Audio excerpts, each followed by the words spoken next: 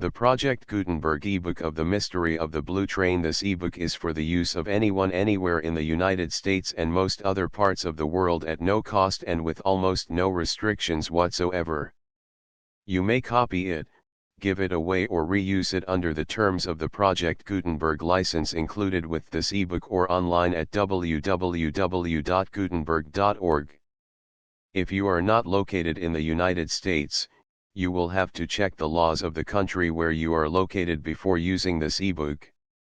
Title: The Mystery of the Blue Train. Author: Agatha Christie. Release date: January 29, 2024. Ebook number 72824. Language: English. Original publication: New York, New York, Pocket Books, Inc., 1928. Credits: Greg Weeks, Mary Meehan, and the online distributed proofreading team at http://www.pgdp.net. Start of the Project Gutenberg ebook. The Mystery of the Blue Train. The Mystery of the Blue Train by Agatha Christie. Copyright 1928 by Dodd, Mead and Company Incorporated. Printed in the USA. Dedicated to two distinguished members of the OFD, Carlotta and Peter. Contents: 1.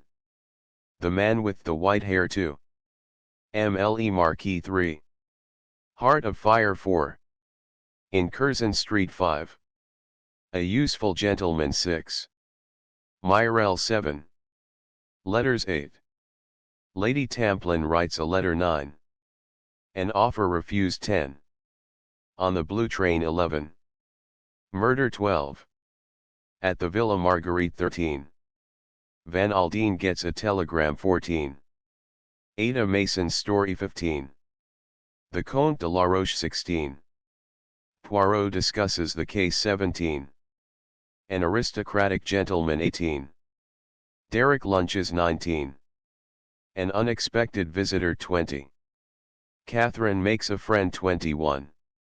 At the tennis. 22.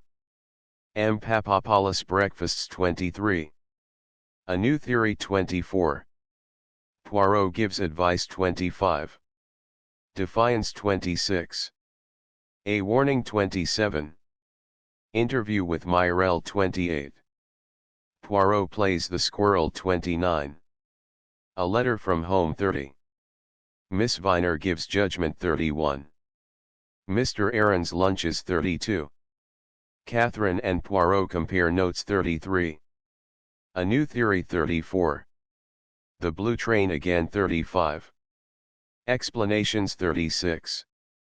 By the sea cast of characters. Monsieur Le Marquis, an elegant gentleman who merits his mask but not his white hairs. Demetrius Papadopoulos, a venerable dealer in unique antiques. Zia Papadopoulos, whose resemblance to her father, Demetrius, is more than physical. Rufus Van Aldine, a hard man, with plenty of hard cash. Major Richard Knighton, Van Aldine's secretary. Quick, intelligent, and resourceful. Ruth Kettering, another daughter who resembles her father, Rufus Van Aldine. Derek Kettering, Ruth's husband, the future Lord Leconberry. Myrell, an exotic dancer who was not made to be poor. Catherine Grey, a grey-eyed saint with a sense of humor and a brand new fortune. Viscountess Rosalie Tamplin, who has an eye, blue and charming, for a quick penny. The Honorable Lennox Tamplin, who does not resemble her mother. M. Hercule Poirot, the semi-retired Belgian detective who is semi-modest about admitting that he is always right. Ada Mason, lady's maid to Ruth Kettering, and English to the tip of her red nose. Comte Armand de la Roche, a plausible scoundrel with a fatal fascination for women. The Mystery of the Blue Train. 1. The Man with the White Hair. It was close on midnight when a man crossed the Place de la Concorde. In spite of the handsome fur coat which garbed his meager form, there was something essentially weak and paltry about him. A little man with a face like a rat. A man, one would say, who could never play a conspicuous part, or rise to prominence in any sphere. And yet, in leaping to such a conclusion, an onlooker would have been wrong. For this man, negligible and inconspicuous as he seemed, played a prominent part in the destiny of the world. In an empire where rats ruled, he was the king of the rats. Even now, an embassy awaited his return. But he had business to do first, business of which the embassy was not officially cognizant. His face gleamed white and sharp in the moonlight. There was the least hint of a curve in the thin nose. His father had been a Polish Jew, a journeyman tailor. It was business such as his father would have loved that took him abroad tonight. He came to the Seine, crossed it, and entered one of the less reputable quarters of Paris. Here he stopped before a tall, dilapidated house and made his way up to an apartment on the 4th floor. He had barely time to knock before the door was opened by a woman who had evidently been awaiting his arrival. She gave him no greeting, but helped him off with his overcoat and then led the way into the tawdrily furnished sitting room. The electric light was shaded with dirty pink festoons and it softened, but could not disguise, the girl's face with its mask of crude paint. Could not disguise, either, the broad Mongolian cast of her countenance. There was no doubt of Olga Demirov's profession, nor of her nationality. "All is well, little one." "All is well, Boris Ivanovitch." He nodded, murmuring, "I do not think I have been followed." But there was anxiety in his tone. He went to the window, drawing the curtains aside slightly, and peering carefully out. He started away violently. "There are two men on the opposite pavement. It looks to me," he broke off and began gnawing at his nails, a habit he had when anxious. The Russian girl was shaking her head with a slow, reassuring action. "They were here before you came. All the same, it looks to me as though they were watching this house." "Possibly," she admitted indifferently. "But then what of it? Even if they know it will not be you, they will follow from here." A thin, cruel smile came to his lips. "No," he admitted, "that is true." He mused for a minute or two and then observed, "This damned American, he can look after himself as well as anybody." "I suppose so." He went again to the window. "Tough customers," he muttered, with a chuckle. "Known to the police, I fear. Well, well, I wish Brother Apache good hunting." Olga Demirov shook her head. "If the American is the kind of man they say he is, it will take more than a couple of cowardly Apaches to get the better of him." She paused. "I wonder. Well, nothing. Only twice this evening a man has passed along the street, a man with white hair." "What of it?" "This. As he passed those two men, he dropped his glove. One of them picked it up and returned it to him. A threadbare device." "You mean that the white-haired man is their employer?" "Something of the kind." The Russian looked alarmed and uneasy. "You are sure the parcel is safe? It has not been tampered with?" "There has been too much talk, much too much talk." He gnawed his nails again. "Judge for yourself." She bent to the fireplace, deftly removing the coals. Underneath, from amongst the crumpled balls of newspaper, she selected from the very middle an oblong package wrapped round with grimy newspaper, and handed it to the man. "Ingenious," he said, with a nod of approval. "The apartment has been searched twice. The mattress on my bed was ripped open." "It is as I said," he muttered. "There has been too much talk. This haggling over the price, it was a mistake." He had unwrapped the newspaper. Inside was a small brown paper parcel. This in turn he unwrapped, verified the contents, and quickly wrapped it up once more. As he did so, an electric bell rang sharply. "The American is punctual," said Olga, with a glance at the clock. She left the room. In a minute she returned, ushering in a stranger, a big, broad-shouldered man whose transatlantic origin was evident. His keen glance went from one to the other. "M. Krasnine?"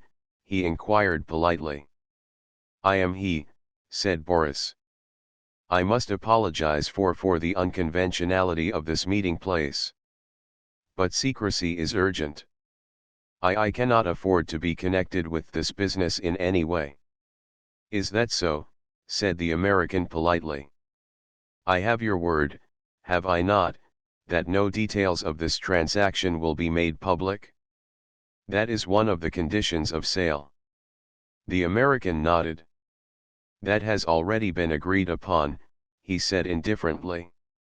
Now, perhaps, you will produce the goods. You have the money in notes. Yes, replied the other. He did not, however, make any attempt to produce it. After a moment's hesitation, Krasnine gestured towards the small parcel on the table. The American took it up and unrolled the wrapping paper. The contents he took over to a small electric lamp and submitted them to a very thorough examination. Satisfied, he drew from his pocket a thick leather wallet and extracted from it a wad of notes. These he handed to the Russian, who counted them carefully. All right. I thank you, monsieur. Everything is correct. Ah, said the other. He slipped the brown paper parcel negligently into his pocket. He bowed to Olga. Good evening, mademoiselle. Good evening, M. Krasnine. He went out, shutting the door behind him. The eyes of the two in the room met. The man passed his tongue over his dry lips. I wonder will he ever get back to his hotel, he muttered. By common accord, they both turned to the window. They were just in time to see the American emerge into the street below. He turned to the left and marched along at a good pace without once turning his head.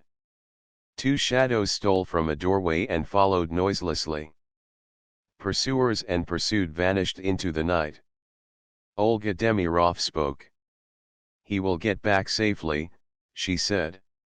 You need not fear or hope, whichever it is. Why do you think he will be safe? Asked Krasnine curiously.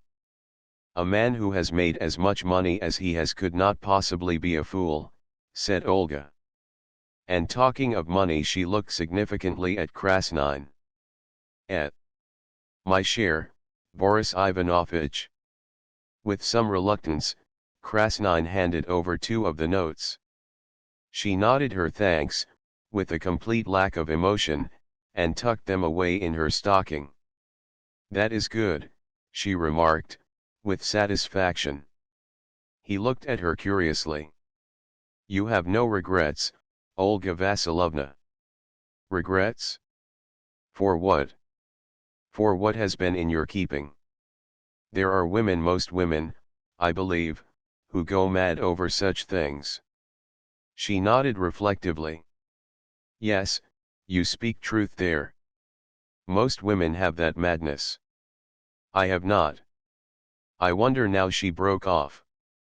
Well, asked the other curiously. The American will be safe with them, yes, I am sure of that. But afterwards, What are you thinking of? He will give them, of course, to some woman, said Olga thoughtfully. I wonder what will happen then. She shook herself impatiently and went over to the window. Suddenly she uttered an exclamation and called to her companion. See, he is going down the street now, the man I mean. They both gazed down together. A slim, elegant figure was progressing along at a leisurely pace. He wore an opera hat and a cloak. As he passed a street lamp, the light illumined a thatch of thick white hair. 2 Marquis. The man with the white hair continued on his course, unhurried, and seemingly indifferent to his surroundings.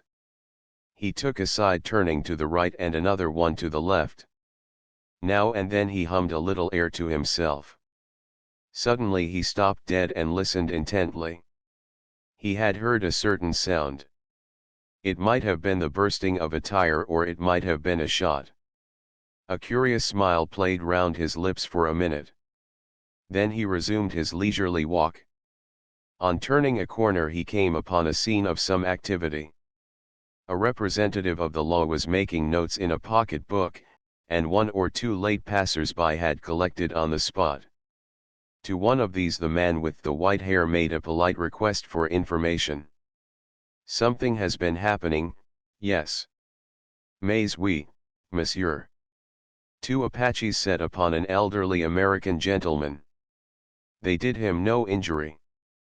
"No, indeed." The man laughed. The American, he had a revolver in his pocket, and before they could attack him, he fired shots so closely round them that they took alarm and fled. The police, as usual, arrived too late. "Ah," said the inquirer. He displayed no emotion of any kind. Placidly and unconcernedly he resumed his nocturnal strolling. Presently he crossed the Seine and came into the richer areas of the city. It was some 20 minutes later that he came to a stop before a certain house in a quiet but aristocratic thoroughfare. The shop, for shop it was a restrained and unpretentious one. D. Papopoulos, dealer in antiques, was so known to fame that he needed no advertisement, and indeed most of his business was not done over a counter. M. Papopoulos had a very handsome apartment of his own overlooking the Champs-Élysées, and it might reasonably be supposed that he would have been found there and not at his place of business at such an hour, but the man with the white hair seemed confident of success as he pressed the obscurely placed bell, having first given a quick glance up and down the deserted street. His confidence was not misplaced. The door opened and a man stood in the aperture. He wore gold rings in his ears and was of a swarthy cast of countenance. "Good evening," said the stranger. "Your master is within." "The master is here, but he does not see chance visitors at this time of night," growled the other. "I think he will see me. Tell him that his friend M.L.E. Marquis is here." The man opened the door a little wider and allowed the visitor to enter. The man who gave his name as M.L.E. Marquis had shielded his face with his hand as he spoke. When the manservant returned with the information that M. Papopoulos would be pleased to receive the visitor, a further change had taken place in the stranger's appearance.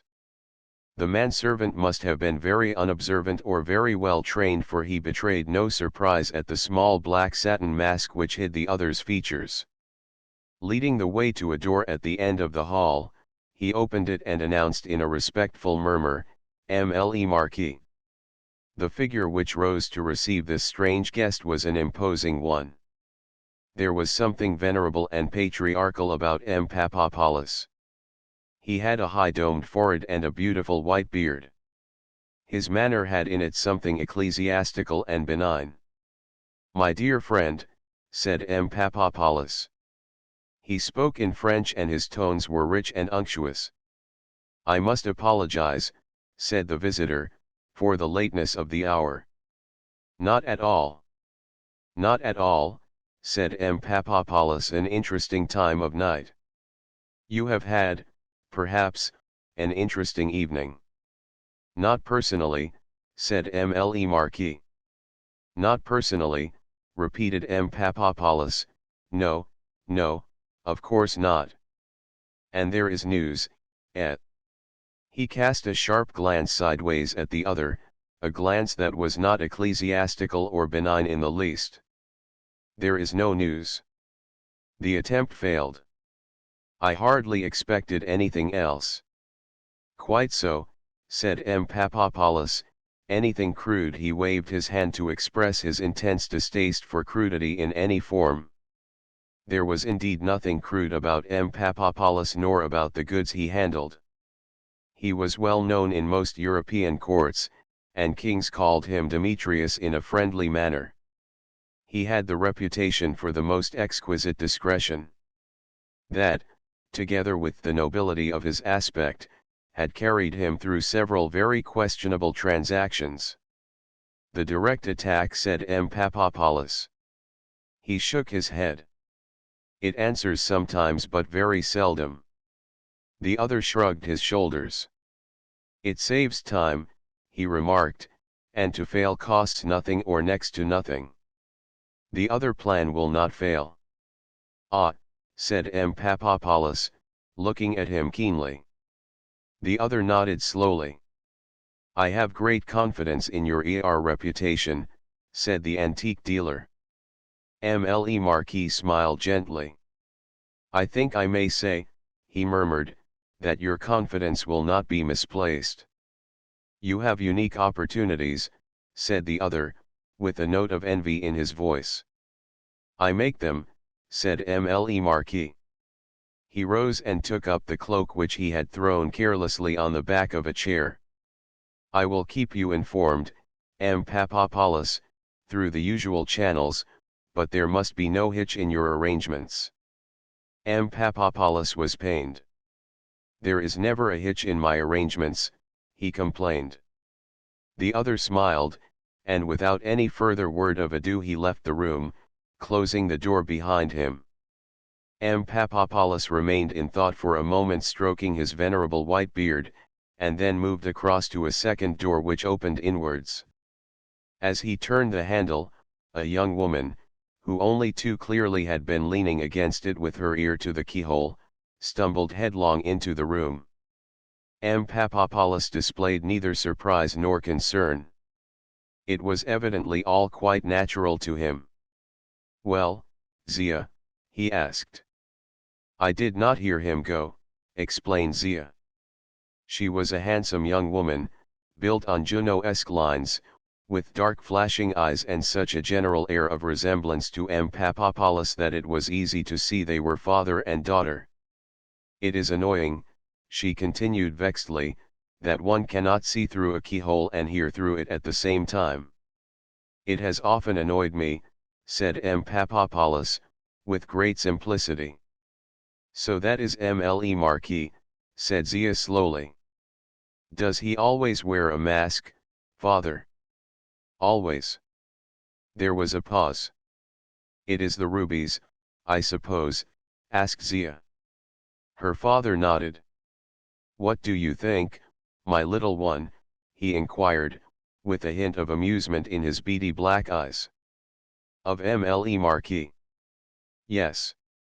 I think, said Zia slowly, that it is a very rare thing to find a well-bred Englishman who speaks French as well as that. Ah, said M. Papadopoulos, so that is what you think. As usual, he did not commit himself, but he regarded Zia with benign approval. I thought, too, said Zia, that his head was an odd shape.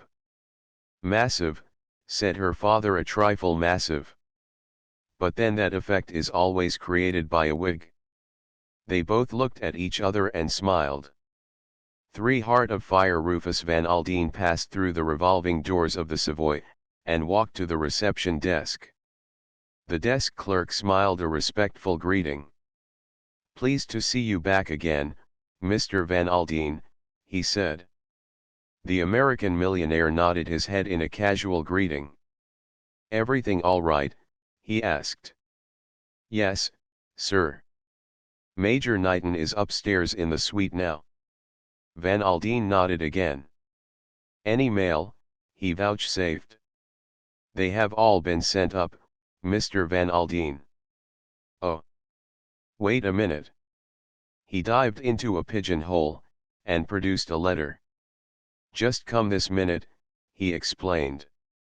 Rufus Van Aldine took the letter from him, and as he saw the handwriting, a woman's flowing hand, his face was suddenly transformed. The harsh contours of it softened, and the hard line of his mouth relaxed. He looked a different man. He walked across to the lift with the letter in his hand and the smile still on his lips. In the drawing room of his suite, a young man was sitting at a desk nimbly sorting correspondence with the ease born of long practice. He sprang up as Van Aldine entered. Hello, Knighton. Glad to see you back, sir. Had a good time. So, said the millionaire unemotionally. Paris is rather a one-horse city nowadays. Still, I got what I went over for. He smiled to himself rather grimly. You usually do, I believe, said the secretary, laughing. That's so, agreed the other. He spoke in a matter-of-fact manner, as one stating a well-known fact. Throwing off his heavy overcoat, he advanced to the desk. Anything urgent? I don't think so, sir. Mostly the usual stuff. I have not quite finished sorting it out. Van Aldine nodded briefly. He was a man who seldom expressed either blame or praise. His methods with those he employed were simple, he gave them a fair trial and dismissed promptly those who were inefficient. His selections of people were unconventional. Knighton, for instance, he had met casually at a Swiss resort 2 months previously. He had approved of the fellow, looked up his war record, and found in it the explanation of the limp with which he walked. Knighton had made no secret of the fact that he was looking for a job, and indeed diffidently asked the millionaire if he knew of any available post. Van Aldine remembered, with a grim smile of amusement, the young man's complete astonishment when he had been offered the post of secretary to the great man himself. But I have no experience of business, he had stammered.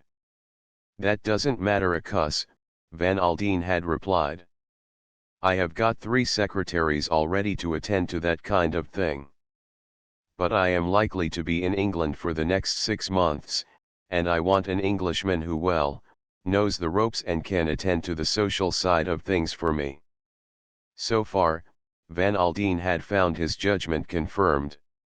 Knighton had proved quick, intelligent, and resourceful, and he had a distinct charm of manner. The secretary indicated 3 or 4 letters placed by themselves on the top of the desk. It might perhaps be as well, sir, if you glanced at these, he suggested. The top one is about the Colton agreement, but Rufus Van Aldine held up a protesting hand. I am not going to look at a darn thing tonight, he declared. They can all wait till the morning. Except this one, he added, looking down at the letter he held in his hand. And again that strange transforming smile stole over his face. Richard Knighton smiled sympathetically. Mrs. Kettering, he murmured. She rang up yesterday and today. She seems very anxious to see you at once, sir. Does she, now? The smile faded from the millionaire's face. He ripped open the envelope which he held in his hand and took out the enclosed sheet.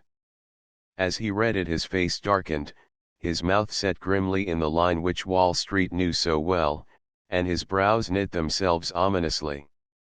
Knighton turned tactfully away, and went on opening letters and sorting them. A muttered oath escaped the millionaire, and his clenched fist hit the table sharply. I'll not stand for this, he muttered to himself. Poor little girl, it's a good thing she has her old father behind her. He walked up and down the room for some minutes, his brows drawn together in a scowl. Knighton still bent assiduously over the desk. Suddenly Van Aldine came to an abrupt halt. He took up his overcoat from the chair where he had thrown it. Are you going out again, sir? Yes, I'm going round to see my daughter. If Colton's people ring up, tell them to go to the devil, said Van Aldine. Very well, said the secretary unemotionally. Van Aldine had his overcoat on by now. Cramming his hat upon his head, he went towards the door. He paused with his hand upon the handle. You are a good fellow, Knighton, he said. You don't worry me when I am rattled. Knighton smiled a little, but made no reply. Ruth is my only child, said Van Aldine, and there is no one on this earth who knows quite what she means to me. A faint smile irradiated his face. He slipped his hand into his pocket. Care to see something, Knighton? He came back towards the secretary. From his pocket he drew out a parcel carelessly wrapped in brown paper. He tossed off the wrapping and disclosed a big, shabby, red velvet case. In the center of it were some twisted initials surmounted by a crown. He snapped the case open, and the secretary drew in his breath sharply. Against the slightly dingy white of the interior, the stones glowed like blood. "My God! Sir," said Knighton. Are they real?" Van Aldine laughed a quiet little cackle of amusement. "I don't wonder at your asking that. Amongst these rubies are the 3 largest in the world. Catherine of Russia wore them, Knighton. That center one there is known as Heart of Fire. It's perfect, not a flaw in it." "But," the secretary murmured, "they must be worth a fortune." $400,000 or $500,000, said Van Aldine nonchalantly, "and that is apart from the historical interest. And you carry them about like that, loose in your pocket?" Van Aldine laughed amusedly. "I guess so. You see, they are my little present for Ruthie." The secretary smiled discreetly. "I can understand now Mrs. Kettering's anxiety over the telephone," he murmured. But Van Aldine shook his head. The hard look returned to his face. "You are wrong there," he said. "She doesn't know about these, they are my little surprise for her." He shut the case, and began slowly to wrap it up again. "It's a hard thing, Knighton," he said, "how little one can do for those one loves. I can buy a good portion of the earth for Ruth, if it would be any use to her, but it isn't. I can hang these things round her neck and give her a moment or two's pleasure, maybe," but he shook his head. "When a woman is not happy in her home," he left the sentence unfinished. The secretary nodded discreetly. He knew, none better, the reputation of the Honorable Derek Kettering. Van Aldine sighed. Slipping the parcel back in his coat pocket, he nodded to Knighton and left the room. For in Curzon Street the Honorable Mrs. Derek Kettering lived in Curzon Street. The butler who opened the door recognized Rufus Van Aldine at once and permitted himself a discreet smile of greeting. He led the way upstairs to the big double drawing room on the first floor. A woman who was sitting by the window started up with a cry. "Why, Dad, if that isn't too good for anything. I been telephoning Major Knighton all day to try and get hold of you, but he couldn't say for sure when you were expected back." Ruth Kettering was 28 years of age. Without being beautiful, or in the real sense of the word even pretty, she was striking looking because of her coloring. Van Aldine had been called carrots and ginger in his time, and Ruth's hair was almost pure auburn. With it went dark eyes and very black lashes, the effect somewhat enhanced by art. She was tall and slender, and moved well. At a careless glance it was the face of a Raphael Madonna. Only if one looked closely did one perceive the same line of jaw and chin as in Van Aldine's face, bespeaking the same hardness and determination. It suited the man, but suited the woman less well. From her childhood upward Ruth Van Aldine had been accustomed to having her own way, and anyone who had ever stood up against her soon realized that Rufus Van Aldine's daughter never gave in. "Knighton told me you'd phoned him," said Van Aldine. "I only got back from Paris half an hour ago. What's all this about Derek?" Ruth Kettering flushed angrily. "It's unspeakable. It's beyond all limits," she cried. He doesn't seem to listen to anything I say." There was bewilderment as well as anger in her voice. "He'll listen to me," said the millionaire grimly. Ruth went on. "I've hardly seen him for the last month. He goes about everywhere with that woman." "With what woman?" "Myrelle. She dances at the Parthenon, you know." Van Aldine nodded. "I was down at Leconbury last week. I spoke to Lord Leconbury. He was awfully sweet to me, sympathized entirely. He said he'd give Derek a good talking to." "Ah," said Van Aldine. "What do you mean by ah, Dad?" Just what you think I mean, Ruthie. Poor old Leconberry is a washout. Of course he sympathized with you, of course he tried to soothe you down. Having got his son and heir married to the daughter of one of the richest men in the States, he naturally doesn't want to mess the thing up. But he's got one foot in the grave already, everyone knows that, and anything he may say will cut darned little ice with Derek. Can't you do anything, Dad? Urged Ruth, after a minute or two. I might, said the millionaire. He waited a second reflectively, and then went on. There are several things I might do, but there's only one that will be any real good. How much pluck have you got, Ruthie? She stared at him. He nodded back at her. I mean just what I say. Have you got the grit to admit to all the world that you've made a mistake? There's only one way out of this mess, Ruthie. Cut your losses and start afresh. You mean divorce? Divorce. Van Aldine smiled drily. You say that word, Ruth, as though you'd never heard it before. And yet your friends are doing it all round you every day. Oh. I know that. But she stopped, biting her lip. Her father nodded comprehendingly. I know, Ruth. You're like me, you can't bear to let go. But I've learned, and you've got to learn, that there are times when it's the only way. I might find ways of whistling Derek back to you, but it would all come to the same in the end. He's no good, Ruth, he's rotten through and through.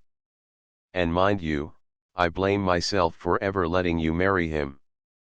But you were kind of set on having him, and he seemed in earnest about turning over a new leaf, and well, I'd crossed you once, honey. He did not look at her as he said the last words. Had he done so, he might have seen the swift color that came up in her face. You did, she said in a hard voice. I was too darn soft-hearted to do it a second time. I can't tell you how I wish I had, though. You've led a poor kind of life for the last few years, Ruth. It has not been very agreeable, agreed Mrs. Kettering. That's why I say to you that this thing has got to stop. He brought his hand down with a bang on the table. You may have a hankering after the fellow still. Cut it out. Face facts. Derek Kettering married you for your money. That's all there is to it. Get rid of him, Ruth. Ruth Kettering looked down at the ground for some moments, then she said, without raising her head, supposing he doesn't consent. Van Aldine looked at her in astonishment. He won't have a say in the matter. She flushed and bit her lip. No, no, of course not. I only meant. She stopped. Her father eyed her keenly. What did you mean? I meant. She paused, choosing her words carefully. He meant he take it lying down. The millionaire's chin shot out grimly. You mean he'll fight the case? Let him. But, as a matter of fact, you're wrong. He won't fight. Any solicitor he consults will tell him he hasn't a leg to stand upon. You don't think she hesitated? I mean, out of sheer spite against me he might try to make it awkward. Her father looked at her in some astonishment. Fight the case, you mean? He shook his head. Very unlikely. You see, he would have to have something to go upon. Mrs. Kettering did not answer. Van Aldine looked at her sharply. Come, Ruth, out with it. There's something troubling you. What is it? Nothing, nothing at all. But her voice was unconvincing. You are dreading the publicity, eh? Is that it? You leave it to me. I'll put the whole thing through so smoothly that there will be no fuss at all. Very well, Dad, if you really think it's the best thing to be done. Got a fancy for the fellow still, Ruth? Is that it? No. The word came with no uncertain emphasis. Van Aldine seemed satisfied.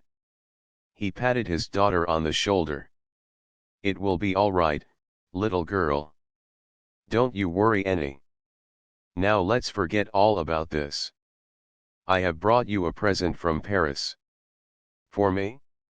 Something very nice. I hope you'll think so, said Van Aldine, smiling. He took the parcel from his coat pocket and handed it to her. She unwrapped it eagerly, and snapped open the case. A long-drawn "oh" came from her lips.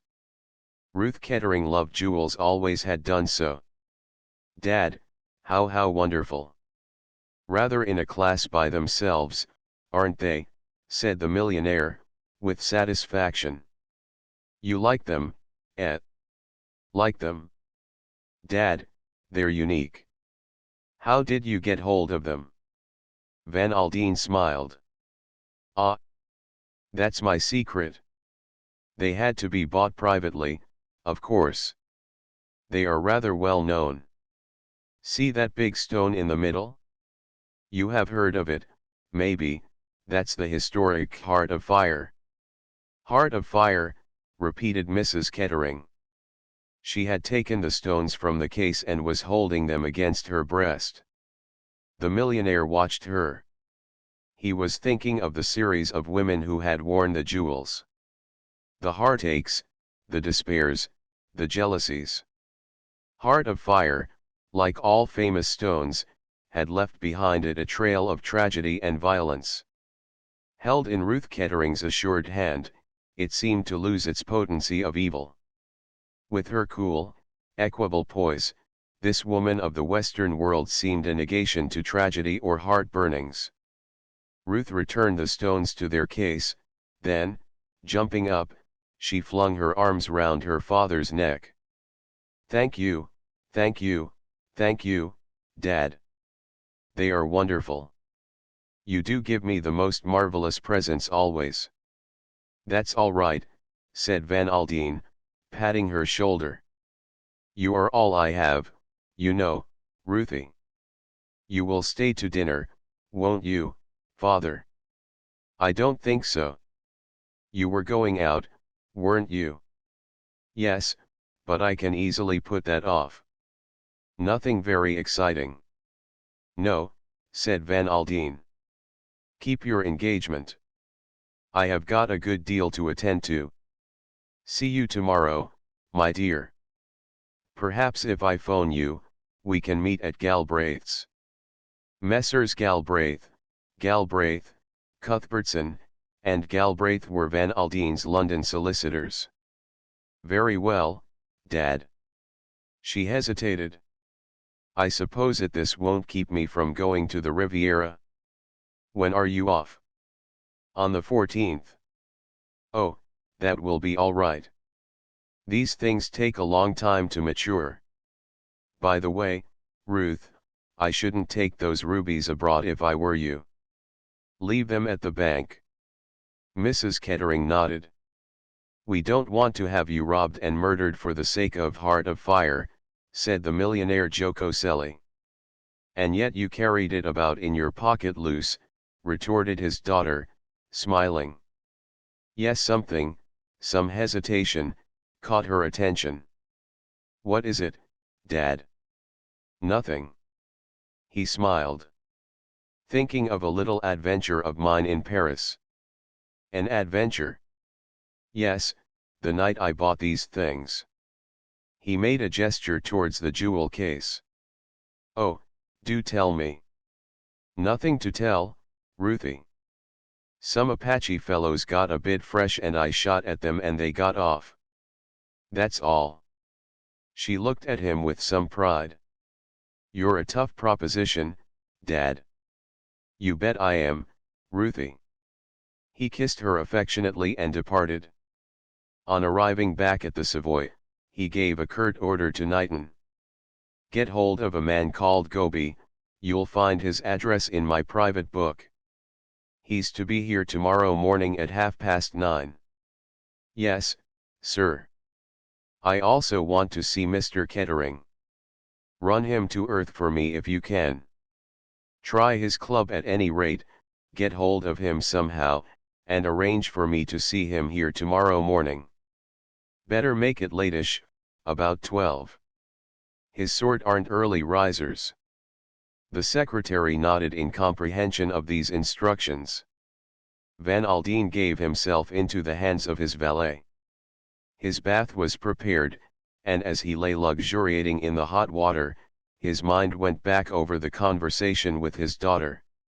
On the whole he was well satisfied. His keen mind had long since accepted the fact that divorce was the only possible way out. Ruth had agreed to the proposed solution with more readiness than he had hoped for. Yet, in spite of her acquiescence, he was left with a vague sense of uneasiness. Something about her manner, he felt, had not been quite natural. He frowned to himself. "Maybe I'm fanciful," he muttered, "and yet I bet there's something she has not told me." 5. A useful gentleman. Rufus Van Aldine had just finished the sparse breakfast of coffee and dry toast, which was all he ever allowed himself, when Knighton entered the room. "Mr. Goby is below, sir, waiting to see you." The millionaire glanced at the clock. It was just 9:30. "All right," he said curtly. "He can come up." A minute or two later, Mr. Goby entered the room. He was a small, elderly man, shabbily dressed, with eyes that looked carefully all round the room, and never at the person he was addressing. "Good morning, Goby," said the millionaire. "Take a chair." "Thank you, Mr. Van Aldine." Mr. Goby sat down with his hands on his knees, and gazed earnestly at the radiator. "I have got a job for you." "Yes, Mr. Van Aldine." "My daughter is married to the Honorable Derek Kettering, as you may perhaps know."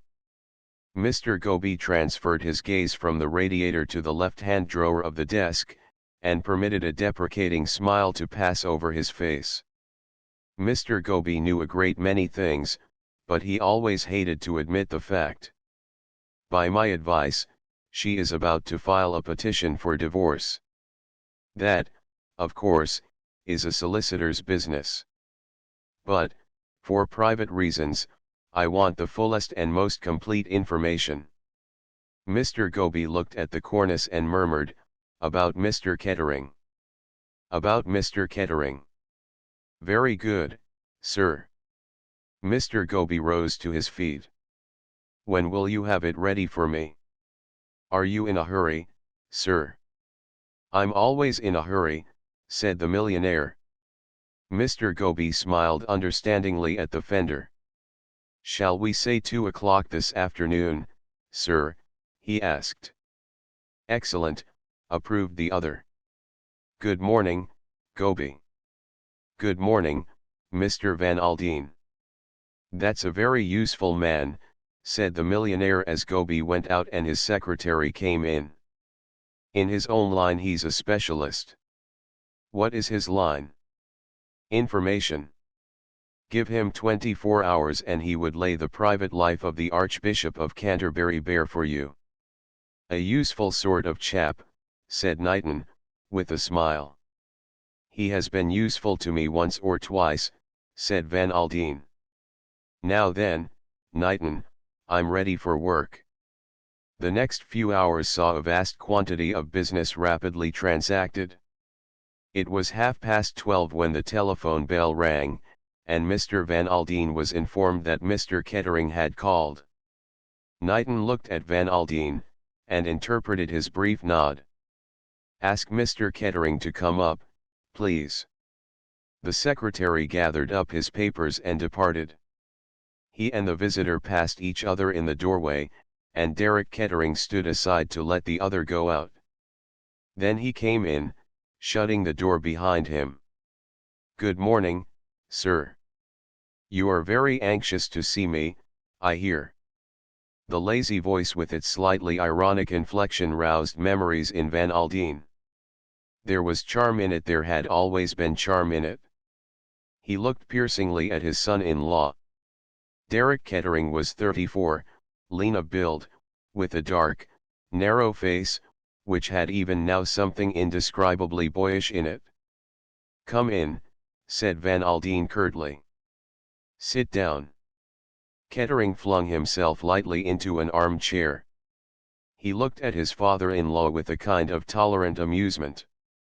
"Not seen you for a long time, sir," he remarked pleasantly. "About 2 years, I should say." "Seen Ruth yet?" "I saw her last night," said Van Aldine. "Looking very fit, isn't she?" said the other lightly.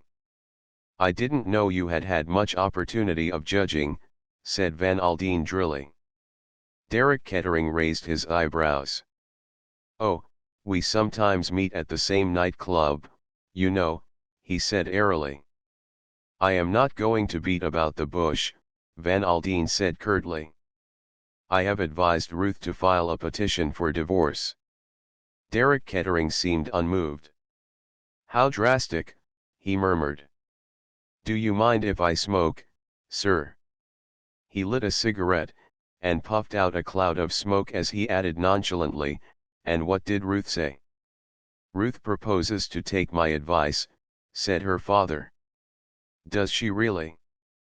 "Is that all you have got to say?" demanded Van Aldine sharply.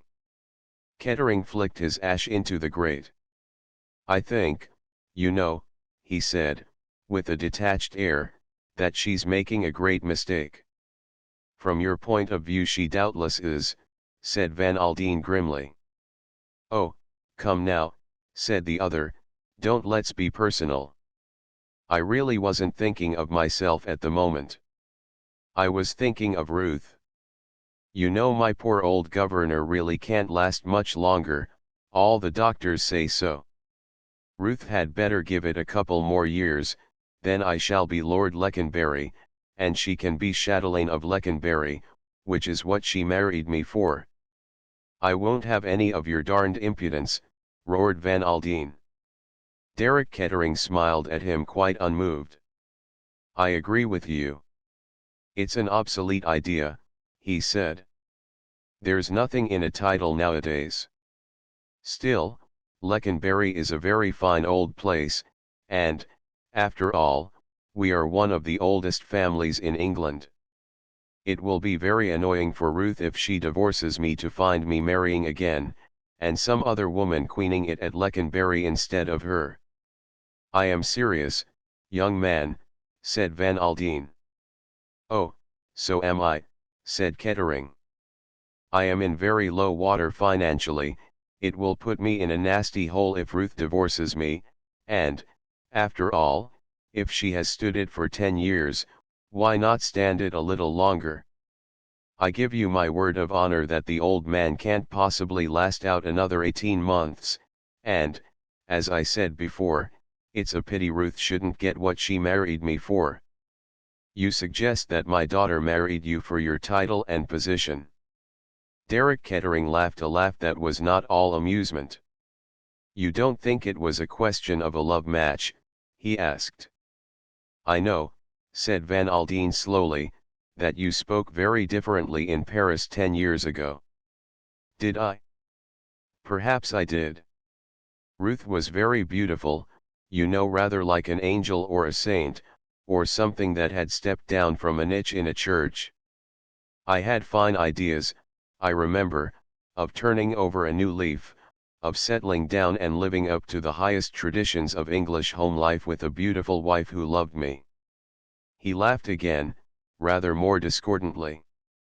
"But you don't believe that, I suppose," he said. "I have no doubt at all that you married Ruth for her money," said Van Aldine unemotionally. "And that she married me for love?" asked the other ironically. "Certainly," said Van Aldine. Derek Kettering stared at him for a minute or two, then he nodded reflectively. "I see you believe that," he said. "So did I at the time. I can assure you, my dear father-in-law, I was very soon undeceived." "I don't know what you are getting at," said Van Aldine, and I don't care. You have treated Ruth darned badly. Oh, I have, agreed Kettering lightly, but she's tough, you know. She's your daughter. Underneath the pink and white softness of her she's as hard as granite. You have always been known as a hard man, so I have been told, but Ruth is harder than you are. You, at any rate, love one person better than yourself. Ruth never has and never will. That is enough, said Van Aldine. I asked you here so that I could tell you fair and square what I meant to do. My girl has got to have some happiness, and remember this, I am behind her. Derek Kettering got up and stood by the mantelpiece. He tossed away his cigarette. When he spoke, his voice was very quiet. What exactly do you mean by that, I wonder, he said. I mean, said Van Aldine, that you had better not try to defend the case. Oh, said Kettering. Is that a threat? You can take it any way you please, said Van Aldine. Kettering drew a chair up to the table. He sat down fronting the millionaire. And supposing, he said softly, that, just for argument's sake, I did defend the case. Van Aldine shrugged his shoulders. You have not got a leg to stand upon, you young fool. Ask your solicitors, they will soon tell you. Your conduct has been notorious, the talk of London. Ruth has been kicking up a row about Myrell, I suppose. Very foolish of her. I don't interfere with her friends. What do you mean, said Van Aldine sharply. Derek Kettering laughed. I see you don't know everything, sir, he said. You are, perhaps naturally, prejudiced. He took up his hat and stick and moved towards the door. Giving advice is not much in my line. He delivered his final thrust. But, in this case, I should advise most strongly perfect frankness between father and daughter. He passed quickly out of the room and shut the door behind him just as the millionaire sprang up. Now, what the hell did he mean by that, said Van Aldine as he sank back into his chair again. All his uneasiness returned in full force. There was something here that he had not yet got to the bottom of. The telephone was by his elbow, he seized it, and asked for the number of his daughter's house. Hello. Hello. Is that Mayfair 81907? Mrs. Kettering in? Oh, she's out, is she? Yes, out to lunch. What time will she be in? You don't know? Oh, very good, no, there's no message. He slammed the receiver down again angrily. At 2 o'clock he was pacing the floor of his room waiting expectantly for Gobi. The latter was ushered in at 10 minutes past 2. Well, barked the millionaire sharply. But little Mr. Gobi was not to be hurried.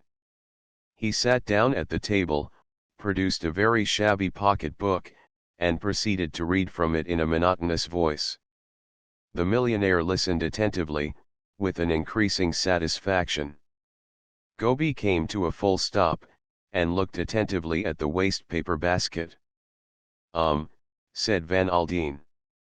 That seems pretty definite. The case will go through like winking. The hotel evidence is all right, I suppose. Cast iron, said Mr. Gobi, and looked malevolently at a gilt armchair. And financially he's in very low water. He's trying to raise a loan now, you say? Has already raised practically all he can upon his expectations from his father. Once the news of the divorce gets about, he won't be able to raise another cent, and not only that, his obligations can be bought up and pressure can be put upon him from that quarter. We have got him, Gobi, we have got him in a cleft stick. He hit the table a bang with his fist. His face was grim and triumphant. The information, said Mr. Gobi in a thin voice, Seems satisfactory. I have got to go round to Curzon Street now, said the millionaire. I am much obliged to you, Gobi. You are the goods all right. A pale smile of gratification showed itself on the little man's face. Thank you, Mr. Van Aldine, he said, I try to do my best. Van Aldine did not go direct to Curzon Street. He went first to the city, where he had 2 interviews which added to his satisfaction. From there he took the tube to Down Street. As he was walking along Curzon Street, a figure came out of number 160, and turned up the street towards him, so that they passed each other on the pavement. For a moment, the millionaire had fancied it might be Derek Kettering himself, the height and build were not unlike. But as they came face to face, he saw that the man was a stranger to him. At least no, not a stranger, his face awoke some call of recognition in the millionaire's mind, and it was associated definitely with something unpleasant. He cudgelled his brains in vain, but the thing eluded him. He went on, shaking his head irritably. He hated to be baffled. Ruth Kettering was clearly expecting him. She ran to him and kissed him when he entered. Well, Dad, how are things going? Very well, said Van Aldine, but I have got a word or two to say to you, Ruth. Almost insensibly he felt the change in her, something shrewd and watchful replaced the impulsiveness of her greeting. She sat down in a big armchair. Well, Dad, she asked. What is it? I saw your husband this morning, said Van Aldine. You saw Derek? I did. He said a lot of things, most of which were darned cheek. Just as he was leaving, he said something that I didn't understand. He advised me to be sure that there was perfect frankness between father and daughter. What did he mean by that, Ruthie? Mrs. Kettering moved a little in her chair. I don't know, Dad. How should I? Of course you know, said Van Aldine. He said something else, about his having his friends and not interfering with yours. What did he mean by that? I don't know, said Ruth Kettering again. Van Aldine sat down. His mouth set itself in a grim line. See here, Ruth. I am not going into this with my eyes closed. I am not at all sure that that husband of yours doesn't mean to make trouble. Now, he can't do it, I am sure of that. I have got the means to silence him, to shut his mouth for good and all, but I have got to know if there's any need to use those means. What did he mean by your having your own friends? Mrs. Kettering shrugged her shoulders. I have got lots of friends, she said uncertainly. I don't know what he meant, I am sure. You do, said Van Aldine. He was speaking now as he might have spoken to a business adversary. I will put it plainer. Who is the man? What man? The man. That's what Derek was driving at? Some special man who is a friend of yours. You needn't worry, honey, I know there is nothing in it, but we have got to look at everything as it might appear to the court. They can twist these things about a good deal, you know. I want to know who the man is, and just how friendly you have been with him. Ruth didn't answer. Her hands were kneading themselves together in intense nervous absorption. Come, honey, said Van Aldine in a softer voice. Don't be afraid of your old dad. I was not too harsh, was I, even that time in Paris, by gosh. He stopped, thunderstruck. That's who it was, he murmured to himself. I thought I knew his face. What are you talking about, Dad? I don't understand. The millionaire strode across to her and took her firmly by the wrist. See here, Ruth, have you been seeing that fellow again? What fellow? The one we had all that fuss about years ago. You know who I mean well enough. You mean she hesitated, you mean the Comte de la Roche. Comte de la Roche, snorted Van Aldine. I told you at the time that the man was no better than a swindler. You had entangled yourself with him then very deeply, but I got you out of his clutches. Yes, you did, said Ruth bitterly. And I married Derek Kettering. You wanted to, said the millionaire sharply. She shrugged her shoulders. And now, said Van Aldine slowly, you have been seeing him again after all I told you. He has been in the house today. I met him outside, and couldn't place him for the moment. Ruth Kettering had recovered her composure. I want to tell you one thing, Dad, you are wrong about Armand the Comte de la Roche, I mean. Oh, I know there were several regrettable incidents in his youth, he has told me about them, but well, he has cared for me always. It broke his heart when you parted us in Paris, and now she was interrupted by the snort of indignation her father gave. So you fell for that stuff, did you? You, a daughter of mine. My God. He threw up his hands. That women can be such darned fools. 6 Myrel Derek Kettering emerged from Van Aldine's suite so precipitately that he collided with a lady passing across the corridor. He apologized, and she accepted his apologies with a smiling reassurance and passed on, leaving with him a pleasant impression of a soothing personality and rather fine grey eyes. For all his nonchalance, his interview with his father-in-law had shaken him more than he cared to show. He had a solitary lunch, and after it, frowning to himself a little, he went around to the sumptuous flat that housed the lady known as Myrel. A trim French woman received him with smiles. But enter then, monsieur. Madame reposes herself. He was ushered into the long room with its eastern setting which he knew so well.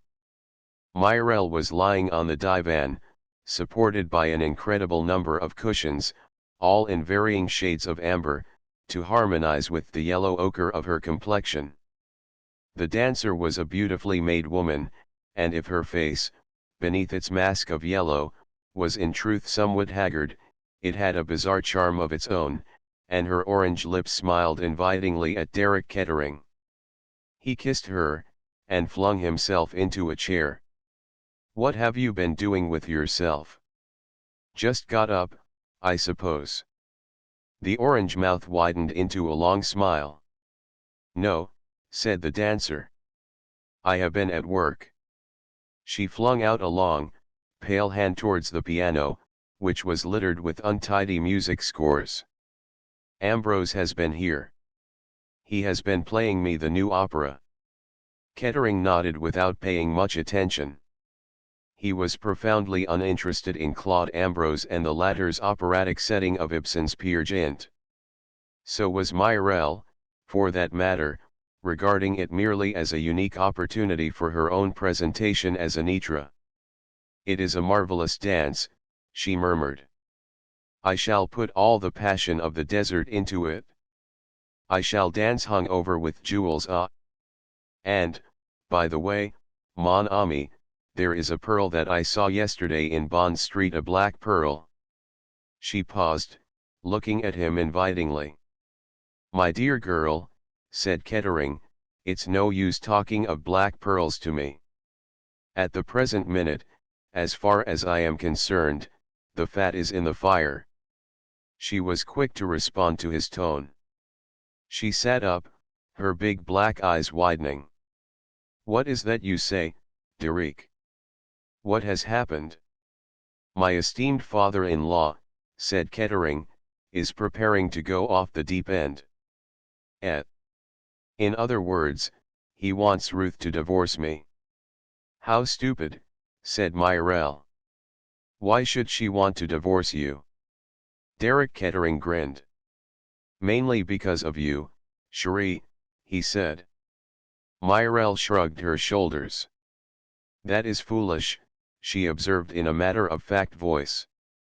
Very foolish, agreed Derek. What are you going to do about it? Demanded Myrelle. My dear girl, what can I do? On the one side, the man with unlimited money, on the other side, the man with unlimited debts. There is no question as to who will come out on top. They are extraordinary, these Americans, commented Myrelle. It is not as though your wife were fond of you. Well, said Derek, what are we going to do about it? She looked at him inquiringly.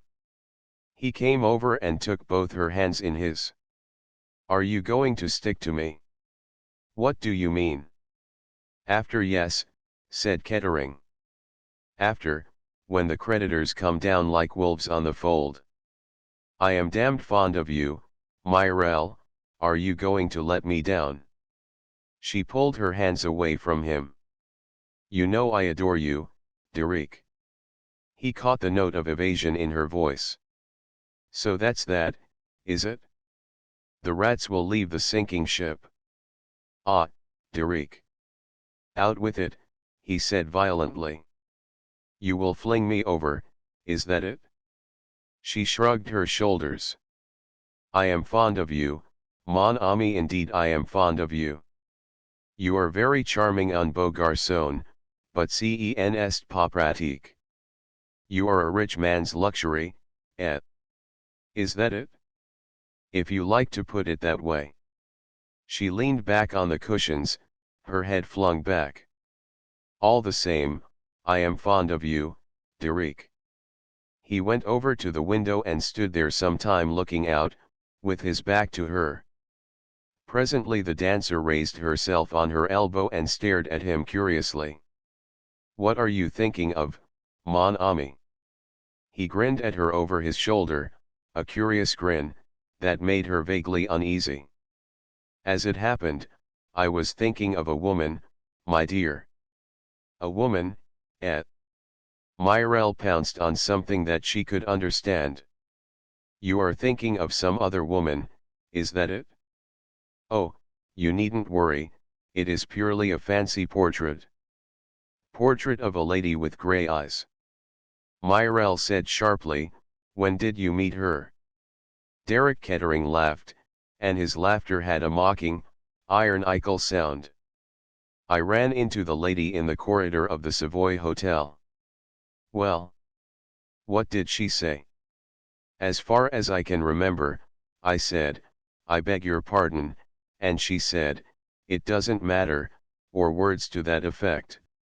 And then, persisted the dancer. Kettering shrugged his shoulders. And then nothing. That was the end of the incident. I don't understand a word of what you are talking about, declared the dancer. Portrait of a lady with grey eyes, murmured Derek reflectively. Just as well I am never likely to meet her again. Why? She might bring me bad luck. Women do. Myrelle slipped quickly from her couch, and came across to him, laying one long, snake-like arm round his neck. You are foolish, Derek, she murmured. You are very foolish. You are beau garçon, and I adore you, but I am not made to be poor, no, decidedly I am not made to be poor. Now listen to me, everything is very simple. You must make it up with your wife. I am afraid that's not going to be actually in the sphere of practical politics, said Derek drily. How do you say? I do not understand. Van Aldine, my dear, is not taking any. He is the kind of man who makes up his mind and sticks to it. I have heard of him, nodded the dancer. He is very rich, is he not? Almost the richest man in America. A few days ago, in Paris, he bought the most wonderful ruby in the world, Heart of Fire it is called. Kettering did not answer. The dancer went on musingly, it is a wonderful stone, a stone that should belong to a woman like me. I love jewels, Derek, they say something to me. Ah! To wear a ruby like Heart of Fire. She gave a little sigh, and then became practical once more. You don't understand these things, Derek, you are only a man. Van Aldine will give these rubies to his daughter, I suppose. Is she his only child? Yes. Then when he dies, she will inherit all his money. She will be a rich woman. She is a rich woman already, said Kettering drily. He settled a couple of millions on her at her marriage. A couple of millions. But that is immense. And if she died suddenly, that would all come to you. As things stand at present, said Kettering slowly, it would. As far as I know, she has not made a will. Mon Dieu, said the dancer. If she were to die, what a solution that would be. There was a moment's pause, and then Derek Kettering laughed outright. I like your simple, practical mind, Myrelle, but I am afraid what you desire won't come to pass. My wife is an extremely healthy person. Bien, said Myrelle, there are accidents. He looked at her sharply but did not answer. She went on. But you are right, mon ami, we must not dwell on possibilities. See now, my little Derek, there must be no more talk of this divorce.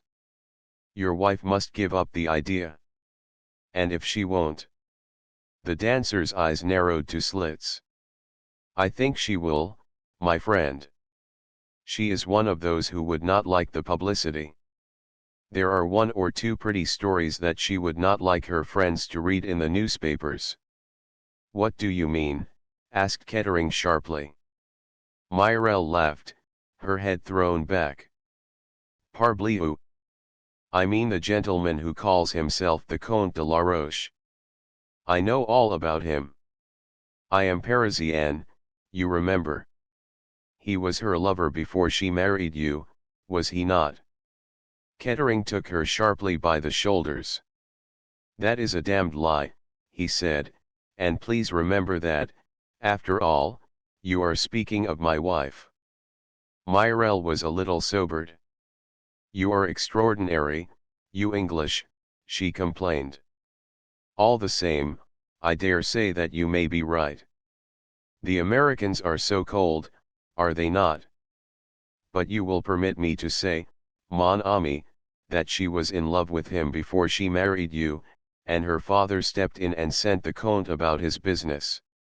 And the little mademoiselle, she wept many tears. But she obeyed.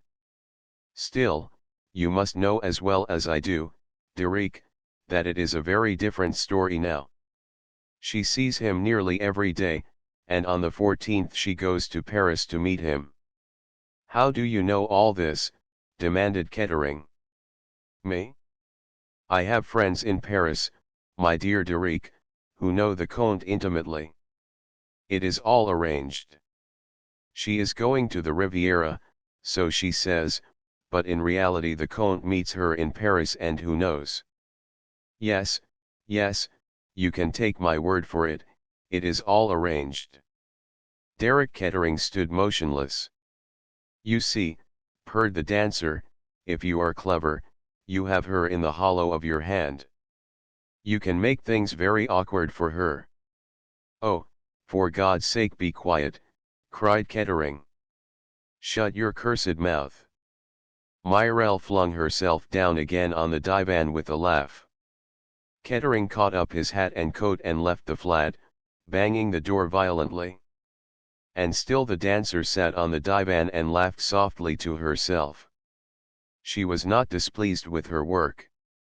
7 letters. Mrs. Samuel Harfield presents her compliments to Miss Catherine Gray and wishes to point out that under the circumstances Miss Gray may not be aware Mrs. Harfield, having written so far fluently, came to a dead stop, held up by what has proved an insuperable difficulty to many other people, namely, the difficulty of expressing oneself fluently in the third person.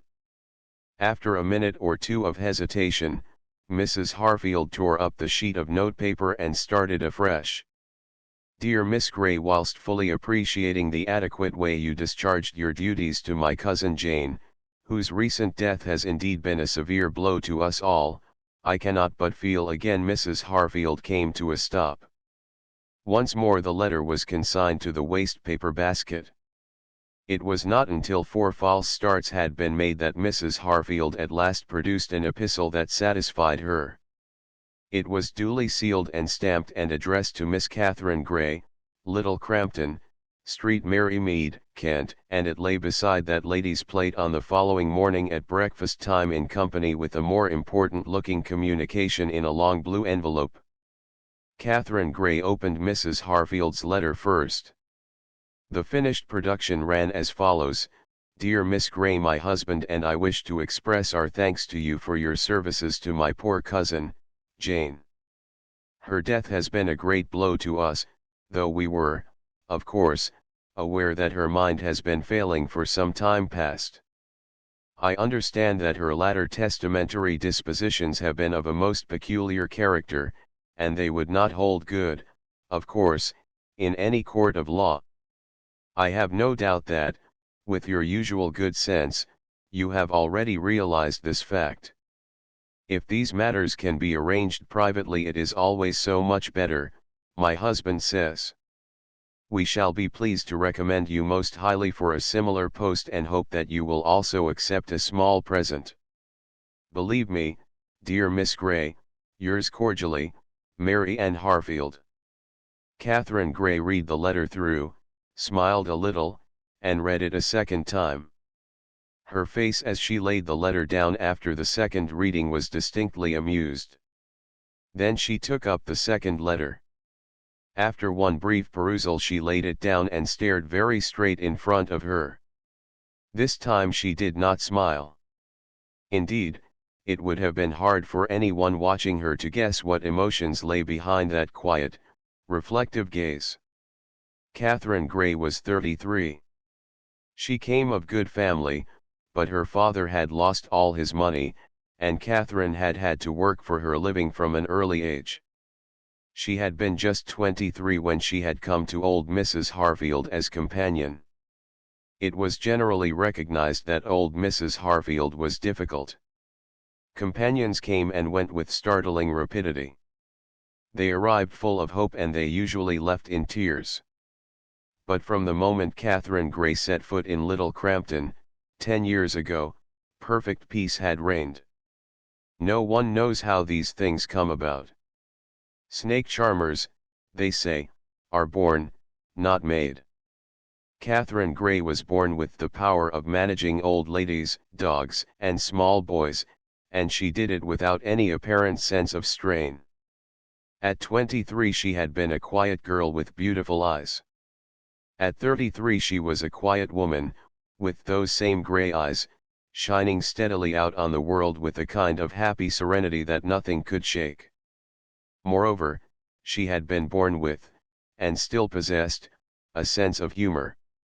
As she sat at the breakfast table, staring in front of her, there was a ring at the bell, accompanied by a very energetic rat-a-tat-tat at the knocker. In another minute the little maidservant opened the door and announced rather breathlessly, "Dr. Harrison." The big, middle-aged doctor came bustling in with the energy and breeziness that had been foreshadowed by his onslaught on the knocker. "Good morning, Miss Gray." "Good morning, Dr. Harrison." "I dropped in early," began the doctor, "in case you should have heard from one of those Harfield cousins. Mrs. Samuel, she calls herself a perfectly poisonous person." Without a word, Catherine picked up Mrs. Harfield's letter from the table and gave it to him. With a good deal of amusement she watched his perusal of it, the drawing together of the bushy eyebrows, the snorts and grunts of violent disapproval. He dashed it down again on the table. "Perfectly monstrous," he fumed. "Don't you let it worry you, my dear. They're talking through their hat. Mrs. Harfield's intellect was as good as yours or mine and you won't get anyone to say the contrary. They wouldn't have a leg to stand upon, and they know it. All that talk of taking it into court is pure bluff. Hence, this attempt to get round you in a hole and corner way. And look here, my dear, don't let them get round you with soft soap either. Don't get fancying it's your duty to hand over the cash, or any tomfoolery of conscientious scruples. I'm afraid it hasn't occurred to me to have scruples, said Catherine. All these people are distant relatives of Mrs. Harfield's husband, and they never came near her or took any notice of her in her lifetime. You're a sensible woman, said the doctor. I know, none better, that you've had a hard life of it for the last 10 years. You're fully entitled to enjoy the old lady's savings, such as they were. Catherine smiled thoughtfully. Such as they were, she repeated. You've no idea of the amount, doctor. Well enough to bring in 500 a year or so, I suppose. Catherine nodded. That's what I thought, she said. Now read this. She handed him the letter she had taken from the long blue envelope. The doctor read and uttered an exclamation of utter astonishment. Impossible, he muttered. Impossible. She was one of the original shareholders in Mortalds. 40 years ago she must have had an income of 8 or 10,000 a year. She has never, I am sure, spent more than 400 a year. She was always terribly careful about money. I always believed that she was obliged to be careful about every penny. And all the time the income has accumulated at compound interest. My dear, you're going to be a very rich woman.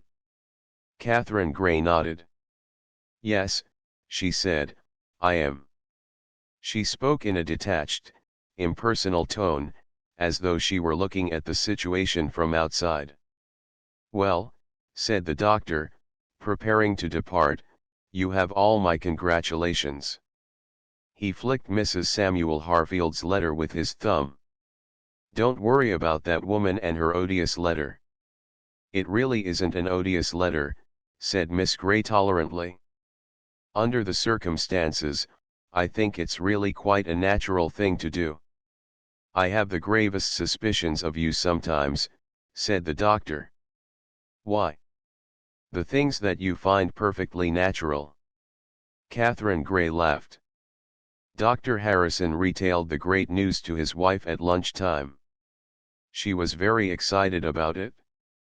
Fancy old Mrs. Harfield with all that money. I'm glad she left it to Catherine Gray. That girl's a saint.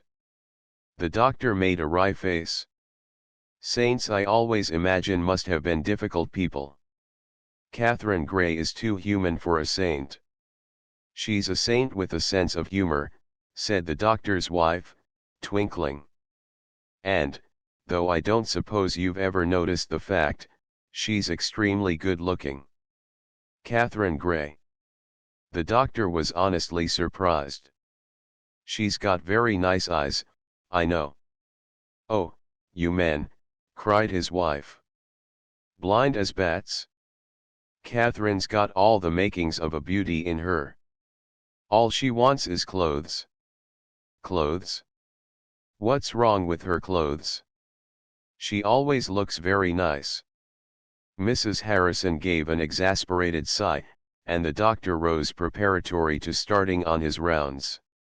You might look in on her, Polly, he suggested. I'm going to, said Mrs. Harrison promptly. She made her call about 3 o'clock. My dear, I'm so glad, she said warmly, as she squeezed Catherine's hand. And everyone in the village will be glad too.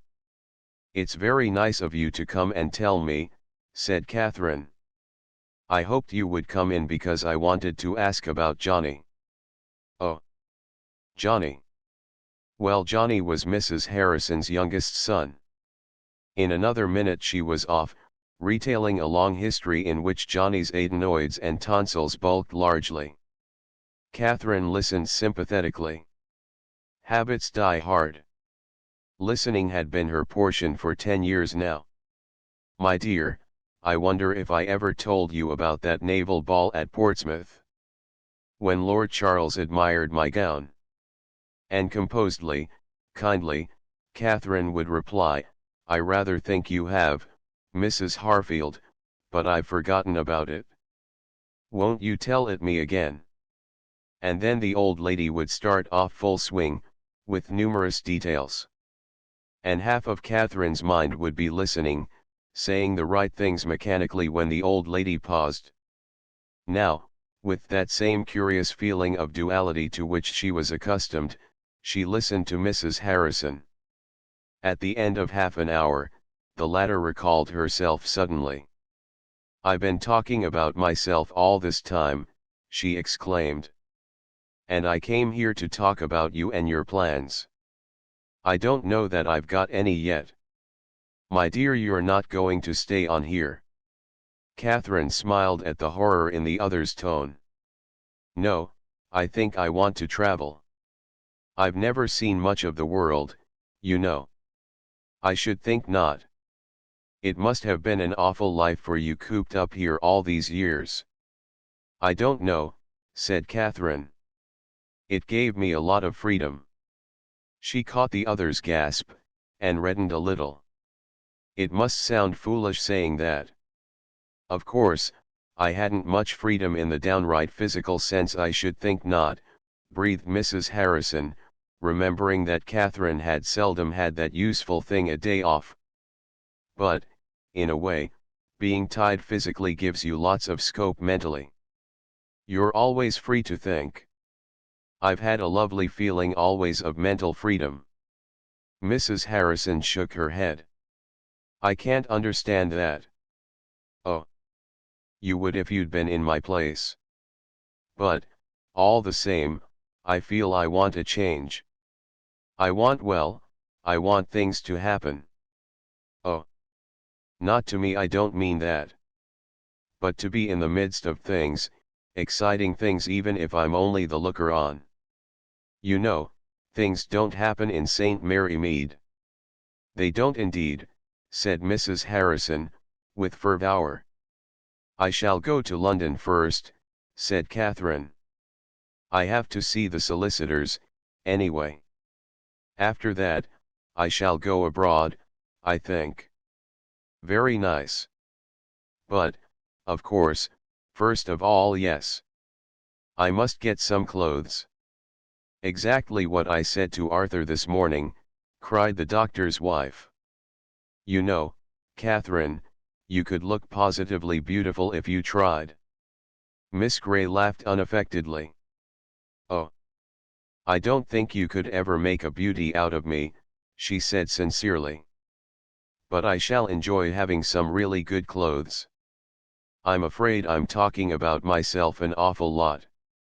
Mrs. Harrison looked at her shrewdly. It must be quite a novel experience for you, she said drily. Catherine went to say goodbye to old Miss Viner before leaving the village. Miss Viner was 2 years older than Mrs. Harfield, and her mind was mainly taken with her own success in outliving her dead friend. You wouldn't have thought I'd have outlasted Jane Harfield, would you? She demanded triumphantly of Catherine. We were at school together, she and I. And here we are, she taken, and I left. Who would have thought it? You've always eaten brown bread for supper, haven't you? Murmured Catherine mechanically. Fancy your remembering that, my dear. Yes, if Jane Harfield had had a slice of brown bread every evening and taken a little stimulant with her meals, she might be here today. The old lady paused, nodding her head triumphantly, then added in sudden remembrance, and so you've come into a lot of money, I hear? Well, well. Take care of it. And you're going up to London to have a good time. Don't think you'll get married, though, my dear, because you won't. You're not the kind to attract the men. And, besides, you're getting on. How old are you now? 33, Catherine told her. Well, remarked Miss Viner doubtfully, that's not so very bad. You've lost your first freshness, of course. I'm afraid so, said Catherine, much entertained. But you're a very nice girl, said Miss Viner kindly. And I'm sure there's many a man might do worse than take you for a wife instead of one of these flibbertigibbets running about nowadays showing more of their legs than the Creator ever intended them to. Goodbye, my dear, and I hope you'll enjoy yourself, but things are seldom what they seem in this life. Heartened by these prophecies, Catherine took her departure. Half the village came to see her off at the station, including the little maid of all work, Alice, who brought a stiff wired nosegay and cried openly. There ain't a many like her, sobbed Alice when the train had finally departed. I'm sure when Charlie went back on me with that girl from the dairy, nobody could have been kinder than Miss Gray was, and though particular about the brasses and the dust, she was always one to notice when you'd give a thing an extra rub. Cut myself in little pieces for her, I would, any day. A real lady, that's what I call her. Such was Catherine's departure from St. Mary Mead. 8 Lady Tamplin writes a letter well, said Lady Tamplin, well. She laid down the Continental Daily Mail and stared out across the blue waters of the Mediterranean. A branch of golden mimosa, hanging just above her head, made an effective frame for a very charming picture. A golden-haired, blue-eyed lady in a very becoming negligee. That the golden hair owed something to art, as did the pink and white complexion, was undeniable, but the blue of the eyes was nature's gift, and at 44 Lady Tamplin could still rank as a beauty. Charming as she looked, Lady Tamplin was, for once, not thinking of herself. That is to say, she was not thinking of her appearance. She was intent on graver matters. Lady Tamplin was a well-known figure on the Riviera, and her parties at the Villa Marguerite were justly celebrated. She was a woman of considerable experience, and had had 4 husbands. The first had been merely an indiscretion, and so was seldom referred to by the lady. He had had the good sense to die with commendable promptitude, and his widow thereupon espoused a rich manufacturer of buttons. He too had departed for another sphere after 3 years of married life, it was said, after a congenial evening with some boon companions. After him came Viscount Tamplin, who had placed Rosalie securely on those heights where she wished to tread. She had retained her title when she married for a 4th time. This 4th venture had been undertaken for pure pleasure. Mr. Charles Evans, an extremely good-looking young man of 27, with delightful manners, a keen love of sport, and an appreciation of this world's goods, had no money of his own whatsoever. Lady Tamplin was very pleased and satisfied with life generally, but she had occasional faint preoccupations about money. The button manufacturer had left his widow a considerable fortune, but, as Lady Tamplin was wont to say, what with one thing and another, one thing being the depreciation of stocks owing to the war, and the other the extravagances of the late Lord Tamplin, she was still comfortably off. But to be merely comfortably off is hardly satisfactory to one of Rosalie Tamplin's temperament. So, on this particular January morning, she opened her blue eyes extremely wide as she read a certain item of news and uttered that non-committal monosyllable well. The only other occupant of the balcony was her daughter, the Honourable Lennox Tamplin. A daughter such as Lennox was a sad thorn in Lady Tamplin's side, a girl with no kind of tact, who actually looked older than her age, and whose peculiar sardonic form of humour was, to say the least of it, uncomfortable. "Darling," said Lady Tamplin, "just fancy." "What is it?" Lady Tamplin picked up the Daily Mail, handed it to her daughter, and indicated with an agitated forefinger the paragraph of interest. Lennox read it without any of the signs of agitation shown by her mother. She handed back the paper. "What about it?" she asked. "It is the sort of thing that is always happening." Cheese-paring old women are always dying in villages and leaving fortunes of millions to their humble companions. Yes, dear, I know, said her mother, and I dare say the fortune is not anything like as large as they say it is, newspapers are so inaccurate. But even if you cut it down by half, well, said Lennox, it has not been left to us. Not exactly, dear, said Lady Tamplin, but this girl, this Catherine Grey, is actually a cousin of mine. One of the Worcestershire Greys, the Edgeworth lot. My very own cousin. Fancy. Aha, said Lennox. And I was wondering, said her mother. What there was in it for us, finished Lennox, with that sideways smile that her mother always found difficult to understand. Oh, darling, said Lady Tamplin, on a faint note of reproach. It was very faint, because Rosalie Tamplin was used to her daughter's outspokenness and to what she called Lennox's uncomfortable way of putting things. I was wondering, said Lady Tamplin, again drawing her artistically penciled brows together, whether, oh, good morning, Chubby darling, are you going to play tennis? How nice. Chubby, thus addressed, smiled kindly at her, remarked perfunctorily, how topping you look in that peach-colored thing, and drifted past them and down the steps. The dear thing, said Lady Tamplin, looking affectionately after her husband. Let me see, what was I saying? Ah! She switched her mind back to business once more. I was wondering, oh, for God's sake get on with it. That is the third time you have said that. Well, dear, said Lady Tamplin, I was thinking that it would be very nice if I wrote to dear Catherine and suggested that she should pay us a little visit out here. Naturally, she is quite out of touch with society. It would be nicer for her to be launched by one of her own people. An advantage for her and an advantage for us. How much do you think you would get her to cough up? Asked Lennox. Her mother looked at her reproachfully and murmured, we should have to come to some financial arrangement, of course. What with one thing and another, the warrior poor father and Chubby now, said Lennox. He is an expensive luxury if you like. She was a nice girl as I remember her, murmured Lady Tamplin, pursuing her own line of thought. Quiet, never wanted to shove herself forward, not a beauty, and never a man-hunter. She will leave Chubby alone, then, said Lennox.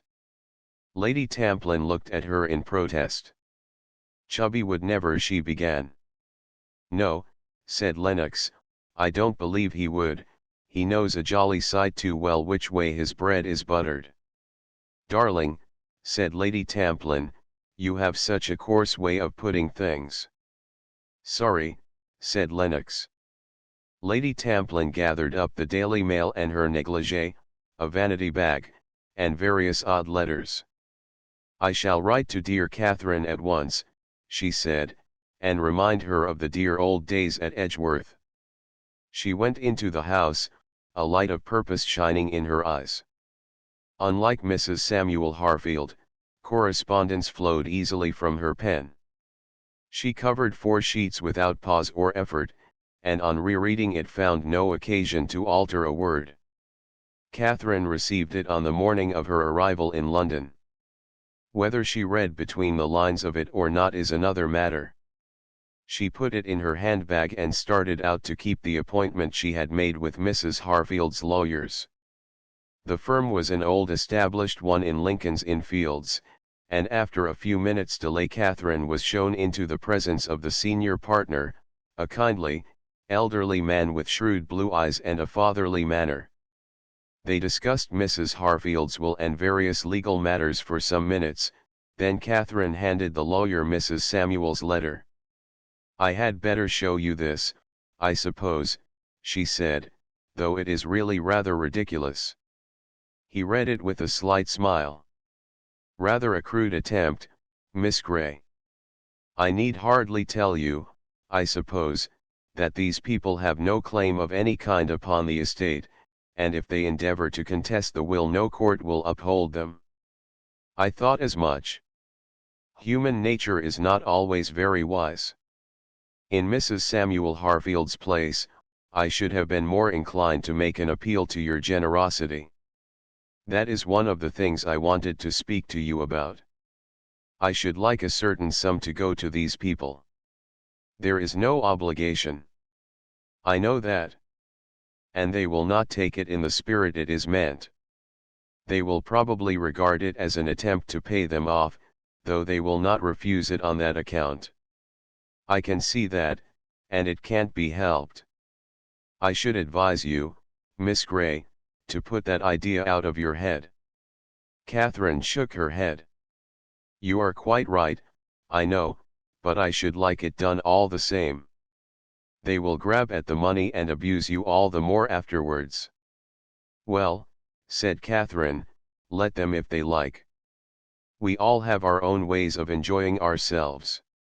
They were, after all, Mrs. Harfield's only relatives, and though they despised her as a poor relation and paid no attention to her when she was alive, it seems to me unfair that they should be cut off with nothing. She carried her point, though the lawyer was still unwilling, and she presently went out into the streets of London with a comfortable assurance that she could spend money freely and make what plans she liked for the future. Her first action was to visit the establishment of a famous dressmaker. A slim, elderly French woman, rather like a dreaming duchess, received her, and Catherine spoke with a certain naivete. I want, if I may, to put myself in your hands. I have been very poor all my life and know nothing about clothes, but now I have come into some money and want to look really well dressed. The French woman was charmed. She had an artist's temperament, which had been soured earlier in the morning by a visit from an Argentine meat queen, who had insisted on having those models least suited to her flamboyant type of beauty. She scrutinized Catherine with keen, clever eyes. Yes, yes, it will be a pleasure. Mademoiselle has a very good figure, for her the simple lines will be best. She is also très anglaise. Some people it would offend them if I said that, but Mademoiselle, no. En belle anglaise, there is no style more delightful. The demeanor of a dreaming duchess was suddenly put off. She screamed out directions to various mannequins. Clotilde, Virginie, quickly, my little ones, the little tailleur gris clair and the robe de soirée super d'automne. Marcel, my child, the little mimosa suit of crêpe de chine. It was a charming morning. Marcel, Clotilde, Virginie, bored and scornful, passed slowly round, squirming and wriggling in the time-honored fashion of mannequins. The Duchess stood by Catherine and made entries in a small notebook. An excellent choice, Mademoiselle. Mademoiselle has great gout. Yes, indeed. Mademoiselle cannot do better than those little suits if she is going to the Riviera, as I suppose, this winter.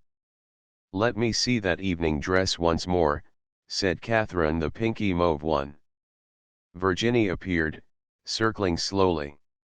That is the prettiest of all, said Catherine, as she surveyed the exquisite draperies of mauve and grey and blue.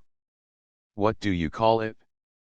Super d'automne, yes, yes, that is truly the dress of Mademoiselle. What was there in these words that came back to Catherine with a faint feeling of sadness after she had left the dressmaking establishment? Super d'automne, that is truly the dress of Mademoiselle. Autumn, yes, it was autumn for her. She who had never known spring or summer, and would never know them now. Something she had lost never could be given to her again. These years of servitude in St. Mary Mead and all the while life passing by. I am an idiot, said Catherine. I am an idiot. What do I want? Why, I was more contented a month ago than I am now. She drew out from her handbag the letter she had received that morning from Lady Tamplin. Catherine was no fool. She understood the nuances of that letter as well as anybody, and the reason of Lady Tamplin's sudden show of affection towards a long-forgotten cousin was not lost upon her. It was for profit and not for pleasure that Lady Tamplin was so anxious for the company of her dear cousin.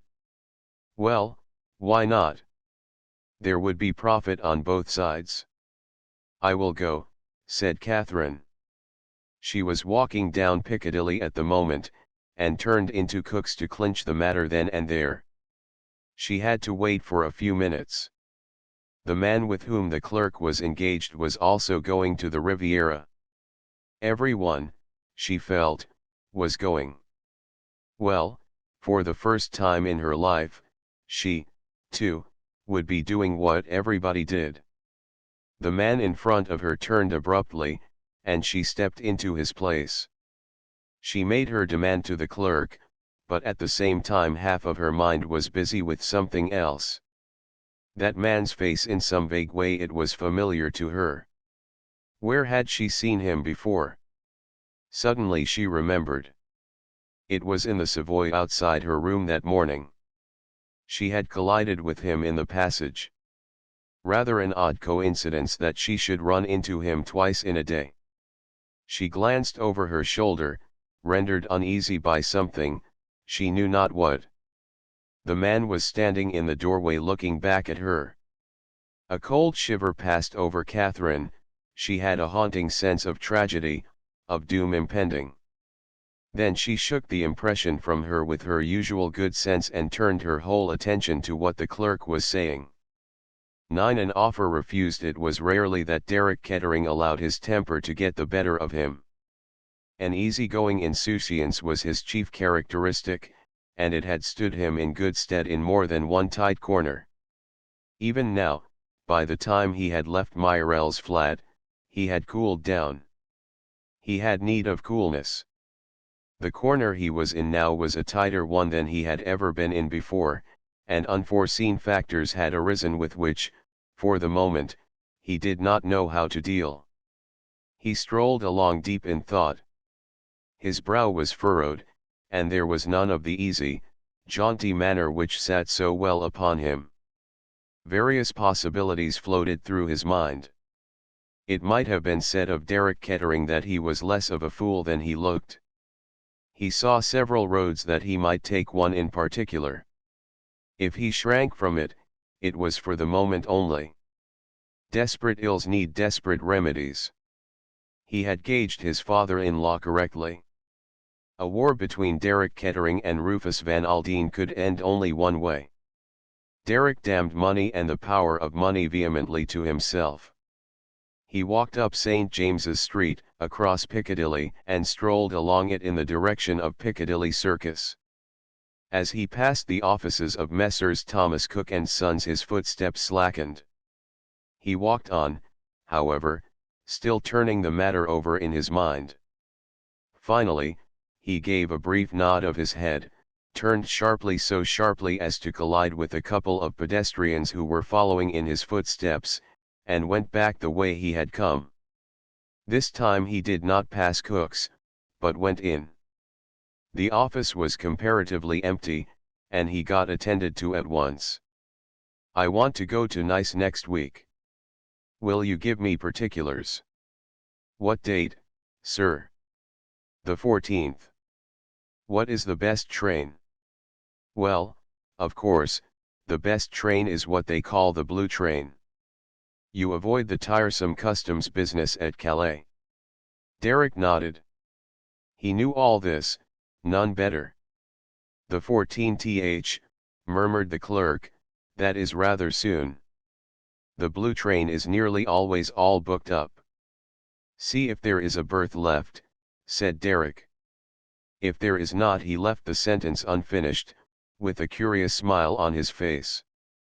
The clerk disappeared for a few minutes, and presently returned. "That is all right, sir, still 3 berths left. I will book you one of them." "What name?" "Pavet," said Derek. He gave the address of his rooms in Jermyn Street. The clerk nodded, finished writing it down, wished Derek good morning politely, and turned his attention to the next client. "I want to go to Nice on the 14th. Isn't there a train called the Blue Train?" Derek looked round sharply. Coincidence, a strange coincidence. He remembered his own half-whimsical words to Myrelle, portrait of a lady with grey eyes. "I don't suppose I shall ever see her again." But he had seen her again, and, what was more, she proposed to travel to the Riviera on the same day as he did. Just for a moment a shiver passed over him. In some ways he was superstitious. He had said, half-laughingly, that this woman might bring him bad luck. Suppose that should prove to be true. From the doorway he looked back at her as she stood talking to the clerk. For once his memory had not played him false. A lady in every sense of the word. Not very young, not singularly beautiful. But with something grey eyes that might perhaps see too much. He knew as he went out of the door that in some way he was afraid of this woman. He had a sense of fatality. He went back to his rooms in Jermyn Street and summoned his man. "Take this check, pave it, cash it first thing in the morning, and go around to Cook's in Piccadilly. They will have some tickets there booked in your name, pay for them, and bring them back." "Very good, sir." Pavet withdrew. Derek strolled over to a side table and picked up a handful of letters. They were of a type only too familiar. Bills, small bills and large bills, one and all pressing for payment. The tone of the demands was still polite. Derek knew how soon that polite tone would change if certain news became public property. He flung himself moodily into a large, leather-covered chair. A damned hole, that was what he was in. Yes, a damned hole. And ways of getting out of that damned hole were not too promising. Pavet appeared with a discreet cough. "A gentleman to see you, Sir Major Knighton." "Knighton, eh?" Derek sat up, frowned, became suddenly alert. He said in a softer tone, almost to himself, "Knighton, I wonder what is in the wind now. Shall I show him in, sir?" His master nodded. When Knighton entered the room he found a charming and genial host awaiting him. "Very good of you to look me up," said Derek. Knighton was nervous. The other's keen eyes noticed that at once.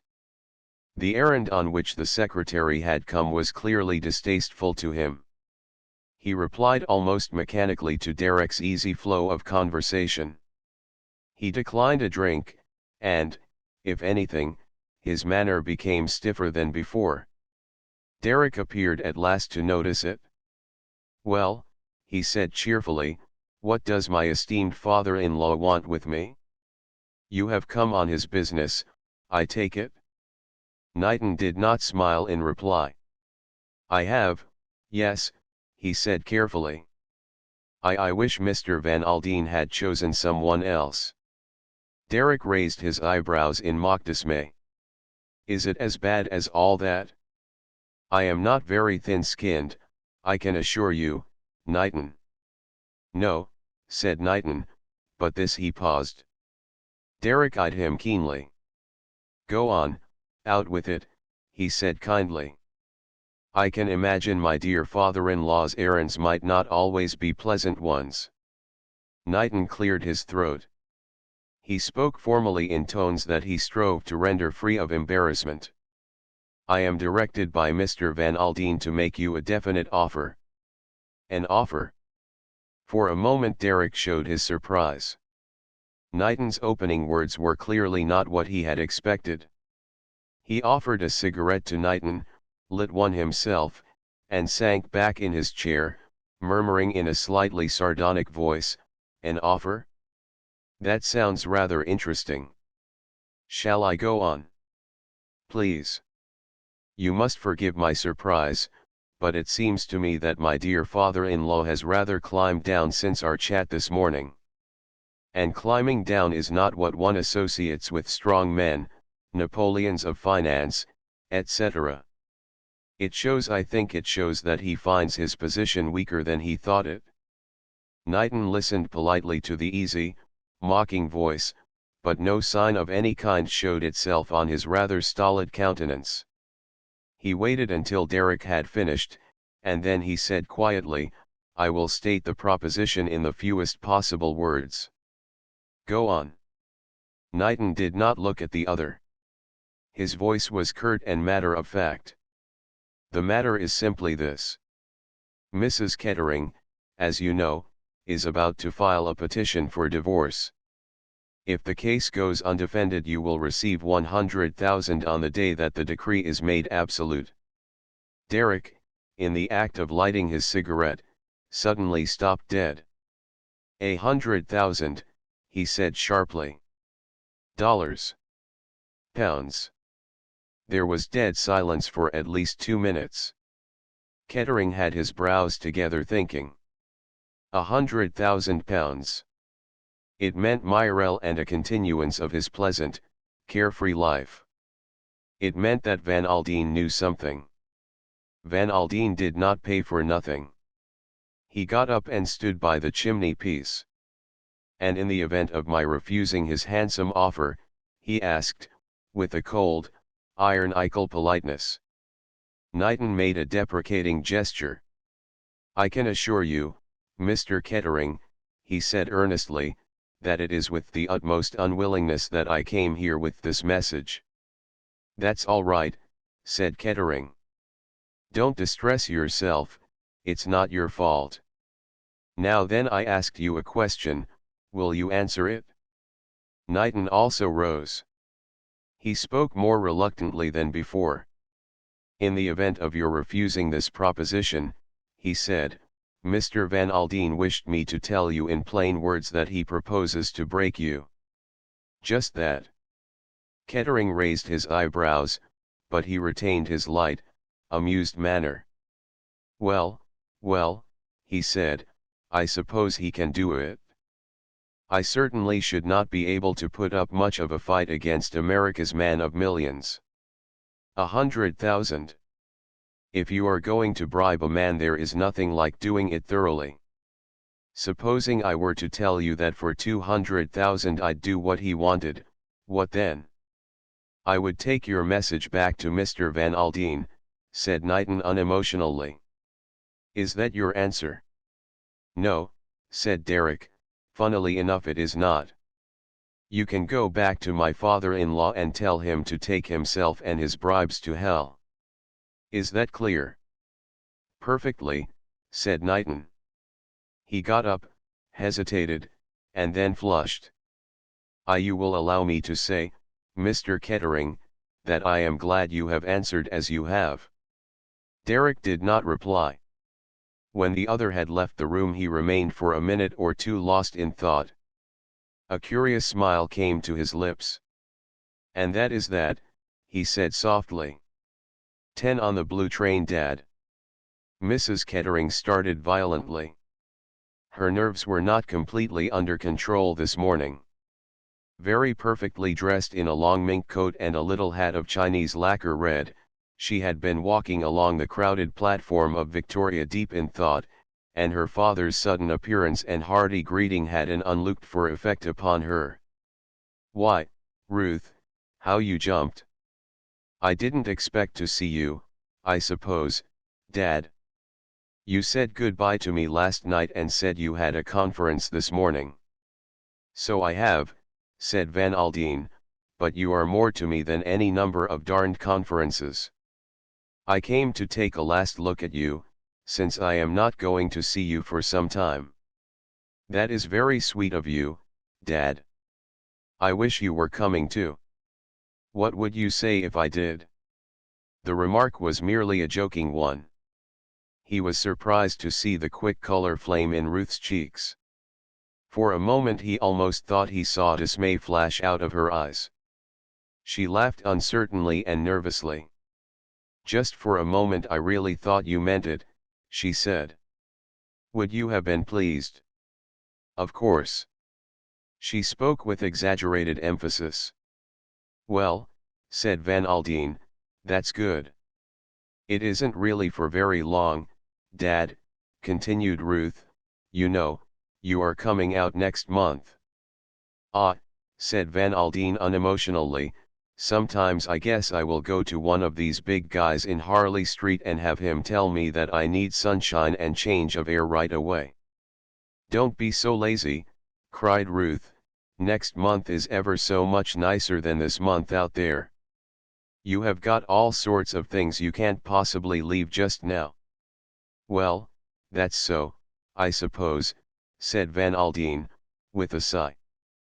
You had better be getting on board this train of yours, Ruth. Where is your seat? Ruth Kettering looked vaguely up at the train. At the door of one of the Pullman cars a thin, tall woman dressed in black was standing, Ruth Kettering's maid. She drew aside as her mistress came up to her. I have put your dressing case under your seat, madam, in case you should need it. Shall I take the rugs, or will you require one? No, no, I shan't want one. Better go and find your own seat now, Mason. Yes, madam. The maid departed. Van Aldine entered the Pullman car with Ruth. She found her seat, and Van Aldine deposited various papers and magazines on the table in front of her. The seat opposite to her was already taken, and the American gave a cursory glance at its occupant. He had a fleeting impression of attractive gray eyes and a neat traveling costume. He indulged in a little more desultory conversation with Ruth, the kind of talk peculiar to those seeing other people off by train. Presently, as whistles blew, he glanced at his watch. I had best be clearing out of here. Goodbye, my dear. Don't worry, I will attend to things. Oh, father. He turned back sharply. There had been something in Ruth's voice, something so entirely foreign to her usual manner, that he was startled. It was almost a cry of despair. She had made an impulsive movement towards him, but in another minute she was mistress of herself once more. Till next month, she said cheerfully. 2 minutes later the train started. Ruth sat very still, biting her underlip and trying hard to keep the unaccustomed tears from her eyes. She felt a sudden sense of horrible desolation. There was a wild longing upon her to jump out of the train and to go back before it was too late. She, so calm, so self-assured, for the first time in her life felt like a leaf swept by the wind. If her father knew, what would he say? Madness. Yes, just that, madness. For the first time in her life she was swept away by emotion, swept away to the point of doing a thing which even she knew to be incredibly foolish and reckless. She was enough Van Aldine's daughter to realize her own folly, and level-headed enough to condemn her own action. But she was his daughter in another sense also. She had that same iron determination that would have what it wanted, and once it had made up its mind would not be balked. From her cradle she had been self-willed. The very circumstances of her life had developed that self-will in her. It drove her now remorselessly. Well, the die was cast. She must go through with it now. She looked up, and her eyes met those of the woman sitting opposite. She had a sudden fancy that in some way this other woman had read her mind. She saw in those gray eyes understanding and, yes, compassion. It was only a fleeting impression. The faces of both women hardened to well-bred impassiveness. Mrs. Kettering took up a magazine, and Catherine Gray looked out of the window and watched a seemingly endless vista of depressing streets and suburban houses. Ruth found an increasing difficulty in fixing her mind on the printed page in front of her. In spite of herself, 1,000 apprehensions preyed on her mind. What a fool she had been! What a fool she was. Like all cool and self-sufficient people, when she did lose her self-control she lost it thoroughly. It was too late. Was it too late? Oh, for someone to speak to, for someone to advise her. She had never before had such a wish. She would have scorned the idea of relying on any judgment other than her own, but now what was the matter with her? Panic. Yes, that would describe it best, panic. She, Ruth Kettering, was completely and utterly panic-stricken. She stole a covert glance at the figure opposite. If only she knew someone like that, some nice, cool, calm, sympathetic creature. That was the sort of person one could talk to. But you can't, of course, confide in a stranger. And Ruth smiled to herself a little at the idea. She picked up the magazine again. Really, she must control herself. After all, she had thought all this out. She had decided of her own free will. What happiness had she ever had in her life up to now? She said to herself restlessly, why shouldn't I be happy? No one will ever know. It seemed no time before Dover was reached. Ruth was a good sailor. She disliked the cold, and was glad to reach the shelter of the private cabin she had telegraphed for. Although she would not have admitted the fact, Ruth was in some ways superstitious. She was of the order of people to whom coincidence appeals. After disembarking at Calais and settling herself down with her maid in her double compartment in the blue train, she went along to the luncheon car. It was with a little shock of surprise that she found herself set down to a small table with, opposite her, the same woman who had been her vis-a-vis in the Pullman. A faint smile came to the lips of both women. "This is quite a coincidence," said Mrs. Kettering. "I know," said Catherine, "it is odd the way things happen." A flying attendant shot up to them with the wonderful velocity always displayed by the Compagnie Internationale de Wagons Lits and deposited 2 cups of soup. By the time the omelette succeeded the soup they were chatting together in friendly fashion. "It will be heavenly to get into the sunshine," sighed Ruth. "I am sure it will be a wonderful feeling." "You know the Riviera well?" "No, this is my first visit." "Fancy that. You go every year, I expect." "Practically. January and February in London are horrible. I have always lived in the country. They are not very inspiring months there either. Mostly mud."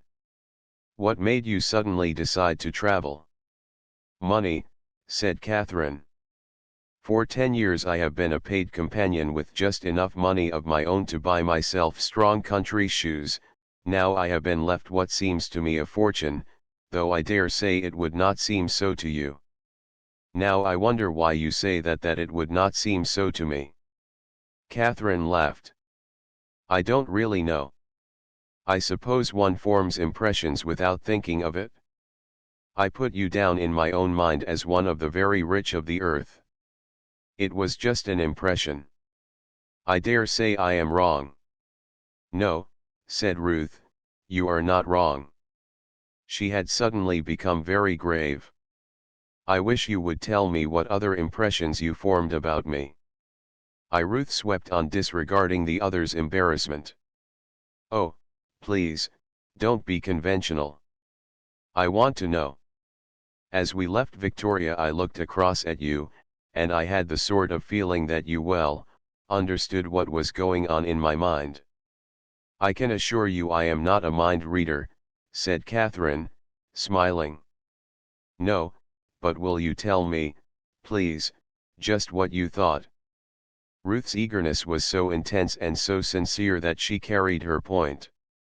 "I will tell you if you like, but you must not think me impertinent. I thought that for some reason you were in great distress of mind, and I was sorry for you." "You are right. You are quite right.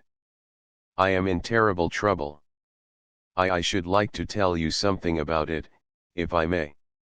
Oh, dear, Catherine thought to herself, how extraordinarily alike the world seems to be everywhere. People were always telling me things in St. Mary Mead, and it is just the same thing here, and I don't really want to hear anybody's troubles. She replied politely, do tell me. They were just finishing their lunch. Ruth gulped down her coffee, rose from her seat, and quite oblivious of the fact that Catherine had not begun to sip her coffee, said, come to my compartment with me. They were two single compartments with a communicating door between them. In the second of them a thin maid, whom Catherine had noticed at Victoria, was sitting very upright on the seat, clutching a big scarlet morocco case with the initials RVK on it. Mrs. Kettering pulled the communicating door to and sank down on the seat. Catherine sat down beside her. I am in trouble and I don't know what to do. There is a man whom I am fond of, very fond of indeed. We cared for each other when we were young, and we were thrust apart most brutally and unjustly. Now we have come together again. Yes. I am going to meet him now. Oh.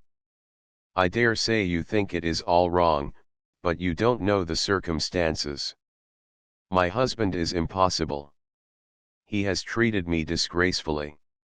Yes, said Catherine again. What I feel so badly about is this. I have deceived my father. It was he who came to see me off at Victoria today. He wishes me to divorce my husband, and, of course, he has no idea that I am going to meet this other man. He would think it extraordinarily foolish. Well, don't you think it is? I suppose it is. Ruth Kettering looked down at her hands, they were shaking violently. But I can't draw back now. Why not? It is all arranged, and it would break his heart.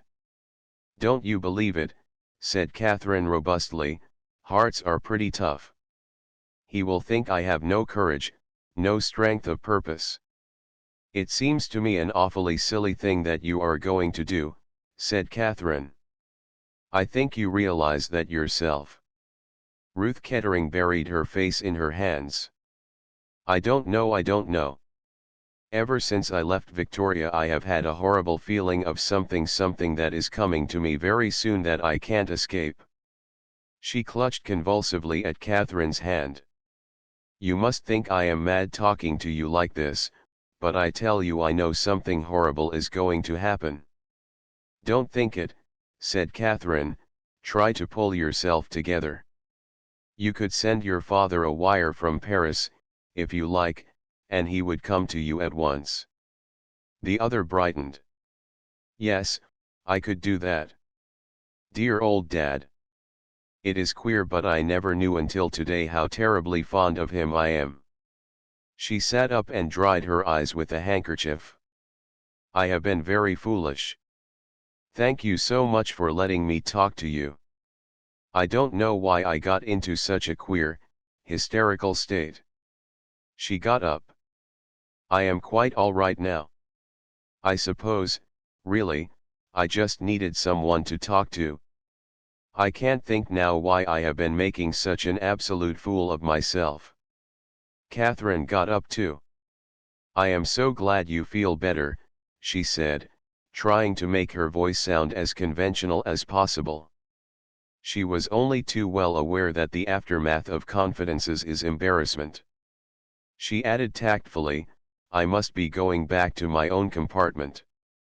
She emerged into the corridor at the same time as the maid was also coming out from the next door. The latter looked towards Catherine, over her shoulder, and an expression of intense surprise showed itself on her face. Catherine turned also, but by that time whoever it was who had aroused the maid's interest had retreated into his or her compartment, and the corridor was empty. Catherine walked down it to regain her own place, which was in the next coach.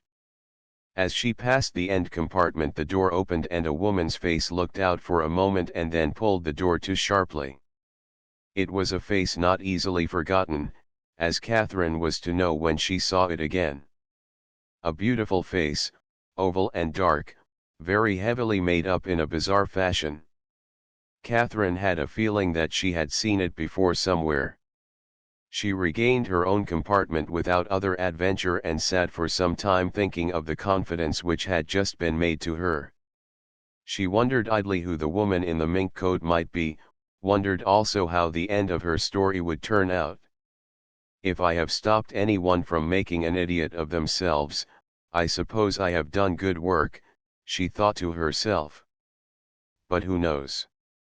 That is the kind of woman who is hard-headed and egotistical all her life, and it might be good for her to do the other sort of thing for a change. Oh, well, I don't suppose I shall ever see her again. She certainly won't want to see me again. That is the worst of letting people tell you things. They never do. She hoped that she would not be given the same place at dinner. She reflected, not without humor, that it might be awkward for both of them. Leaning back with her head against a cushion, she felt tired and vaguely depressed. They had reached Paris, and the slow journey round the Cincha, with its interminable stops and waits, was very wearisome. When they arrived at the Gare de Lyon, she was glad to get out and walk up and down the platform. The keen cold air was refreshing after the steam-heated train. She observed with a smile that her friend of the mink coat was solving the possible awkwardness of the dinner problem in her own way. A dinner basket was being handed up and received through the window by the maid. When the train started once more, and dinner was announced by a violent ringing of bells, Catherine went along to it much relieved in mind. Her vis-a-vis tonight was of an entirely different kind, a small man, distinctly foreign in appearance, with a rigidly waxed mustache and an egg-shaped head which he carried rather on one side. Catherine had taken in a book to dinner with her. She found the little man's eyes fixed upon it with a kind of twinkling amusement. "I see, madam, that you have a Roman policy. You are fond of such things."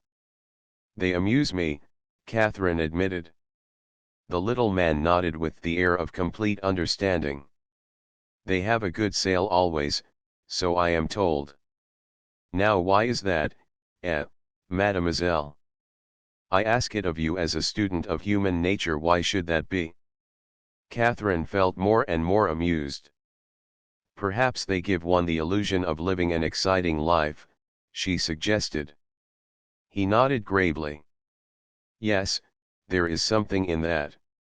Of course, one knows that such things don't really happen," Catherine was continuing, but he interrupted her sharply. "Sometimes, mademoiselle. Sometimes. I who speak to you, they have happened to me." She threw him a quick, interested glance. "Some day, who knows, you might be in the thick of things," he went on. "It is all chance." "I don't think it is likely," said Catherine. "Nothing of that kind ever happens to me." He leaned forward. "Would you like it to?" The question startled her, and she drew in her breath sharply. "It is my fancy, perhaps," said the little man, as he dexterously polished one of the forks, "but I think that you have a yearning in you for interesting happenings. Eh bien, mademoiselle, all through my life I have observed one thing: all one wants one gets. Who knows?" His face screwed itself up comically. "You may get more than you bargain for." "Is that a prophecy?" asked Catherine, smiling as she rose from the table. The little man shook his head. "I never prophesy," he declared pompously. "It is true that I have the habit of being always right, but I do not boast of it. Good night, mademoiselle, and may you sleep well." Catherine went back along the train, amused and entertained by her little neighbor. She passed the open door of her friend's compartment and saw the conductor making up the bed. The lady in the mink coat was standing looking out of the window. The second compartment, as Catherine saw through the communicating door, was empty, with rugs and bags heaped up on the seat. The maid was not there. Catherine found her own bed prepared, and since she was tired, she went to bed and switched off her light about 9:30. She woke with a sudden start. How much time had passed she did not know. Glancing at her watch, she found that it had stopped. A feeling of intense uneasiness pervaded her and grew stronger moment by moment. At last she got up, threw her dressing gown round her shoulders, and stepped out into the corridor. The whole train seemed wrapped in slumber. Catherine let down the window and sat by it for some minutes, drinking in the cool night air and trying vainly to calm her uneasy fears. She presently decided that she would go along to the end and ask the conductor for the right time so that she could set her watch. She found, however, that his little chair was vacant. She hesitated for a moment and then walked through into the next coach. She looked down the long, dim line of the corridor and saw, to her surprise, that a man was standing with his hand on the door of the compartment occupied by the lady in the mink coat. That is to say, she thought it was the compartment. Probably, however, she was mistaken. He stood there for a moment or two with his back to her, seeming uncertain and hesitating in his attitude. Then he slowly turned, and with an odd feeling of fatality, Catherine recognized him as the same man whom she had noticed twice before, once in the corridor of the Savoy Hotel and once in Cook's offices.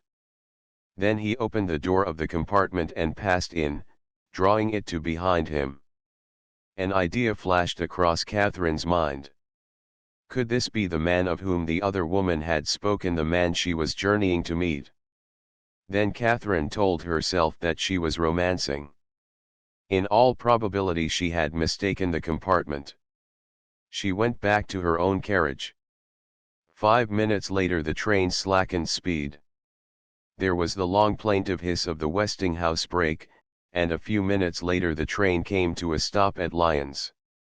11 Murder. Catherine wakened the next morning to brilliant sunshine. She went along to breakfast early, but met none of her acquaintances of the day before. When she returned to her compartment it had just been restored to its daytime appearance by the conductor, a dark man with a drooping mustache and melancholy face. "Madam is fortunate," he said, "the sun shines. It is always a great disappointment to passengers when they arrive on a grey morning." "I should have been disappointed, certainly," said Catherine. The man prepared to depart. "We are rather late, madam," he said. "I will let you know just before we get to Nice." Catherine nodded. She sat by the window, entranced by the sunlit panorama. The palm trees, the deep blue of the sea, the bright yellow mimosa came with all the charm of novelty to the woman who for 14 years had known only the drab winters of England. When they arrived at Caen, Catherine got out and walked up and down the platform. She was curious about the lady in the mink coat, and looked up at the windows of her compartment. The blinds were still drawn down, the only ones to be so on the whole train. Catherine wondered a little, and when she re-entered the train she passed along the corridor and noticed that these two compartments were still shuttered and closed. The lady of the mink coat was clearly no early riser. Presently the conductor came to her and told her that in a few minutes the train would arrive at Nice. Catherine handed him a tip. The man thanked her, but still lingered. There was something odd about him. Catherine, who had at first wondered whether the tip had not been big enough, was now convinced that something far more serious was amiss. His face was of a sickly pallor, he was shaking all over, and looked as if he had been frightened out of his life. He was eyeing her in a curious manner. Presently he said abruptly, "Madam will excuse me, but is she expecting friends to meet her at Nice?" "Probably," said Catherine. "Why?" But the man merely shook his head and murmured something that Catherine could not catch and moved away, not reappearing until the train came to rest at the station, when he started handing her belongings down from the window. Catherine stood for a moment or two on the platform rather at a loss, but a fair young man with an ingenuous face came up to her and said rather hesitatingly, "Miss Gray, is it not?" Catherine said that it was, and the young man beamed upon her seraphically and murmured, "I am Chubby, you know Lady Tamplin's husband. I expect she mentioned me, but perhaps she forgot. Have you got your billet de bagages? I lost mine when I came out this year, and you would not believe the fuss they made about it. Regular French red tape."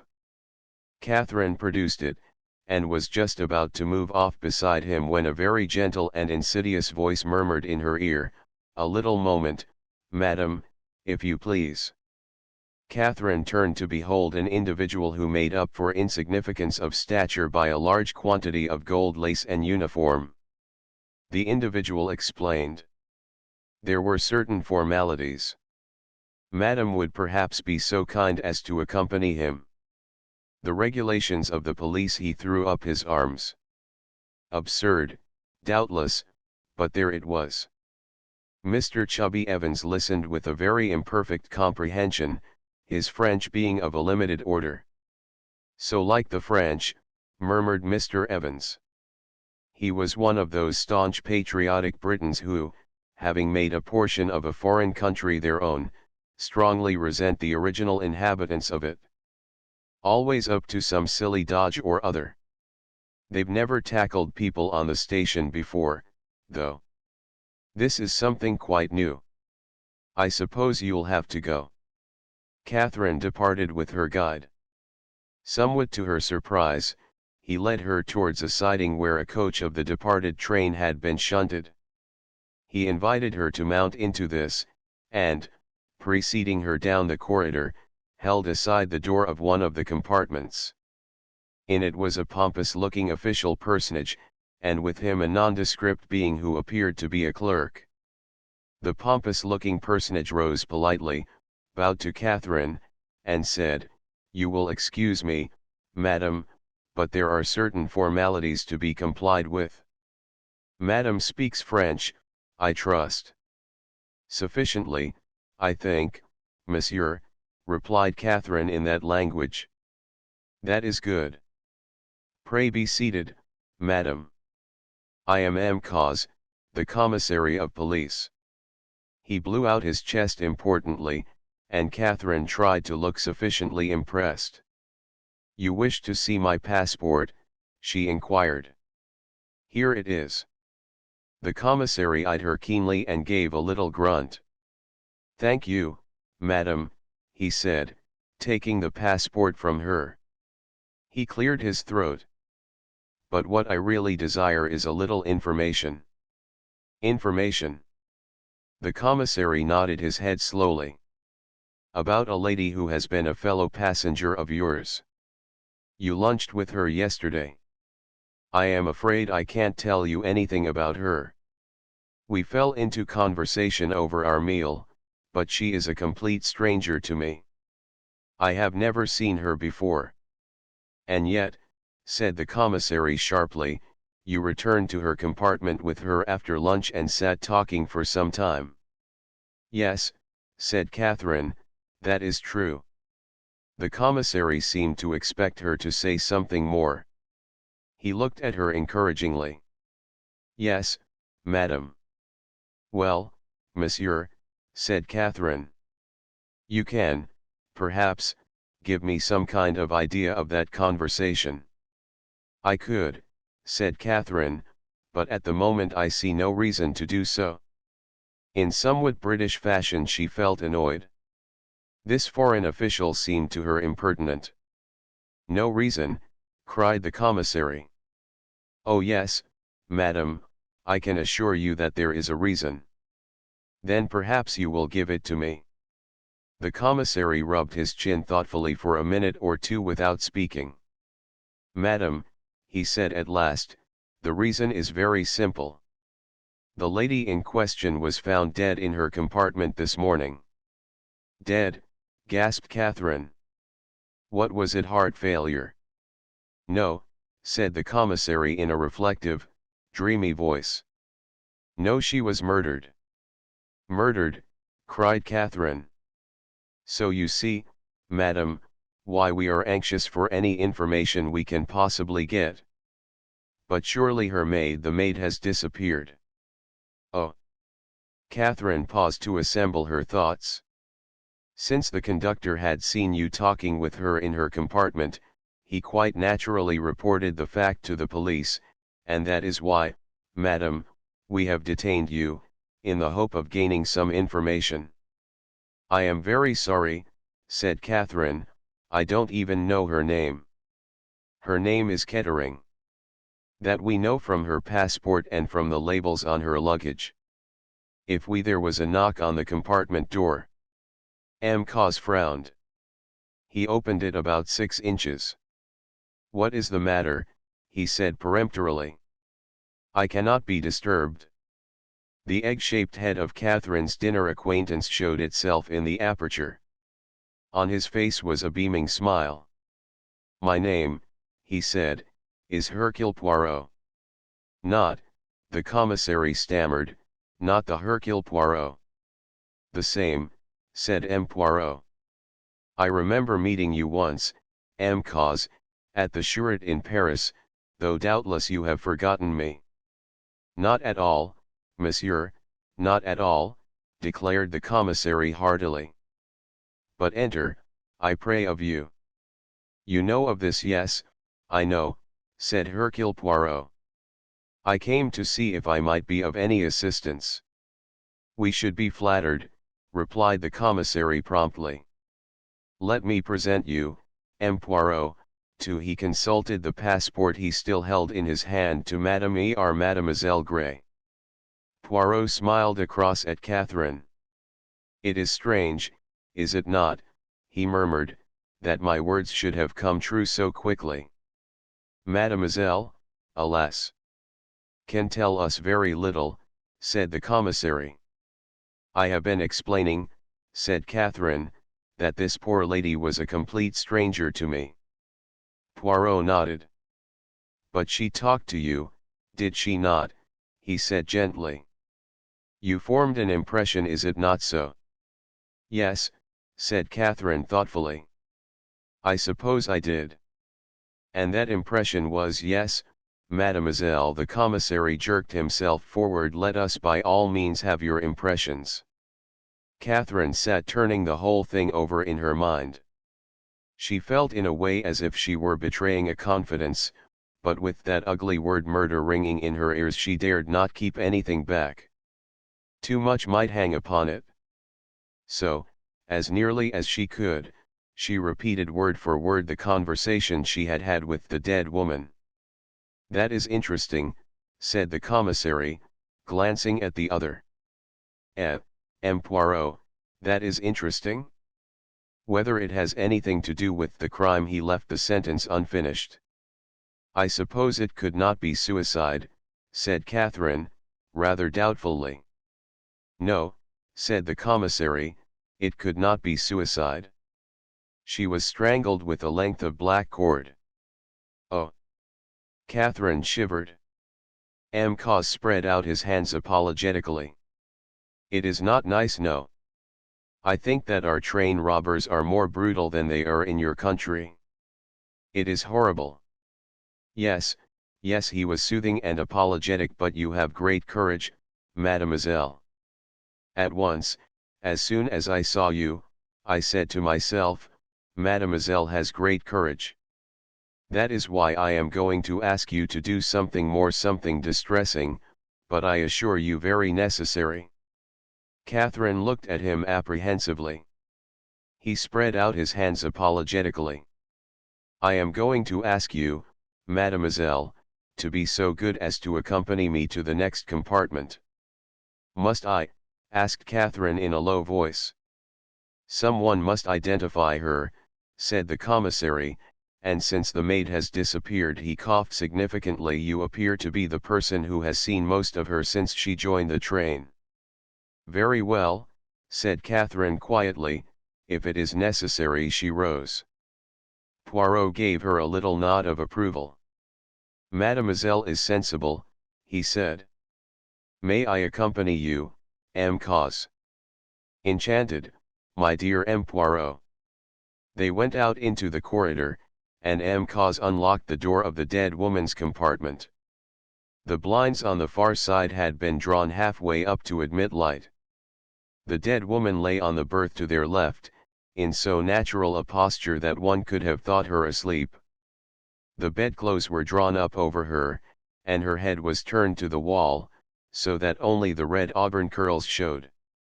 Very gently M. Cause laid a hand on her shoulder and turned the body back so that the face came into view. Catherine flinched a little and dug her nails into her palms.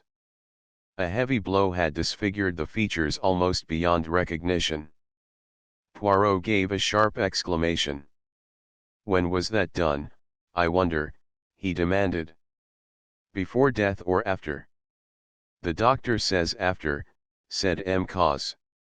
"Strange," said Poirot, drawing his brows together. He turned to Catherine. "Be brave, mademoiselle, look at her well. Are you sure that this is the woman you talked to in the train yesterday?" Catherine had good nerves. She steeled herself to look long and earnestly at the recumbent figure. Then she leaned forward and took up the dead woman's hand. "I am quite sure," she replied at length. "The face is too disfigured to recognize, but the build and carriage and hair are exact, and besides I noticed this." She pointed to a tiny mole on the dead woman's wrist while I was talking to her. "Bone," approved Poirot. "You are an excellent witness, mademoiselle. There is, then, no question as to the identity, but it is strange, all the same." He frowned down on the dead woman in perplexity. M. Cause shrugged his shoulders. "The murderer was carried away by rage, doubtless," he suggested. "If she had been struck down, it would have been comprehensible," mused Poirot, "but the man who strangled her slipped up behind and caught her unawares. A little choke, a little gurgle, that is all that would be heard, and then afterwards that smashing blow on her face. Now why? Did he hope that if the face were unrecognizable she might not be identified? Or did he hate her so much that he could not resist striking that blow even after she was dead?"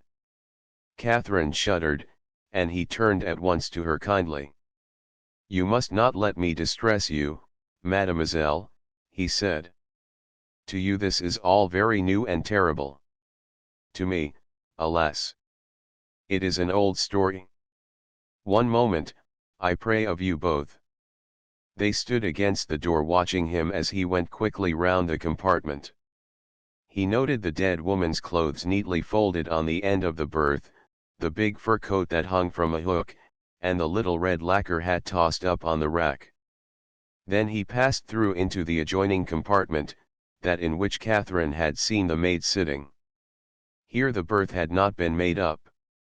3 or 4 rugs were piled loosely on the seat, there was a hat box and a couple of suitcases. He turned suddenly to Catherine.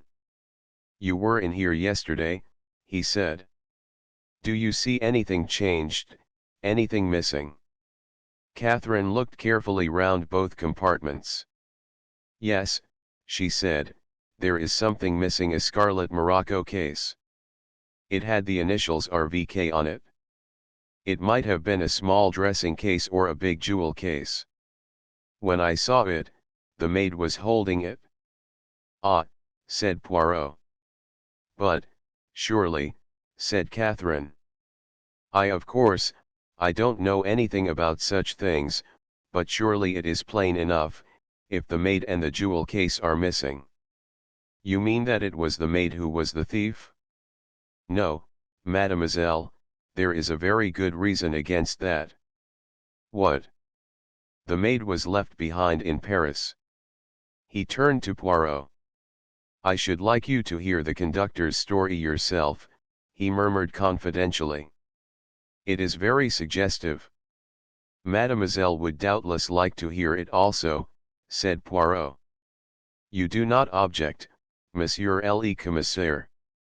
"No," said the commissary, who clearly did object very much. No, certainly, M. Poirot, if you say so. You have finished here. I think so. One little minute. He had been turning over the rugs, and now he took one to the window and looked at it, picking something off it with his fingers. What is it? Demanded M. Cos sharply. 4 auburn hairs. He bent over the dead woman. Yes, they are from the head of Madame. And what of it? Do you attach importance to them? Poirot let the rug drop back on the seat. What is important? What is not? One cannot say at this stage. But we must note each little fact carefully. They went back again into the first compartment, and in a minute or two the conductor of the carriage arrived to be questioned. Your name is Pierre Michel, said the commissary. Yes, Monsieur le Commissaire. I should like you to repeat to this gentleman, he indicated Poirot, the story that you told me as to what happened in Paris. Very good, Monsieur le Commissaire. It was after we had left the Gare de Lyon. I came along to make the beds, thinking that Madame would be at dinner, but she had a dinner basket in her compartment. She said to me that she had been obliged to leave her maid behind in Paris, so that I need make up only one berth. She took her dinner basket into the adjoining compartment, and sat there while I made up the bed. Then she told me that she did not wish to be wakened early in the morning, that she liked to sleep on. I told her I quite understood, and she wished me good night. You yourself did not go into the adjoining compartment? No, monsieur. Then you did not happen to notice if a scarlet morocco case was amongst the luggage there?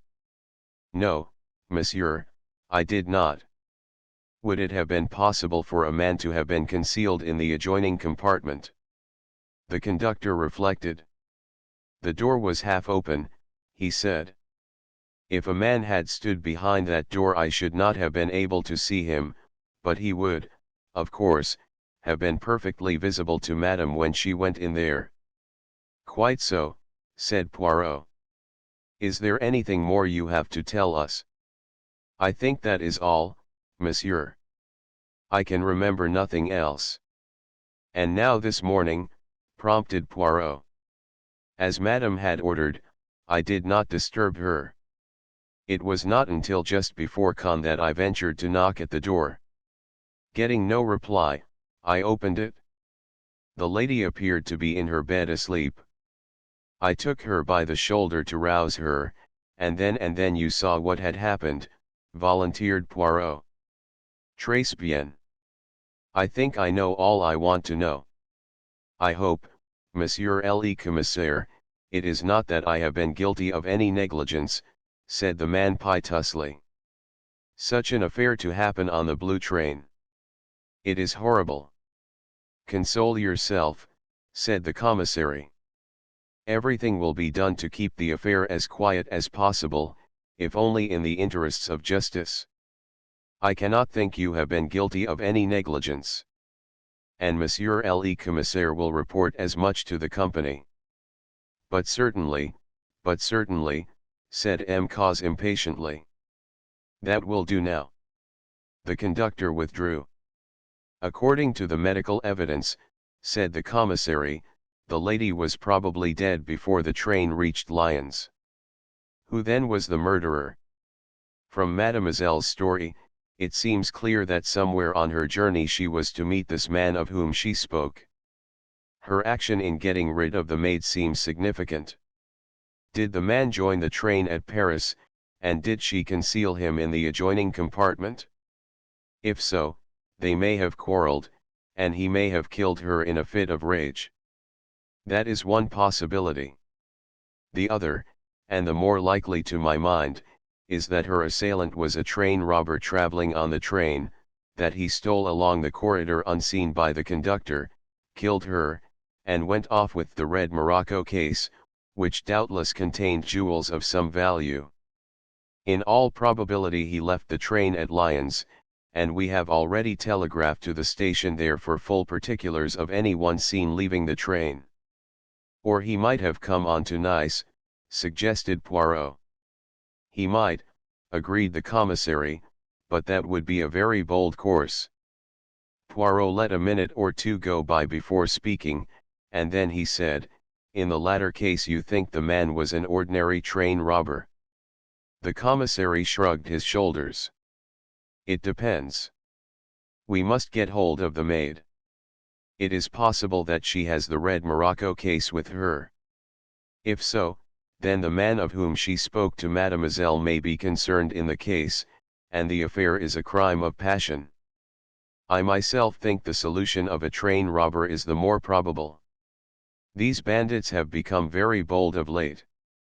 Poirot looked suddenly across to Catherine.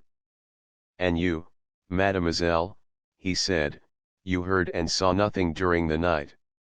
Nothing, said Catherine. Poirot turned to the commissary. We need detain Mademoiselle no longer, I think, he suggested. The latter nodded. She will leave us her address, he said. Catherine gave him the name of Lady Tamplin's villa. Poirot made her a little bow. You permit that I see you again, Mademoiselle, he said. Or have you so many friends that your time will be all taken up? On the contrary, said Catherine, I shall have plenty of leisure, and I shall be very pleased to see you again. Excellent, said Poirot, and gave her a little friendly nod. This shall be a Roman policy en us. We will investigate this affair together. 12 at the Villa Marguerite. Then you were really in the thick of it all, said Lady Tamplin enviously. My dear, how thrilling. She opened her china blue eyes very wide and gave a little sigh. A real murder, said Mr. Evans gloatingly. Of course Chubby had no idea of anything of the kind, went on Lady Tamplin, he simply could not imagine why the police wanted you. My dear, what an opportunity. I think, you know, yes, I certainly think something might be made out of this. A calculating look rather marred the ingenuousness of the blue eyes. Catherine felt slightly uncomfortable. They were just finishing lunch, and she looked in turn at the three people sitting round the table. Lady Tamplin, full of practical schemes, Mr. Evans, beaming with naive appreciation, and Lennox with a queer crooked smile on her dark face. Marvelous luck, murmured Chubby, I wish I could have gone along with you and seen all the exhibits. His tone was wistful and childlike. Catherine said nothing. The police had laid no injunctions of secrecy upon her, and it was clearly impossible to suppress the bare facts or try to keep them from her hostess. But she did rather wish it had been possible to do so. Yes, said Lady Tamplin, coming suddenly out of her reverie, I do think something might be done. A little account, you know, cleverly written up. An eyewitness, a feminine touch, how I chatted with the dead woman, little thinking that sort of thing, you know. Rot, said Lennox. You have no idea, said Lady Tamplin in a soft, wistful voice, what newspapers will pay for a little tidbit. Written, of course, by someone of really unimpeachable social position. You would not like to do it yourself, I dare say, Catherine dear, but just give me the bare bones of it, and I will manage the whole thing for you. Mr. de Havilland is a special friend of mine. We have a little understanding together. A most delightful man, not at all reporterish. How does the idea strike you, Catherine? I would much prefer to do nothing of the kind, said Catherine bluntly. Lady Tamplin was rather disconcerted at this uncompromising refusal. She sighed and turned to the elucidation of further details. A very striking-looking woman, you said? I wonder now who she could have been. You didn't hear her name. It was mentioned, Catherine admitted, but I can't remember it. You see, I was rather upset. I should think so, said Mr. Evans, it must have been a beastly shock. It is to be doubted whether, even if Catherine had remembered the name, she would have admitted the fact. Lady Tamplin's remorseless cross-examination was making her restive. Lennox, who was observant in her own way, noticed this, and offered to take Catherine upstairs to see her room. She left her there, remarking kindly before she went, "You mustn't mind mother, she would make a few pennies profit out of her dying grandmother if she could." Lennox went down again to find her mother and her stepfather discussing the newcomer. "Presentable," said Lady Tamplin, "quite presentable. Her clothes are all right. That grey thing is the same model that Gladys Cooper wore in Palm Trees in Egypt." "Have you noticed her eyes?" "What?" interposed Mr. Evans. "Never mind her eyes, Chubby," said Lady Tamplin tartly, "we are discussing the things that really matter." "Oh, quite," said Mr. Evans, and retired into his shell. "She doesn't seem to me very malleable," said Lady Tamplin, rather hesitating to choose the right word. "She has all the instincts of a lady, as they say in books," said Lennox, with a grin. "Narrow-minded," murmured Lady Tamplin. "Inevitable under the circumstances, I suppose." "I expect you will do your best to broaden her," said Lennox, with a grin, "but you will have your work cut out. Just now, you noticed, she stuck down her forefeet and laid back her ears and refused to budge." "Anyway," said Lady Tamplin hopefully, "she doesn't look to me at all mean. Some people, when they come into money, seem to attach undue importance to it." "Oh, you'll easily touch her for what you want," said Lennox, "and, after all, that is all that matters, isn't it? That is what she is here for." "She is my own cousin," said Lady Tamplin, with dignity. "Cousin, said Mr. Evans, waking up again. "I suppose I call her Catherine, don't I?" "It is of no importance at all what you call her, Chubby," said Lady Tamplin. "Good," said Mr. Evans, "then I will. Do you suppose she plays tennis?" he added hopefully. "Of course not," said Lady Tamplin. "She has been a companion, I tell you. Companions don't play tennis or golf. They might possibly play golf croquet, but I have always understood that they wind wool and wash dogs most of the day." "Oh God," said Mr. Evans, "do they really?" Lennox drifted upstairs again to Catherine's room.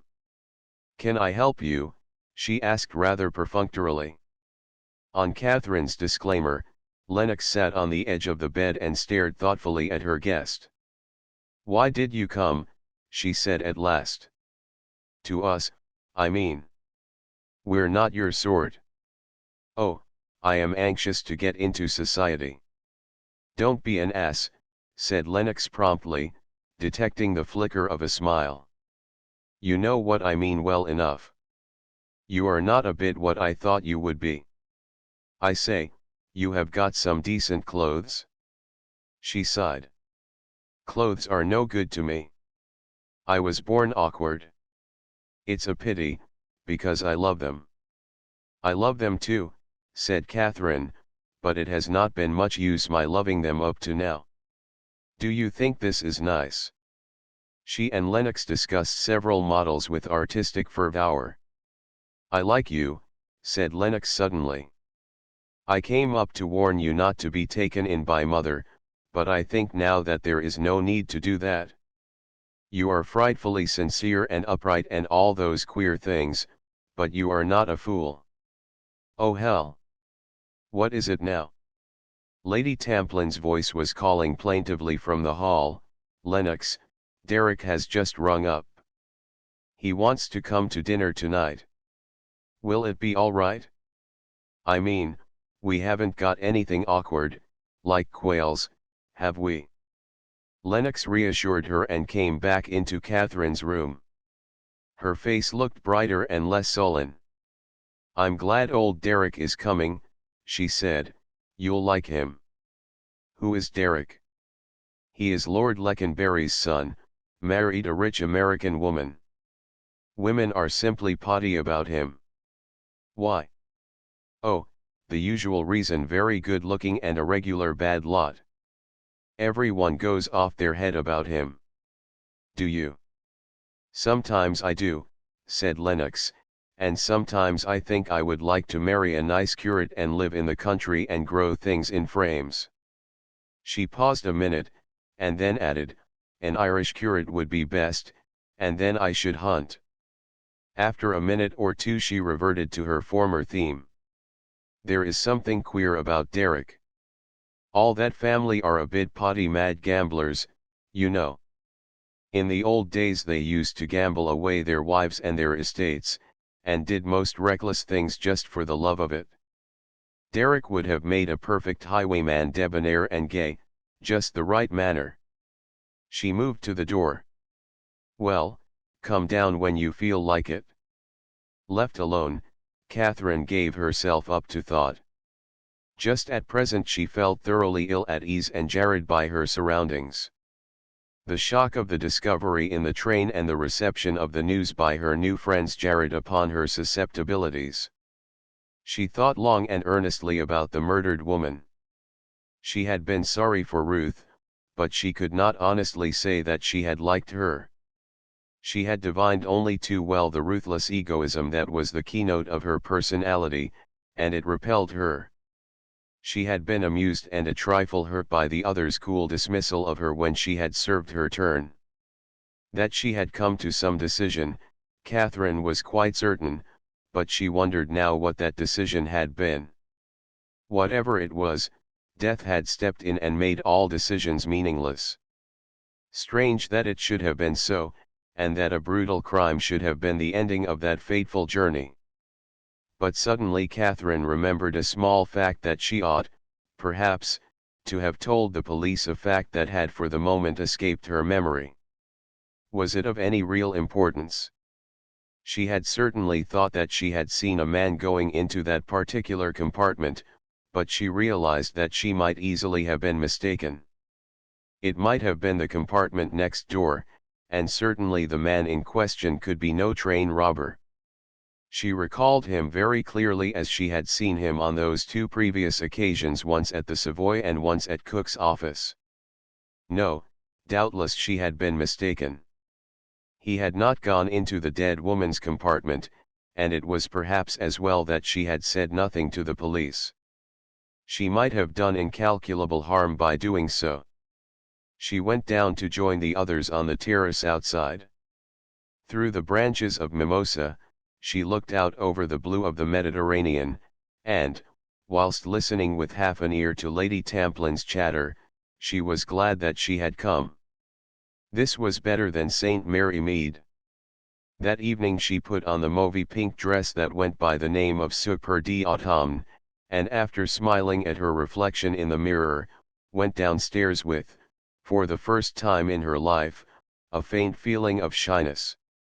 Most of Lady Tamplin's guests had arrived, and since noise was the essential of Lady Tamplin's parties, the din was already terrific.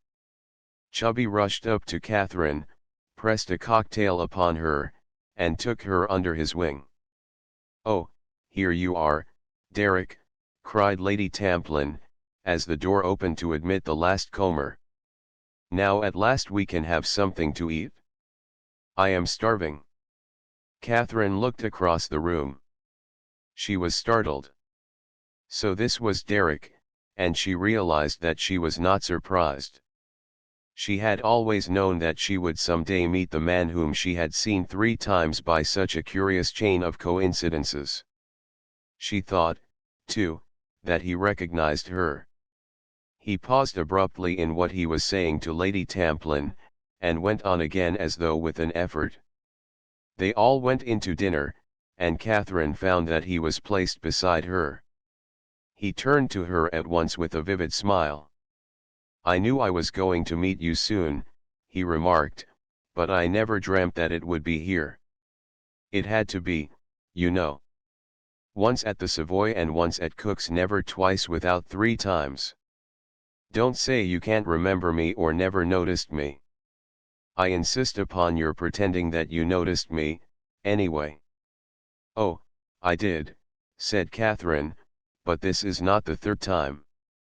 It is the 4th. I saw you on the blue train. On the blue train. Something undefinable came over his manner, she could not have said just what it was. It was as though he had received a check, a setback. Then he said carelessly, "What was the rumpus this morning?" Somebody had died, hadn't they? Yes, said Catherine slowly, somebody had died. You shouldn't die on a train, remarked Derek flippantly. I believe it causes all sorts of legal and international complications, and it gives the train an excuse for being even later than usual. Mr. Kettering. A stout American lady, who was sitting opposite, leaned forward and spoke to him with the deliberate intonation of her race. Mr. Kettering, I do believe you have forgotten me, and I thought you such a perfectly lovely man. Derek leaned forward, answering her, and Catherine sat almost dazed. Kettering. That was the name, of course. She remembered it now, but what a strange, ironical situation. Here was this man whom she had seen go into his wife's compartment last night, who had left her alive and well, and now he was sitting at dinner, quite unconscious of the fate that had befallen her. Of that there was no doubt. He did not know. A servant was leaning over Derek, handing him a note and murmuring in his ear. With a word of excuse to Lady Tamplin, he broke it open, and an expression of utter astonishment came over his face as he read, then he looked at his hostess. This is most extraordinary. I say, Rosalie, I am afraid I will have to leave you. The prefect of police wants to see me at once. I can't think what about. Your sins have found you out, remarked Lennox. They must have, said Derek, probably some idiotic nonsense, but I suppose I shall have to push off to the prefecture. How dare the old boy rout me out from dinner? It ought to be something deadly serious to justify that, and he laughed as he pushed back his chair and rose to leave the room. 13 Van Aldine gets a telegram. On the afternoon of the 15th of February, a thick yellow fog had settled down on London. Rufus Van Aldine was in his suite at the Savoy and was making the most of the atmospheric conditions by working double time. Knighton was overjoyed. He had found it difficult of late to get his employer to concentrate on the matters in hand. When he had ventured to urge certain courses, Van Aldine had put him off with a curt word. But now Van Aldine seemed to be throwing himself into work with redoubled energy, and the secretary made the most of his opportunities. Always tactful, he plied the spur so unobtrusively that Van Aldine never suspected it. Yet in the middle of this absorption in business matters, one little fact lay at the back of Van Aldine's mind. A chance remark of Knighton's, uttered by the secretary in all unconsciousness, had given rise to it. It now festered unseen, gradually reaching further and further forward into Van Aldine's consciousness, until at last, in spite of himself, he had to yield to its insistence. He listened to what Knighton was saying with his usual air of keen attention, but in reality not one word of it penetrated his mind. He nodded automatically, however, and the secretary turned to some other papers. As he was sorting them out, his employer spoke.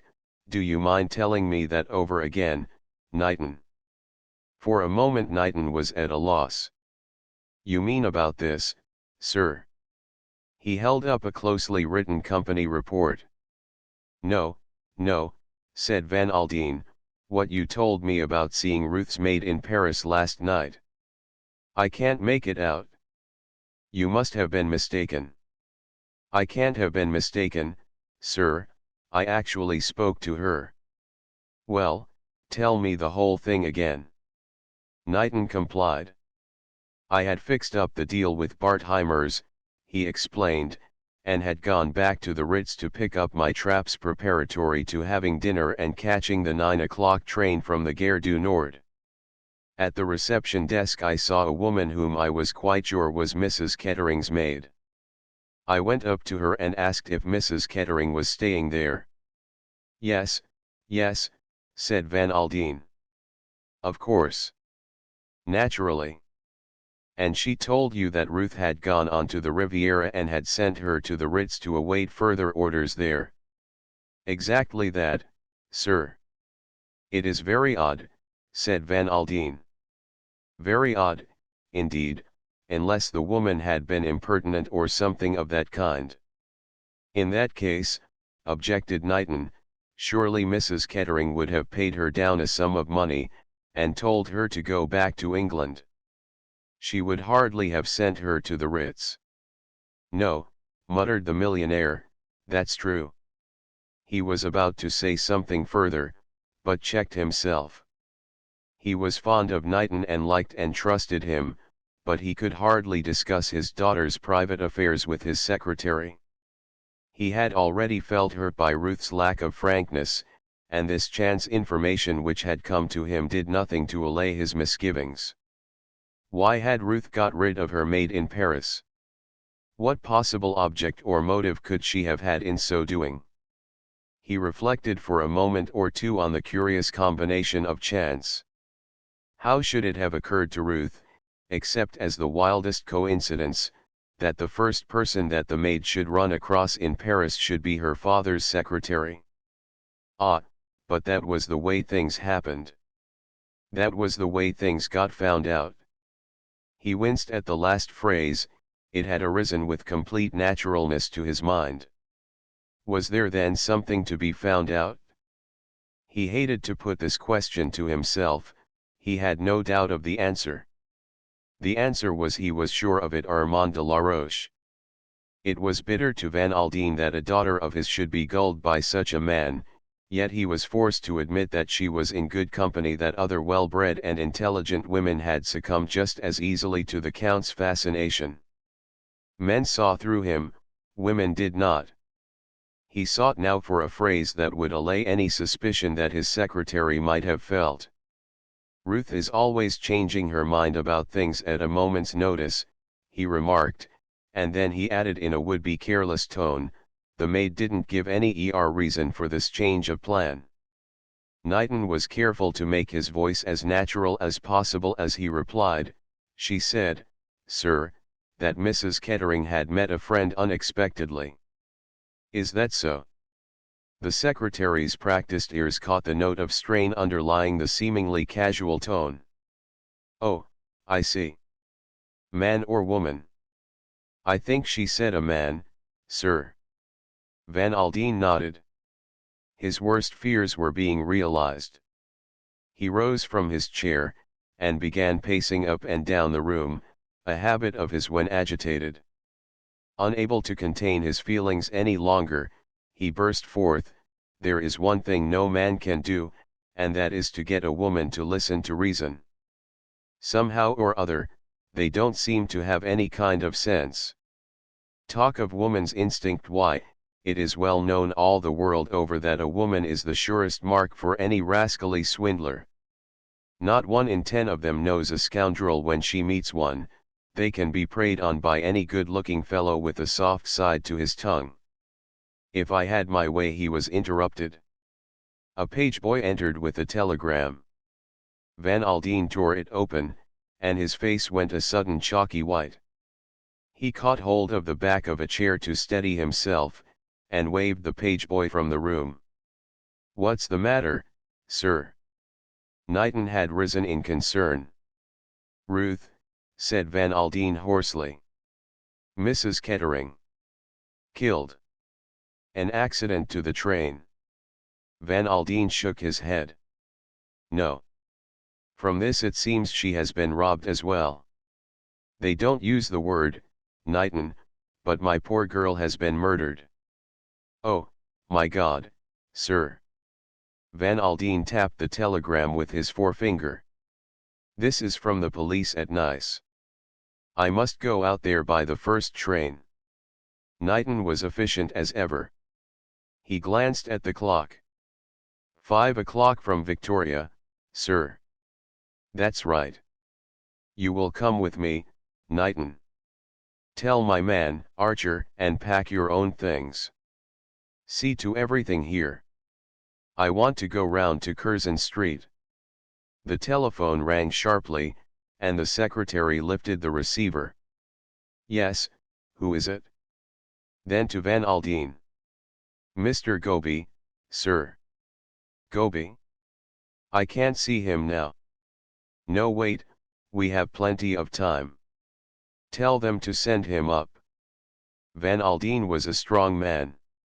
Already he had recovered that iron calm of his. Few people would have noticed anything amiss in his greeting to Mr. Goby. I am pressed for time, Goby. Got anything important to tell me? Mr. Goby coughed. The movements of Mr. Kettering, sir. You wished them reported to you. Yes, well. Mr. Kettering, sir, left London for the Riviera yesterday morning. What? Something in his voice must have startled Mr. Goby. That worthy gentleman departed from his usual practice of never looking at the person to whom he was talking, and stole a fleeting glance at the millionaire. What train did he go on? Demanded Van Aldine. The blue train, sir. Mr. Goby coughed again and spoke to the clock on the mantelpiece. Mademoiselle Myrelle, the dancer from the Parthenon, went by the same train. 14 Ada Mason's story I cannot repeat to you often enough, monsieur, our horror, our consternation, and the deep sympathy we feel for you. Thus M. Courage, the Duc d'Instruction, addressed Van Aldine. M. Cause, the commissary, made sympathetic noises in his throat. Van Aldine brushed away horror, consternation, and sympathy with an abrupt gesture. The scene was the examining magistrate's room at Nice. Besides M. Courage, the commissary, and Van Aldine, there was a further person in the room. It was that person who now spoke. M. Van Aldine, he said, desires action, swift action. Ah, cried the commissary, I have not yet presented you. M. Van Aldine, this is M. Hercule Poirot, you have doubtless heard of him. Although he has retired from his profession for some years now, his name is still a household word as one of the greatest living detectives. Pleased to meet you, M. Poirot, said Van Aldine, falling back mechanically on a formula that he had discarded some years ago. You have retired from your profession. That is so, monsieur. Now I enjoy the world. The little man made a grandiloquent gesture. M. Poirot happened to be traveling on the blue train, explained the commissary, and he has been so kind as to assist us out of his vast experience. The millionaire looked at Poirot keenly. Then he said unexpectedly, I am a very rich man, M. Poirot. It is usually said that a rich man labors under the belief that he can buy everything and everyone. That is not true. I am a big man in my way, and one big man can ask a favor from another big man. Poirot nodded a quick appreciation. That is very well said, M. Van Aldine. I place myself entirely at your service. Thank you, said Van Aldine. I can only say call upon me at any time, and you will not find me ungrateful. And now, gentlemen, to business. I propose, said M. Courage, to interrogate the maid, Ada Mason. You have her here, I understand. Yes, said Van Aldine. We picked her up in Paris in passing through. She was very upset to hear of her mistress's death, but she tells her story coherently enough. We will have her in, then, said M. Courage.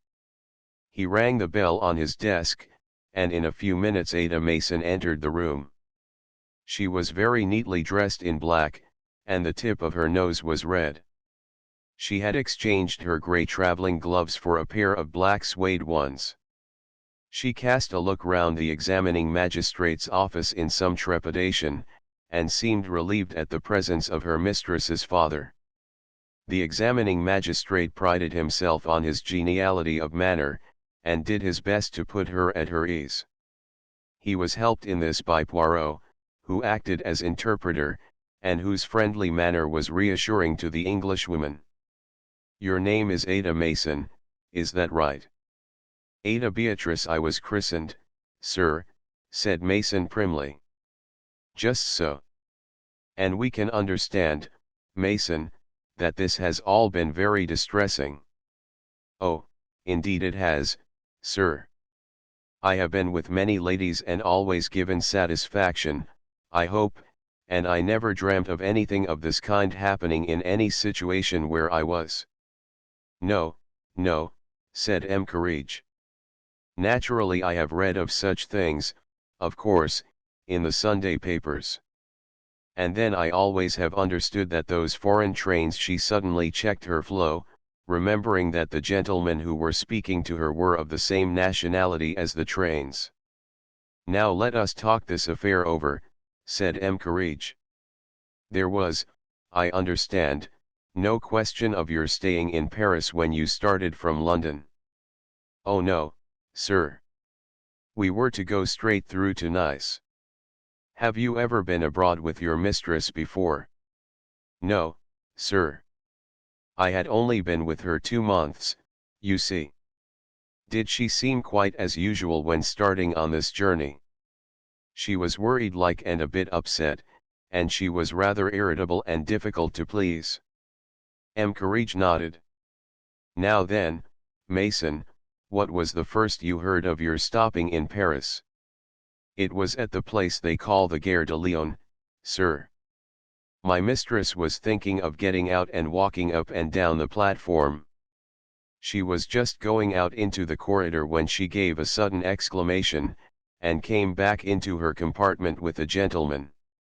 She shut the door between her carriage and mine, so that I didn't see or hear anything, till she suddenly opened it again and told me that she had changed her plans.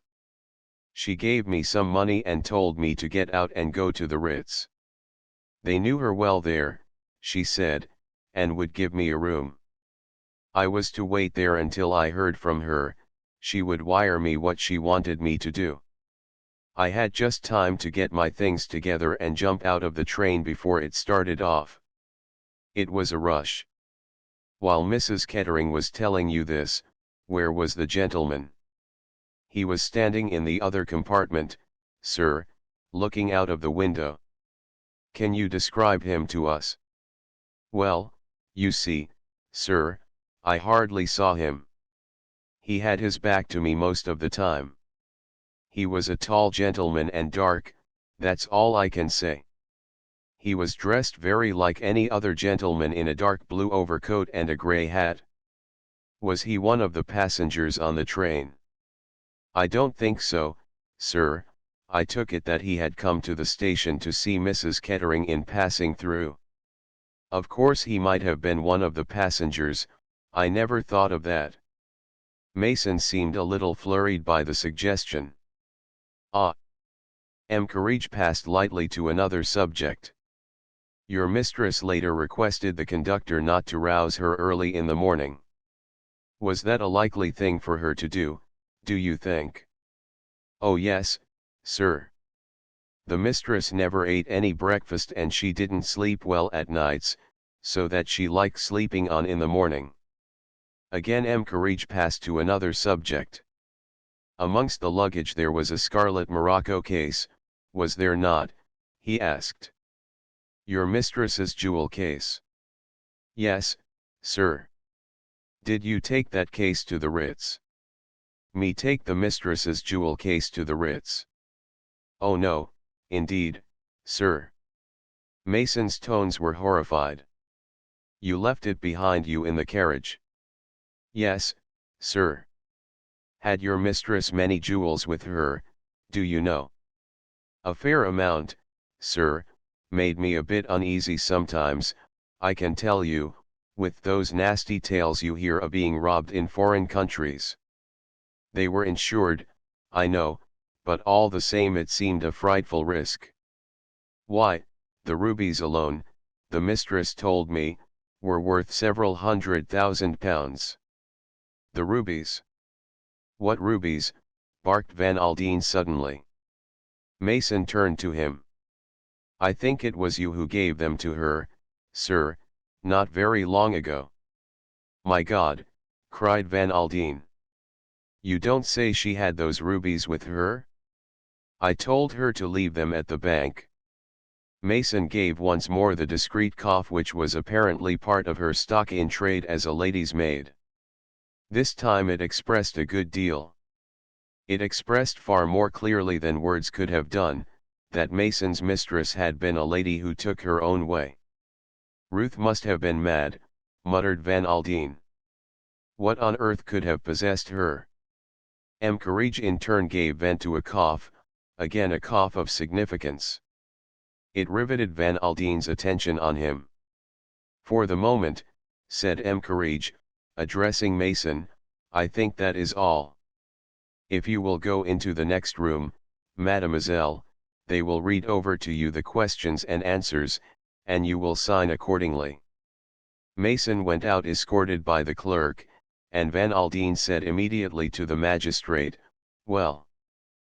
Courage opened a drawer in his desk, took out a letter, and handed it across to Van Aldine. This was found in Madame's handbag. Chère Amy, the letter ran, I will obey you, I will be prudent, discreet, all those things that a lover most hates.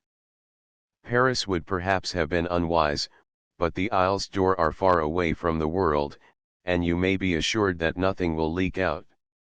It is like you and your divine sympathy to be so interested in the work on famous jewels that I am writing. It will, indeed, be an extraordinary privilege to actually see and handle these historic rubies. I am devoting a special passage to Heart of Fire. My wonderful one. Soon I will make up to you for all those sad years of separation and emptiness, your ever adoring, Armand. 15 The Comte de la Roche. Van Aldine read the letter through in silence. His face turned a dull angry crimson. The men watching him saw the veins start out on his forehead, and his big hands clench themselves unconsciously. He handed back the letter without a word. Courage was looking with close attention at his desk, Cause's eyes were fixed upon the ceiling, and Hercule Poirot was tenderly brushing a speck of dust from his coat sleeve. With the greatest tact they none of them looked at Van Aldine. It was Courage, mindful of his status and his duties, who tackled the unpleasant subject. Perhaps, monsieur, he murmured, you are aware by whom this letter was written. Yes, I know, said Van Aldine heavily. Ah, said the magistrate inquiringly. A scoundrel who calls himself the Comte de la Roche. There was a pause, then Poirot leaned forward, straightened a ruler on the judge's desk, and addressed the millionaire directly. Van Aldine, we are all sensible, deeply sensible, of the pain it must give you to speak of these matters, but believe me, monsieur, it is not the time for concealments. If justice is to be done, we must know everything. If you will reflect a little minute you will realize the truth of that clearly for yourself. Van Aldine was silent for a moment or two, then almost reluctantly he nodded his head in agreement. You are quite right, Poirot, he said. Painful as it is, I have no right to keep anything back. The commissary gave a sigh of relief, and the examining magistrate leaned back in his chair and adjusted a pince-nez on his long thin nose. Perhaps you will tell us in your own words, Van Aldine, he said, all that you know of this gentleman. It began 11 or 12 years ago in Paris. My daughter was a young girl then, full of foolish, romantic notions, like all young girls are. Unknown to me, she made the acquaintance of this Comte de la Roche. You have heard of him, perhaps? The commissary and Poirot nodded in assent. He calls himself the Comte de la Roche, continued Van Aldine, but I doubt if he has any right to the title. You would not have found his name in the Almanach de Gotha, agreed the commissary. I discovered as much, said Van Aldine. The man was a good-looking, plausible scoundrel, with a fatal fascination for women. Ruth was infatuated with him, but I soon put a stop to the whole affair. The man was no better than a common swindler. You are quite right, said the commissary. The Comte de la Roche is well known to us. If it were possible, we should have laid him by the heels before now, but ma foi. It is not easy, the fellow is cunning, his affairs are always conducted with ladies of high social position. If he obtains money from them under false pretenses or as the fruit of blackmail, eh bien. Naturally they will not prosecute.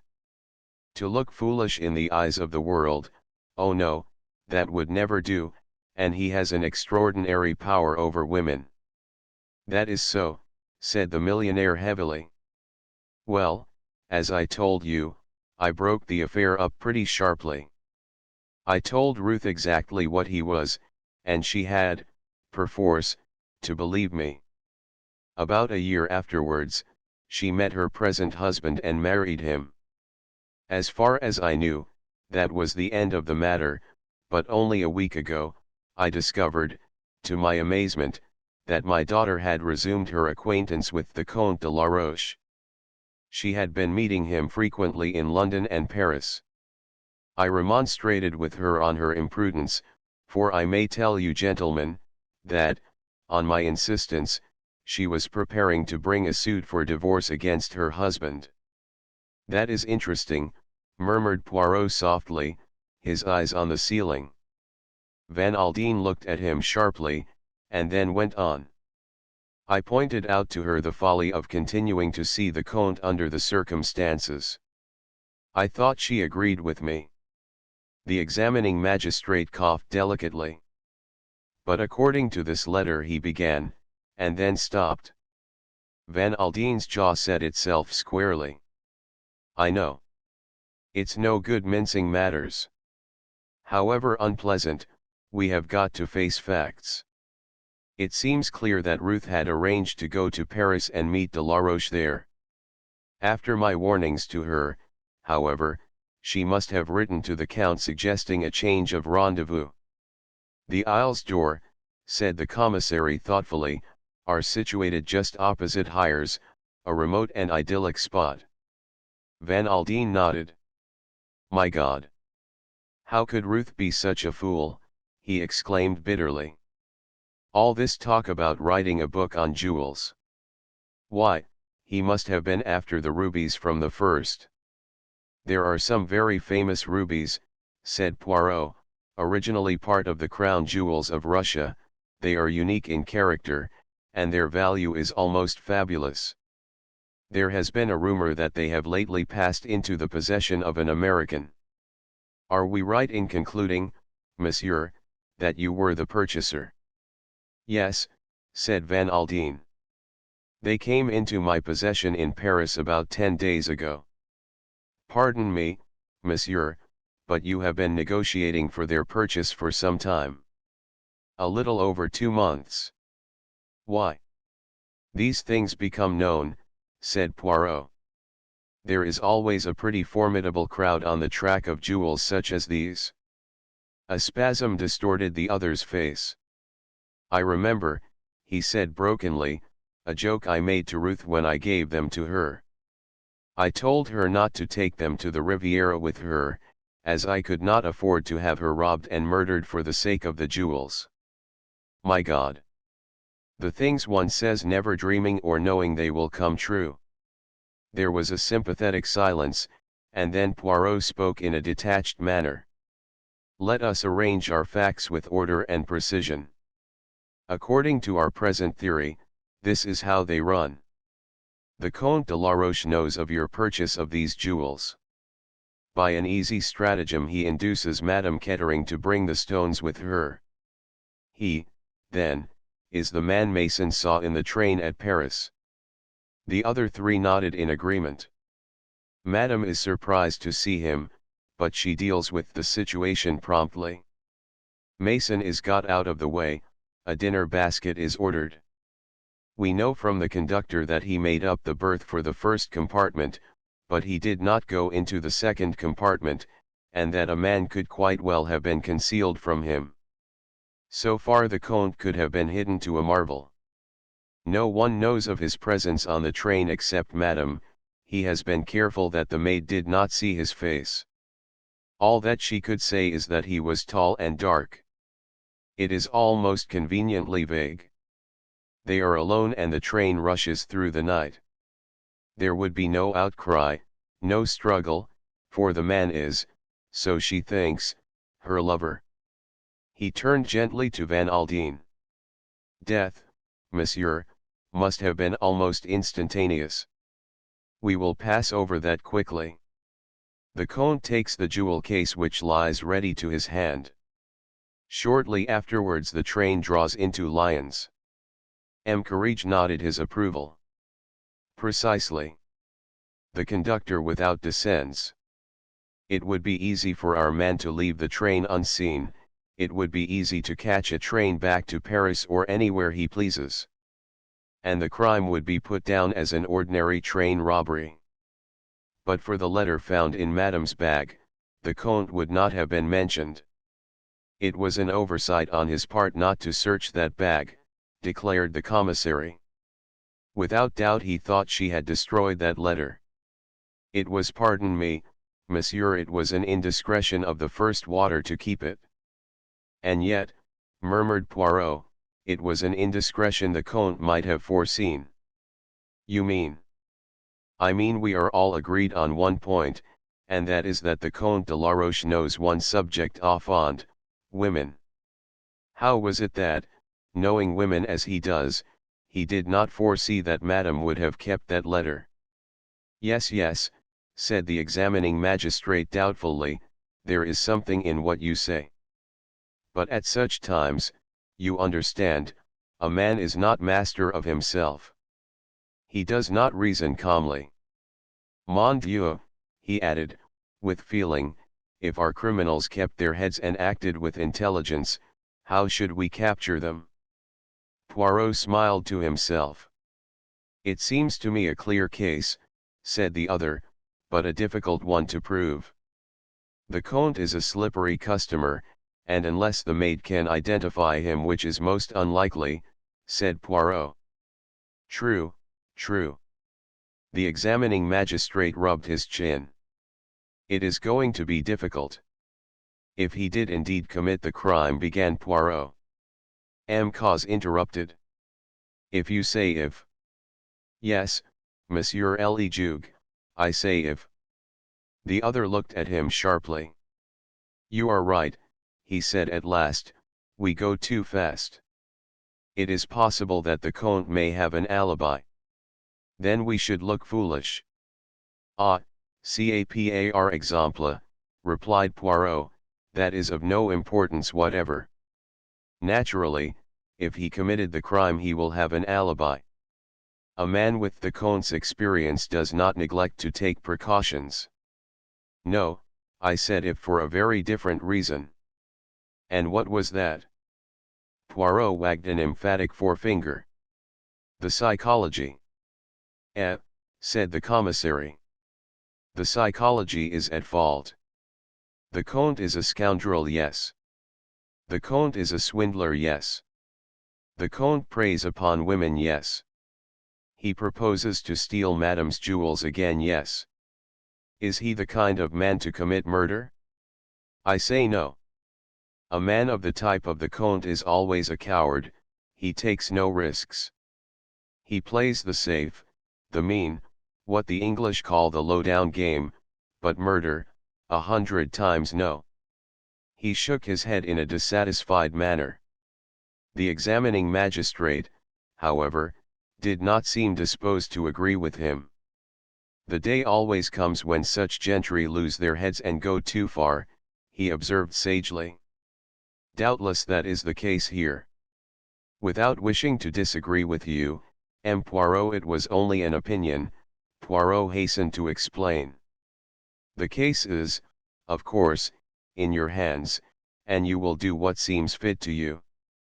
I am satisfied in my own mind that the Comte de la Roche is the man we need to get hold of, said M. Courage. You agree with me, Monsieur le Commissaire? Perfectly. And you, M. Van Aldine? Yes, said the millionaire. Yes, the man is a thorough-paced villain, no doubt about it. It will be difficult to lay hands on him, I am afraid, said the magistrate, but we will do our best. Telegraphed instructions shall go out at once. Permit me to assist you, said Poirot. There need be no difficulty. The others stared at him. The little man smiled beamingly back at them. It is my business to know things, he explained. The Comte is a man of intelligence. He is at present at a villa he has leased, the Villa Marina at Antibes. 16 Poirot discusses the case. Everybody looked respectfully at Poirot. Undoubtedly the little man had scored heavily. The commissary laughed on a rather hollow note. You teach us all our business, he cried. M. Poirot knows more than the police. Poirot gazed complacently at the ceiling, adopting a mock-modest air. What will you? It is my little hobby, he murmured, to know things. Naturally I have the time to indulge it. I am not overburdened with affairs. Ah, said the commissary, shaking his head portentously. As for me, he made an exaggerated gesture to represent the cares that lay on his shoulders. Poirot turned suddenly to Van Aldine. You agree, monsieur, with this view? You feel certain that the Comte de la Roche is the murderer? Why, it would seem so. Yes, certainly. Something guarded in the answer made the examining magistrate look at the American curiously. Van Aldine seemed aware of his scrutiny and made an effort as though to shake off some preoccupation. What about my son-in-law? He asked. You have acquainted him with the news? He is in Nice, I understand. Certainly, monsieur. The commissary hesitated, and then murmured very discreetly, you are doubtless aware, M. Van Aldine, that M. Kettering was also one of the passengers on the blue train that night. The millionaire nodded. Heard it just before I left London, he vouchsafed laconically. He tells us, continued the commissary, that he had no idea his wife was traveling on the train. I bet he hadn't, said Van Aldine grimly. It would have been rather a nasty shock to him if he'd come across her on it. The three men looked at him questioningly. I'm not going to mince matters, said Van Aldine savagely. No one knows what my poor girl has had to put up with. Derek Kettering wasn't alone. He had a lady with him. Ah. Myrelle the dancer. M. Courage and the commissary looked at each other and nodded as though confirming some previous conversation. M. Courage leaned back in his chair, joined his hands, and fixed his eyes on the ceiling. Ah, he murmured again. One wondered. He coughed. One has heard rumors. The lady, said M. Cause, is very notorious. And also, murmured Poirot softly, very expensive. Van Aldine had gone very red in the face. He leaned forward and hit the table a bang with his fist. See here, he cried, my son-in-law is a damned scoundrel. He glared at them, looking from one face to another. Oh, I know, he went on. Good looks and a charming, easy manner. It took me in once upon a time. I suppose he pretended to be broken-hearted when you broke the news to him, that is, if he didn't know it already. Oh, it came as a complete surprise to him. He was overwhelmed. "Darned young hypocrite," said Van Aldine. "Simulated great grief, I suppose." "And no," said the commissary cautiously. "I would not quite say that courage." The magistrate brought the tips of his fingers together, and half closed his eyes. "Shock, bewilderment, horror, these things, yes," he declared judicially. "Great sorrow, no, I should not say that." Hercule Poirot spoke once more. "Permit me to ask, M. Van Aldine, does M. Kettering benefit by the death of his wife?" "He benefits to the tune of a couple of millions," said Van Aldine. "Dollars? Pounds?" "I settled that sum en route absolutely on her marriage. She made no will and leaves no children, so the money will go to her husband." "Whom she was on the point of divorcing," murmured Poirot. "Ah, yes, precisement." The commissary turned and looked sharply at him. "Do you mean," he began. "I mean nothing," said Poirot. "I arrange the facts, that is all." Van Aldine stared at him with awakening interest. The little man rose to his feet. "I do not think I can be of any further service to you, M. Jug," he said politely, bowing to M. Courage. "You will keep me informed of the course of events?" "It will be a kindness." "But certainly, most certainly." Van Aldine rose also. "You don't want me any more at present?" "No, monsieur, we have all the information we need for the moment." "Then I will walk a little way with M. Poirot. That is, if he does not object." "Enchanted, monsieur," said the little man, with a bow. Van Aldine lighted a large cigar, having first offered one to Poirot, who declined it and lit one of his own tiny cigarettes. A man of great strength of character, Van Aldine already appeared to be his everyday, normal self once more. After strolling along for a minute or two in silence, the millionaire spoke. "I take it, M. Poirot, that you no longer exercise your profession." "That is so, monsieur. I enjoy the world." "Yet you are assisting the police in this affair." "Monsieur, if a doctor walks along the street and an accident happens, does he say, 'I have retired from my profession, I will continue my walk,' when there is someone bleeding to death at his feet? If I had been already in Nice, and the police had sent to me and asked me to assist them, I should have refused. But this affair, the good God thrust it upon me." "You were on the spot," said Van Aldine thoughtfully. "You examined the compartment, did you not?" Poirot nodded. "Doubtless you found things that were, shall we say, suggestive to you." "Perhaps," said Poirot. "I hope you see what I am leading up to," said Van Aldine. "It seems to me that the case against this Comte de Laroche is perfectly clear, but I am not a fool. I have been watching you for this last hour or so, and I realize that for some reason of your own you don't agree with that theory." Poirot shrugged his shoulders. "I may be wrong. So we come to the favor I want to ask you. Will you act in this matter for me? For you personally?" "That was my meaning." Poirot was silent for a moment or two. Then he said, "You realize what you are asking?" "I guess so," said Van Aldine. "Very well," said Poirot. "I accept. But in that case, I must have frank answers to my questions." "Why, certainly. That is understood." Poirot's manner changed.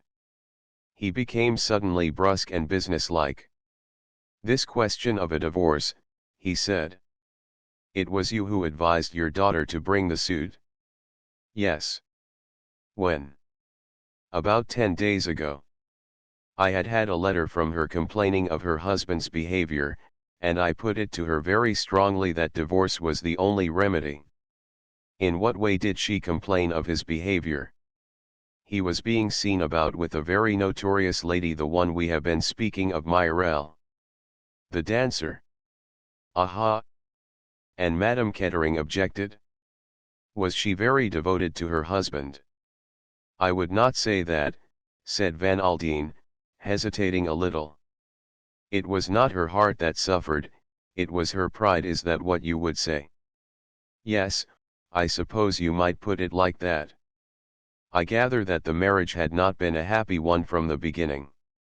Derek Kettering is rotten to the core, said Van Aldine. He is incapable of making any woman happy. He is, as you say in England, a bad lot. That is right, is it not? Van Aldine nodded. Très bien.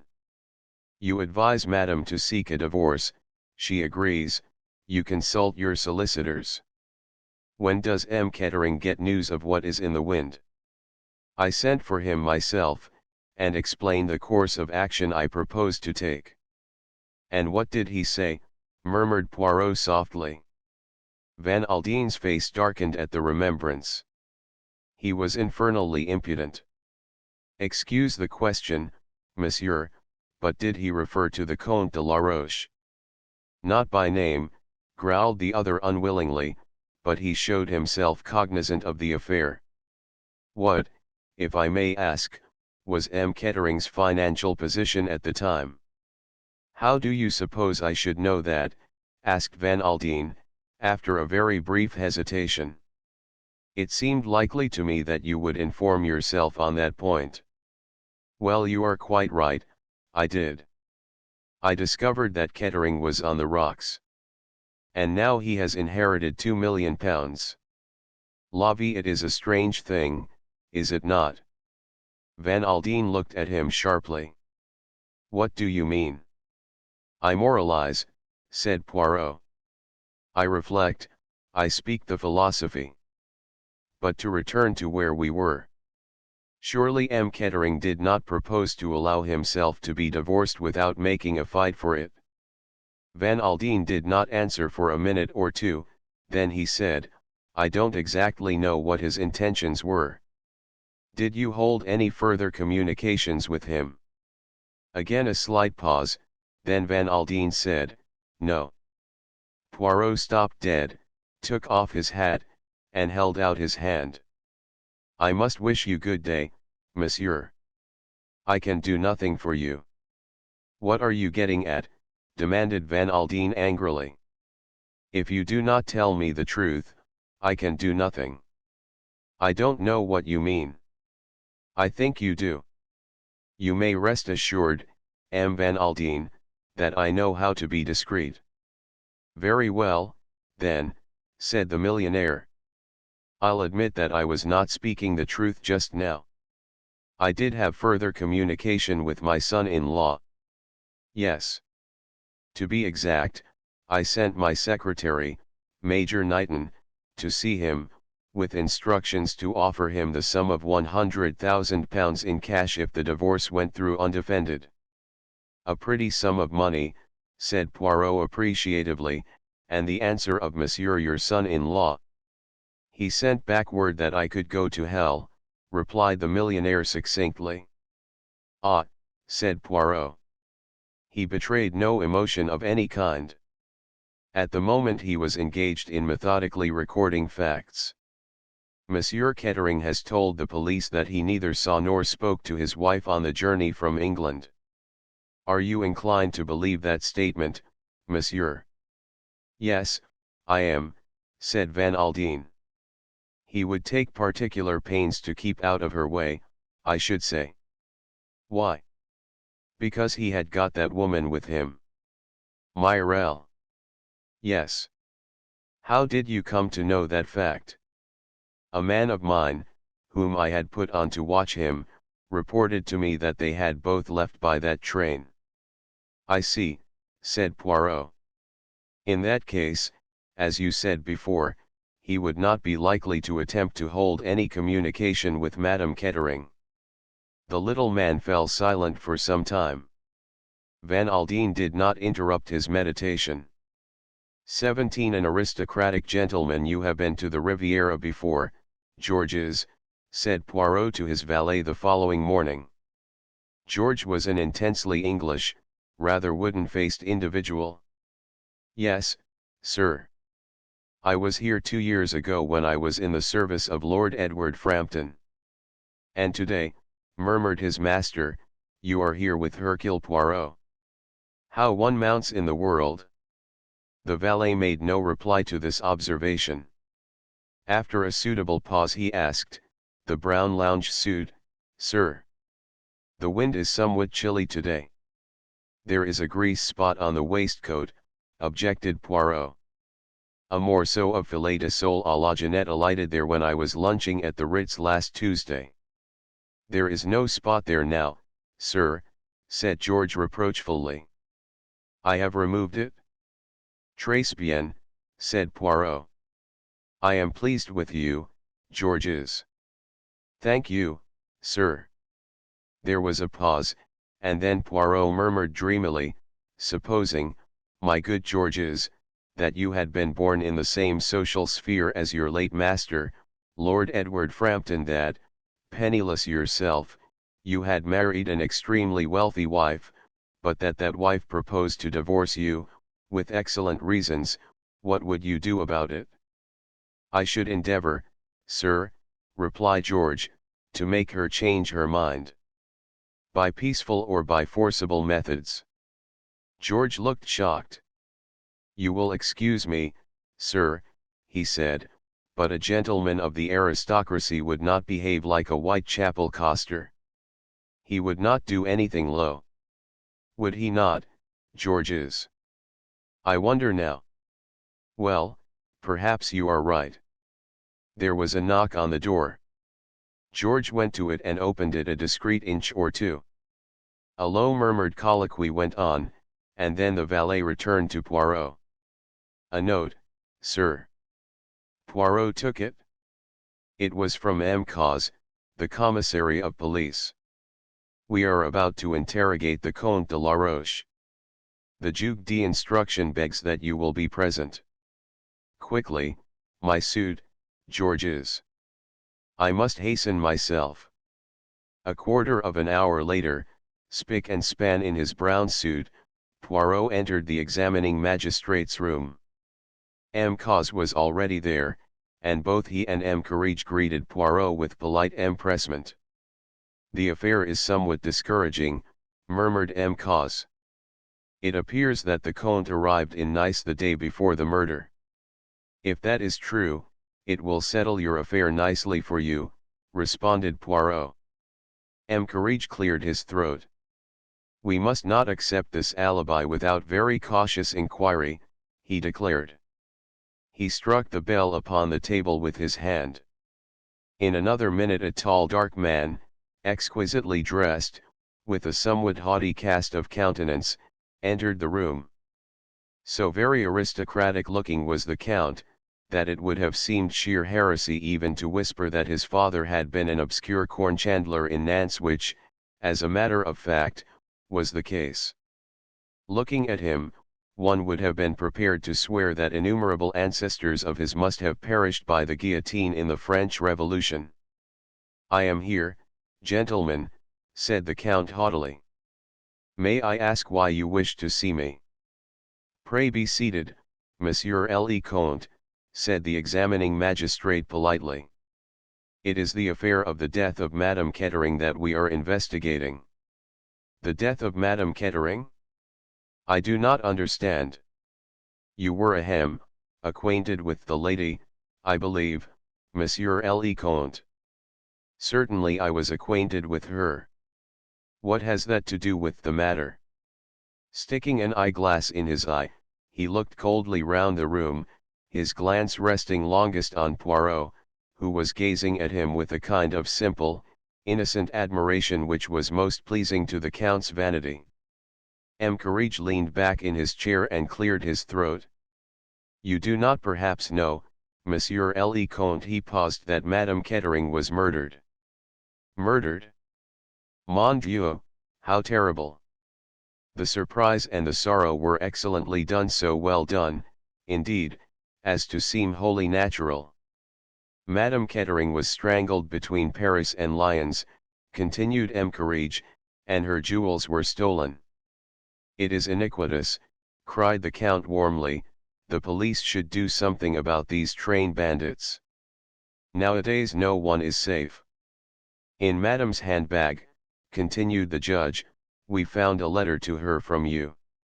She had, it seemed, arranged to meet you. The Count shrugged his shoulders and spread out his hands. Of what use are concealments, he said frankly. We are all men of the world. Privately and between ourselves, I admit the affair. You met her in Paris and traveled down with her, I believe, said M. Courage. That was the original arrangement, but by Madame's wish it was changed. I was to meet her at Hyères. You did not meet her on the train at the Gare de Lyon on the evening of the 14th. On the contrary, I arrived in Nice on the morning of that day, so what you suggest is impossible. Quite so, said M. Courage. As a matter of form, you would perhaps give me an account of your movements during the evening and night of the 14th. The Count reflected for a minute. I dined in Monte Carlo at the Café de Paris. Afterwards I went to the Le Sporting. I won a few thousand francs, he shrugged his shoulders. I returned home at perhaps 1 o'clock. Pardon me, monsieur, but how did you return home? In my own two-seater car. No one was with you. No one. You could produce witnesses in support of this statement. Doubtless many of my friends saw me there that evening. I dined alone. Your servant admitted you on your return to your villa. I let myself in with my own latchkey. Ah, murmured the magistrate. Again he struck the bell on the table with his hand. The door opened, and a messenger appeared. Bring in the maid, Mason, said M. Courage. Very good, Monsieur le Juge. Ada Mason was brought in. Will you be so good, mademoiselle, as to look at this gentleman? To the best of your ability, was it he who entered your mistress's compartment in Paris? The woman looked long and searchingly at the Count, who was, Poirot fancied, rather uneasy under this scrutiny. I could not say, sir, I am sure, said Mason at last. It might be and again it might not. Seeing as how I only saw his back, it's hard to say. I rather think it was the gentleman. But you are not sure? No, oh, said Mason unwillingly, and no, I am not sure. You have seen this gentleman before in Curzon Street? Mason shook her head. I should not be likely to see any visitors that come to Curzon Street, she explained, unless they were staying in the house.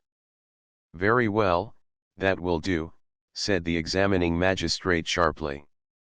Evidently he was disappointed. One moment, said Poirot. There is a question I would like to put to mademoiselle, if I may. Certainly, M. Poirot, certainly, by all means. Poirot addressed himself to the maid. What happened to the tickets? The tickets, sir? Yes, the tickets from London to Nice. Did you or your mistress have them? The mistress had her own Pullman ticket, sir, the others were in my charge. What happened to them? I gave them to the conductor on the French train, sir, he said it was usual. I hope I did right, sir. Oh, quite right, quite right. A mere matter of detail. Both M. Cause and the examining magistrate looked at him curiously. Mason stood uncertainly for a minute or two, and then the magistrate gave her a brief nod of dismissal, and she went out. Poirot scribbled something on a scrap of paper and handed it across to M. Courage. The latter read it and his brow cleared. Well, gentlemen, demanded the Count haughtily, am I to be detained further? Assuredly not, M. Courage hastened to say, with a great deal of amiability. Everything is now cleared up as regards your own position in this affair. Naturally, in view of Madame's letter, we were bound to question you. The Count rose, picked up his handsome stick from the corner, and, with rather a curt bow, left the room. And that is that, said M. Courage. You were quite right, M. Poirot, much better to let him feel he is not suspected. 2 of my men will shadow him night and day, and at the same time we will go into the question of the alibi. It seems to me rather a fluid one. Possibly, agreed Poirot thoughtfully. I asked M. Kettering to come here this morning, continued the magistrate, though really I doubt if we have much to ask him, but there are 1 or 2 suspicious circumstances. He paused, rubbing his nose. Such as, asked Poirot. Well, the magistrate coughed. This lady with whom he is said to be traveling, Mademoiselle Mirel. She is staying at one hotel and he at another. That strikes me as rather odd. It looks, said M. Cause, as though they were being careful. Exactly, said M. Courage triumphantly, and what should they have to be careful about? An excess of caution is suspicious, said Poirot. Precisement. We might, I think, murmured Poirot, ask M. Kettering 1 or 2 questions. The magistrate gave instructions.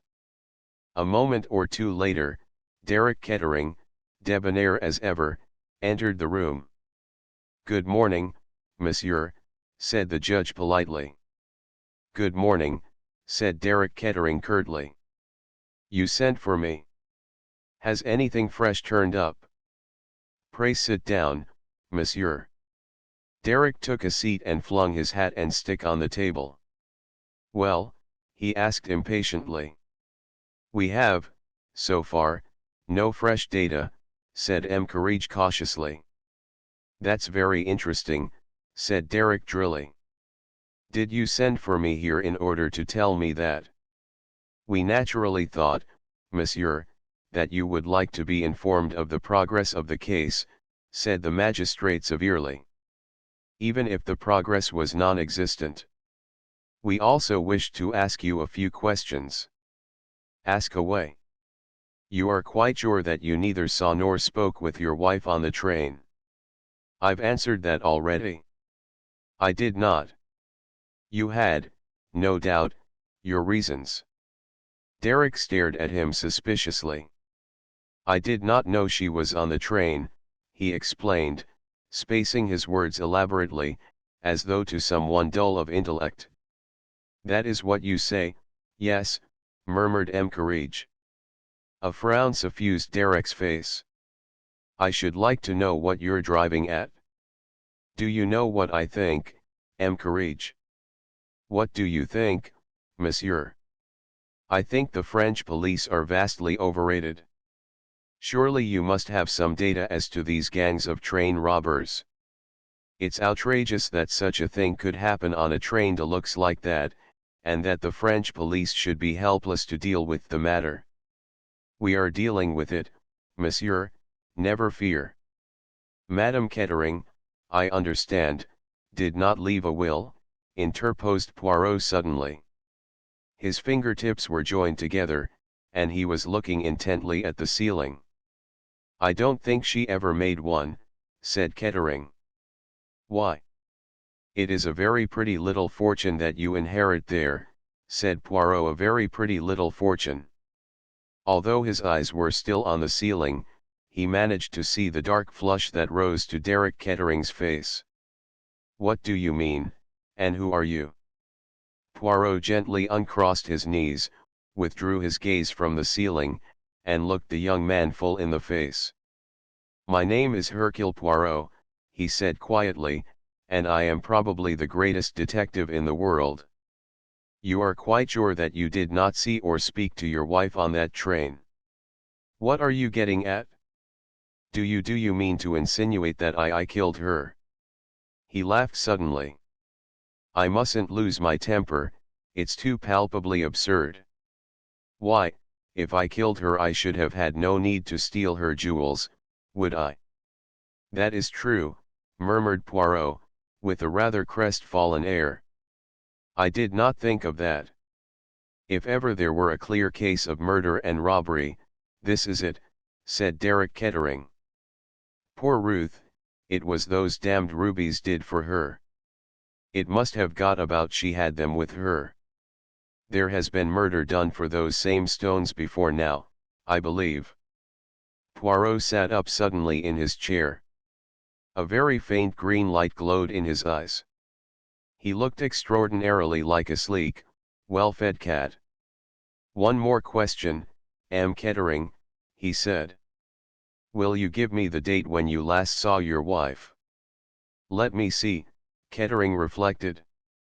It must have been over 3 weeks ago. I am afraid I can't give you the date exactly. No matter, said Poirot drily, that is all I wanted to know. Well, said Derek Kettering impatiently, anything further? He looked towards M. Courage. The latter sought inspiration from Poirot, and received it in a very faint shake of the head. No, M. Kettering, he said politely, no, I do not think we need trouble you any further. I wish you good morning. Good morning, said Kettering. He went out, banging the door behind him. Poirot leaned forward and spoke sharply, as soon as the young man was out of the room. Tell me, he said peremptorily, when did you speak of these rubies to M. Kettering?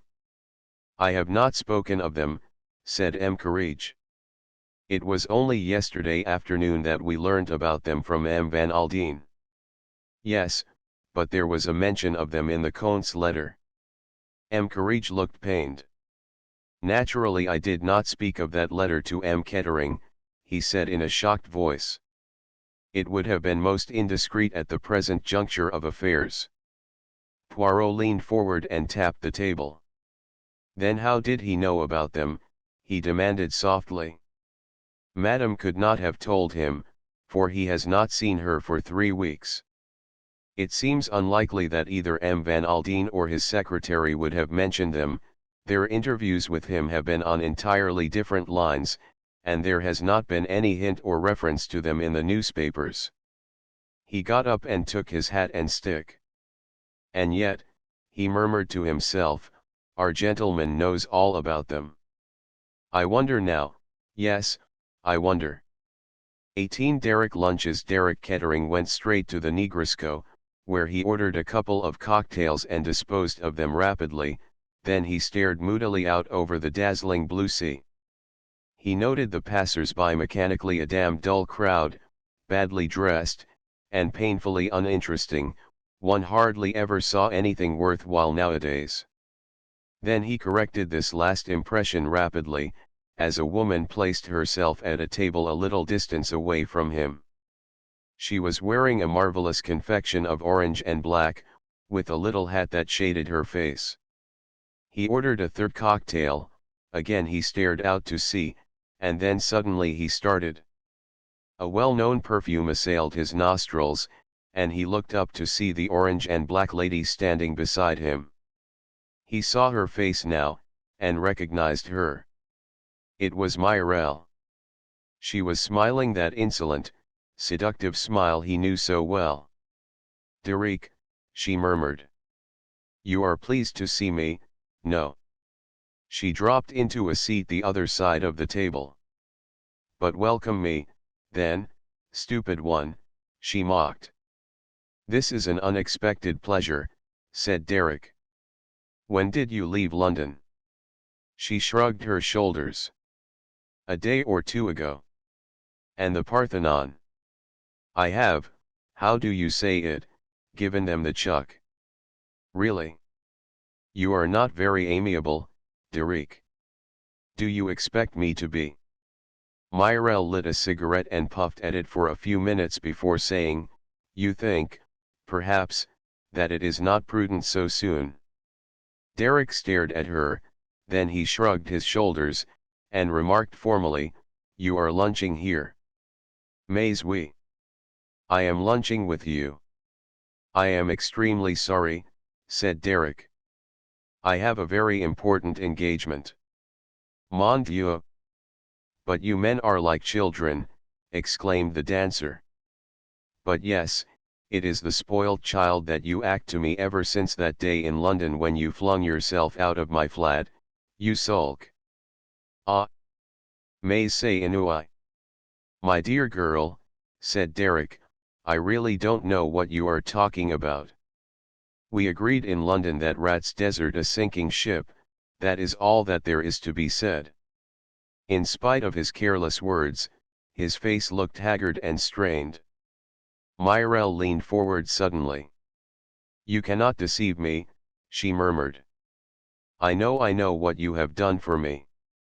He looked up at her sharply. Some undercurrent in her voice arrested his attention. She nodded her head at him. Ah. Have no fear, I am discreet. You are magnificent. You have a superb courage, but, all the same, it was I who gave you the idea that day, when I said to you in London that accidents sometimes happened. And you are not in danger? The police do not suspect you. What the devil, hush. She held up a slim olive hand with one big emerald on the little finger. You are right, I should not have spoken so in a public place. We will not speak of the matter again, but our troubles are ended, our life together will be wonderful, wonderful. Derek laughed suddenly, a harsh, disagreeable laugh. So the rats come back, do they? 2 million makes a difference, of course it does. I ought to have known that. He laughed again. You will help me to spend that 2 million, won't you, Myrelle? You know how, no woman better. He laughed again. Hush, cried the dancer. What is the matter with you, Derek? See, people are turning to stare at you. Me? I will tell you what is the matter. I have finished with you, Myrelle. Do you hear? Finished. Myrelle did not take it as he expected her to do. She looked at him for a minute or two, and then she smiled softly. But what a child! You are angry, you are sore, and all because I am practical. Did I not always tell you that I adored you? She leaned forward. But I know you, Derek. Look at me, see, it is Myrelle who speaks to you. You cannot live without her, you know it. I loved you before, I will love you 100 times more now. I will make life wonderful for you, but wonderful. There is no one like Myrelle. Her eyes burned into his. She saw him grow pale and draw in his breath, and she smiled to herself contentedly. She knew her own magic and power over men. That is settled, she said softly, and gave a little laugh. And now, Derek, will you give me lunch? No. He drew in his breath sharply and rose to his feet. I am sorry, but I told you I have got an engagement. You are lunching with someone else? Bah! I don't believe it. I am lunching with that lady over there. He crossed abruptly to where a lady in white had just come up the steps. He addressed her a little breathlessly. Miss Grey, will you have lunch with me? You met me at Lady Tamplin's, if you remember. Catherine looked at him for a minute or two with those thoughtful grey eyes that said so much. Thank you, she said, after a moment's pause, I should like to very much. 19 An unexpected visitor. The Comte de la Roche had just finished déjeuner, consisting of an omelette fines herbes, an entrecôte béarnaise, and a Savarin au rhum. Wiping his fine black moustache delicately with his table napkin, the Comte rose from the table. He passed through the salon of the villa, noting with appreciation the few objets d'art which were carelessly scattered about. The Louis XV snuff box, the satin shoe worn by Marie Antoinette, and the other historic trifles were part of the Comte's mise en scene. They were, he would explain to his fair visitors, heirlooms in his family. Passing through onto the terrace, the Comte looked out on the Mediterranean with an unseeing eye. He was in no mood for appreciating the beauties of scenery. A fully matured scheme had been rudely brought to naught, and his plans had to be cast afresh. Stretching himself out in a basket chair, a cigarette held between his white fingers, the Comte pondered deeply. Presently Hippolyte, his manservant, brought out coffee and a choice of liqueurs. The Comte selected some very fine old brandy. As the manservant was preparing to depart, the Comte arrested him with a slight gesture. Hippolyte stood respectfully to attention. His countenance was hardly a prepossessing one, but the correctitude of his demeanor went far to obliterate the fact. He was now the picture of respectful attention. "It is possible," said the Comte, "that in the course of the next few days various strangers may come to the house. They will endeavor to scrape acquaintance with you and with Marie. They will probably ask you various questions concerning me." "Yes, Monsieur le Comte." "Perhaps this has already happened." "No, Monsieur le Comte. There have been no strangers about the place." "You are certain?" "There has been no one, Monsieur le Comte." "That is well," said the Comte drily, "nevertheless they will come, I am sure of it. They will ask questions." Hippolyte looked at his master in intelligent anticipation. The Comte spoke slowly, without looking at Hippolyte. "As you know, I arrived here last Tuesday morning. If the police or any other inquirer should question you, do not forget that fact. I arrived on Tuesday, the 14th, not Wednesday, the 15th. You understand?" "Perfectly, Monsieur le Comte. In an affair where a lady is concerned, it is always necessary to be discreet." "I feel certain, Hippolyte, that you can be discreet." "I can be discreet, Monsieur." "And Marie?" "Marie also." "I will answer for her." "That is well then," murmured the Comte. When Hippolyte had withdrawn, the Comte sipped his black coffee with a reflective air. Occasionally he frowned, once he shook his head slightly, twice he nodded it. Into the midst of these cogitations came Hippolyte once more. "A lady, Monsieur." "A lady?" The Comte was surprised. Not that a visit from a lady was an unusual thing at the Villa Marina, but at this particular moment the Comte could not think who the lady was likely to be. "She is, I think, a lady not known to Monsieur," murmured the valet helpfully. The Comte was more and more intrigued. "Show her out here, Hippolyte," he commanded. A moment later a marvelous vision in orange and black stepped out on the terrace, accompanied by a strong perfume of exotic blossoms. "Monsieur le Comte de la Roche." "At your service, mademoiselle," said the Comte, bowing. "My name is Myriel. You may have heard of me." "Ah, indeed, mademoiselle, but who has not been enchanted by the dancing of Mademoiselle Myriel?" "Exquisite." The dancer acknowledged this compliment with a brief mechanical smile. "My descent upon you is unceremonious," she began. "But seat yourself, I beg of you, mademoiselle," cried the Comte, bringing forward a chair. Behind the gallantry of his manner he was observing her narrowly. There were very few things that the Comte did not know about women.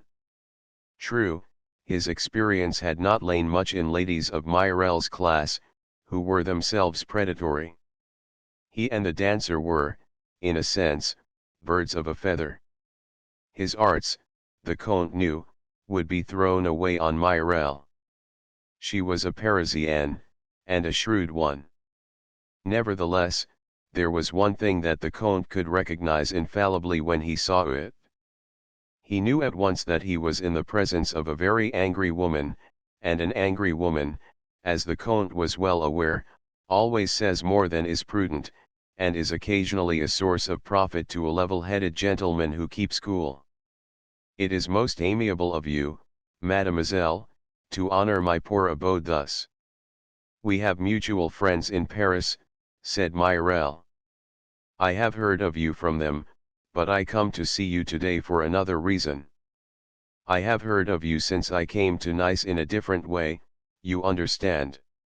"Ah," said the Comte softly. "I will be brutal," continued the dancer, "nevertheless, believe that I have your welfare at heart. They are saying in Nice, Monsieur le Comte, that you are the murderer of the English lady, Madame Kettering." "I, the murderer of Madame Kettering? Bah! But how absurd!" He spoke more languidly than indignantly, knowing that he would thus provoke her further. "But yes," she insisted, "it is as I tell you."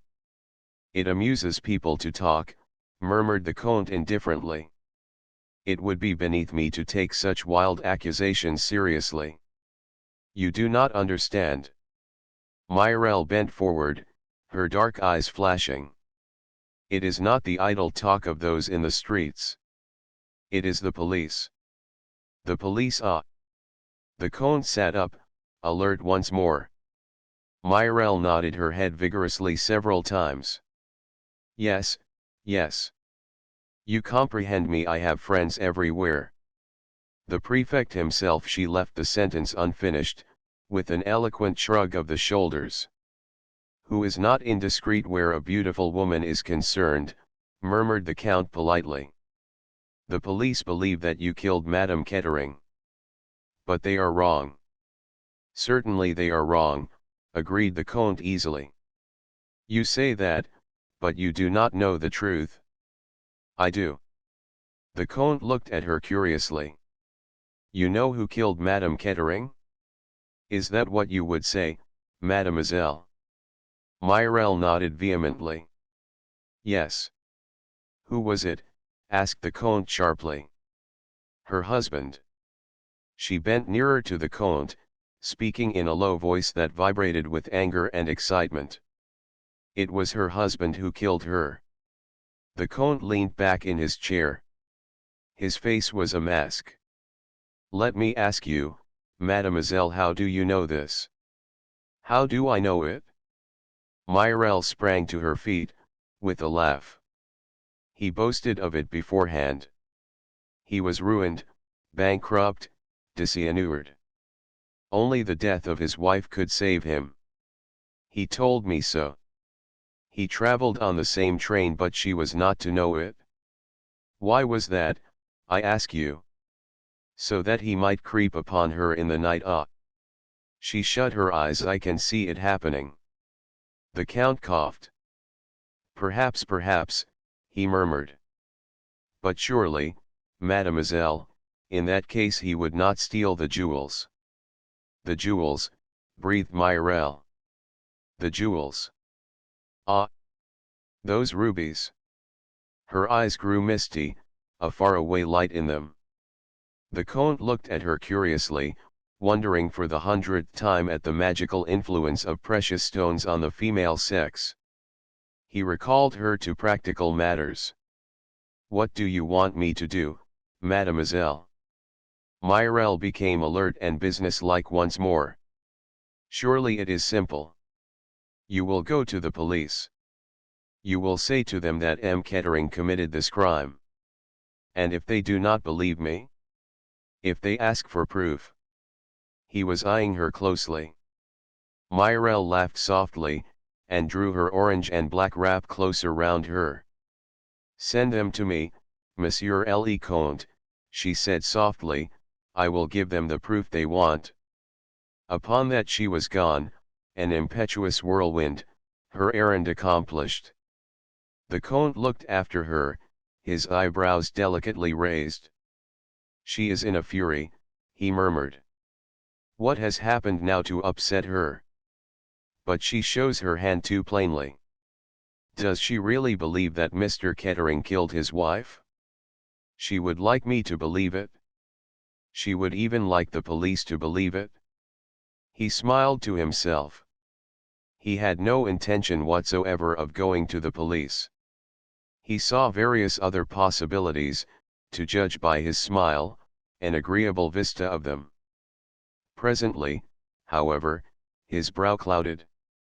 According to Myrrell, he was suspected by the police.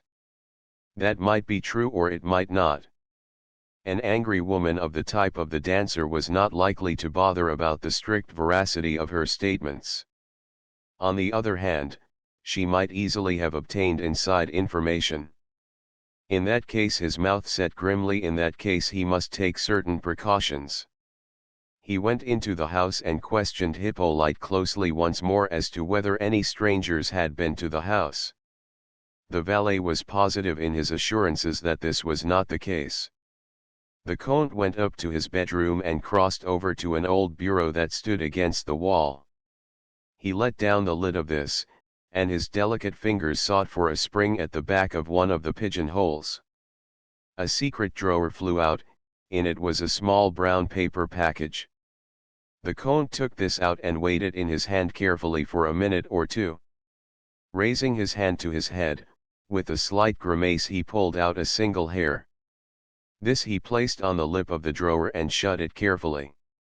Still carrying the small parcel in his hand, he went downstairs and out of the house to the garage, where stood a scarlet two-seater car.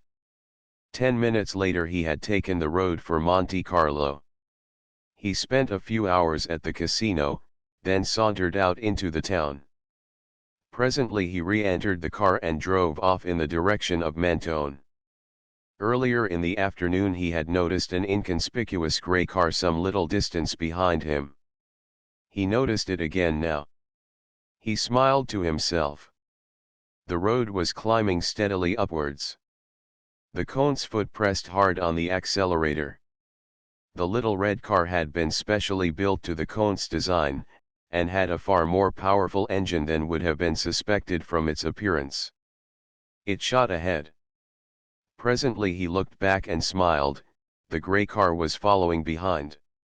Smothered in dust, the little red car leaped along the road. It was traveling now at a dangerous pace, but the Comte was a first-class driver. Now they were going downhill, twisting and curving unceasingly. Presently the car slackened speed, and finally came to a standstill before a bureau de poste.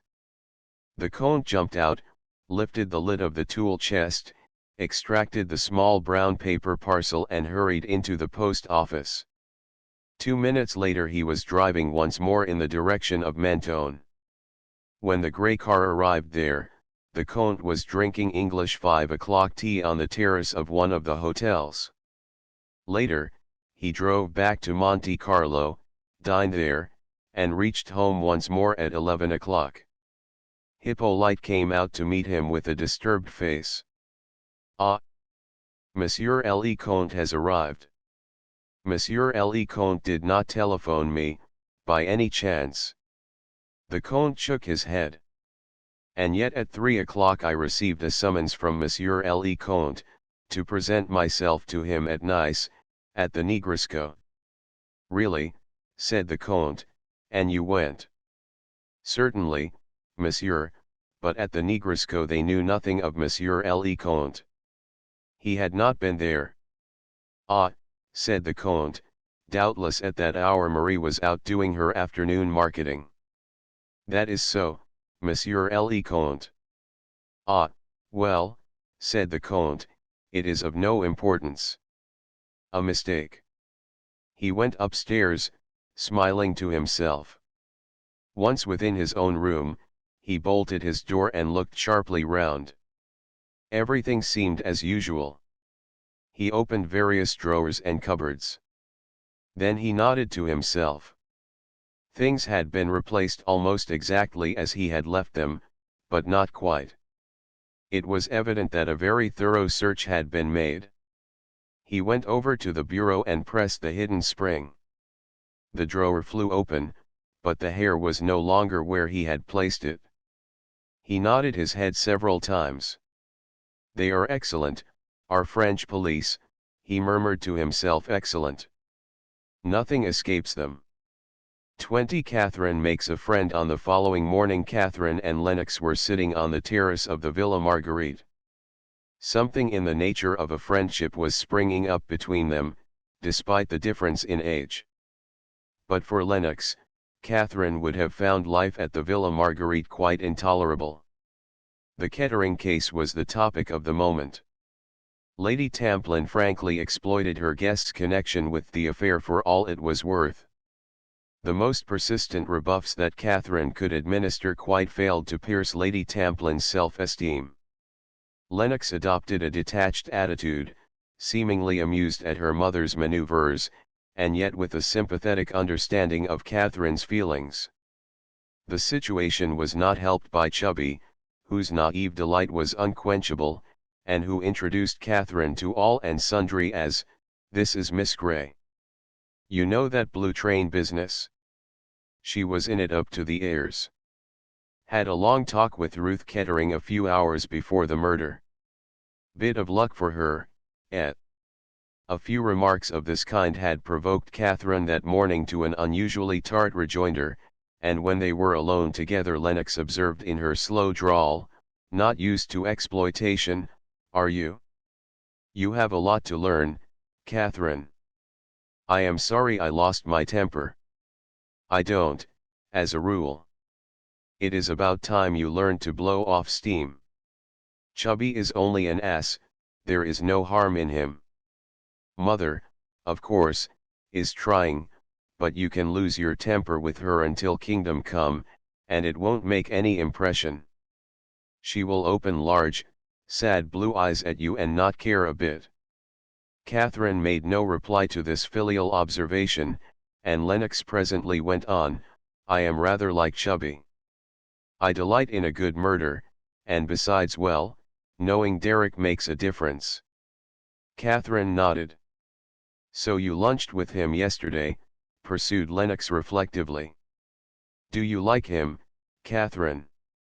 Catherine considered for a minute or two. "I don't know," she said very slowly. "He is very attractive." "Yes, he is attractive. What don't you like about him?" Catherine did not reply to the question, or at any rate not directly. "He spoke of his wife's death," she said. "He said he would not pretend that it had been anything but a bit of most marvelous luck for him." "And that shocked you, I suppose," said Lennox. She paused, and then added in rather a queer tone of voice, "He likes you, Catherine." "He gave me a very good lunch," said Catherine, smiling. Lennox refused to be sidetracked. "I saw it the night he came here," she said thoughtfully.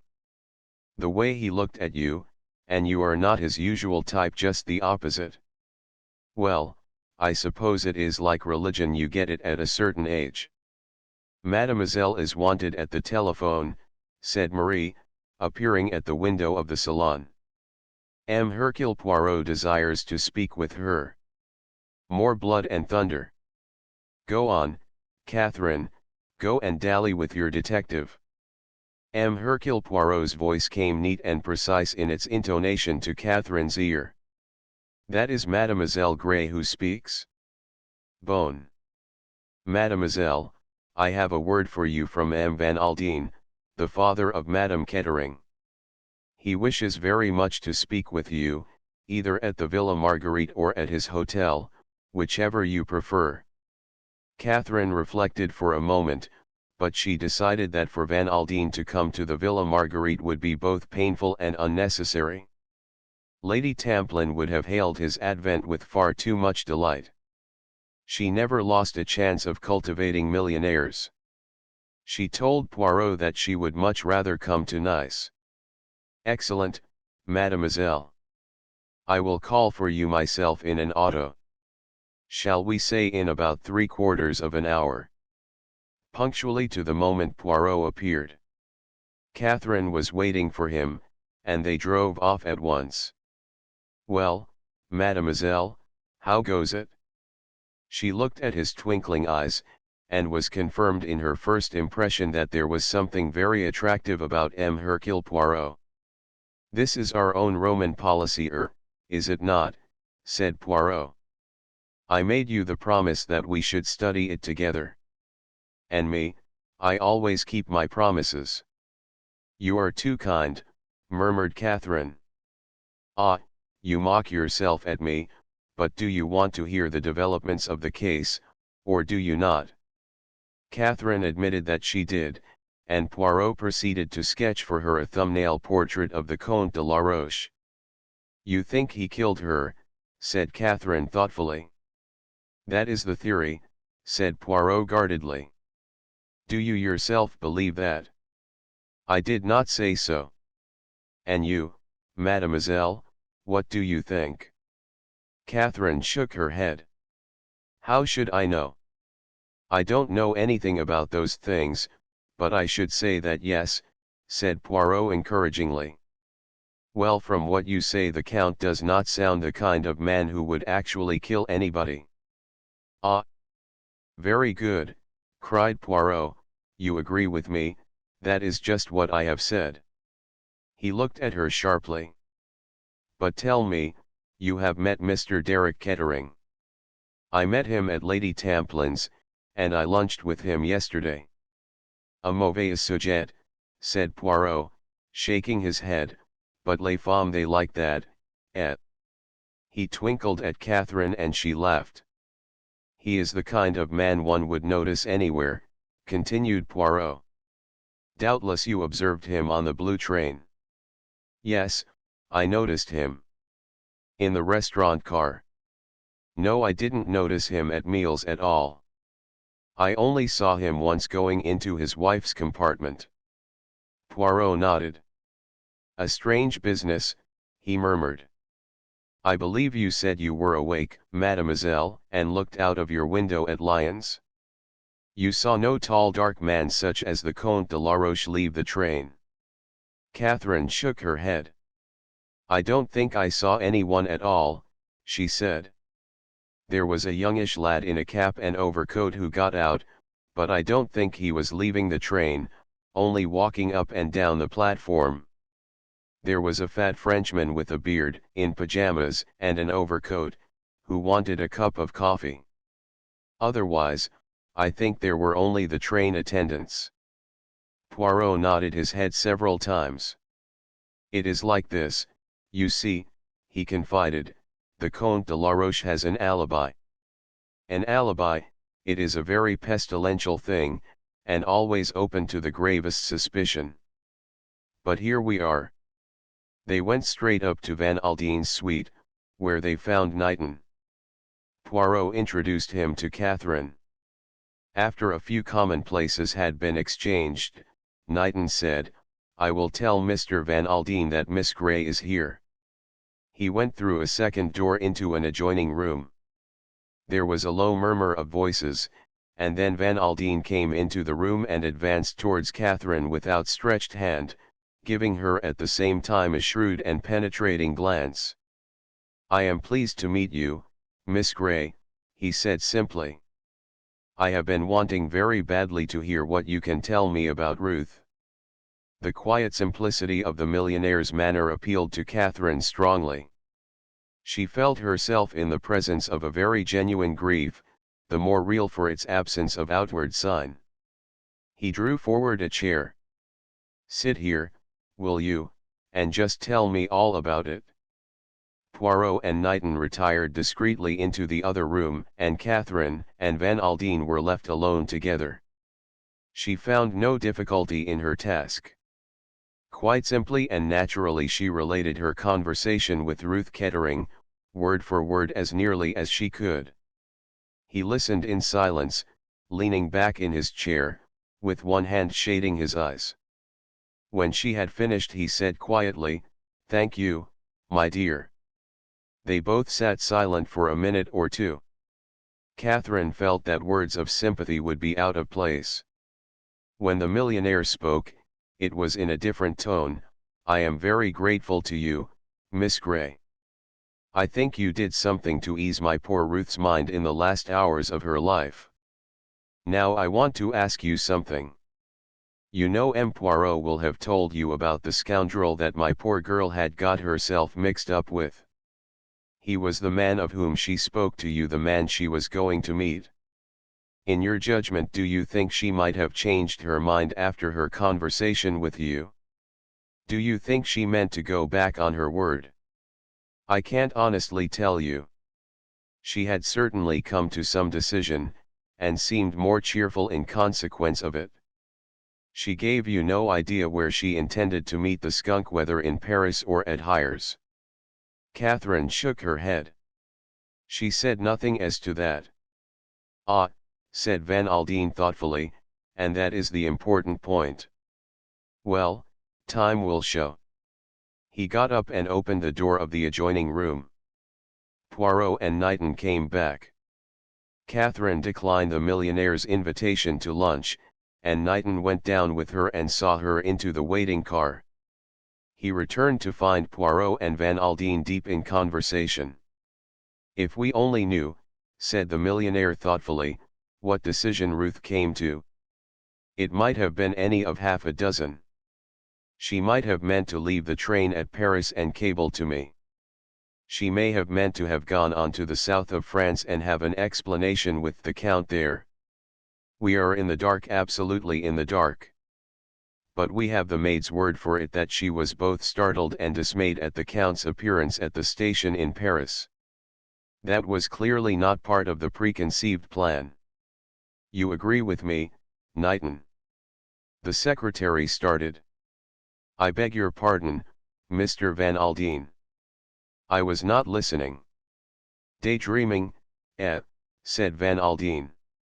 That's not like you. I believe that girl has bowled you over. Knighton blushed. She is a remarkably nice girl, said Van Aldine thoughtfully, very nice. Did you happen to notice her eyes? Any man, said Knighton, would be bound to notice her eyes. 21 at the tennis. Several days had elapsed. Catherine had been for a walk by herself one morning, and came back to find Lennox grinning at her expectantly. Your young man has been ringing you up, Catherine. Who do you call my young man? A new one, Rufus Van Aldine's secretary. You seem to have made rather an impression there. You are becoming a serious breaker of hearts, Catherine. First Derek Kettering, and now this young Knighton. The funny thing is, that I remember him quite well. He was in Mother's War Hospital that she ran out here. I was only a kid of about 8 at the time. Was he badly wounded? Shot in the leg, if I remember rightly, rather a nasty business. I think the doctors messed it up a bit. They said he wouldn't limp or anything, but when he left here he was still completely and go one. Lady Tamplin came out and joined them. Have you been telling Catherine about Major Knighton? She asked. Such a dear fellow. Just at first I didn't remember him, one had so many, but now it all comes back. He was a bit too unimportant to be remembered before, said Lennox. Now that he is a secretary to an American millionaire, it is a very different matter. Darling, said Lady Tamplin in her vague reproachful voice. What did Major Knighton ring up about? Inquired Catherine. He asked if you would like to go to the tennis this afternoon. If so, he would call for you in a car. Mother and I accepted for you with empressement. Whilst you dally with a millionaire's secretary, you might give me a chance with the millionaire, Catherine.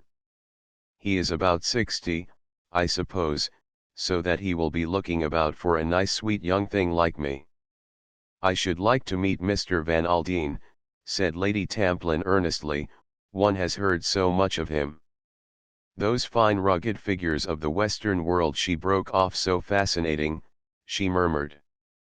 Major Knighton was very particular to say it was Mr. Van Aldine's invitation, said Lennox. He said it so often that I began to smell a rat. You and Knighton would make a very nice pair, Catherine. Bless you, my children. Catherine laughed, and went upstairs to change her clothes.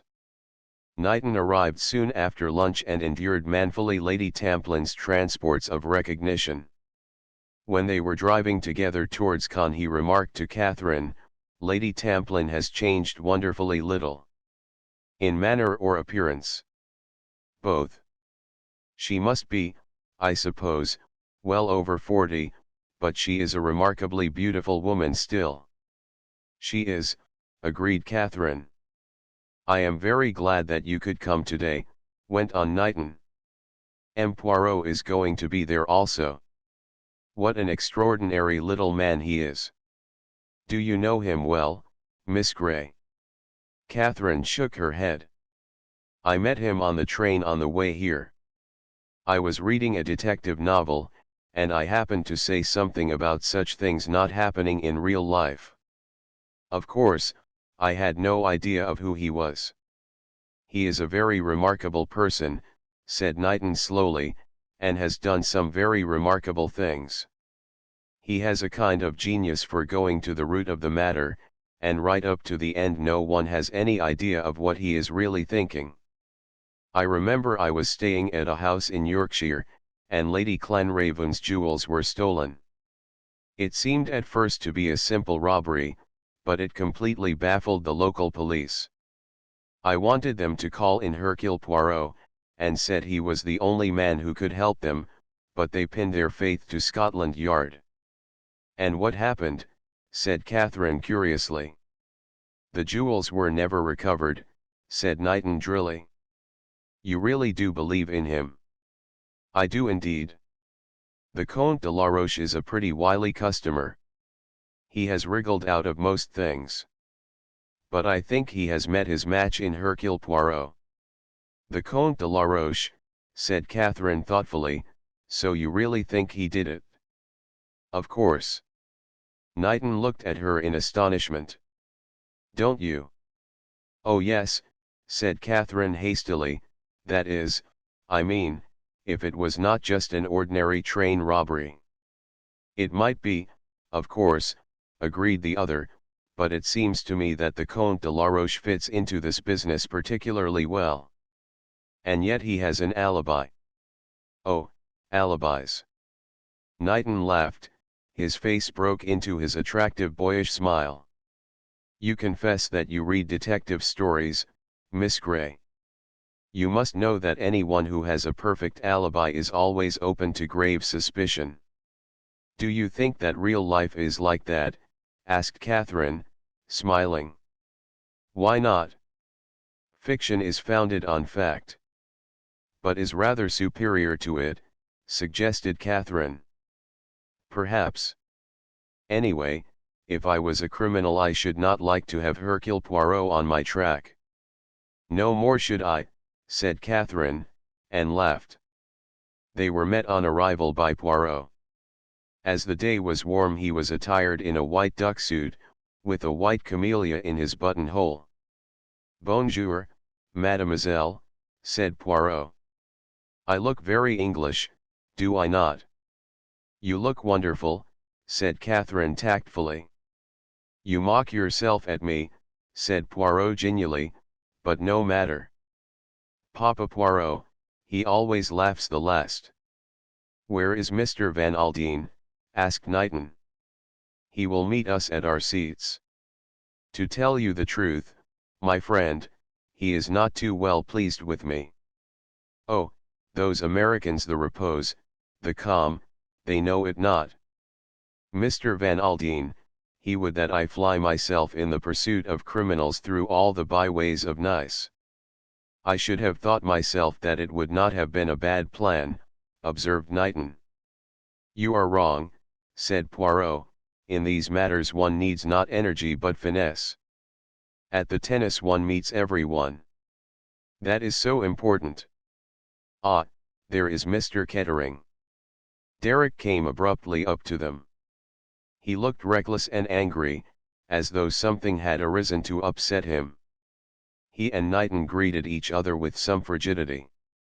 Poirot alone seemed unconscious of any sense of strain, and chatted pleasantly in a laudable attempt to put everyone at his ease.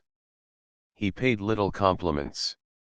"It is amazing, M. Kettering, how well you speak the French," he observed, "so well that you could be taken for a Frenchman if you chose. That is a very rare accomplishment among Englishmen." "I wish I did," said Catherine. "I am only too well aware that my French is of a painfully British order."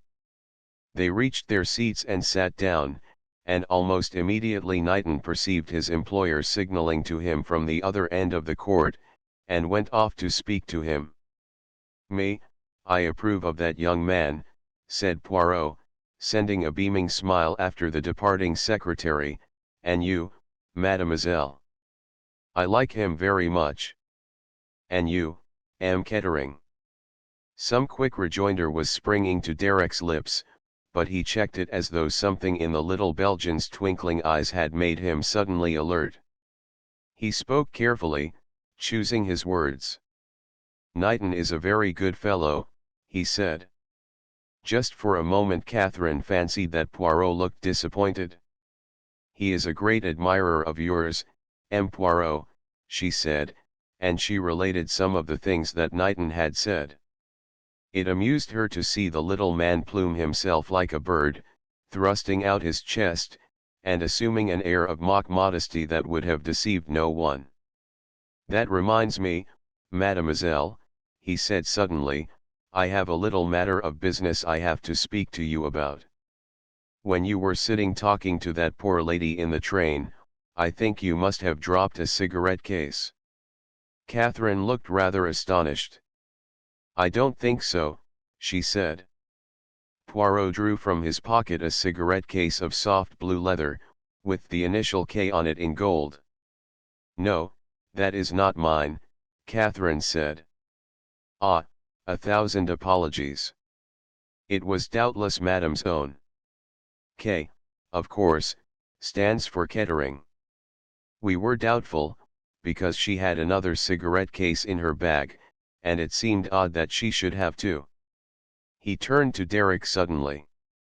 "You do not know, I suppose, whether this was your wife's case or not?" Derek seemed momentarily taken aback. He stammered a little in his reply, I don't know. "I suppose so. It is not yours by any chance?" "Certainly not. If it were mine it would hardly have been in my wife's possession." Poirot looked more ingenuous and childlike than ever. "I thought perhaps you might have dropped it when you were in your wife's compartment," he explained guilelessly. "I never was there. I have already told the police that a dozen times." "1,000 pardons," said Poirot, with his most apologetic air. "It was Mademoiselle here who mentioned having seen you going in." He stopped with an air of embarrassment. Catherine looked at Derek. His face had gone rather white, but perhaps that was her fancy. His laugh, when it came, was natural enough. "You made a mistake, Miss Gray," he said easily. "From what the police have told me, I gather that my own compartment was only a door or two away from that of my wife's, though I never suspected the fact at the time. You must have seen me going into my own compartment." He got up quickly as he saw Van Aldine and Knighton approaching. "I'm going to leave you now," he announced. "I can't stand my father-in-law at any price." Van Aldine greeted Catherine very courteously, but was clearly in a bad humor. "You seem fond of watching tennis, M. Poirot," he growled. "It is a pleasure to me, yes," cried Poirot placidly. "It is as well you are in France," said Van Aldine. "We are made of sterner stuff in the States. Business comes before pleasure there." Poirot did not take offense, indeed, he smiled gently and confidingly at the irate millionaire. "Do not enrage yourself, I beg of you. Everyone has his own methods. I have always found it a delightful and pleasing idea to combine business and pleasure together." He glanced at the other two. They were deep in conversation, absorbed in each other. Poirot nodded his head in satisfaction, and then leaned towards the millionaire, lowering his voice as he did so. "It is not only for pleasure that I am here, M. Van Aldine. Observe just opposite us that tall old man, the one with the yellow face and the venerable beard." "Well, what of him?" "That," Poirot said, "is M. Papadopoulos. A Greek, eh? As you say, a Greek. He is a dealer in antiques of worldwide reputation. He has a small shop in Paris, and he is suspected by the police of being something more." "What?" "A receiver of stolen goods, especially jewels. There is nothing as to the recutting and resetting of gems that he does not know. He deals with the highest in Europe and with the lowest of the riffraff of the underworld." Van Aldine was looking at Poirot with suddenly awakened attention. "Well," he demanded, a new note in his voice.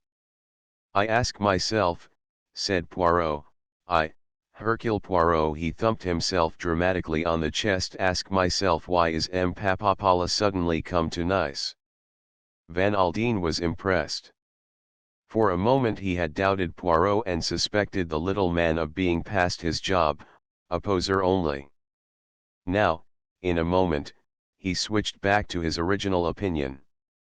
He looked straight at the little detective. "I must apologize to you, M. Poirot." Poirot waved the apology aside with an extravagant gesture. "Bah," he cried, "all that is of no importance.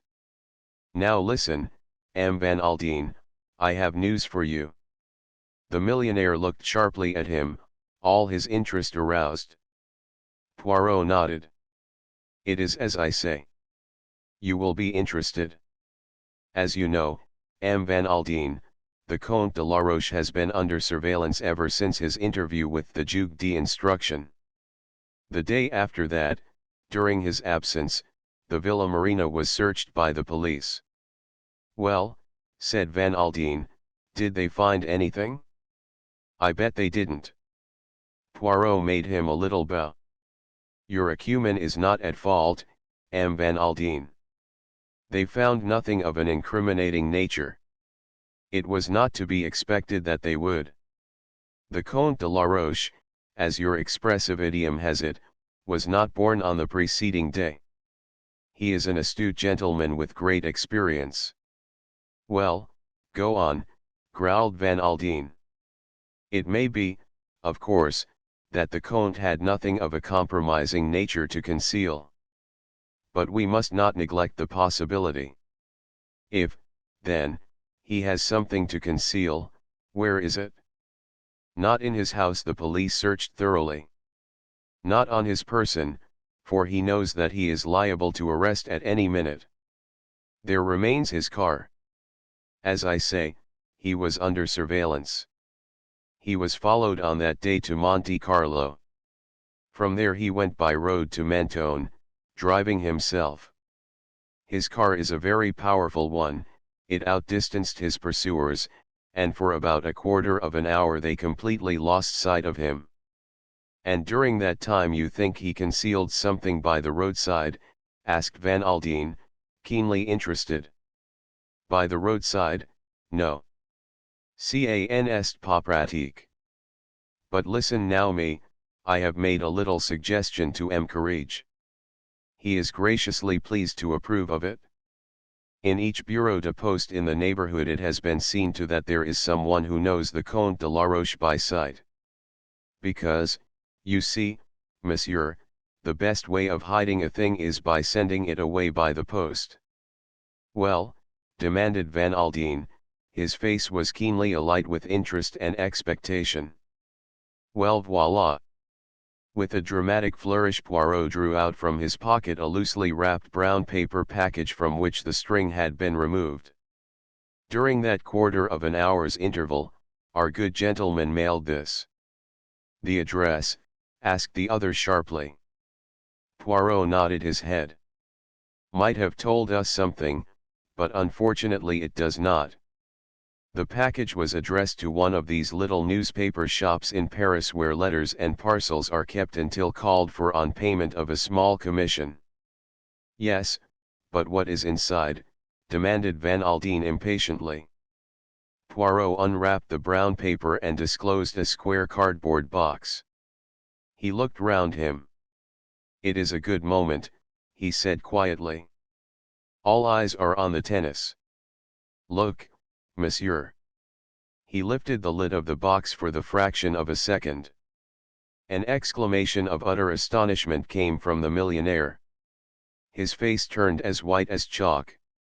My God, he breathed, the rubies. He sat for a minute as though dazed. Poirot restored the box to his pocket and beamed placidly. Then suddenly the millionaire seemed to come out of his trance. He leaned across to Poirot and wrung his hand so heartily that the little man winced with pain. This is great, said Van Aldine. Great. You are the goods, M. Poirot. Once and for all, you are the goods. It is nothing, said Poirot modestly. Order, method, being prepared for eventualities beforehand, that is all there is to it. And now, I suppose, the Comte de la Roche has been arrested, continued Van Aldine eagerly. No, said Poirot. A look of utter astonishment came over Van Aldine's face. But why? What more do you want? The Comte's alibi is still unshaken. But that is nonsense. Yes, said Poirot, I rather think it is nonsense, but unfortunately we have to prove it so. In the meantime he will slip through your fingers. Poirot shook his head very energetically. No, he said, he will not do that. The one thing the Comte cannot afford to sacrifice is his social position. At all costs he must stop and brazen it out. Van Aldine was still dissatisfied. But I don't see. Poirot raised a hand. Grant me a little moment, monsieur. Me, I have a little idea. Many people have mocked themselves at the little ideas of Hercule Poirot and they have been wrong. Well, said Van Aldine, go ahead. What is this little idea? Poirot paused for a moment and then he said, I will call upon you at your hotel at 11 o'clock tomorrow morning. Until then, say nothing to anyone. 22 M. Papadopoulos breakfasts. M. Papadopoulos was at breakfast. Opposite him sat his daughter, Zia. There was a knock at the sitting-room door, and a chasseur entered with a card which he brought to Mr. Papadopoulos. The latter scrutinized it, raised his eyebrows, and passed it over to his daughter. Ah, said M. Papadopoulos, scratching his left ear thoughtfully, Hercule Poirot. I wonder now. Father and daughter looked at each other. I saw him yesterday at the tennis, said M. Papadopoulos. Zia, I hardly like this. He was very useful to you once, his daughter reminded him. That is true, acknowledged M. Papadopoulos, also he has retired from active work, so I hear. These interchanges between father and daughter had passed in their own language. Now M. Papadopoulos turned to the chasseur and said in French, Fates Monterci monsieur.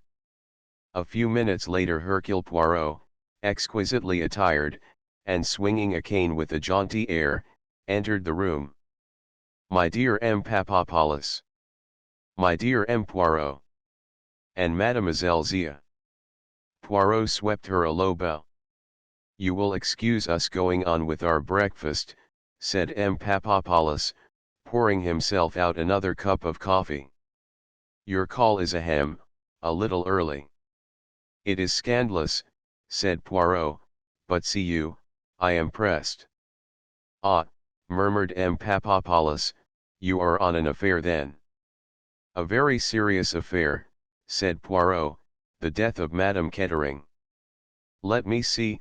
M. Papadopoulos looked innocently up at the ceiling. That was the lady who died on the blue train, was it not? I saw a mention of it in the papers, but there was no suggestion of foul play.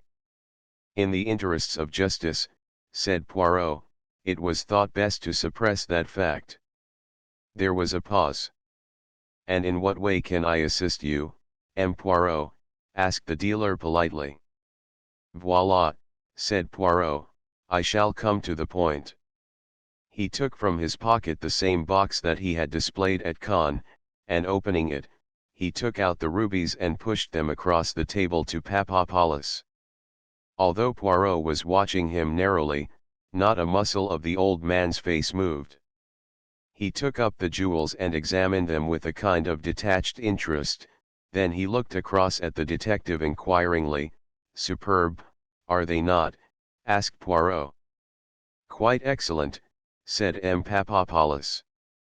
How much should you say they are worth? The Greek's face quivered a little.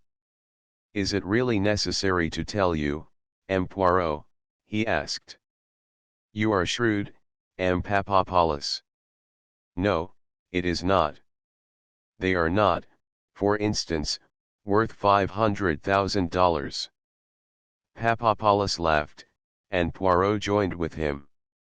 As an imitation, said Papadopoulos, handing them back to Poirot, they are, as I said, quite excellent. Would it be indiscreet to ask, M. Poirot, where you came across them? Not at all, said Poirot, I have no objection to telling an old friend like yourself. They were in the possession of the Comte de la Roche. M. Papadopoulos' eyebrows lifted themselves eloquently. Indeed, he murmured. Poirot leaned forward and assumed his most innocent and beguiling air. M. Papadopoulos, he said, I am going to lay my cards upon the table. The original of these jewels was stolen from Madame Kettering on the Blue Train. Now I will say to you first this, I am not concerned with the recovery of these jewels. That is the affair of the police. I am working not for the police but for M. Van Aldine. I want to lay hands on the man who killed Madame Kettering. I am interested in the jewels only in so far as they may lead me to the man. You understand? The last two words were uttered with great significance. M. Papadopoulos, his face quite unmoved, said quietly, go on. It seems to me probable, monsieur, that the jewels will change hands in Nice, may already have done so. Ah, said M. Papadopoulos.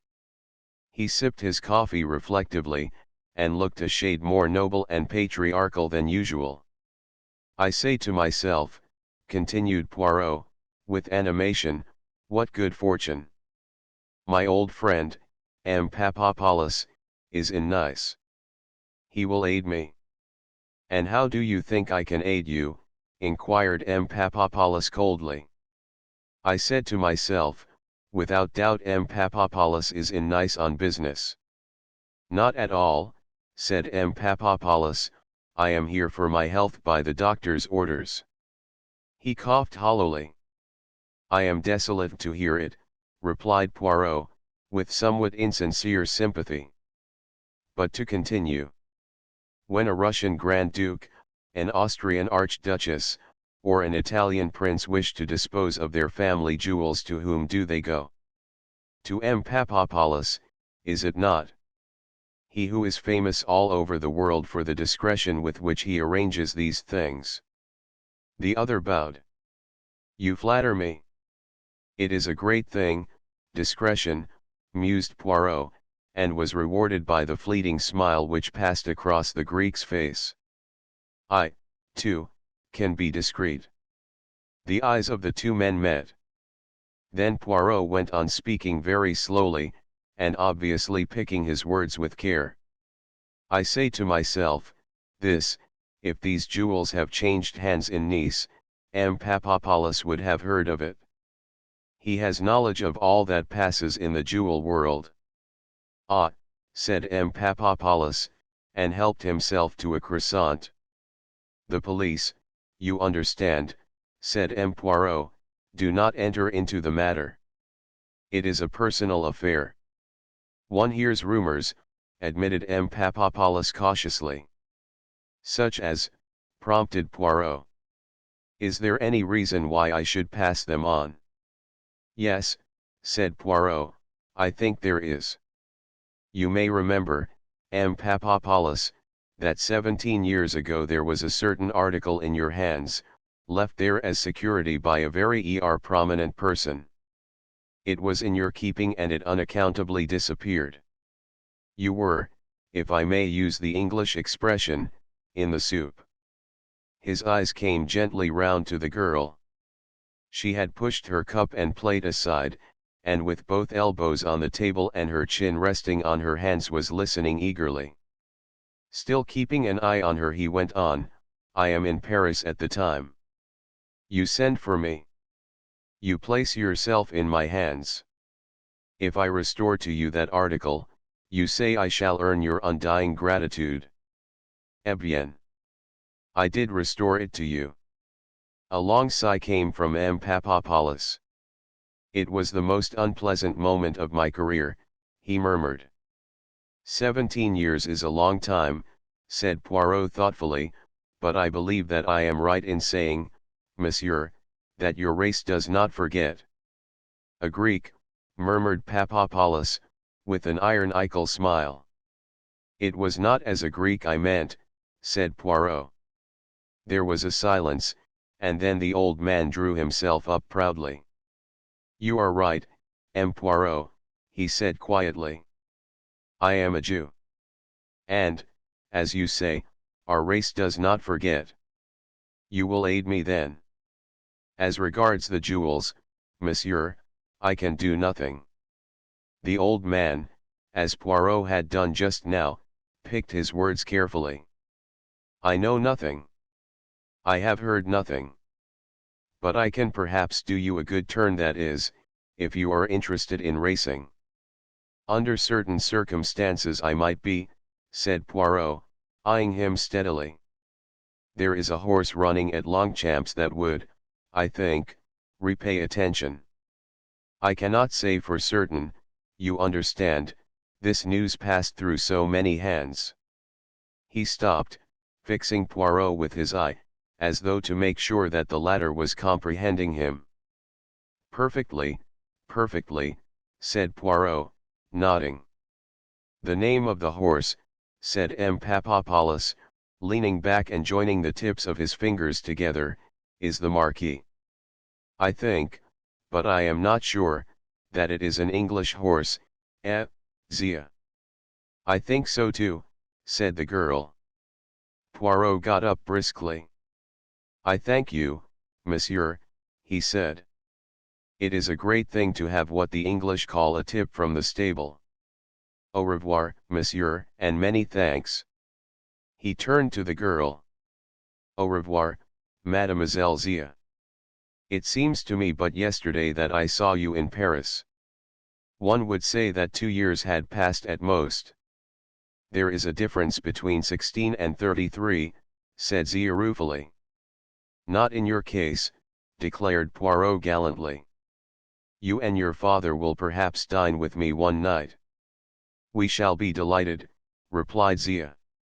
Then we will arrange it, declared Poirot, and now je me sauve. Poirot walked along the street humming a little tune to himself. He twirled his stick with a jaunty air, once or twice he smiled to himself quietly. He turned into the first bureau de poste he came to and sent off a telegram. He took some time in wording it, but it was in code and he had to call upon his memory. It purported to deal with a missing scarf pin, and was addressed to Inspector Japp, Scotland Yard.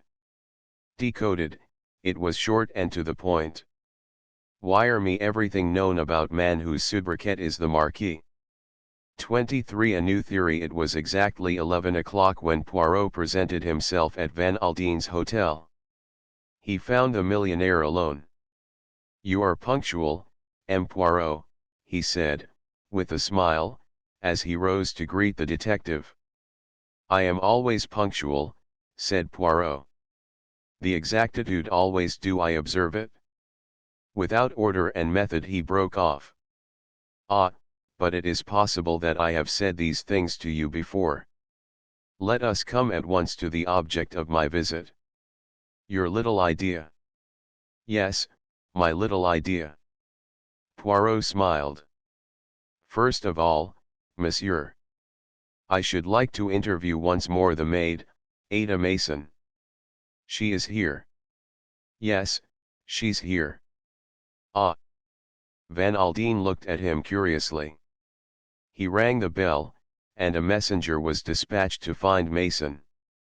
Poirot greeted her with his usual politeness, which was never without effect on that particular class. "Good afternoon, mademoiselle," he said cheerfully. "Be seated, will you not, if monsieur permits?" "Yes, yes, sit down, my girl," said Van Aldine. "Thank you, sir," said Mason primly, and she sat down on the extreme edge of a chair. She looked bonier and more acid than ever. "I have come to ask you yet more questions," said Poirot. "We must get to the bottom of this affair. Always I return to the question of the man in the train. You have been shown the Comte de la Roche. You say that it is possible he was the man, but you are not sure. As I told you, sir, I never saw the gentleman's face. That is what makes it so difficult." Poirot beamed and nodded. "Precisely, exactly. I comprehend well the difficulty. Now, mademoiselle, you have been in the service of Madame Kettering 2 months, you say. During that time, how often did you see your master?"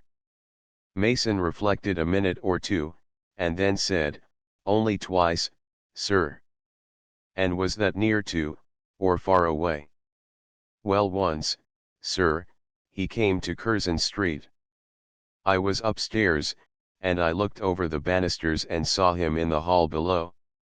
I was a bit curious like, you understand, knowing the way things were." Mason finished up with her discreet cough.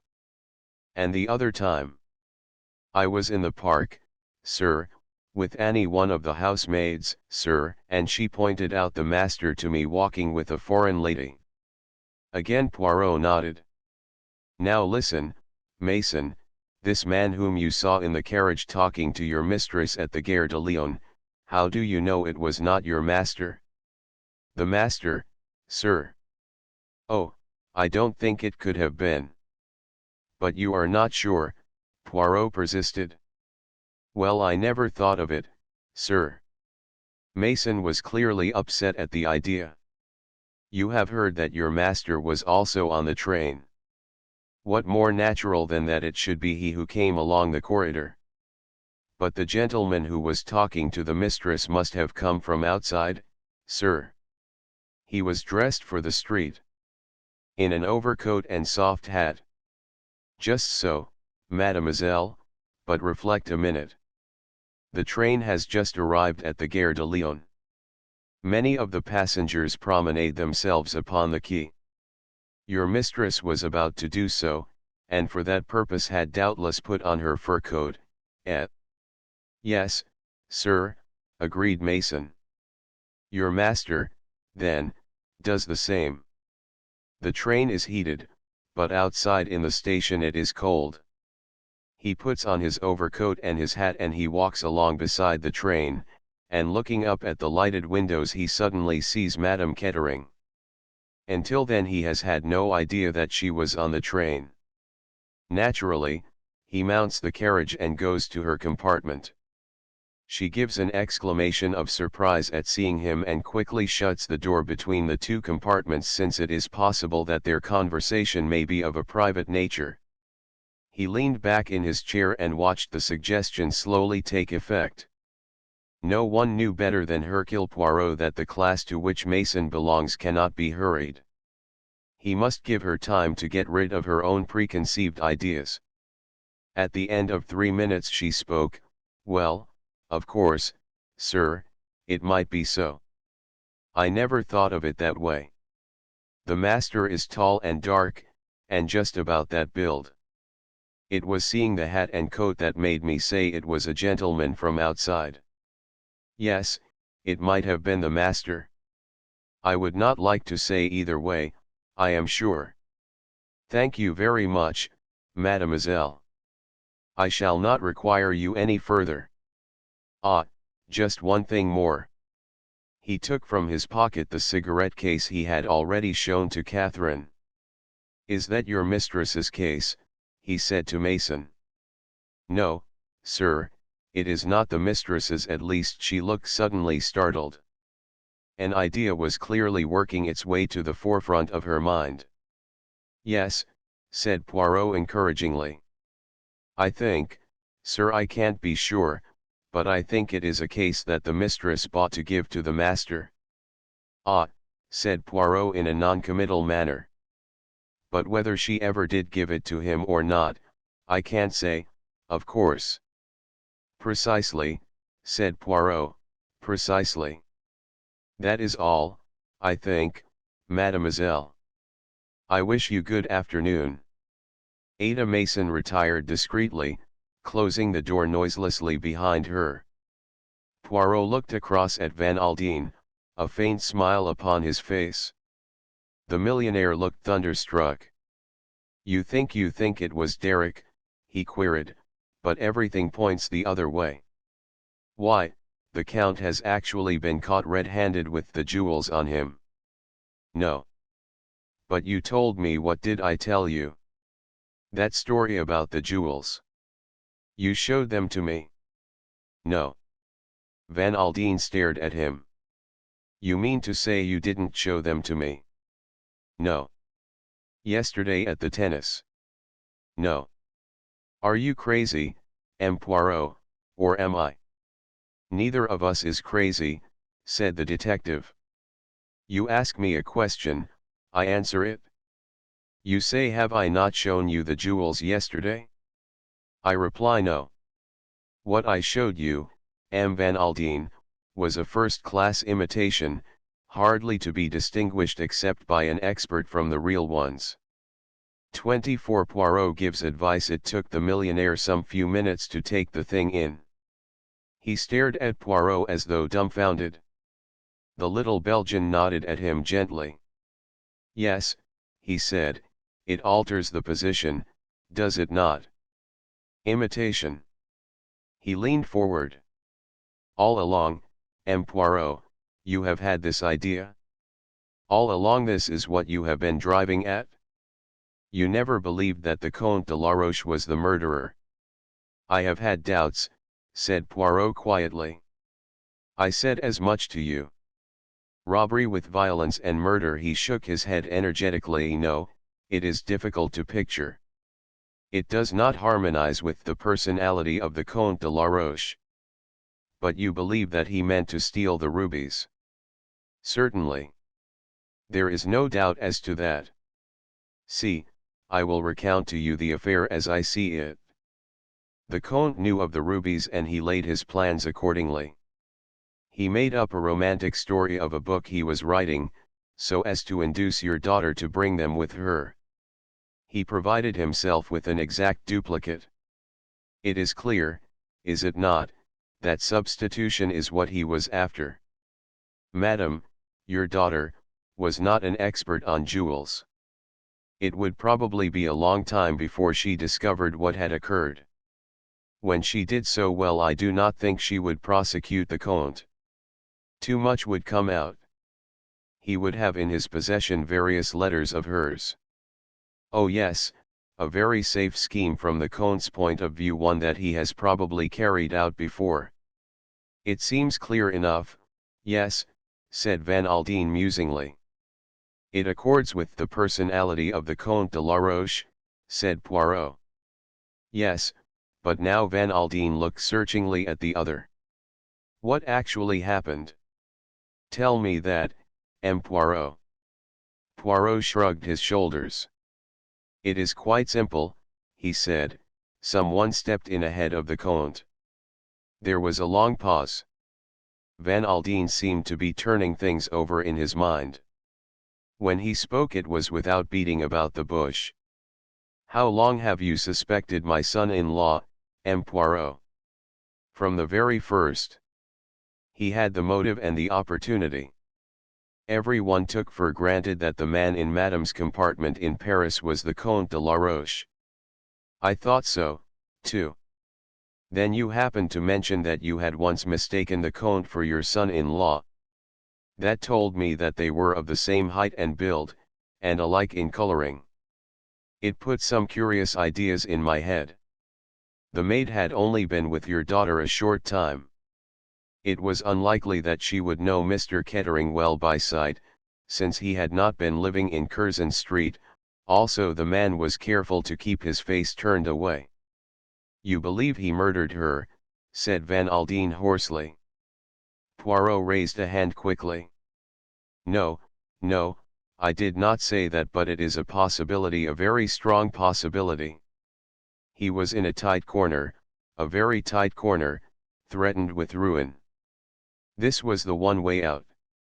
But why take the jewels? To make the crime appear an ordinary one committed by train robbers. Otherwise suspicion might have fallen on him straight away. If that is so, what has he done with the rubies? That remains to be seen. There are several possibilities. There is a man in Nice who may be able to help, the man I pointed out at the tennis. He rose to his feet, and Van Aldine rose also and laid his hand on the little man's shoulder. His voice when he spoke was harsh with emotion. Find Ruth's murderer for me, he said, that is all I ask. Poirot drew himself up. Leave it in the hands of Hercule Poirot, he said superbly, have no fears. I will discover the truth. He brushed a speck of fluff from his hat, smiled reassuringly at the millionaire, and left the room. Nevertheless, as he went down the stairs some of the confidence faded from his face. It is all very well, he murmured to himself, but there are difficulties. Yes, there are great difficulties. As he was passing out of the hotel he came to a sudden halt. A car had drawn up in front of the door. In it was Catherine Gray, and Derek Kettering was standing beside it talking to her earnestly. A minute or two later the car drove off and Derek remained standing on the pavement looking after it. The expression on his face was an odd one. He gave a sudden impatient gesture of the shoulders, sighed deeply, and turned to find Hercule Poirot standing at his elbow. In spite of himself he started. The two men looked at each other. Poirot steadily and unwaveringly, and Derek with a kind of light-hearted defiance. There was a sneer behind the easy mockery of his tone when he spoke, raising his eyebrows slightly as he did so. Rather a dear, isn't she? He asked easily. His manner was perfectly natural. Yes, said Poirot thoughtfully, that describes Mademoiselle Catherine very well. It is very English, that phrase there, and Mademoiselle Catherine, she also is very English. Derek remained perfectly still without answering.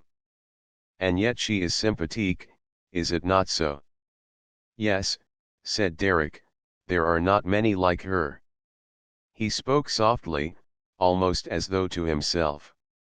Poirot nodded significantly. Then he leaned towards the other and spoke in a different tone, a quiet, grave tone that was new to Derek Kettering. You will pardon an old man, monsieur, if he says to you something that you may consider impertinent. There is one of your English proverbs that I would quote to you. It says that it is well to be off with the old love, before being on with the new. Kettering turned on him angrily. What the devil do you mean? You enrage yourself at me, said Poirot placidly. I expected as much. As to what I mean, monsieur, that there is a second car with a lady in it. If you turn your head you will see her. Derek spun round. His face darkened with anger. Myrelle, damn her, he muttered. I will soon. Poirot arrested the movement he was about to make. Is it wise what you are about to do there, he asked warningly. His eyes shone softly with a green light in them. But Derek was past noticing the warning signs. In his anger he was completely off his guard. "I have broken with her utterly, and she knows it," cried Derek angrily. "You have broken with her, yes, but has she broken with you?" Derek gave a sudden harsh laugh. "She won't break with £2 million if she can help it," he murmured brutally. "Trust Myrelle for that." Poirot raised his eyebrows. "You have the outlook cynical," he murmured. "Have I?" There was no mirth in his sudden wide smile. "I have lived in the world long enough, M. Poirot, to know that all women are pretty much alike." His face softened suddenly. "All save one." He met Poirot's gaze defiantly. A look of alertness crept into his eyes, then faded again. "That one," he said, and jerked his head in the direction of Cap Martin. "Ah," said Poirot. This quiescence was well calculated to provoke the impetuous temperament of the other. "I know what you are going to say," said Derek rapidly, "the kind of life I have led, the fact that I am not worthy of her. You will say that I have no right to think even of such a thing. You will say that it is not a case of giving a dog a bad name. I know that it is not decent to be speaking like this with my wife dead only a few days, and murdered at that." He paused for breath, and Poirot took advantage of the pause to remark in his plaintive tone, "But, indeed, I have not said anything at all." "But you will." Said Poirot. "You will say that I have no earthly chance of marrying Catherine." "No," said Poirot, "I would not say that. Your reputation is bad, yes, but with women never does that deter them. If you were a man of excellent character, of strict morality, who had done nothing that he should not do, and possibly everything that he should do à bien, then I should have grave doubts of your success. Moral worth, you understand, it is not romantic. It is appreciated, however, by widows." Derek Kettering stared at him, then he swung round on his heel and went up to the waiting car. Poirot looked after him with some interest. He saw the lovely vision lean out of the car and speak. Derek Kettering did not stop. He lifted his hat and passed straight on. "Caist," said M. Hercule Poirot, "it is time, I think, that I returned chez moi." He found the imperturbable George pressing trousers. "A pleasant day, George's, somewhat fatiguing, but not without interest," he said. George received these remarks in his usual wooden fashion. "Indeed, sir. The personality of a criminal, George's, is an interesting matter. Many murderers are men of great personal charm. I always heard, sir, that Dr. Crippen was a pleasant-spoken gentleman. And yet he cut up his wife like so much mincemeat. Your instances are always apt, George's." The valet did not reply, and at that moment the telephone rang. Poirot took up the receiver. "Allo, allo, yes, yes, it is Hercule Poirot who speaks. This is Knighton. Will you hold the line a minute, M. Poirot? Mr. Van Aldine would like to speak to you." There was a moment's pause, then the millionaire's voice came through. "Is that you, M. Poirot? I just wanted to tell you that Mason came to me now of her own accord. She has been thinking it over, and she says that she is almost certain that the man at Paris was Derek Kettering. There was something familiar about him at the time, she says, but at the minute she could not place it. She seems pretty certain now." "Ah," said Poirot, "thank you, M. Van Aldine. That advances us." He replaced the receiver, and stood for a minute or two with a very curious smile on his face. George had to speak to him twice before obtaining an answer. "Eh," said Poirot. "What is that you say to me?"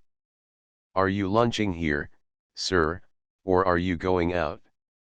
Neither, said Poirot, I shall go to bed and take a tisane. The expected has happened, and when the expected happens, it always causes me emotion. 25 Defiance. As Derek Kettering passed the car, Myrell leant out. Derek, I must speak to you for a moment, but, lifting his hat, Derek passed straight on without stopping. When he got back to his hotel, the concierge detached himself from his wooden pen and accosted him. A gentleman is waiting to see you, monsieur. Who is it? Asked Derek. He did not give me his name, monsieur, but he said his business with you was important, and that he would wait. Where is he? In the little salon, monsieur. He preferred it to the lounge, he said, as being more private. Derek nodded, and turned his steps in that direction. The small salon was empty except for the visitor, who rose and bowed with easy foreign grace as Derek entered.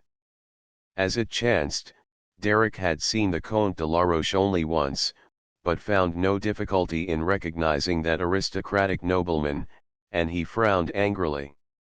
Of all the consummate impertinence! The Comte de la Roche, is it not? He said. I am afraid you have wasted your time in coming here. I hope not, said the Comte agreeably.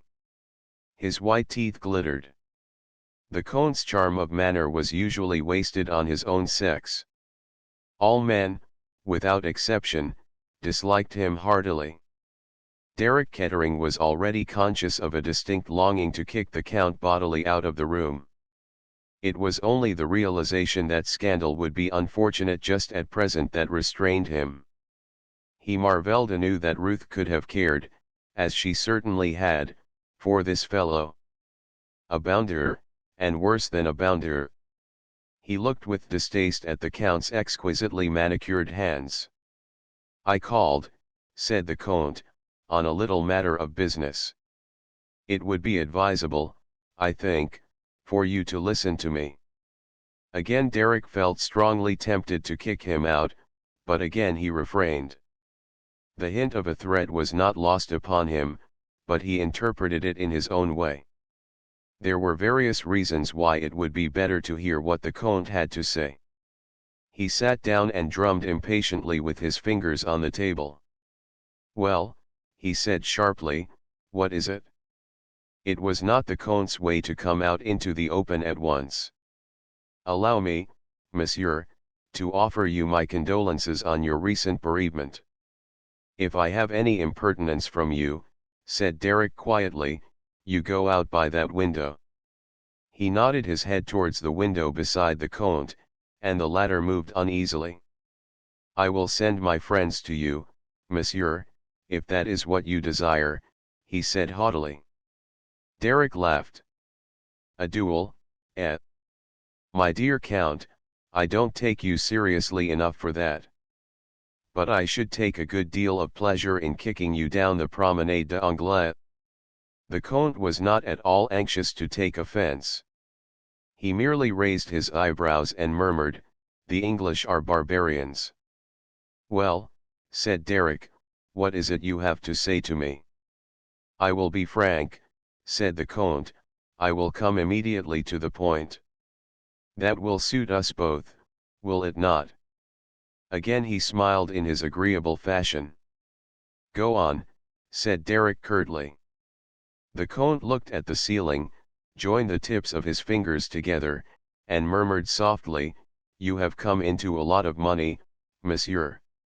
What the devil has that got to do with you? The Comte drew himself up. Monsieur, my name is tarnished. I am suspected, accused of foul crime. The accusation does not come from me, said Derek coldly, as an interested party I have not expressed any opinion. I am innocent, said the Comte, I swear before heaven. He raised his hand to heaven that I am innocent. M. Courage is, I believe, the juge d'instruction in charge of the case, hinted Derek politely. The Comte took no notice. Not only am I unjustly suspected of a crime that I did not commit, but I am also in serious need of money." He coughed softly and suggestively. Derek rose to his feet. "I was waiting for that," he said softly, "you blackmailing brute. I will not give you a penny. My wife is dead, and no scandal that you can make can touch her now. She wrote you foolish letters, I dare say. If I were to buy them from you for a round sum at this minute, I am pretty certain that you would manage to keep one or two back, and I will tell you this, M. de la Roche, blackmailing is an ugly word both in England and in France. That is my answer to you. Good afternoon." One moment the Count stretched out a hand as Derek was turning to leave the room. "You are mistaken, monsieur. You are completely mistaken. I am, I hope, a gentleman." Derek laughed. "Any letters that a lady might write to me I should hold sacred." He flung back his head with a beautiful air of nobility. "The proposition that I was putting before you was of quite a different nature. I am, as I said, extremely short of money, and my conscience might impel me to go to the police with certain information." Derek came slowly back into the room. "What do you mean?" The Count's agreeable smile flashed forth once more. "Surely it is not necessary to go into details," he purred.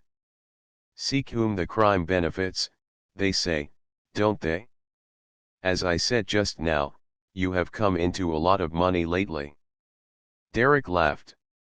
"If that is all," he said contemptuously. But the Count was shaking his head.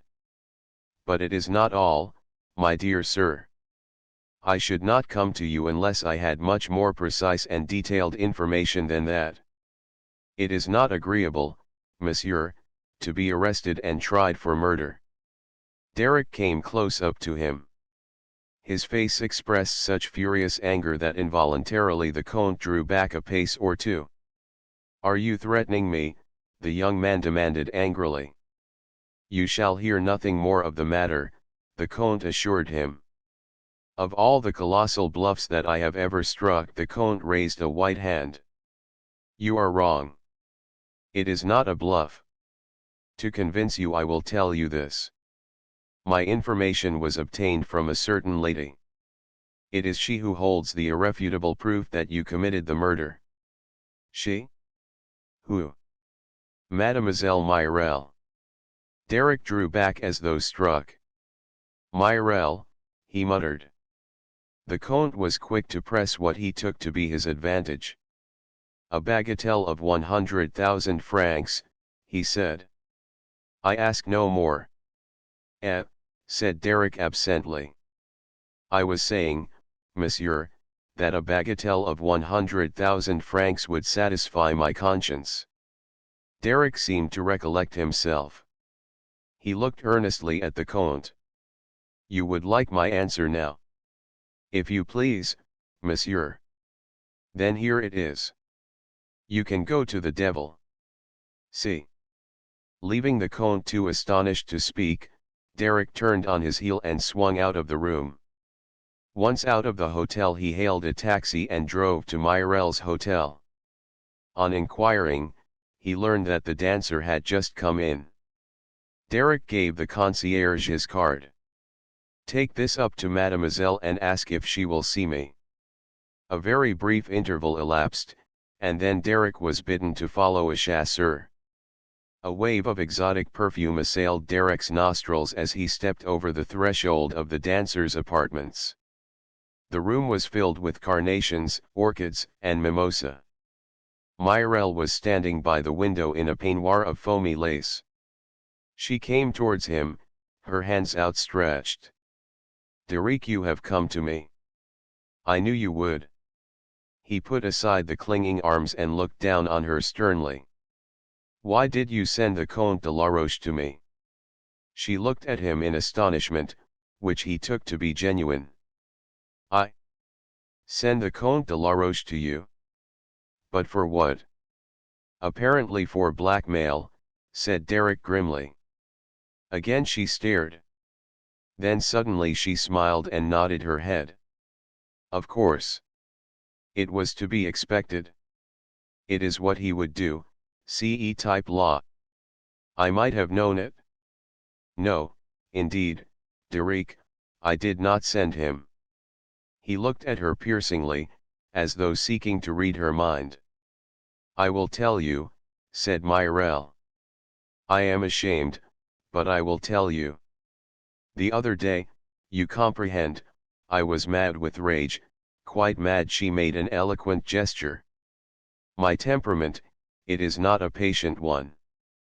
I want to be revenged on you, and so I go to the Comte de la Roche, and I tell him to go to the police and say so and so and so and so. But have no fear, Derek. Not completely did I lose my head, the proof rests with me alone. The police can do nothing without my word, you understand? And now. She nestled up close to him, looking up at him with melting eyes. He thrust her roughly away from him. She stood there, her breast heaving, her eyes narrowing to a cat-like slit. Be careful, Derek, be very careful. You have come back to me, have you not? I shall never come back to you, said Derek steadily. Ah!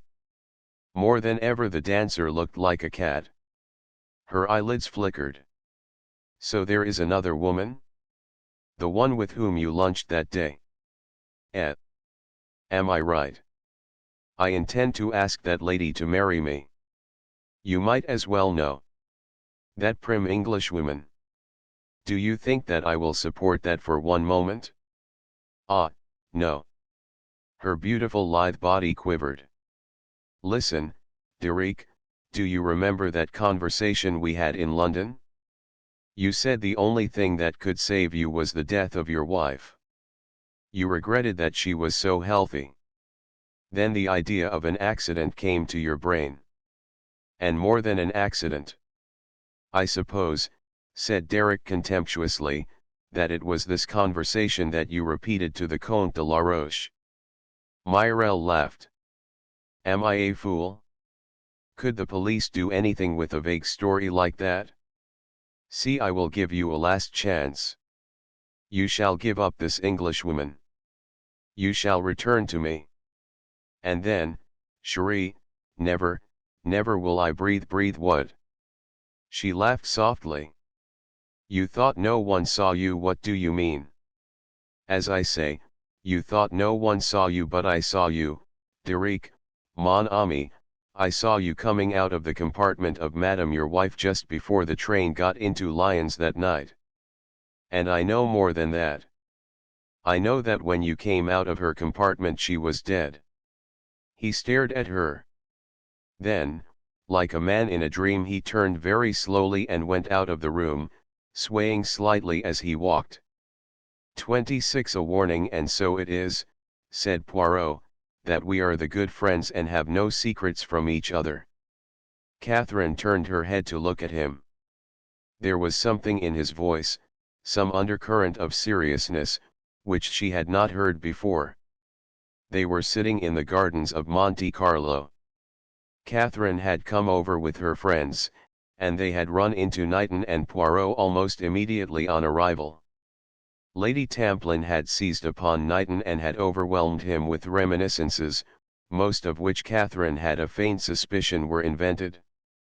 They had moved away together, Lady Tamplin with her hand on the young man's arm. Knighton had thrown a couple of glances back over his shoulder, and Poirot's eyes twinkled a little as he saw them. Of course we are friends, said Catherine. From the beginning we have been sympathetic to each other, mused Poirot. When you told me that a Roman policy occurs in real life. And I was right, was I not? He challenged her, with an emphatic forefinger. Here we are, plunged in the middle of one.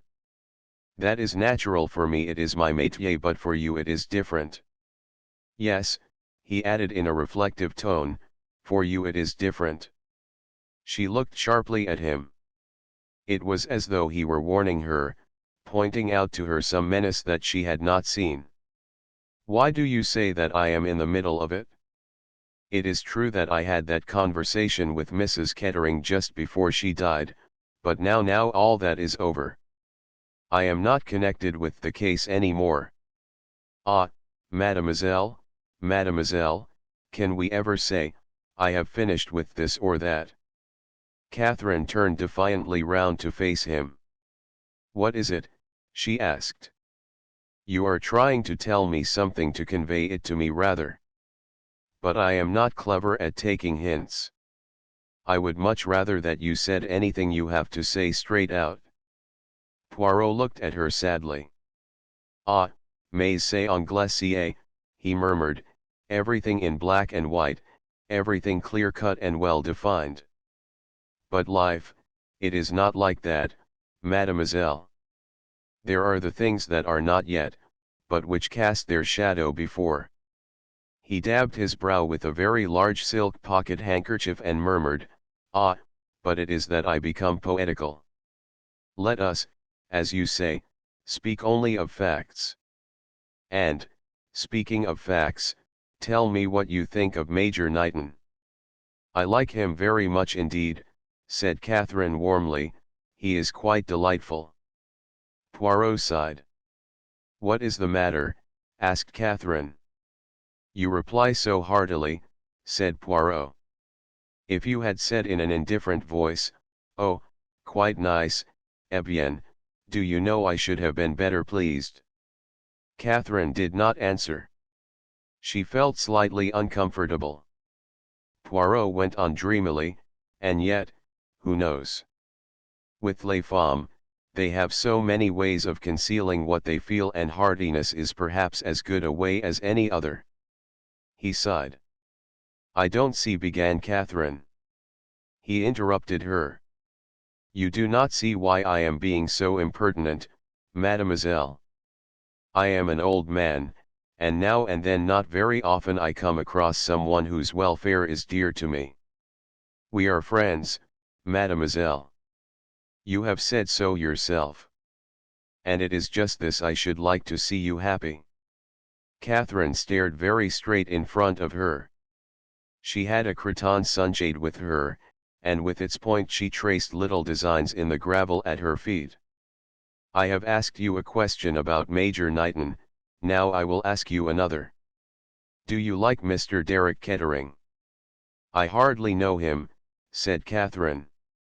"That is not an answer, that." "I think it is." He looked at her, struck by something in her tone. Then he nodded his head gravely and slowly. "Perhaps you are right, mademoiselle. See you, I who speak to you have seen much of the world, and I know that there are two things which are true. A good man may be ruined by his love for a bad woman, but the other way holds good also. A bad man may equally be ruined by his love for a good woman." Catherine looked up sharply. "When you say ruined, I mean from his point of view. One must be wholehearted in crime as in everything else." "You are trying to warn me," said Catherine in a low voice. "Against whom?" "I cannot look into your heart, mademoiselle. I do not think you would let me if I could. I will just say this. There are men who have a strange fascination for women." "The Comte de la Roche," said Catherine, with a smile. "There are others more dangerous than the Comte de la Roche. They have qualities that appeal: recklessness, daring, audacity. You are fascinated, mademoiselle, I see that, but I think that it is no more than that." "I hope so. This man of whom I speak, the emotion he feels is genuine enough, but all the same, yes." He got up and stood looking down at her. Then he spoke, in a low, distinct voice, "You could, perhaps, love a thief, mademoiselle, but not a murderer." He wheeled sharply away on that and left her sitting there. He heard the little gasp she gave and paid no attention. He had said what he meant to say. He left her there to digest that last unmistakable phrase. Derek Kettering, coming out of the casino into the sunshine, saw her sitting alone on the bench and joined her. "I have been gambling," he said, with a light laugh, "gambling unsuccessfully. I have lost everything, that is, that I have with me." Catherine looked at him with a troubled face. She was aware at once of something new in his manner, some hidden excitement that betrayed itself in 100 different infinitesimal signs. "I should think you were always a gambler. The spirit of gambling appeals to you. Every day and in every way a gambler? You are about right. Don't you find something stimulating in it? To risk all on one throw, there is nothing like it." Calm and stolid as she believed herself to be, Catherine felt a faint answering thrill. "I want to talk to you," went on Derek, "and who knows when I may have another opportunity. There is an idea going about that I murdered my wife. No, please don't interrupt. It is absurd, of course." He paused for a minute or two, then went on, speaking more deliberately. "In dealing with the police and local authorities here, I have had to pretend to a certain decency. I prefer not to pretend with you. I meant to marry money. I was on the lookout for money when I first met Ruth Van Aldine. She had the look of a slim Madonna about her, and I made all sorts of good resolutions and was bitterly disillusioned. My wife was in love with another man when she married me. She never cared for me in the least. Oh, I am not complaining, the thing was a perfectly respectable bargain. She wanted Lecanberry and I wanted money. The trouble arose simply through Ruth's American blood. Without caring a pin for me, she would have liked me to be continually dancing attendance. Time and again she as good as told me that she had bought me and that I belonged to her. The result was that I behaved abominably to her. My father-in-law will tell you that, and he is quite right. At the time of Ruth's death, I was faced with absolute disaster." He laughed suddenly. "One is faced with absolute disaster when one is up against a man like Rufus Van Aldine." "And then?" asked Catherine in a low voice. "And then," Derek shrugged his shoulders, "Ruth was murdered very providentially." He laughed, and the sound of his laugh hurt Catherine. She winced. "Yes," said Derek, "that wasn't in very good taste. But it is quite true. Now I am going to tell you something more. From the very first moment I saw you, I knew you were the only woman in the world for me. I was afraid of you. I thought you might bring me bad luck." "Bad luck," said Catherine sharply. He stared at her. "Why do you repeat it like that? What have you got in your mind?" "I was thinking of things that people have said to me." Derek grinned suddenly. "They will say a lot to you about me, my dear, and most of it will be true." "Yes, and worse things too, things that I shall never tell you. I have been a gambler always and I have taken some long odds. I shan't confess to you now or at any other time. The past is done with. There is one thing I do wish you to believe. I swear to you solemnly that I did not kill my wife." He said the words earnestly enough, yet there was somehow a theatrical touch about them. He met her troubled gaze and went on, "I know. I lied the other day. It was my wife's compartment I went into." "Ah," said Catherine.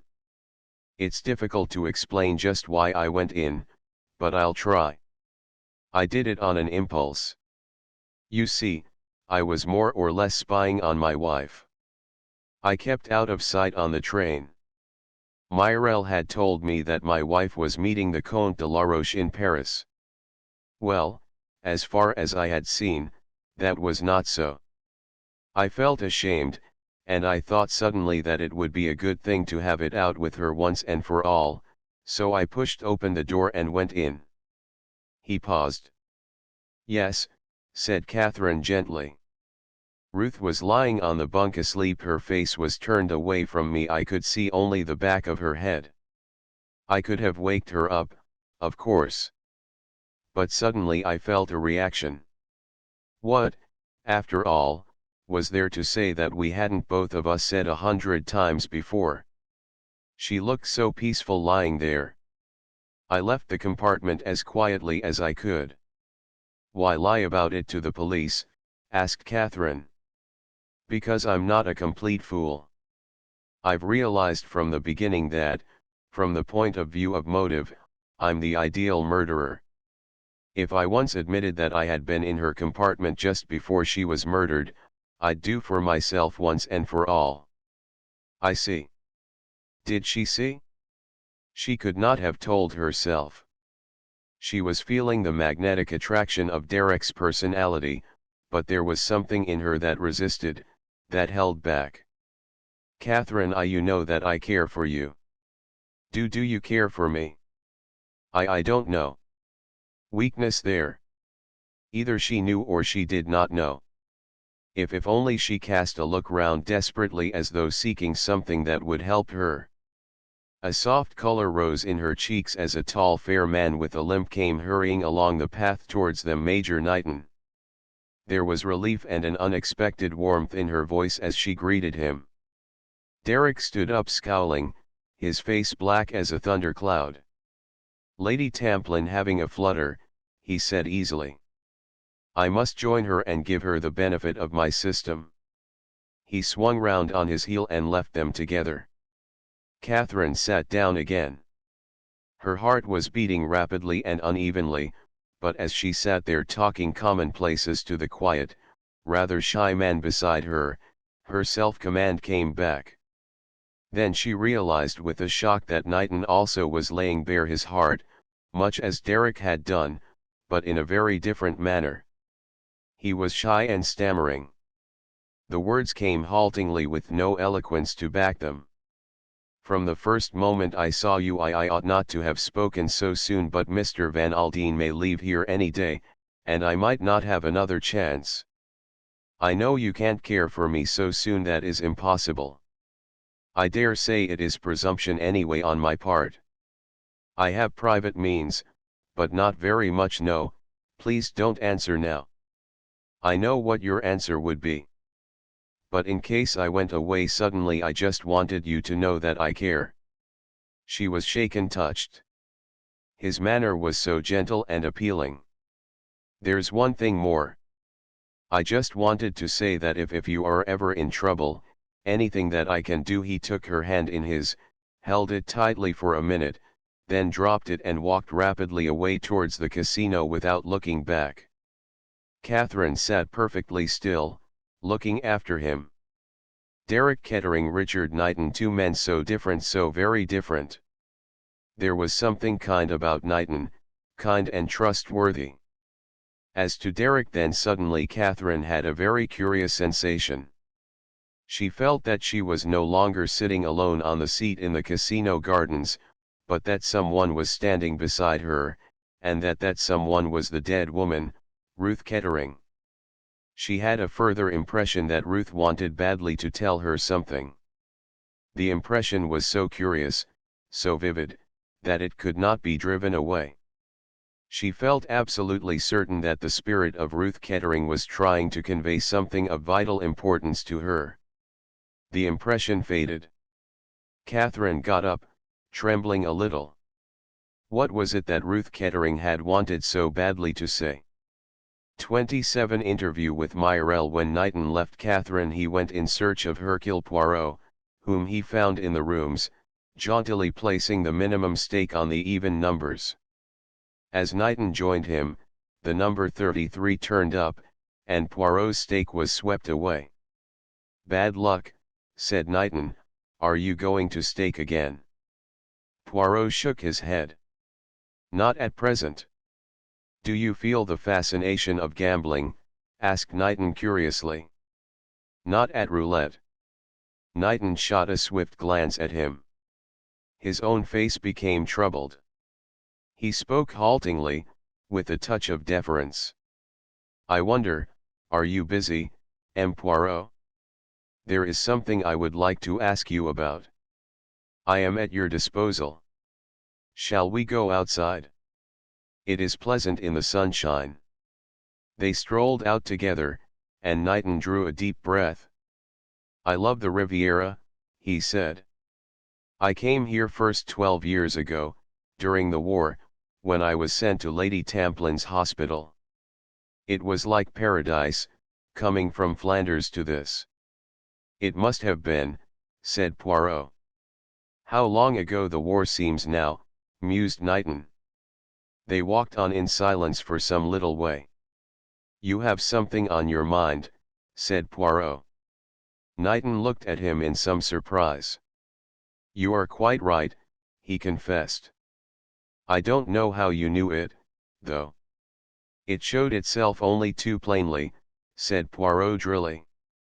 I did not know that I was so transparent.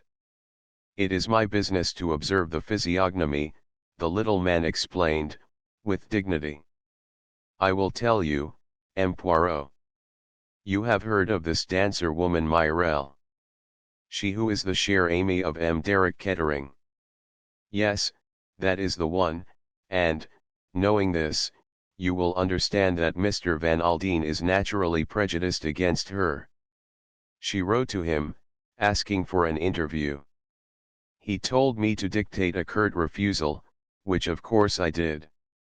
This morning she came to the hotel and sent up her card, saying that it was urgent and vital that she should see Mr. Van Aldine at once. You interest me, said Poirot. Mr. Van Aldine was furious. He told me what message to send down to her. I ventured to disagree with him. It seemed to me both likely and probable that this woman Mirelle might give us valuable information. We know that she was on the blue train, and she may have seen or heard something that it might be vital for us to know. Don't you agree with me, M. Poirot? I do, said Poirot drily. M. Van Aldine, if I may say so, behaved exceedingly foolishly. I am glad you take that view of the matter, said the secretary. Now I am going to tell you something, M. Poirot. So strongly did I feel the unwisdom of Mr. Van Aldine's attitude that I went down privately and had an interview with the lady. Eh bien. The difficulty was that she insisted on seeing Mr. Van Aldine himself. I softened his message as much as I possibly could. In fact, to be candid, I gave it in a very different form. I said that Mr. Van Aldine was too busy to see her at present, but that she might make any communication she wished to me. That, however, she could not bring herself to do, and she left without saying anything further. But I have a strong impression, M. Poirot, that that woman knows something. This is serious, said Poirot quietly. You know where she is staying? Yes. Knighton mentioned the name of the hotel. Good, said Poirot, we will go there immediately. The secretary looked doubtful. And Mr. Van Aldine, he queried doubtfully. M. Van Aldine is an obstinate man, said Poirot drily. I do not argue with obstinate men. I act in spite of them. We will go and see the lady immediately. I will tell her that you are empowered by M. Van Aldine to act for him, and you will guard yourself well from contradicting me. Knighton still looked slightly doubtful, but Poirot took no notice of his hesitation. At the hotel, they were told that Mademoiselle was in, and Poirot sent up both his and Knighton's cards, with "From Mr. Van Aldine" penciled upon them. Word came down that Mademoiselle Mirelle would receive them. When they were ushered into the dancers' apartments, Poirot immediately took the lead. Mademoiselle, he murmured, bowing very low, we are here on behalf of M. Van Aldine. Ah! And why did he not come himself? He is indisposed, said Poirot mendaciously, the Riviera throat, it has him in its grip, but me, I am empowered to act for him, as is Major Knighton, his secretary. Unless, Of course, Mademoiselle would prefer to wait a fortnight or so. If there was one thing of which Poirot was tolerably certain, it was that to a temperament such as Myriel's the mere word wait was anathema. "Eh bien, I will speak, messieurs," she cried. "I have been patient. I have held my hand. And for what? That I should be insulted. Yes, insulted. Ah! Does he think to treat Myriel like that?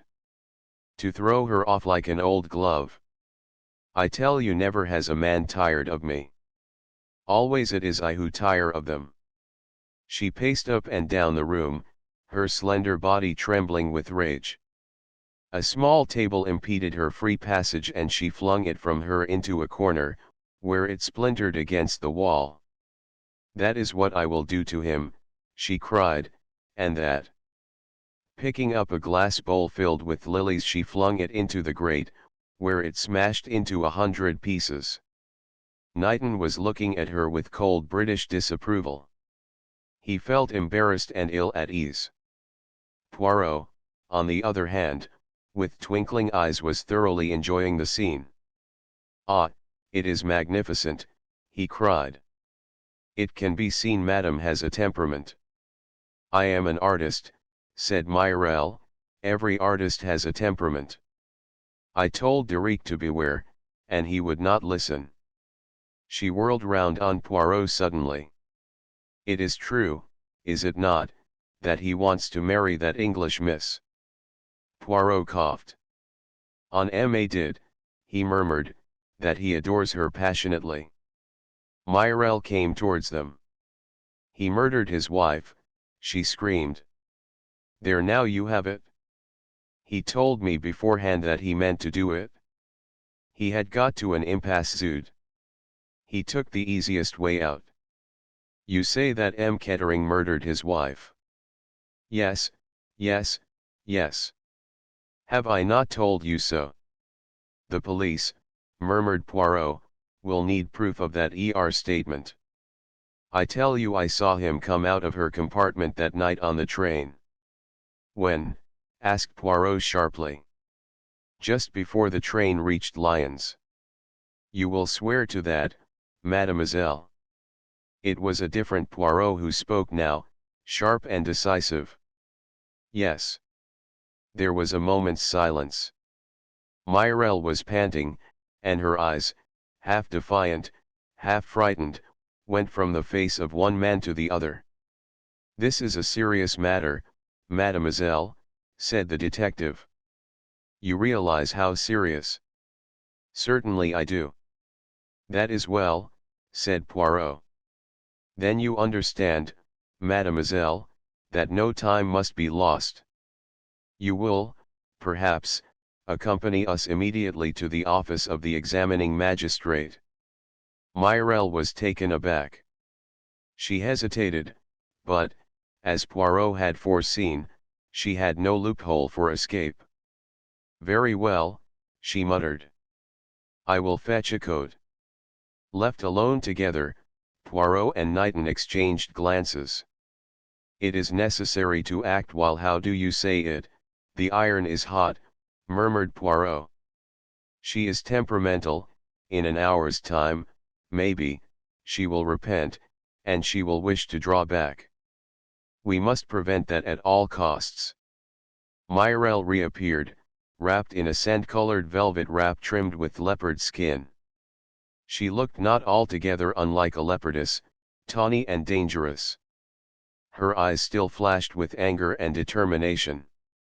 They found Cause and the examining magistrate together. A few brief introductory words from Poirot, and Mademoiselle Myriel was courteously entreated to tell her tale. This she did in much the same words as she had done to Knighton and Poirot, though with far more soberness of manner. "This is an extraordinary story, mademoiselle," said Courage slowly. He leaned back in his chair, adjusted his pince-nez, and looked keenly and searchingly at the dancer through them. "You wish us to believe M. Kettering actually boasted of the crime to you beforehand?" "Yes, yes." She was too healthy, he said. If she were to die it must be an accident, he would arrange it all. You are aware, mademoiselle, said M. Courage sternly, that you are making yourself out to be an accessory before the fact. Me? But not the least in the world, monsieur. Not for a moment did I take that statement seriously. Ah no, indeed. I know men, monsieur, they say many wild things. It would be an odd state of affairs if one were to take all they said au pied de la lettre. The examining magistrate raised his eyebrows. We are to take it, then, that you regarded M. Kettering's threats as mere idle words.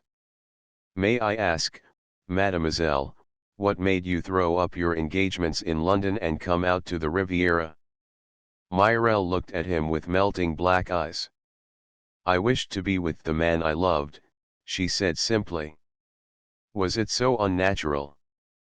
Poirot interpolated a question gently. Was it, then, at M. Kettering's wish that you accompanied him to Nice? Myrelle seemed to find a little difficulty in answering this. She hesitated perceptibly before she spoke. When she did, it was with a haughty indifference of manner. In such matters I please myself, monsieur, she said. That the answer was not an answer at all was noted by all three men. They said nothing. When were you first convinced that M. Kettering had murdered his wife? As I tell you, monsieur, I saw M. Kettering come out of his wife's compartment just before the train drew into Lyons. There was a look on his face, at the moment I could not understand it, a look haunted and terrible. I shall never forget it. Her voice rose shrilly, and she flung out her arms in an extravagant gesture. Quite so, said M. Courage. Afterwards, when I found that Madame Kettering was dead when the train left Lyons, then I knew. And still you did not go to the police, mademoiselle, said the commissary mildly. Myrelle glanced at him superbly, she was clearly enjoying herself in the role she was playing. Shall I betray my lover? She asked. Ah no, do not ask a woman to do that. Yet now, hinted M. Cos. Now it is different. He has betrayed me. Shall I suffer that in silence? The examining magistrate checked her. Quite so, he murmured soothingly. And now, mademoiselle, perhaps you will read over the statement of what you have told us, see that it is correct, and sign it. Myrelle wasted no time on the document. Yes, she said, it is correct. She rose to her feet. You require me no longer, messieurs. At present, no, mademoiselle. And Eric will be arrested? At once, mademoiselle. Myrelle laughed cruelly and drew her fur draperies closer about her. He should have thought of this before he insulted me, she cried. There is one little matter, Poirot coughed apologetically, just a matter of detail. Yes. What makes you think Madame Kettering was dead when the train left Lyons? Myrelle stared. But she was dead. Was she? Yes, of course. She came to an abrupt stop. Poirot was regarding her intently, and he saw the wary look that came into her eyes. I have been told so. Everybody says so. Oh, said Poirot, I was not aware that the fact had been mentioned outside the examining magistrate's office. Myrelle appeared somewhat discomposed. One hears those things, she said vaguely, they get about. Somebody told me. I can't remember who it was. She moved to the door. M. Cos sprang forward to open it for her, and as he did so, Poirot's voice rose gently once more. And the jewels? Pardon, mademoiselle. Can you tell me anything about those? The jewels? What jewels? The rubies of Catherine the Great. Since you hear so much, you must have heard of them. I know nothing about any jewels, said Myrelle sharply. She went out, closing the door behind her. Cos came back to his chair, the examining magistrate sighed. What a fury, he said, but diablement chic, I wonder if she is telling the truth. I think so. There is some truth in her story, certainly, said Poirot. We have confirmation of it from Miss Grey. She was looking down the corridor a short time before the train reached Lyons and she saw M. Kettering go into his wife's compartment. The case against him seems quite clear, said the commissary, sighing. It is 1,000 pities, he murmured. How do you mean? Asked Poirot. It has been the ambition of my life to lay the Comte de la Roche by the heels. This time, ma foi, I thought we had got him. This other it is not nearly so satisfactory. M. Courage rubbed his nose. If anything goes wrong, he observed cautiously, it will be most awkward. M. Kettering is of the aristocracy. It will get into the newspapers. If we have made a mistake, he shrugged his shoulders forebodingly. The jewels now, said the commissary, what do you think he has done with them? He took them for a plant, of course, said M. Courage, they must have been a great inconvenience to him and very awkward to dispose of. Poirot smiled. I have an idea of my own about the jewels. Tell me, messieurs, what do you know of a man called the Marquis? The commissary leaned forward excitedly. The Marquis, he said, the Marquis? Do you think he is mixed up in this affair, M. Poirot? I ask you what you know of him. The commissary made an expressive grimace. Not as much as we should like to, he observed ruefully. He works behind the scenes, you understand. He has underlings who do his dirty work for him. But he is someone high up. That we are sure of. He does not come from the criminal classes. A Frenchman. Why yes. At least we believe so. But we are not sure. He has worked in France, in England, in America. There was a series of robberies in Switzerland last autumn which were laid at his door. By all accounts he is a grand seigneur, speaking French and English with equal perfection, and his origin is a mystery. Poirot nodded and rose to take his departure. Can you tell us nothing more, M. Poirot? Urged the commissary. At present, no, said Poirot, but I may have news awaiting me at my hotel. M. Courage looked uncomfortable. If the Marquis is concerned in this, he began, and then stopped.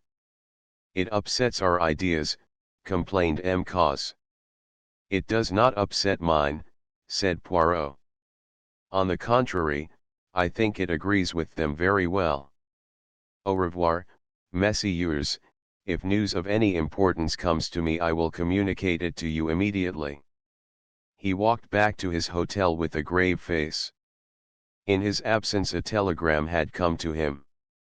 Taking a paper cutter from his pocket, he slit it open. It was a long telegram, and he read it over twice before slowly putting it in his pocket. Upstairs, George was awaiting his master. I am fatigued, George is, much fatigued. Will you order for me a small pot of chocolate? The chocolate was duly ordered and brought, and George set it at the little table at his master's elbow. As he was preparing to retire, Poirot spoke. I believe, Georges, that you have a good knowledge of the English aristocracy, murmured Poirot. George smiled apologetically. I think that I might say that I have, sir, he replied. I suppose that it is your opinion, Georges, that criminals are invariably drawn from the lower orders. Not always, sir. There was great trouble with one of the Duke of Devizes' younger sons. He left Eton under a cloud, and after that he caused great anxiety on several occasions. The police would not accept the view that it was kleptomania. A very clever young gentleman, sir, but vicious through and through, if you take my meaning.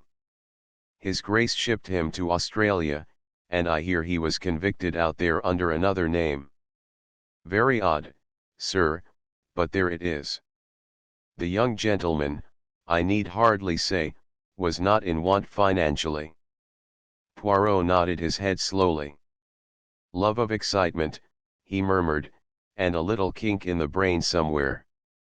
I wonder now. He drew out the telegram from his pocket and read it again. Then there was Lady Mary Fox's daughter, continued the valet in a mood of reminiscence. Swindled tradespeople, something shocking, she did. Very worrying to the best families, if I may say so, and there are many other queer cases I could mention. You have a wide experience, Georges, murmured Poirot. I often wonder, having lived so exclusively with titled families, that you demean yourself by coming as a valet to me. I put it down to love of excitement on your part. Not exactly, sir, said George. I happened to see in society snippets that you had been received at Buckingham Palace. That was just when I was looking for a new situation. His Majesty, so it said, had been most gracious and friendly and thought very highly of your abilities. Ah, said Poirot, one always likes to know the reason for things. He remained in thought for a few moments and then said, You rang up Mademoiselle Papadopoulos. Yes, sir, she and her father will be pleased to dine with you tonight. Ah, said Poirot thoughtfully. He drank off his chocolate, set the cup and saucer neatly in the middle of the tray, and spoke gently, more to himself than to the valet. The squirrel, my good Georges, collects nuts. He stores them up in the autumn so that they may be of advantage to him later. To make a success of humanity, Georges, we must profit by the lessons of those below us in the animal kingdom. I have always done so. I have been the cat, watching at the mouse hole. I have been the good dog, following up the scent, and not taking my nose from the trail. And also, my good Georges, I have been the squirrel. I have stored away the little fact here, the little fact there. I go now to my store and I take out one particular nut, a nut that I stored away, let me see, 17 years ago. You follow me, Georges? I should hardly have thought, sir, said George, that nuts would have kept so long as that, though I know one can do wonders with preserving bottles. Poirot looked at him and smiled. 28 Poirot plays the squirrel. Poirot started to keep his dinner appointment with a margin of 3/4 of an hour to spare. He had an object in this. The car took him, not straight to Monte Carlo, but to Lady Tamplin's house at Cap Martin, where he asked for Miss Grey. The ladies were dressing and Poirot was shown into a small salon to wait, and here, after a lapse of 3 or 4 minutes, Lennox Tamplin came to him. Catherine is not quite ready yet, she said. Can I give her a message, or would you rather wait until she comes down? Poirot looked at her thoughtfully. He was a minute or two in replying, as though something of great weight hung upon his decision. Apparently the answer to such a simple question mattered. No, he said at last, no, I do not think it is necessary that I should wait to see Mademoiselle Catherine. I think, perhaps, that it is better that I should not. These things are sometimes difficult. Lennox waited politely, her eyebrows slightly raised. I have a piece of news, continued Poirot. You will, perhaps, tell your friend. M. Kettering was arrested tonight for the murder of his wife. You want me to tell Catherine that? Asked Lennox. She breathed rather hard, as though she had been running. Her face, Poirot thought, looked white and strained, rather noticeably so. If you please, mademoiselle. Why, said Lennox. Do you think Catherine will be upset? Do you think she cares? I don't know, mademoiselle, said Poirot. See, I admit it frankly. As a rule I know everything, but in this case, I do not. You, perhaps, know better than I do. Yes, said Lennox, I know, but I am not going to tell you all the same. She paused for a minute or two, her dark brows drawn together in a frown. You believe he did it, she said abruptly. Poirot shrugged his shoulders. The police say so. Ah, said Lennox, hedging, are you? So there is something to hedge about. Again she was silent, frowning. Poirot said gently, you have known Derek Kettering a long time, have you not? Off and on ever since I was a kid, said Lennox gruffly. Poirot nodded his head several times without speaking. With one of her brusque movements Lennox drew forward a chair and sat down on it, her elbows on the table and her face supported by her hands. Sitting thus, she looked directly across the table at Poirot.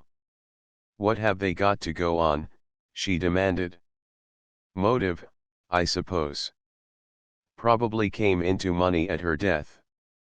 He came into 2 million. And if she had not died he would have been ruined. Yes. But there must have been more than that, persisted Lennox. He traveled by the same train, I know, but that would not be enough to go on by itself. A cigarette case with the letter K on it which did not belong to Mrs. Kettering was found in her carriage, and he was seen by 2 people entering and leaving the compartment just before the train got into Lyons. What 2 people? Your friend Miss Grey was one of them. The other was Mademoiselle Myrelle, the dancer. And he, Derek, what has he got to say about it? Demanded Lennox sharply. He denies having entered his wife's compartment at all, said Poirot. Fool, said Lennox crisply, frowning. Just before Lyons, you say? Does nobody know when she died? The doctor's evidence necessarily cannot be very definite, said Poirot. They are inclined to think that death was unlikely to have occurred after leaving Lyons. And we know this much, that a few moments after leaving Lyons Mrs. Kettering was dead. How do you know that? Poirot was smiling rather oddly to himself. Someone else went into her compartment and found her dead. And they did not rouse the train. No. Why was that? Doubtless they had their reasons. Lennox looked at him sharply. Do you know the reason? I think so, yes. Lennox sat still turning things over in her mind. Poirot watched her in silence. At last she looked up. A soft color had come into her cheeks and her eyes were shining. You think someone on the train must have killed her, but that need not be so at all. What is to stop anyone swinging themselves onto the train when it stopped at Lyons? They could go straight to her compartment, strangle her, and take the rubies and drop off the train again without anyone being the wiser. She may have been actually killed while the train was in Lyons station. Then she would have been alive when Derek went in, and dead when the other person found her. Poirot leaned back in his chair. He drew a deep breath. He looked across at the girl and nodded his head 3 times, then he heaved a sigh. Mademoiselle, he said, what you have said there is very true. I was struggling in darkness, and you have shown me a light. There was a point that puzzled me and you have made it plain. He got up. And Derek, said Lennox. Who knows, said Poirot, with a shrug of his shoulders. But I will tell you this, mademoiselle. I am not satisfied, no, I, Hercule Poirot, am not yet satisfied. It may be that this very night I shall learn something more. At least, I go to try. You are meeting someone. Yes. Someone who knows something. Someone who might know something. In these matters one must leave no stone unturned. Au revoir, mademoiselle. Lennox accompanied him to the door. Have I helped? She asked. Poirot's face softened as he looked up at her standing on the doorstep above him. Yes, mademoiselle, you have helped. If things are very dark, always remember that. When the car had driven off he relapsed into a frowning absorption, but in his eyes was that faint green light which was always the precursor of the triumph to be. He was a few minutes late at the rendezvous, and found that M. Papadopoulos and his daughter had arrived before him. His apologies were abject, and he outdid himself in politeness and small attentions. The Greek was looking particularly benign and noble this evening, a sorrowful patriarch of blameless life. Zia was looking handsome and good-humored. The dinner was a pleasant one. Poirot was his best and most sparkling self.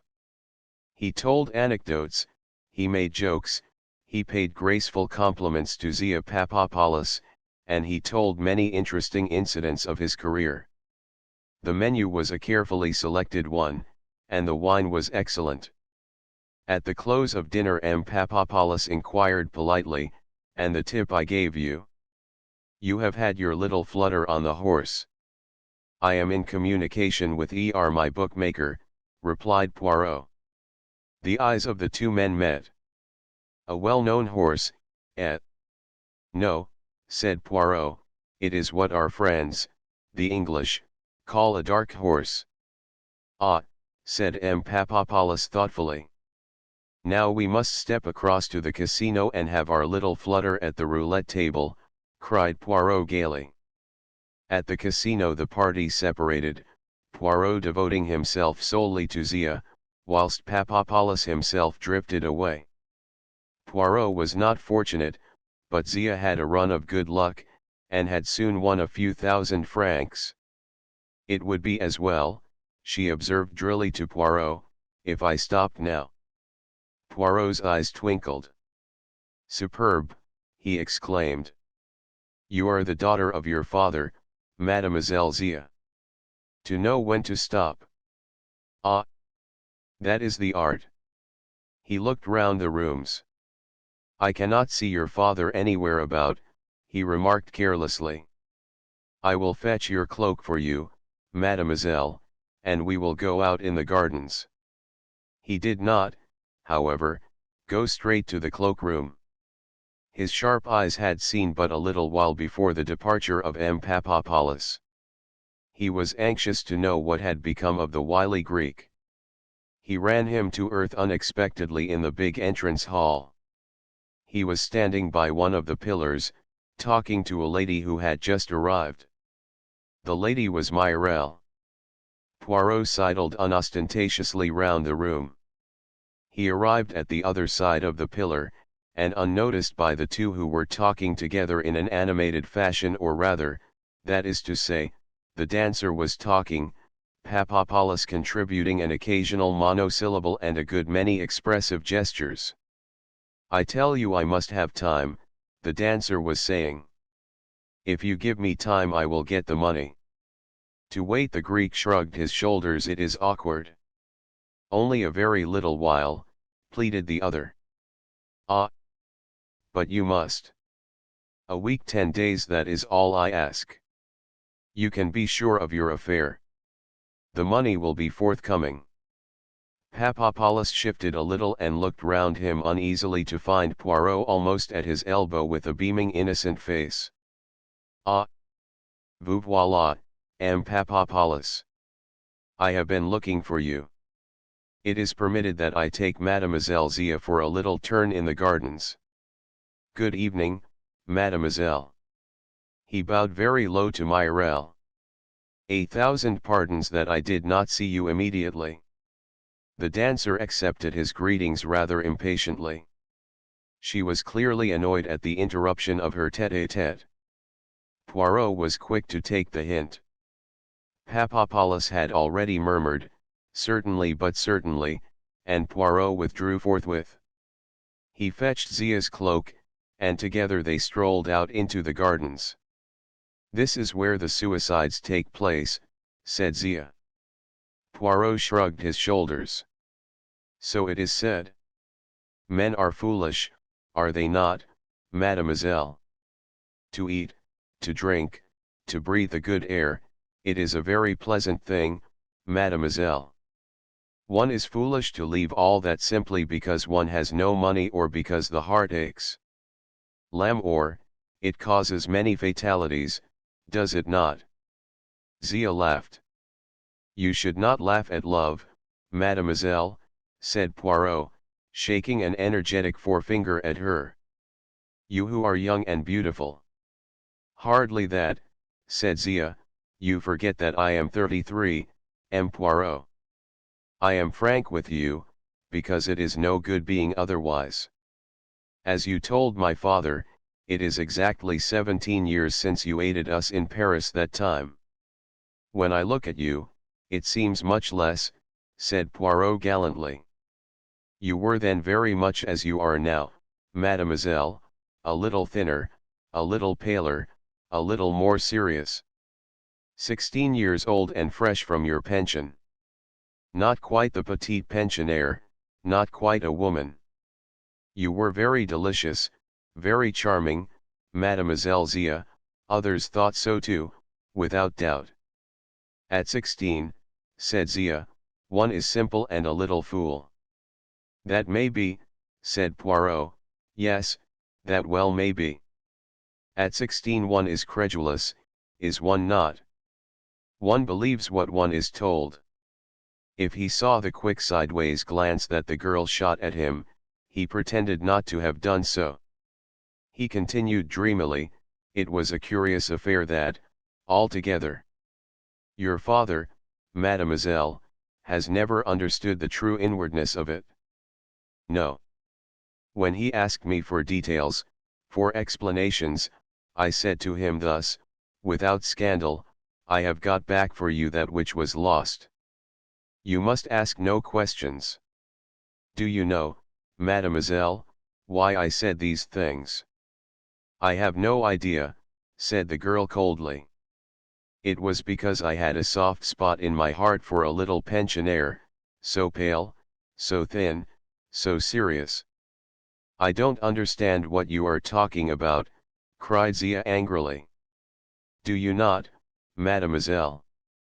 Have you forgotten Antonio Pirazio?"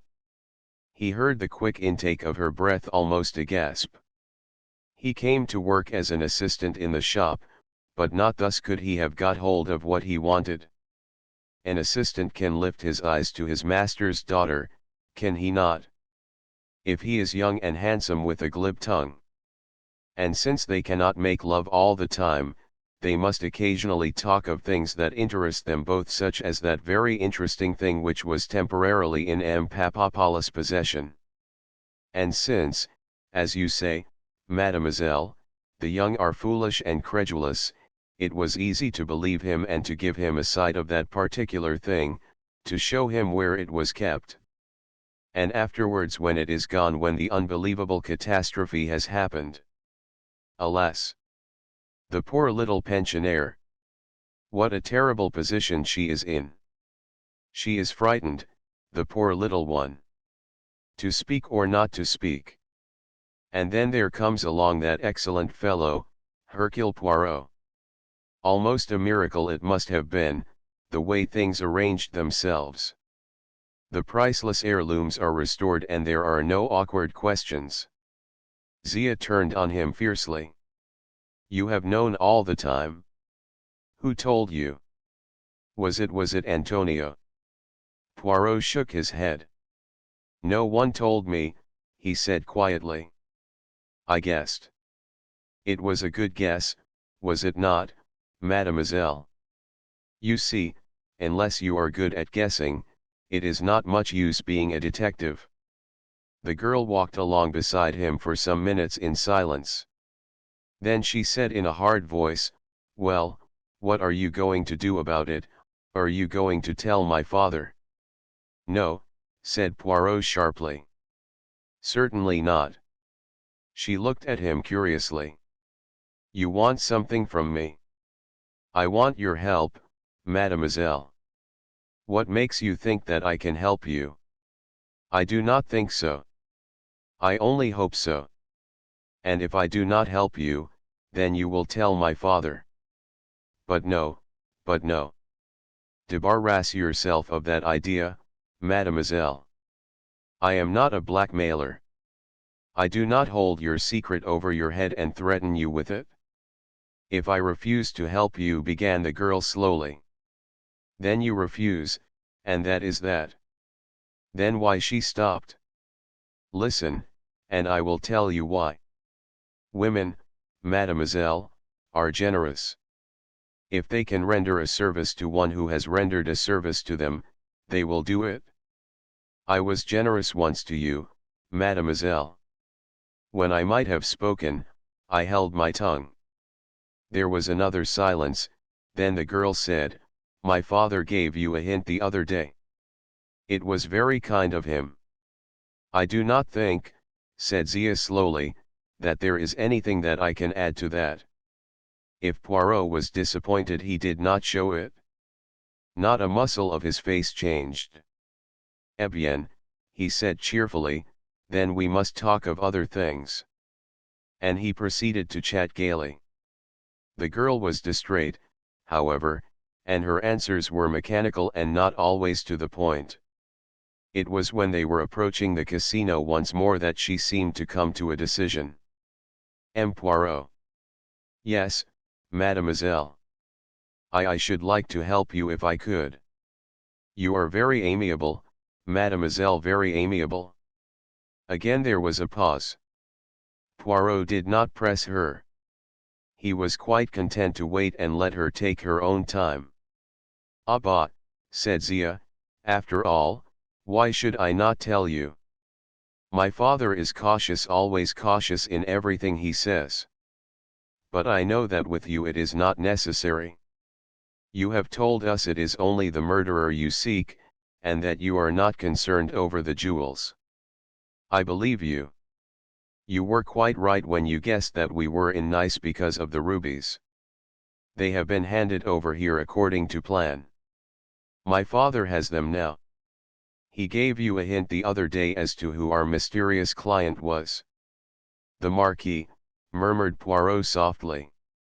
Yes, the Marquis. Have you ever seen the Marquis, Mademoiselle Zia? Once, said the girl. But not very well, she added. It was through a keyhole.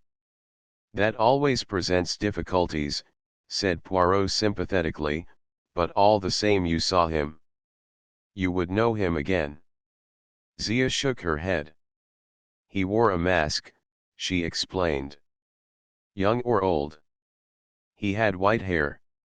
It may have been a wig, it may not. It fitted very well. But I do not think he was old.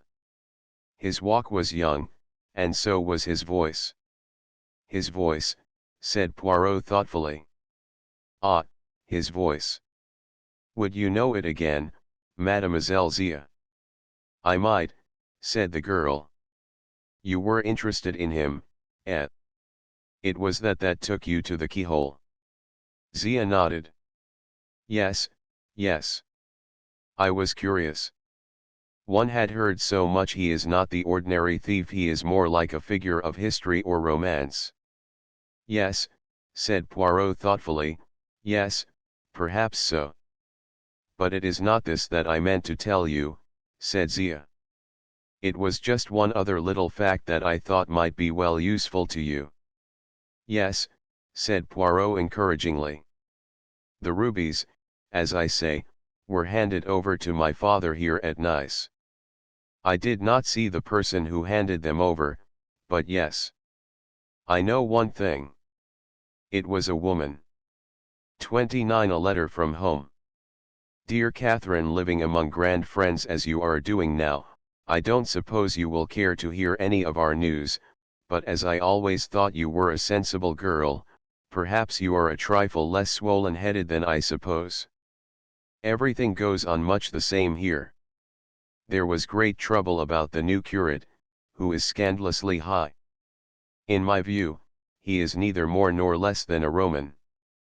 Everybody has spoken to the vicar about it, but you know what the vicar is, all Christian charity and no proper spirit. I have had a lot of trouble with maids lately. That girl Annie was no good, skirts up to her knees and wouldn't wear sensible woolen stockings. Not one of them can bear being spoken to. I have had a lot of pain with my rheumatism one way and another, and Dr. Harris persuaded me to go and see a London specialist, a waste of 3 guineas and a railway fare, as I told him, but by waiting until Wednesday I managed to get a cheap return. The London doctor pulled a long face and talked all round about and never straight out, until I said to him, "I'm a plain woman, doctor, and I like things to be plainly stated. Is it cancer, or is it not?" And then, of course, he had to say it was. They say a year with care, and not too much pain, though I am sure I can bear pain as well as any other Christian woman. Life seems rather lonely at times, with most of my friends dead or gone before. I wish you were in St. Mary Mead, my dear, and that is a fact. If you hadn't come into this money and gone off into grand society, I would have offered you double the salary poor Jane gave you to come and look after me, but there's no good wanting what we can't get. However, if things should go ill with you, and that is always possible. I have heard no end of tales of bogus noblemen marrying girls and getting hold of their money and then leaving them at the church door. I dare say you are too sensible for anything of the kind to happen to you, but one never knows, and never having had much attention of any kind, it might easily go to your head now. So just in case, my dear, remember there is always a home for you here, and though a plain-spoken woman, I am a warm-hearted one to your affectionate old friend, Amelia Viner. P.S. I saw a mention of you in the paper with your cousin, Viscountess Tamplin, and I cut it out and put it with my cuttings. I prayed for you on Sunday that you might be kept from pride and vainglory. Catherine read this characteristic epistle through twice, then she laid it down and stared out of her bedroom window across the blue waters of the Mediterranean. She felt a curious lump in her throat. A sudden wave of longing for St. Mary Mead swept over her. So full of familiar, everyday, stupid little things, and yet home. She felt very inclined to lay her head down on her arms and indulge in a real good cry. Lennox, coming in at the moment, saved her. "Hello, Catherine," said Lennox. "I say, what is the matter?" "Nothing," said Catherine, grabbing up Miss Viner's letter and thrusting it into her handbag. "You looked rather queer," said Lennox. "I say, I hope you don't mind. I rang up your detective friend, M. Poirot, and asked him to lunch with us in Nice. I said you wanted to see him, as I thought he might not come for me." "Did you want to see him then?" asked Catherine. "Yes," said Lennox. "I have rather lost my heart to him. I never met a man before whose eyes were really green like a cat's." "All right," said Catherine. She spoke listlessly. The last few days had been trying. Derek Kettering's arrest had been the topic of the hour, and the Blue Train mystery had been thrashed out from every conceivable standpoint. "I have ordered the car," said Lennox, "and I have told Mother some lie or other. Unfortunately I can't remember exactly what, but it won't matter, as she never remembers. If she knew where we were going, she would want to come too, to pump M. Poirot." The two girls arrived at the Negresco to find Poirot waiting. He was full of Gallic politeness, and showered so many compliments upon the two girls that they were soon helpless with laughter, yet for all that the meal was not a gay one. Catherine was dreamy and distracted, and Lennox made bursts of conversation, interspersed by silences. As they were sitting on the terrace sipping their coffee, she suddenly attacked Poirot bluntly. "How are things going? You know what I mean." Poirot shrugged his shoulders. "They take their course," he said. "And you are just letting them take their course." He looked at Lennox a little sadly. "You are young, mademoiselle, but there are three things that cannot be hurried: le bon Dieu, nature, and old people." "Nonsense," said Lennox. "You are not old." "Ah, it is pretty what you say there." "Here is Major Knighton," said Lennox. Catherine looked round quickly and then turned back again. "He is with Mr. Van Aldine," continued Lennox. "There is something I want to ask Major Knighton about." "I won't be a minute." Left alone together, Poirot bent forward and murmured to Catherine, "You are distrait, mademoiselle, your thoughts, they are far away, are they not?" "Just as far as England, no farther." Guided by a sudden impulse, she took the letter she had received that morning and handed it across to him to read. "That is the first word that has come to me from my old life, somehow or other it hurts." He read it through and then handed it back to her. "So you are going back to St. Mary Mead," he said slowly. "No, I am not," said Catherine. "Why should I?" "Ah," said Poirot, "it is my mistake. You will excuse me one little minute." He strolled across to where Lennox Tamplin was talking to Van Aldine and Knighton. The American looked old and haggard. He greeted Poirot with a curt nod but without any other sign of animation. As he turned to reply to some observation made by Lennox, Poirot drew Knighton aside. "M. Van Aldine looks ill," he said. "Do you wonder?" asked Knighton. "The scandal of Derek Kettering's arrest has about put the lid on things, as far as he is concerned. He is even regretting that he asked you to find out the truth." "He should go back to England," said Poirot. "We are going the day after tomorrow." "That is good news," said Poirot. He hesitated, and looked across the terrace to where Catherine was sitting. "I wish," he murmured, "that you could tell Miss Grey that." "Tell her what?" "That I mean that M. Van Aldine is returning to England." Knighton looked a little puzzled, but he readily crossed the terrace and joined Catherine. Poirot saw him go with a satisfied nod of the head, and then joined Lennox and the American.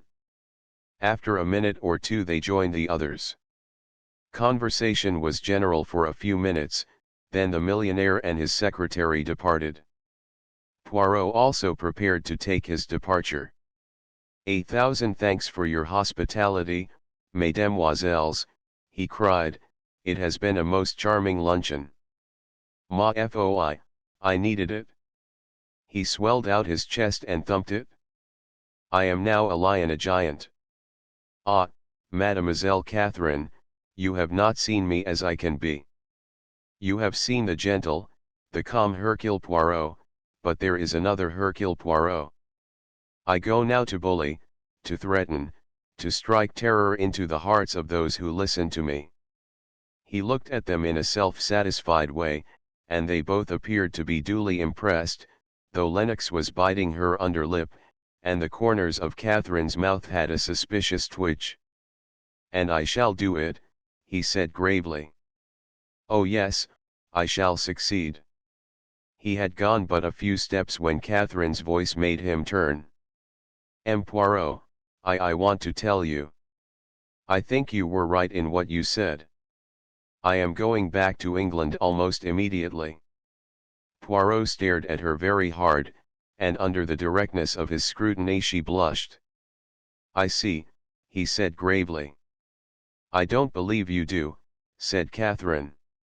"I know more than you think, mademoiselle," he said quietly. He left her, with an odd little smile upon his lips. Entering a waiting car, he drove to Antibes. Hippolyte, the Comte de la Roche's wooden-faced manservant, was busy at the Villa Marina polishing his master's beautiful cut table glass. The Comte de la Roche himself had gone to Monte Carlo for the day.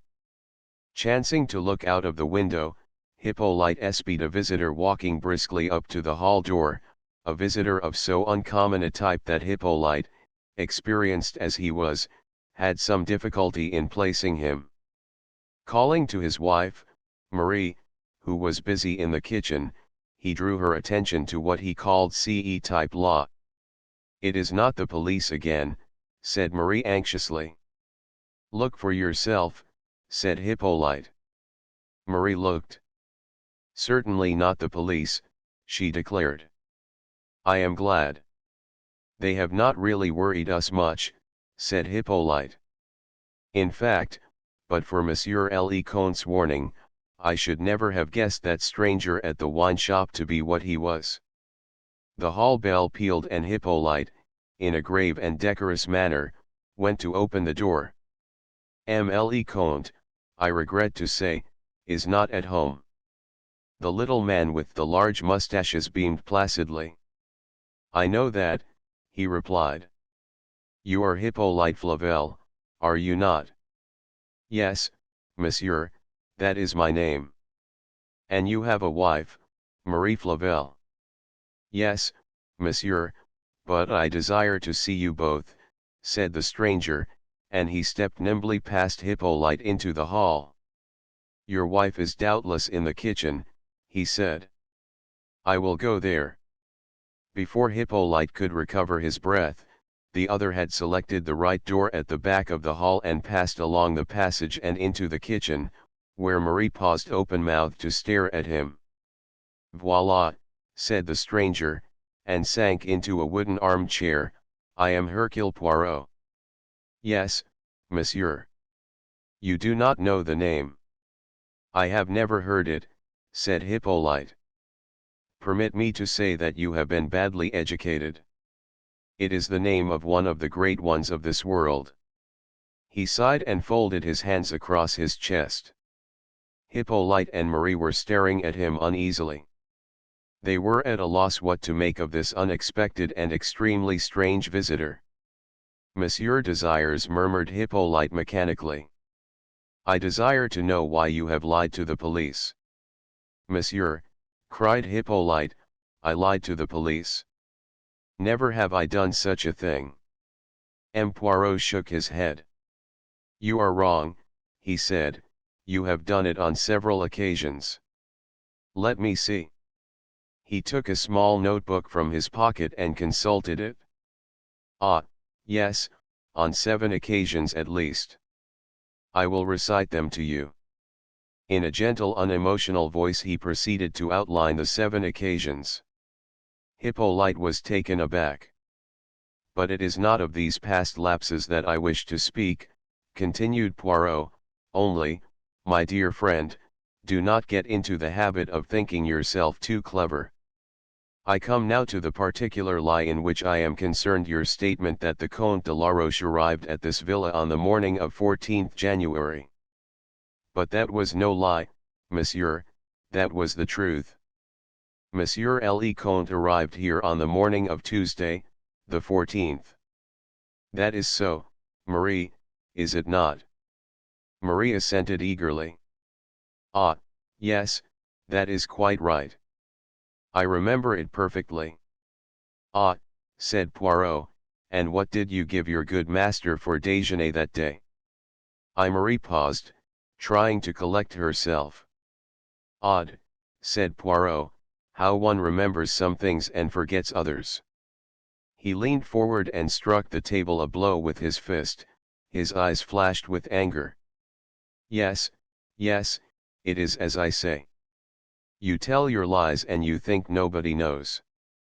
But there are 2 people who know. Yes, 2 people.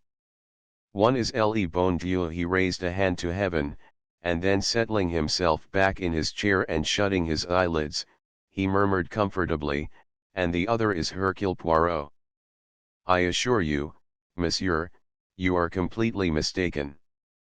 "Monsieur Le Comte left Paris on Monday night." "True," said Poirot by the rapide. I do not know where he broke his journey. Perhaps you do not know that. What I do know is that he arrived here on Wednesday morning, and not on Tuesday morning. Monsieur is mistaken, said Marie stolidly. Poirot rose to his feet. Then the law must take its course, he murmured. A pity. What do you mean, monsieur? Asked Marie, with a shade of uneasiness. You will be arrested and held as accomplices concerned in the murder of Mrs. Kettering, the English lady who was killed. Murder. The man's face had gone chalk white, his knees knocked together. Marie dropped the rolling pin and began to weep. But it is impossible, impossible. I thought since you stick to your story, there is nothing to be said. I think you are both foolish. He was turning towards the door when an agitated voice arrested him. Monsieur, monsieur, just a little moment. I had no idea that it was anything of this kind. I thought it was just a matter concerning a lady. There have been little awkwardnesses with the police over ladies before. But murder, that is very different. I have no patience with you, cried Poirot. He turned round on them and angrily shook his fist in Hippolyte's face. Am I to stop here all day, arguing with a couple of imbeciles thus? It is the truth I want. If you will not give it to me, that is your lookout. For the last time, when did Monsieur Le Comte arrive at the Villa Marina? Tuesday morning or Wednesday morning? Wednesday, gasped the man, and behind him Marie nodded confirmation. Poirot regarded them for a minute or two, then inclined his head gravely. You are wise, my children, he said quietly. Very nearly you were in serious trouble. He left the Villa Marina, smiling to himself. One guess, confirmed, he murmured to himself. Shall I take a chance on the other? It was 6 o'clock when the card of Monsieur Hercule Poirot was brought up to Mirelle. She stared at it for a moment or two, and then nodded. When Poirot entered, he found her walking up and down the room feverishly. She turned on him furiously. Well, she cried. Well? What is it now? Have you not tortured me enough, all of you? Have you not made me betray my poor Derek? What more do you want? Just one little question, mademoiselle. After the train left Lyons, when you entered Mrs. Kettering's compartment, what is that? Poirot looked at her with an air of mild reproach and began again. I say, when you entered Mrs. Kettering's compartment, I never did. And found her, I never did. Ah, sacre. He turned on her in a rage and shouted at her, so that she cowered back before him. Will you lie to me? I tell you I know what happened as well as though I had been there. You went into her compartment and you found her dead. I tell you I know it. To lie to me is dangerous. Be careful, Mademoiselle Mirelle. Her eyes wavered beneath his gaze and fell. I didn't, she began uncertainly and stopped. There is only one thing about which I wonder, said Poirot. I wonder, mademoiselle, if you found what you were looking for, or whether what? Or whether someone else had been before you. I will answer no more questions, screamed the dancer. She tore herself away from Poirot's restraining hand, and flinging herself down on the floor in a frenzy, she screamed and sobbed. A frightened maid came rushing in. Hercule Poirot shrugged his shoulders, raised his eyebrows, and quietly left the room. But he seemed satisfied. 30 Miss Viner gives judgment. Catherine looked out of Miss Viner's bedroom window. It was raining, not violently, but with a quiet, well-bred persistence. The window looked out on a strip of front garden with a path down to the gate and neat little flower beds on either side, where later roses and pinks and blue hyacinths would bloom. Miss Viner was lying in a large Victorian bedstead. A tray with the remains of breakfast had been pushed to one side and she was busy opening her correspondence and making various caustic comments upon it. Catherine had an open letter in her hand and was reading it through for the second time. It was dated from the Ritz Hotel, Paris. Chère Mademoiselle Catherine, it began, I trust that you are in good health and that the return to the English winter has not proved too depressing. I prosecute my inquiries with the utmost diligence. Do not think that it is the holiday that I take here. Very shortly I shall be in England, and I hope then to have the pleasure of meeting you once more. It shall be so, shall it not? On arrival in London I shall write to you. You remember that we are the colleagues in this affair? But indeed I think you know that very well. Be assured, Mademoiselle, of my most respectful and devoted sentiments. Hercule Poirot. Catherine frowned slightly. It was as though something in the letter puzzled and intrigued her. A choir boys' picnic indeed, came from Miss Viner. Tommy Saunders and Albert Dykes ought to be left behind, and I shan't subscribe to it unless they are. What those two boys think they are doing in church on Sundays I don't know. Tommy sang, "Oh God, make speed to save us," and never opened his lips again, and if Albert Dykes wasn't sucking a mint humbug, my nose is not what it is and always has been. I know, they are awful, agreed Catherine. She opened her second letter, and a sudden flush came to her cheeks. Miss Viner's voice in the room seemed to recede into the far distance. When she came back to a sense of her surroundings, Miss Viner was bringing a long speech to a triumphant termination. And I said to her, "Not at all. As it happens, Miss Grey is Lady Tamplin's own cousin. What do you think of that? Were you fighting my battles for me? That was very sweet of you. You can put it that way if you like. There is nothing to me in a title. Vicar's wife or no vicar's wife, that woman is a cat. Hinting you had bought your way into society. Perhaps she was not so very far wrong. And look at you," continued Miss Viner.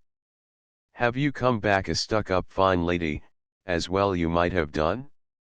No, there you are, as sensible as ever you were, with a pair of good balbriggan stockings on and sensible shoes.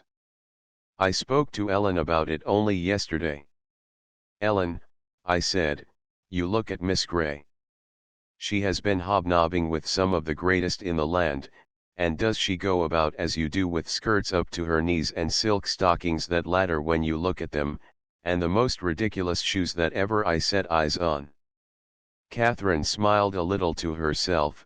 It had apparently been worthwhile to conform to Miss Viner's prejudices. The old lady went on with increasing gusto. "It has been a great relief to me that you have not had your head turned. Only the other day I was looking for my cuttings. I have several about Lady Tamplin and her war hospital and what not, but I cannot lay my hand upon them. I wish you would look, my dear, your eyesight is better than mine. They are all in a box in the bureau drawer." Catherine glanced down at the letter in her hand and was about to speak, but checked herself, and going over to the bureau found the box of cuttings and began to look over them. Since her return to St. Mary Mead her heart had gone out to Miss Viner in admiration of the old woman's stoicism and pluck. She felt that there was little she could do for her old friend, but she knew from experience how much those seemingly small trifles meant to old people. "Here is one," she said presently. "Viscountess Tamplin, who is running her villa at Nice as an officers' hospital, has just been the victim of a sensational robbery, her jewels having been stolen. Amongst them were some very famous emeralds, heirlooms of the Tamplin family."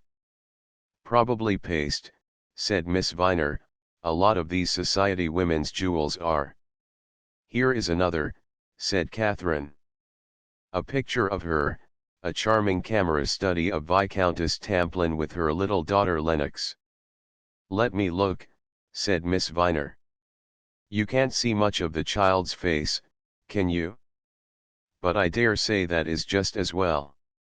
Things go by contraries in this world, and beautiful mothers have hideous children. I dare say the photographer realized that to take the back of the child's head was the best thing he could do for her. Catherine laughed. One of the smartest hostesses on the Riviera this season is Viscountess Tamplin, who has a villa at Cap Martin. Her cousin, Miss Grey, who recently inherited a vast fortune in a most romantic manner, is staying with her there. That is the one I wanted, said Miss Viner. I expect there has been a picture of you in one of the papers that I have missed, you know the kind of thing. Mrs. Somebody or other Jones Williams, at the something or other point to point, usually carrying a shooting stick and having one foot lifted up in the air. It must be a trial to some of them to see what they look like. Catherine did not answer. She was smoothing out the cutting with her finger, and her face had a puzzled, worried look. Then she drew the second letter out of its envelope and mastered its contents once more. She turned to her friend. Miss Viner? I wonder, there is a friend of mine, someone I met on the Riviera, who wants very much to come down and see me here. A man, said Miss Viner. Yes. Who is he? He is secretary to Mr. Van Aldine, the American millionaire. What is his name? Knighton. Major Knighton. Secretary to a millionaire. And wants to come down here. Now, Catherine, I am going to say something to you for your own good. You are a nice girl and a sensible girl, and though you have your head screwed on the right way about most things, every woman makes a fool of herself once in her life. 10 to 1 what this man is after is your money. With a gesture she arrested Catherine's reply. I have been waiting for something of this kind. What is a secretary to a millionaire? 9 times out of 10 it is a young man who likes living soft. A young man with nice manners and a taste for luxury and no brains and no enterprise, and if there is anything that is a softer job than being a secretary to a millionaire, it is marrying a rich woman for her money. I am not saying that you might not be some man's fancy. But you are not young, and though you have a very good complexion you are not a beauty, and what I say to you is, don't make a fool of yourself, but if you are determined to do so, do see that your money is properly tied up on yourself. There, now I have finished. What have you got to say? Nothing, said Catherine, but would you mind if he did come to see me? I wash my hands of it, said Miss Viner. I have done my duty, and whatever happens now is on your own head. Would you like him to lunch or to dinner? I dare say Ellen could manage dinner, that is, if she didn't lose her head. Lunch would be very nice, said Catherine. It is awfully kind of you, Miss Viner. He asked me to ring him up, so I will do so and say that we shall be pleased if he will lunch with us. He will motor down from town. Ellen does a steak with grilled tomatoes pretty fairly, said Miss Viner. She doesn't do it well, but she does it better than anything else. It is no good having a tart because she is heavy-handed with pastry, but her little castle puddings are not bad, and I dare say you could find a nice piece of Stilton at Abbott's. I have always heard that gentlemen like a nice piece of Stilton, and there is a good deal of father's wine left, a bottle of sparkling Moselle, perhaps. Oh, no, Miss Viner, that is really not necessary. Nonsense, my child. No gentleman is happy unless he drinks something with his meal. There is some good pre-war whiskey if you think he would prefer that. Now do as I say and don't argue. The key of the wine cellar is in the third drawer down in the dressing table, in the second pair of stockings on the left-hand side. Catherine went obediently to the spot indicated. The second pair, now mind, said Miss Viner. The first pair has my diamond earrings and my filigree brooch in it. Oh, said Catherine, rather taken aback, wouldn't you like them put in your jewel case? Miss Viner gave vent to a terrific and prolonged snort. No, indeed. I have much too much sense for that sort of thing, thank you. Dear, dear, I well remember how my poor father had a safe built in downstairs. Pleased as punch he was with it, and he said to my mother, now, Mary, you bring me your jewels in their case every night and I will lock them away for you. My mother was a very tactful woman, and she knew that gentlemen like having their own way, and she brought him the jewel case locked up just as he said. And one night burglars broke in, and of course naturally the first thing they went for was the safe. It would be, with my father talking up and down the village and bragging about it until you might have thought he kept all King Solomon's diamonds there. They made a clean sweep, got the tankards, the silver cups, and the presentation gold plate that my father had presented to him, and the jewel case. She sighed reminiscently.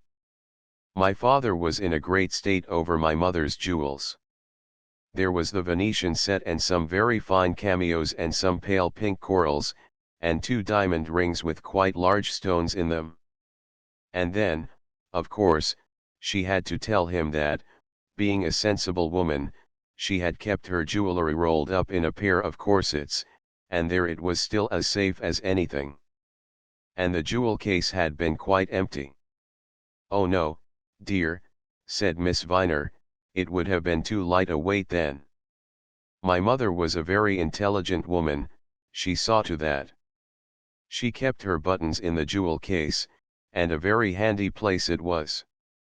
Boot buttons in the top tray, trouser buttons in the second tray, and assorted buttons below.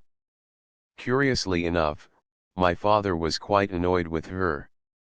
He said he didn't like deceit. But I mustn't go chattering on, you want to go and ring up your friend, and mind you choose a nice piece of steak, and tell Ellen she is not to have holes in her stockings when she waits at lunch. Is her name Ellen or Helen, Miss Viner? I thought Miss Viner closed her eyes. I can sound my H's, dear, as well as anyone, but Helen is not a suitable name for a servant.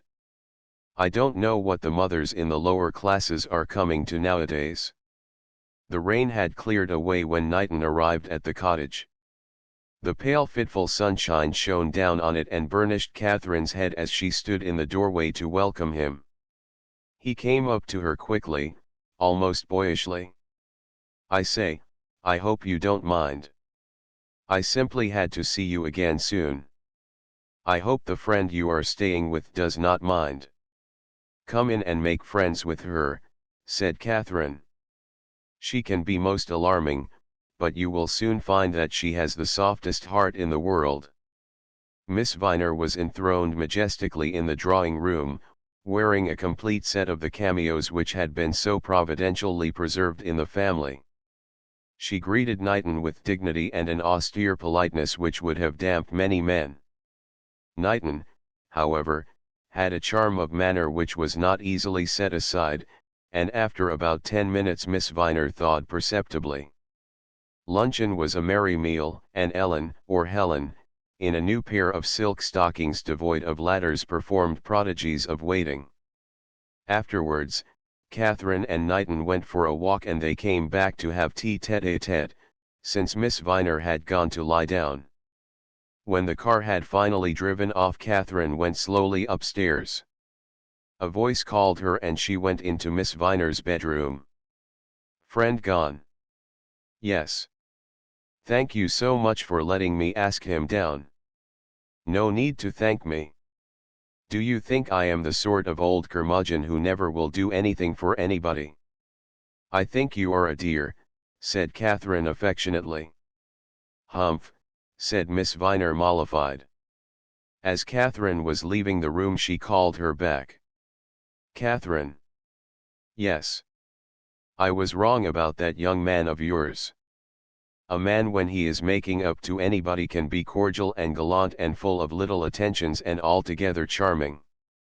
But when a man is really in love he can't help looking like a sheep. Now, whenever that young man looked at you he looked like a sheep. I take back all I said this morning. It is genuine. 31 Mr. Aaron's lunch is said Mr. Joseph Aarons, appreciatively. He took a long draught from his tankard, set it down with a sigh, wiped the froth from his lips, and beamed across the table at his host, Monsieur Hercule Poirot. "Give me," said Mr. Aarons, "a good porterhouse steak and a tankard of something worth drinking, and any one can have your French fallals and what-nots, your hors d'oeuvres and your omelettes and your little bits of quail. Give me," he reiterated, "a porterhouse steak." Poirot, who had just complied with this request, smiled sympathetically. "Not that there is much wrong with a steak and kidney pudding," continued Mr. Aarons. "Apple tart?" "Yes, I will take apple tart, thank you, miss, and a jug of cream." The meal proceeded. Finally, with a long sigh, Mr. Aarons laid down his spoon and fork preparatory to toying with some cheese before turning his mind to other matters. "There was a little matter of business I think you said, Monsieur Poirot," he remarked. "Anything I can do to help you I am sure I shall be most happy." "That is very kind of you," said Poirot. "I said to myself, if you want to know anything about the dramatic profession there is one person who knows all that is to be known and that is my old friend, Mr. Joseph Aarons." "And you don't say far wrong," said Mr. Aarons complacently, "whether it is past, present, or future, Joe Aarons is the man to come to." "Precisement. Now I want to ask you, Monsieur Aarons, what you know about a young woman called Kid." "Kid? Kitty Kid? Kitty Kid? Pretty smart, she was. Male impersonator, song, and a dance, that one." "That is the one. Very smart, she was. Made a good income. Never out of an engagement. Male impersonation mostly, but, as a matter of fact, you could not touch her as a character actress." "So I have heard," said Poirot, "but she has not been appearing lately, has she?" "No. Dropped right out of things. Went over to France and took up with some swell nobleman there. She quitted the stage then for good and all, I guess." "How long ago was that?" "Let me see. 3 years ago. And she has been a loss, let me tell you that. She was clever. Clever as a cartload of monkeys. You don't know the name of the man she became friends with in Paris?" "He was a swell, I know that." "A count, or was it a marquis?" "Now I come to think of it, I believe it was a marquis." "And you know nothing about her since?" "Nothing. Never even run across her accidentally like. I bet she is tooling it round some of these foreign resorts. Being a marquise to the life. You couldn't put one over on Kitty. She would give as good as she got any day." "I see," said Poirot thoughtfully. "I am sorry I can't tell you more, Monsieur Poirot," said the other. "I would like to be of use to you if I could. You did me a good turn once." "Ah, but we are quits on that. You, too, did me a good turn." "One good turn deserves another." "Ha, ha," said Mr. Aarons.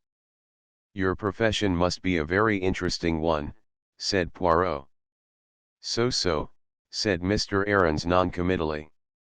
"Taking the rough with the smooth, it is all right. I don't do so badly at it, all things considered, but you have to keep your eyes skinned. Never know what the public will jump for next." "Dancing has come very much to the fore in the last few years," murmured Poirot reflectively. "I never saw anything in this Russian ballet, but people like it?" Too highbrow for me. I met one dancer out on the Riviera, Mademoiselle Myrelle. Myrelle? She is hot stuff, by all accounts. There is always money going to back her though, so far as that goes, the girl can dance. I have seen her, and I know what I am talking about. I never had much to do with her myself, but I hear she is a terror to deal with. Tempers and tantrums all the time. Yes, said Poirot thoughtfully, yes, so I should imagine. Temperament, said Mr. Aarons, temperament. That is what they call it themselves. My missus was a dancer before she married me, but I am thankful to say she never had any temperament. You don't want temperament in the home, Monsieur Poirot. I agree with you, my friend, it is out of place there. A woman should be calm and sympathetic, and a good cook, said Mr. Aarons. Myrelle has not been long before the public, has she? Asked Poirot. About 2.5 years, that is all, said Mr. Aarons. Some French duke started her. I hear now that she has taken up with the ex-Prime Minister of Greece. These are the chaps who manage to put money away quietly. That is news to me, said Poirot. Oh, she's not one to let the grass grow under her feet. They say that young Kettering murdered his wife on her account. I don't know, I am sure. Anyway, he is in prison, and she had to look round for herself, and pretty smart she has been about it. They say she is wearing a ruby the size of a pigeon's egg. Not that I have ever seen a pigeon's egg myself, but that is what they always call it in works of fiction. A ruby the size of a pigeon's egg, said Poirot. His eyes were green and cat-like. How interesting. I had it from a friend of mine, said Mr. Aarons. But, for all I know, it may be colored glass. They are all the same, these women. They never stop telling tall stories about their jewels. Myrelle goes about bragging that it has got a curse on it. Heart of fire, I think she calls it. But if I remember rightly, said Poirot, the ruby that is named Heart of Fire is the center stone in a necklace. There you are. Didn't I tell you there is no end to the lies women will tell about their jewelry? This is a single stone, hung on a platinum chain round her neck, but, as I said before, 10 to 1 it is a bit of colored glass. No, said Poirot gently, no, somehow I do not think it is colored glass. 32 Catherine and Poirot compare notes. You have changed, mademoiselle, said Poirot suddenly. He and Catherine were seated opposite each other at a small table at the Savoy. Yes, you have changed, he continued. In what way? Mademoiselle, these nuances are difficult to express. I am older. Yes, you are older. And by that I do not mean that the wrinkles and the crow's feet are coming. When I first saw you, mademoiselle, you were a looker-on at life. You had the quiet, amused look of one who sits back in the stalls and watches the play. And now, you no longer watch. It is an absurd thing, perhaps, that I say here, but you have the wary look of a fighter who is playing a difficult game. My old lady is difficult sometimes, said Catherine, with a smile, but I can assure you that I don't engage in deadly contests with her. You must go down and see her some day, Monsieur Poirot. I think you are one of the people who would appreciate her pluck and her spirit. There was a silence while the waiter deftly served them with chicken and casserole. When he had departed, Poirot said, You have heard me speak of my friend Hastings, he who said that I was a human oyster. Eh bien, mademoiselle, I have met my match in you. You, far more than I, play a lone hand. Nonsense, said Catherine lightly. Never does Hercule Poirot talk nonsense. It is as I say. Again there was a silence. Poirot broke it by inquiring, "Have you seen any of our Riviera friends since you have been back, mademoiselle?" "I have seen something of Major Knighton." "Aha! Is that so?" Something in Poirot's twinkling eyes made Catherine lower hers. "So Mr. Van Aldine remains in London?" "Yes. I must try to see him tomorrow or the next day." "You have news for him?" "What makes you think that?" "I wondered, that is all." Poirot looked across at her with twinkling eyes. "And now, mademoiselle, there is much that you wish to ask me, I can see that." "And why not? Is not the affair of the blue train our own Roman policy?" "Yes, there are things I should like to ask you." "Eh bien." Catherine looked up with a sudden air of resolution. "What were you doing in Paris, Monsieur Poirot?" Poirot smiled slightly. "I made a call at the Russian embassy." "Oh. I see that tells you nothing." "But I will not be a human oyster. No, I will lay my cards on the table, which is assuredly a thing that oysters do not do. You suspect, do you not, that I am not satisfied with the case against Derek Kettering?" "That is what I have been wondering. I thought, in Nice, that you had finished with the case." "You do not say all that you mean, mademoiselle." "But I admit everything. It was my researches which placed Derek Kettering where he is now. But for me the examining magistrate would still be vainly trying to fasten the crime on the Comte de la Roche. Eh bien, mademoiselle, what I have done I do not regret. I have only one duty to discover the truth, and that way led straight to Mr. Kettering." "But did it end there?" "The police say yes, but I, Hercule Poirot, am not satisfied." He broke off suddenly. "Tell me, mademoiselle, have you heard from Mademoiselle Lennox lately?" "One very short, scrappy letter. She is, I think, annoyed with me for coming back to England." Poirot nodded. "I had an interview with her the night that Monsieur Kettering was arrested. It was an interesting interview in more ways than one." Again he fell silent, and Catherine did not interrupt his train of thought.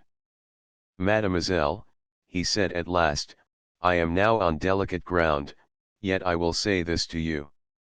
There is, I think, someone who loves Monsieur Kettering. Correct me if I am wrong, and for her sake, well, for her sake I hope that I am right and the police are wrong.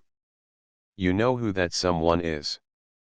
There was a pause, then Catherine said, "Yes, I think I know."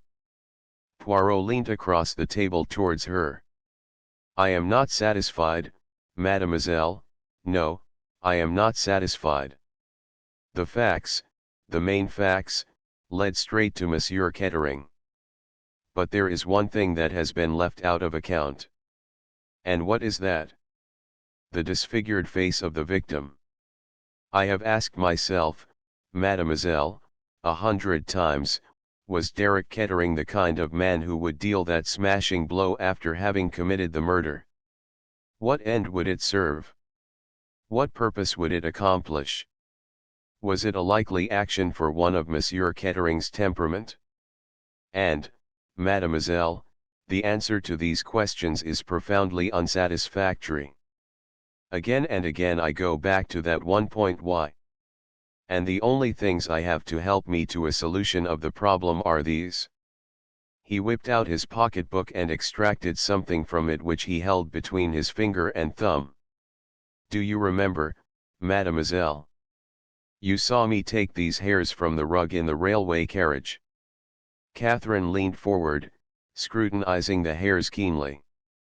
Poirot nodded his head slowly several times. "They suggest nothing to you, I see that, mademoiselle. And yet I think somehow that you see a good deal." "I have had ideas," said Catherine slowly, "curious ideas. That is why I ask you what you were doing in Paris, Monsieur Poirot. When I wrote to you from the Ritz." A curious smile came over Poirot's face. Yes, as you say, from the Ritz. I am a luxurious person sometimes when a millionaire pays. The Russian embassy, said Catherine, frowning. No, I don't see where that comes in. It does not come in directly, mademoiselle. I went there to get certain information. I saw a particular personage and I threatened him. Yes, mademoiselle, I, Hercule Poirot, threatened him. With the police. No, said Poirot drily, with the press, a much more deadly weapon. He looked at Catherine and she smiled at him, just shaking her head. Are you not just turning back into an oyster again, Monsieur Poirot? No, no. I do not wish to make mysteries. See, I will tell you everything. I suspect this man of being the active party in the sale of the jewels of Monsieur Van Aldine. I tax him with it, and in the end I get the whole story out of him. I learn where the jewels were handed over, and I learn, too, of the man who paced up and down outside in the street, a man with a venerable head of white hair, but who walked with the light, springy step of a young man, and I give that man a name in my own mind, the name of Monsieur Le Marquis. And now you have come to London to see Mr. Van Aldine. Not entirely for that reason. I had other work to do. Since I have been in London I have seen two more people, a theatrical agent and a Harley Street doctor. From each of them I have got certain information. Put these things together, mademoiselle, and see if you can make of them the same as I do. Yes, you. I will tell you one thing, mademoiselle. There has been a doubt all along in my mind as to whether the robbery and the murder were done by the same person. For a long time I was not sure, and now I know. There was a silence. Then Catherine lifted her head. Her eyes were shining. I am not clever like you, Monsieur Poirot. Half the things that you have been telling me don't seem to me to point anywhere at all. The ideas that came to me came from such an entirely different angle. But that is always so, said Poirot quietly. A mirror shows the truth, but every one stands in a different place for looking into the mirror. My ideas may be absurd, they may be entirely different from yours, but yes. Tell me, does this help you at all? He took a newspaper cutting from her outstretched hand. He read it and, looking up, he nodded gravely. As I told you, mademoiselle, one stands at a different angle for looking into the mirror, but it is the same mirror and the same things are reflected there. Catherine got up. I must rush, she said. I have only just time to catch my train. Monsieur Poirot. Yes, mademoiselle. It mustn't be much longer, you understand. I can't go on much longer. There was a break in her voice. He patted her hand reassuringly. Courage, mademoiselle, you must not fail now, the end is very near. 33 A new theory. Monsieur Poirot wants to see you, sir. Damn the fellow, said Van Aldine. Knighton remained sympathetically silent. Van Aldine got up from his chair and paced up and down. I suppose you have seen the cursed newspapers this morning. I have glanced at them, sir. Still added Hammer and Tongs. I am afraid so, sir.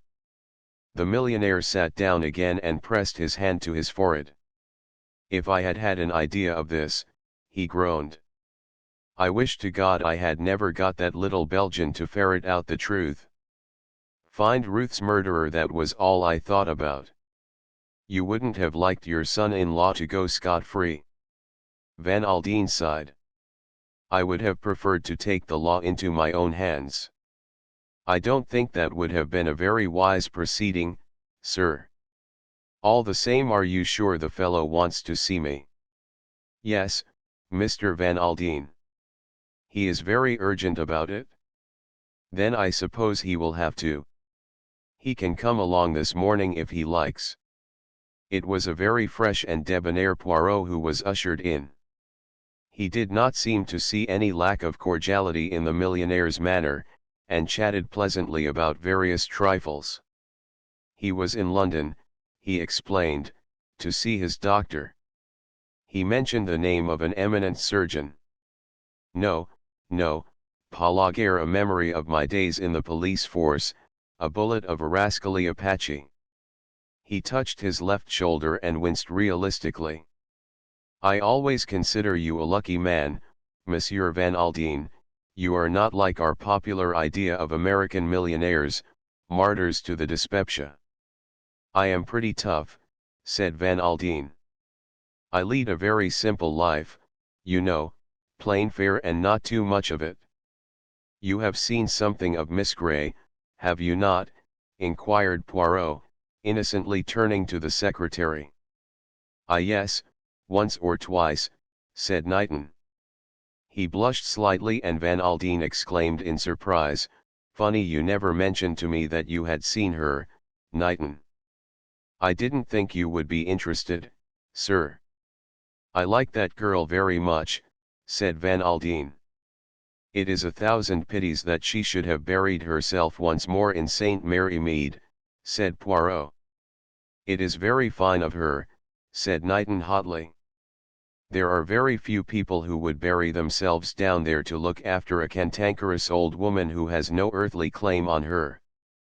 I am silent, said Poirot, his eyes twinkling a little, but all the same I say it is a pity. And now, messieurs, let us come to business. Both the other men looked at him in some surprise. You must not be shocked or alarmed at what I am about to say. Supposing, Monsieur Van Aldine, that, after all, Monsieur Derek Kettering did not murder his wife. What? Both men stared at him in blank surprise. Supposing, I say, that Monsieur Kettering did not murder his wife. Are you mad, Monsieur Poirot? It was Van Aldine who spoke. No, said Poirot, I am not mad.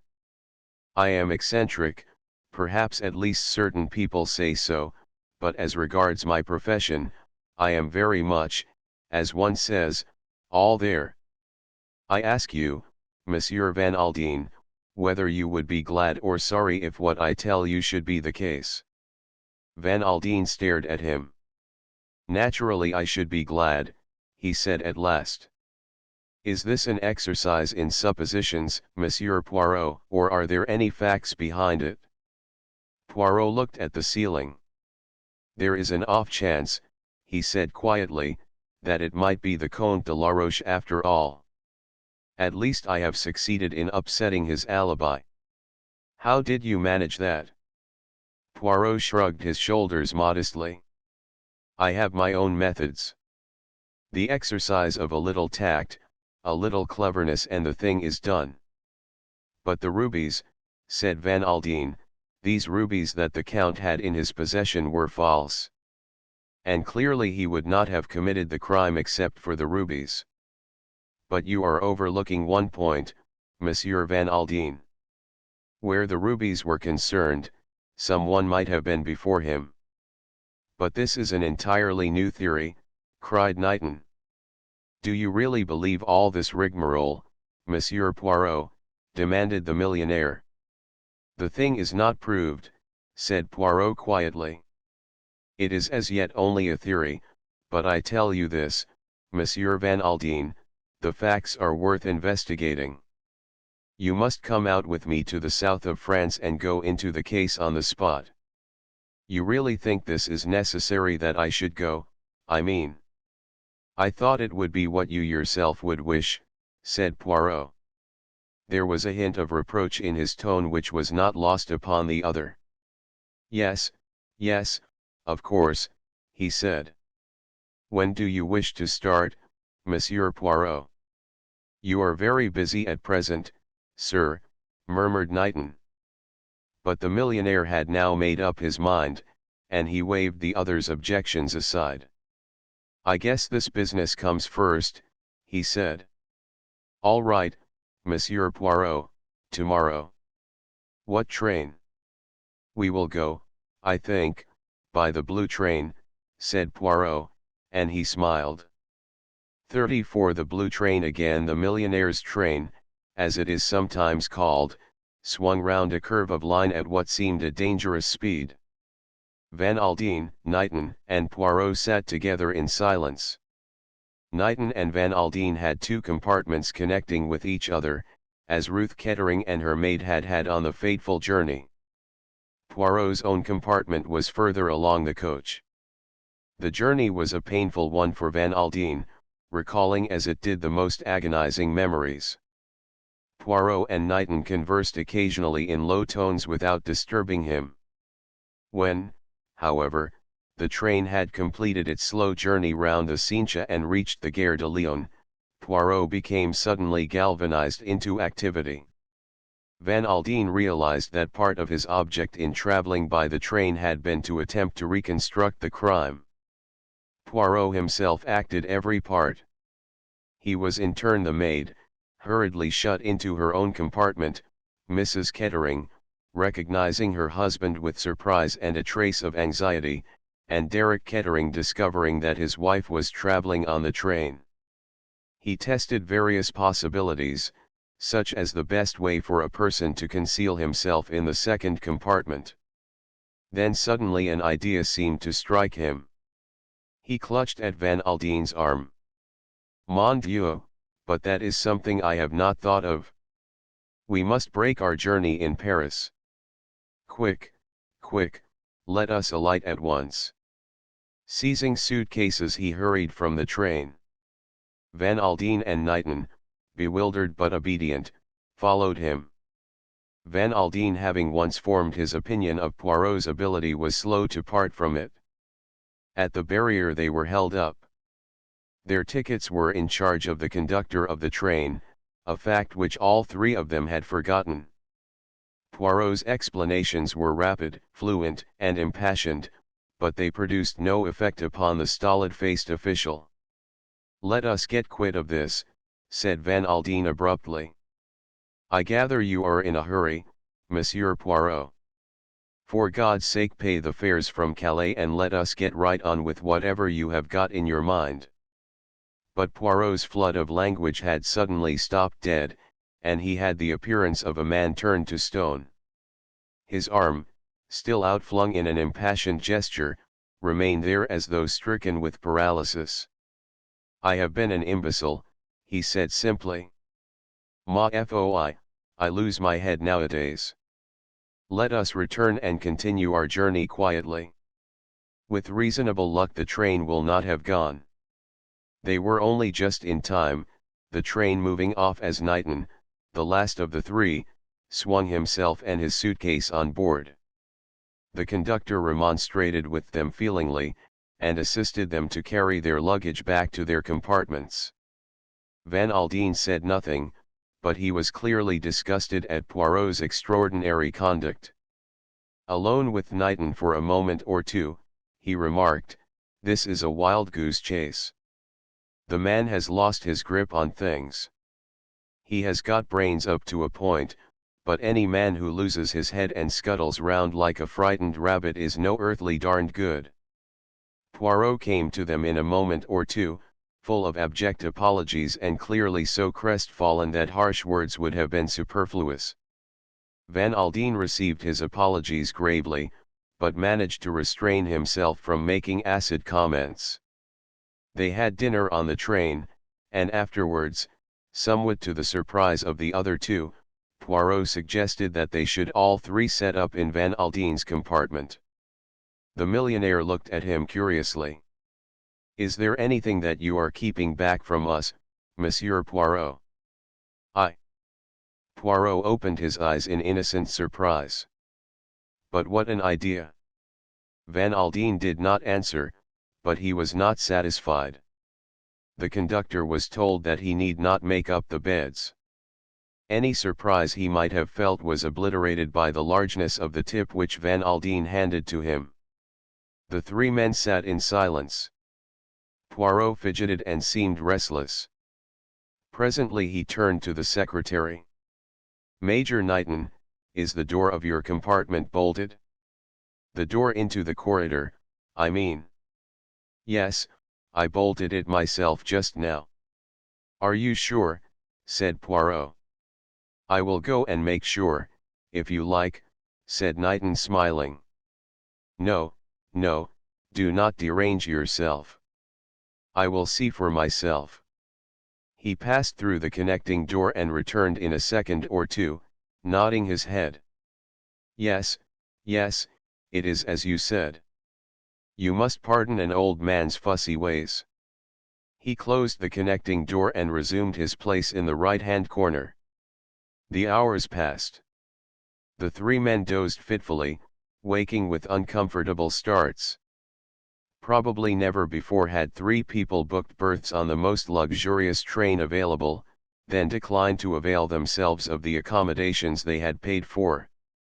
Every now and then Poirot glanced at his watch, and then nodded his head and composed himself to slumber once more.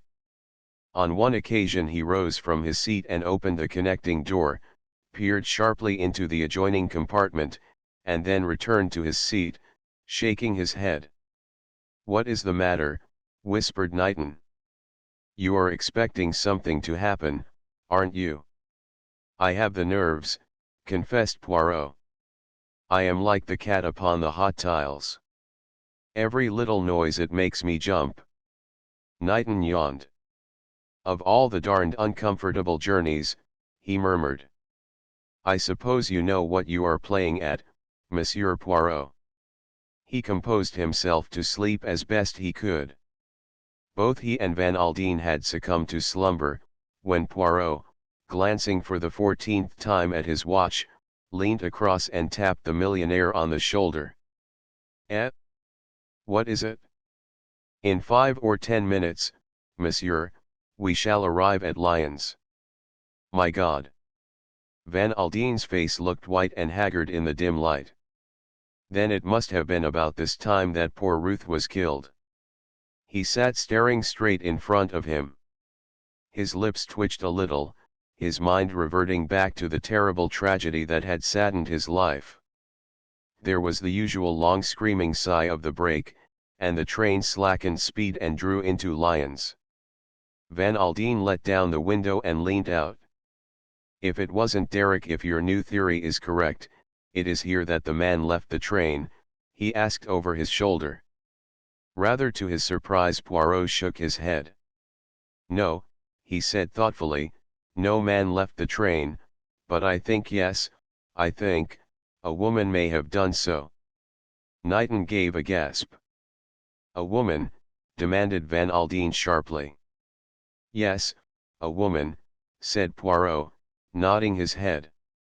"You may not remember, Monsieur Van Aldine, but Miss Gray in her evidence mentioned that a youth in a cap and overcoat descended onto the platform ostensibly to stretch his legs.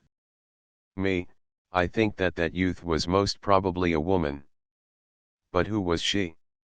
Van Aldine's face expressed incredulity, but Poirot replied seriously and categorically. "Her name, or the name under which she was known, for many years, is Kitty Kid, but you, Monsieur Van Aldine, knew her by another name, that of Ada Mason." Knighton sprang to his feet. "What?" he cried. Poirot swung round to him. "Ah, before I forget it." He whipped something from a pocket and held it out. "Permit me to offer you a cigarette out of your own cigarette case. It was careless of you to drop it when you boarded the train on the Cincha at Paris." Knighton stood staring at him as though stupefied. Then he made a movement, but Poirot flung up his hand in a warning gesture. "No, don't move," he said in a silky voice, "the door into the next compartment is open, and you are being covered from there this minute. I unbolted the door into the corridor when we left Paris, and our friends the police were told to take their places there. As I expect you know, the French police want you rather urgently, Major Knighton, or shall we say Monsieur le Marquis. 35 explanations. Poirot smiled. He was sitting opposite the millionaire at a luncheon table in the latter's private suite at the Negresco. Facing him was a relieved but very puzzled man. Poirot leaned back in his chair, lit one of his tiny cigarettes, and stared reflectively at the ceiling. "Yes, I will give you explanations. It began with the one point that puzzled me. You know what that point was?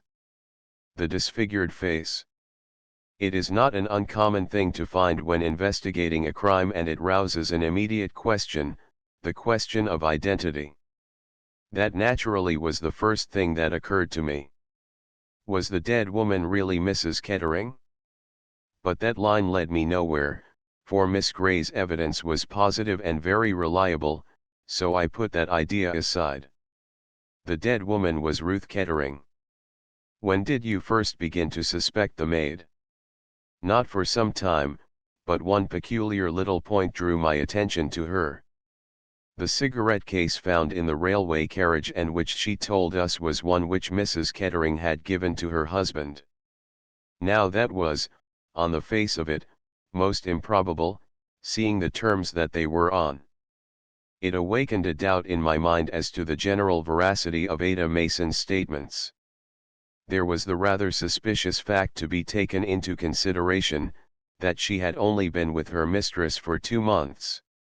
Certainly it did not seem as if she could have had anything to do with the crime, since she had been left behind in Paris and Mrs. Kettering had been seen alive by several people afterwards, but Poirot leaned forward.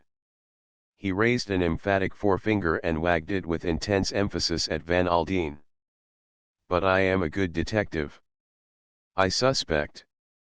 There is nobody and nothing that I do not suspect. I believe nothing that I am told. I say to myself, how do we know that Ada Mason was left behind in Paris? And at first the answer to that question seemed completely satisfactory. There was the evidence of your secretary, Major Knighton, a complete outsider whose testimony might be supposed to be entirely impartial, and there was the dead woman's own words to the conductor on the train. But I put the latter point aside for the moment, because a very curious idea, an idea perhaps fantastic and impossible, was growing up in my mind. If by any outside chance it happened to be true, that particular piece of testimony was worthless. I concentrated on the chief stumbling block to my theory, Major Knighton's statement that he saw Ada Mason at the Ritz after the blue train had left Paris. That seemed conclusive enough, but yet, on examining the facts carefully, I noted 2 things. First, that by a curious coincidence he, too, had been exactly 2 months in your service. Secondly, his initial letter was the same case, just supposing that it was his cigarette case which had been found in the carriage. Then, if Ada Mason and he were working together, and she recognized it when we showed it to her, would she not act precisely as she had done? At first, taken aback, she quickly evolved a plausible theory that would agree with Mr. Kettering's guilt. Bien entendu, that was not the original idea.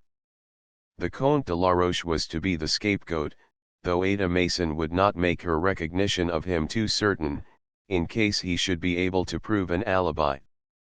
Now, if you will cast your mind back to that time, you will remember a significant thing that happened. I suggested to Ada Mason that the man she had seen was not the Comte de la Roche, but Derek Kettering. She seemed uncertain at the time, but after I had got back to my hotel you rang me up and told me that she had come to you and said that, on thinking it over, she was now quite convinced that the man in question was Mr. Kettering. I had been expecting something of the kind. There could be but one explanation of this sudden certainty on her part. After my leaving your hotel, she had had time to consult with somebody, and had received instructions which she acted upon. Who had given her these instructions? Major Knighton. And there was another very small point, which might mean nothing or might mean a great deal. In casual conversation Knighton had talked of a jewel robbery in Yorkshire in a house where he was staying. Perhaps a mere coincidence, perhaps another small link in the chain. But there is one thing I do not understand, Monsieur Poirot. I guess I must be dense or I would have seen it before now. Who was the man in the train at Paris? Derek Kettering or the Comte de la Roche? That is the simplicity of the whole thing. There was no man. A mille tonnerres, do you not see the cleverness of it all? Whose word have we for it that there ever was a man there? Only Ada Mason's. And we believe in Ada Mason because of Knighton's evidence that she was left behind in Paris. But Ruth herself told the conductor that she had left her maid behind there, demurred Van Aldine. Ah! I am coming to that. We have Mrs. Kettering's own evidence there, but, on the other hand, we have not really got her evidence, because, Monsieur Van Aldine, a dead woman cannot give evidence. It is not her evidence, but the evidence of the conductor of the train, a very different affair altogether. So you think the man was lying? No, no, not at all. He spoke what he thought to be the truth. But the woman who told him that she had left her maid in Paris was not Mrs. Kettering. Van Aldine stared at him. Monsieur Van Aldine, Ruth Kettering was dead before the train arrived at the Gare de Lyon. It was Ada Mason, dressed in her mistress's very distinctive clothing, who purchased a dinner basket and who made that very necessary statement to the conductor. Impossible. No, no, Monsieur Van Aldine, not impossible. Les femmes, they look so much alike nowadays that one identifies them more by their clothing than by their faces. Ada Mason was the same height as your daughter. Dressed in that very sumptuous fur coat and the little red lacquer hat jammed down over her eyes, with just a bunch of auburn curls showing over each ear, it was no wonder that the conductor was deceived. He had not previously spoken to Mrs. Kettering, you remember. True, he had seen the maid just for a moment when she handed him the tickets, but his impression had been merely that of a gaunt, black-clad female. If he had been an unusually intelligent man, he might have gone so far as to say that mistress and maid were not unlike, but it is extremely unlikely that he would even think that. And remember, Ada Mason, or Kitty Kid, was an actress, able to change her appearance and tone of voice at a moment's notice. No, no, there was no danger of his recognizing the maid in the mistress's clothing, but there was the danger that when he came to discover the body he might realize it was not the woman he had talked to the night before. And now we see the reason for the disfigured face. The chief danger that Ada Mason ran was that Catherine Gray might visit her compartment after the train left Paris, and she provided against that difficulty by ordering a dinner basket and by locking herself in her compartment. But who killed Ruth and when? First, bear it in mind that the crime was planned and undertaken by the two of them, Knighton and Ada Mason, working together. Knighton was in Paris that day on your business. He boarded the train somewhere on its way round the Cincha. Mrs. Kettering would be surprised, but she would be quite unsuspicious. Perhaps he draws her attention to something out the window, and as she turns to look he slips the cord round her neck and the whole thing is over in a second or two. The door of the compartment is locked, and he and Ada Mason set to work. They strip off the dead woman's outer clothes. Mason and Knighton roll the body up in a rug and put it on the seat in the adjoining compartment amongst the bags and suitcases. Knighton drops off the train, taking the jewel case containing the rubies with him. Since the crime is not supposed to have been committed until nearly 12 hours later, he is perfectly safe, and his evidence and the supposed Mrs. Kettering's words to the conductor will provide a perfect alibi for his accomplice. At the Gare de Lyon, Ada Mason gets a dinner basket, and shutting herself into the toilet compartment she quickly changes into her mistress's clothes, adjusts 2 false bunches of auburn curls, and generally makes up to resemble her as closely as possible.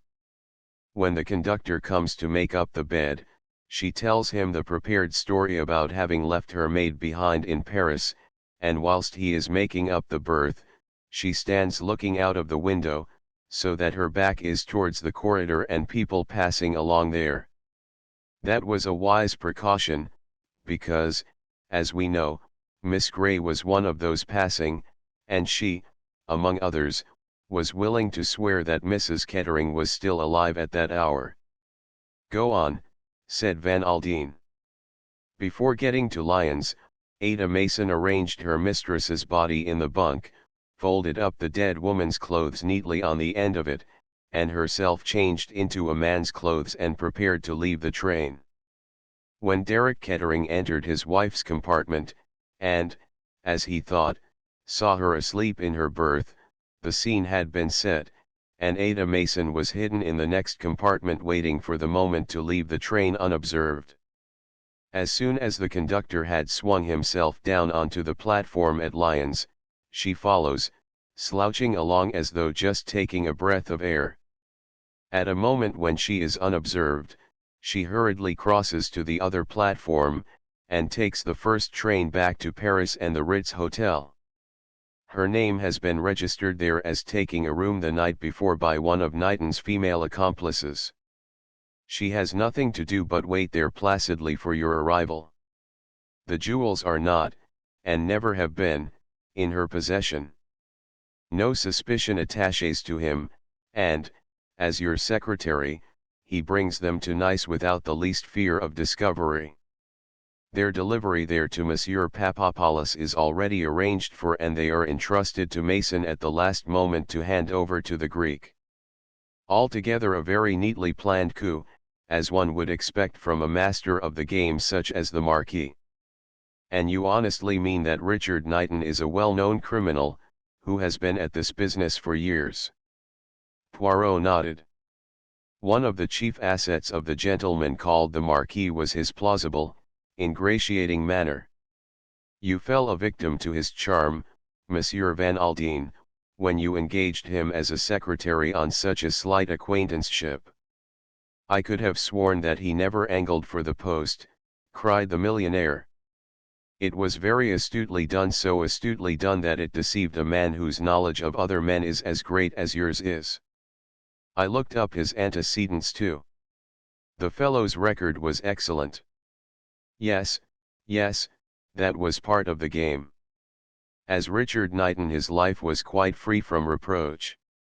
He was well born, well connected, did honorable service in the war, and seemed altogether above suspicion, but when I came to glean information about the mysterious Marquis, I found many points of similarity.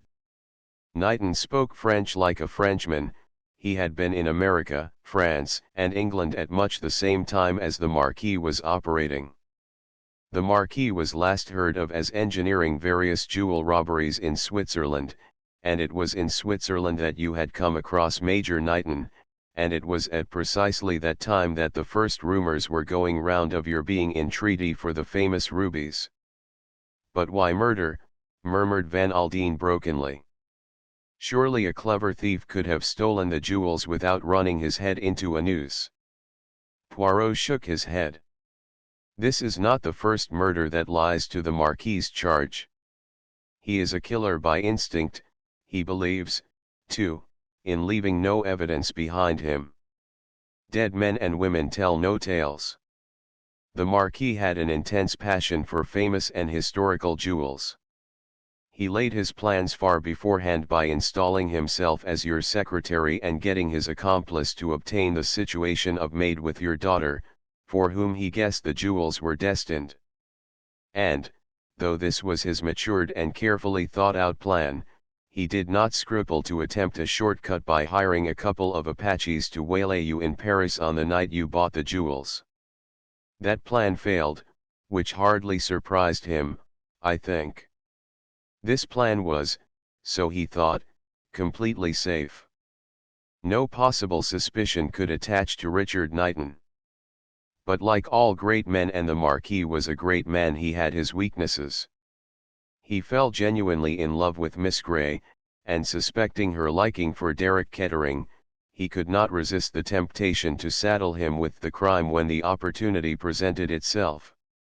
And now, Monsieur Van Aldine, I am going to tell you something very curious. Miss Grey is not a fanciful woman by any means, yet she firmly believes that she felt your daughter's presence beside her one day in the casino gardens at Monte Carlo, just after she had been having a long talk with Knighton. She was convinced, she says, that the dead woman was urgently trying to tell her something, and it suddenly came to her that what the dead woman was trying to say was that Knighton was her murderer. The idea seemed so fantastic at the time that Miss Grey spoke of it to no one. But she was so convinced of its truth that she acted on it, wild as it seemed. She did not discourage Knighton's advances, and she pretended to him that she was convinced of Derek Kettering's guilt. Extraordinary, said Van Aldine. Yes, it is very strange. One cannot explain these things. Oh, by the way, there is one little point that baffled me considerably. Your secretary has a decided limp, the result of a wound that he received in the war. Now the Marquis most decidedly did not limp. That was a stumbling block. But Miss Lennox Tamplin happened to mention one day that Knighton's limp had been a surprise to the surgeons who had been in charge of the case in her mother's hospital. That suggested camouflage. When I was in London I went to the surgeon in question, and I got several technical details from him which confirmed me in that belief.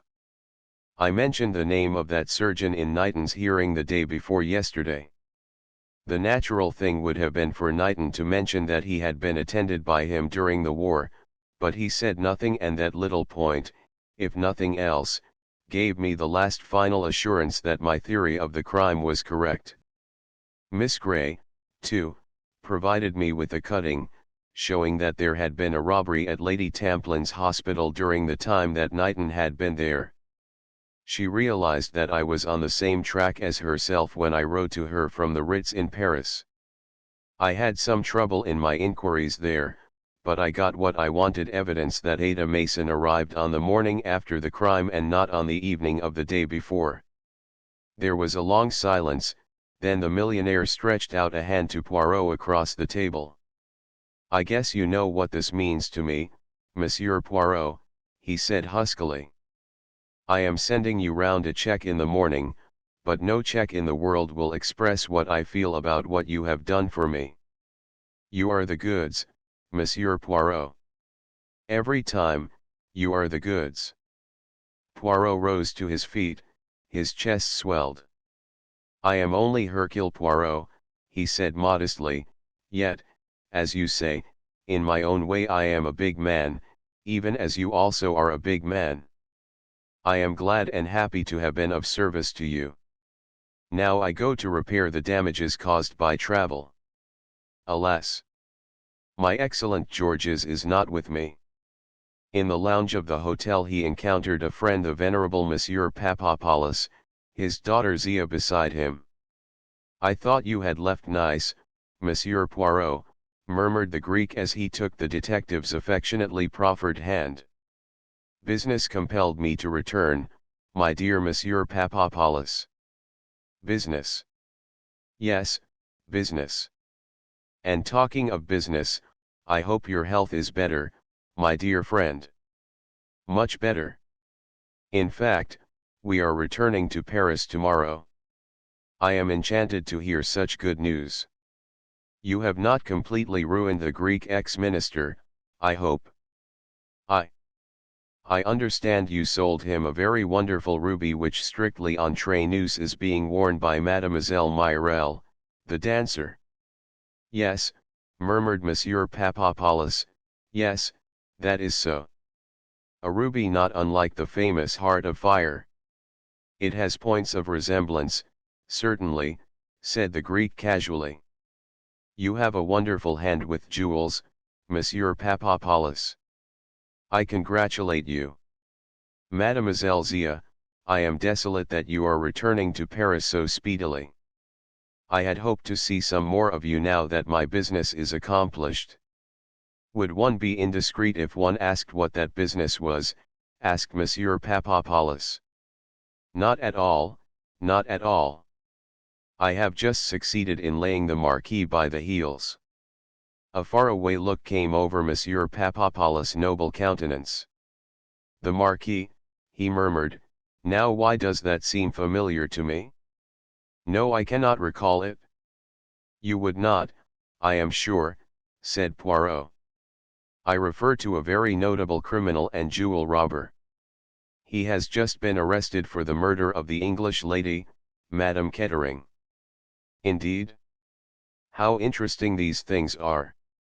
A polite exchange of farewells followed, and when Poirot was out of earshot, Monsieur Papadopoulos turned to his daughter. Zia, he said, with feeling, that man is the devil. I like him. I like him myself, admitted Monsieur Papadopoulos. But he is the devil, all the same. 36 By the sea. The mimosa was nearly over. The scent of it in the air was faintly unpleasant. There were pink geraniums twining along the balustrade of Lady Tamplin's villa, and masses of carnations below sent up a sweet, heavy perfume. The Mediterranean was at its bluest. Poirot sat on the terrace with Lennox Tamplin. He had just finished telling her the same story he had told to Van Aldine 2 days before. Lennox had listened to him with absorbed attention, her brows knitted and her eyes somber. When he had finished she said simply, and Derek? He was released yesterday. And he has gone where? He left Nice last night. For St. Mary Mead. Yes, for St. Mary Mead. There was a pause. I was wrong about Catherine, said Lennox. I thought she did not care. She is very reserved. She trusts no one. She might have trusted me, said Lennox, with a shade of bitterness. Yes, said Poirot gravely, she might have trusted you. But Mademoiselle Catherine has spent a great deal of her life listening, and those who have listened do not find it easy to talk, they keep their sorrows and joys to themselves and tell no one. I was a fool, said Lennox, I thought she really cared for Knighton. I ought to have known better. I suppose I thought so because, well, I hoped so. Poirot took her hand and gave it a little friendly squeeze. Courage, mademoiselle, he said gently. Lennox looked very straight out across the sea, and her face, in its ugly rigidity, had for the moment a tragic beauty. Oh, well, she said at last, it would not have done. I am too young for Derek, he is like a kid that has never grown up. He wants the Madonna touch. There was a long silence, then Lennox turned to him quickly and impulsively. But I did help, Monsieur Poirot, at any rate I did help. Yes, mademoiselle. It was you who gave me the first inkling of the truth when you said that the person who committed the crime need not have been on the train at all. Before that, I could not see how the thing had been done. Lennox drew a deep breath. I am glad, she said, at any rate that is something. From far behind them there came a long drawn-out scream of an engine's whistle. That is that damned blue train, said Lennox. Trains are relentless things, aren't they, Monsieur Poirot? People are murdered and die, but they go on just the same. I am talking nonsense, but you know what I mean. Yes, yes, I know. Life is like a train, mademoiselle. It goes on. And it is a good thing that that is so. Why? Because the train gets to its journey's end at last, and there is a proverb about that in your language, mademoiselle. Journeys end in lovers' meeting. Lennox laughed. That is not going to be true for me. Yes, yes, it is true. You are young, younger than you yourself know. Trust the train, mademoiselle, for it is Le Bon Dieu who drives it. The whistle of the engine came again. Trust the train, mademoiselle, murmured Poirot again. And trust Hercule Poirot. He knows. End of the Project Gutenberg ebook. The Mystery of the Blue Train. Updated editions will replace the previous one. The old editions will be renamed. Creating the works from print editions not protected by U.S. copyright law means that no one owns a United States copyright in these works, so the Foundation, and you, can copy and distribute it in the United States without permission and without paying copyright royalties. Special rules, set forth in the General Terms of Use part of this license, apply to copying and distributing Project Gutenberg trademark electronic works to protect the Project Gutenberg trademark concept and trademark. Project Gutenberg is a registered trademark, and may not be used if you charge for an ebook, except by following the terms of the trademark license, including paying royalties for use of the Project Gutenberg trademark. If you do not charge anything for copies of this ebook, complying with the trademark license is very easy. You may use this ebook for nearly any purpose, such as creation of derivative works, reports, performances, and research. Project Gutenberg ebooks may be modified and printed and given away. You may do practically anything in the United States with ebooks not protected by U.S. copyright law. Redistribution is subject to the trademark license, especially commercial redistribution. Start, full license. The full Project Gutenberg license. Please read this before you distribute or use this work to protect the Project Gutenberg trademark mission of promoting the free distribution of electronic works, by using or distributing this work, or any other work associated in any way with the phrase Project Gutenberg. You agree to comply with all the terms of the full Project Gutenberg trademark license available with this file or online at www.gutenberg.org/license. Section 1. General Terms of Use and Redistributing Project Gutenberg Trademark Electronic Works 1.a. By reading or using any part of this Project Gutenberg trademark electronic work, you indicate that you have read, understand, agree to and accept all the terms of this license and intellectual property, trademark/copyright, agreement. If you do not agree to abide by all the terms of this agreement, you must cease using and return or destroy all copies of Project Gutenberg trademark electronic works in your possession. If you paid a fee for obtaining a copy of or access to a Project Gutenberg trademark electronic work and you do not agree to be bound by the terms of this agreement, you may obtain a refund from the person or entity to whom you paid the fee as set forth in paragraph 1.e.8. 1.b. Project Gutenberg is a registered trademark. It may only be used on or associated in any way with an electronic work by people who agree to be bound by the terms of this agreement.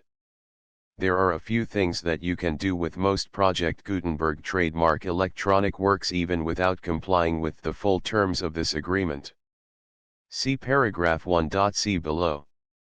There are a lot of things you can do with Project Gutenberg trademark electronic works if you follow the terms of this agreement and help preserve free future access to Project Gutenberg trademark electronic works. See paragraph 1.e below. 1.c. The Project Gutenberg Literary Archive Foundation, the Foundation or PGLOF, owns a compilation copyright in the collection of Project Gutenberg trademark electronic works. Nearly all the individual works in the collection are in the public domain in the United States. If an individual work is unprotected by copyright law in the United States and you are located in the United States, we do not claim a right to prevent you from copying, distributing, performing, displaying, or creating derivative works based on the work as long as all references to Project Gutenberg are removed. Of course, we hope that you will support the Project Gutenberg trademark mission of promoting free access to electronic works by freely sharing Project Gutenberg trademark works in compliance with the terms of this agreement for keeping the Project Gutenberg trademark name associated with the work.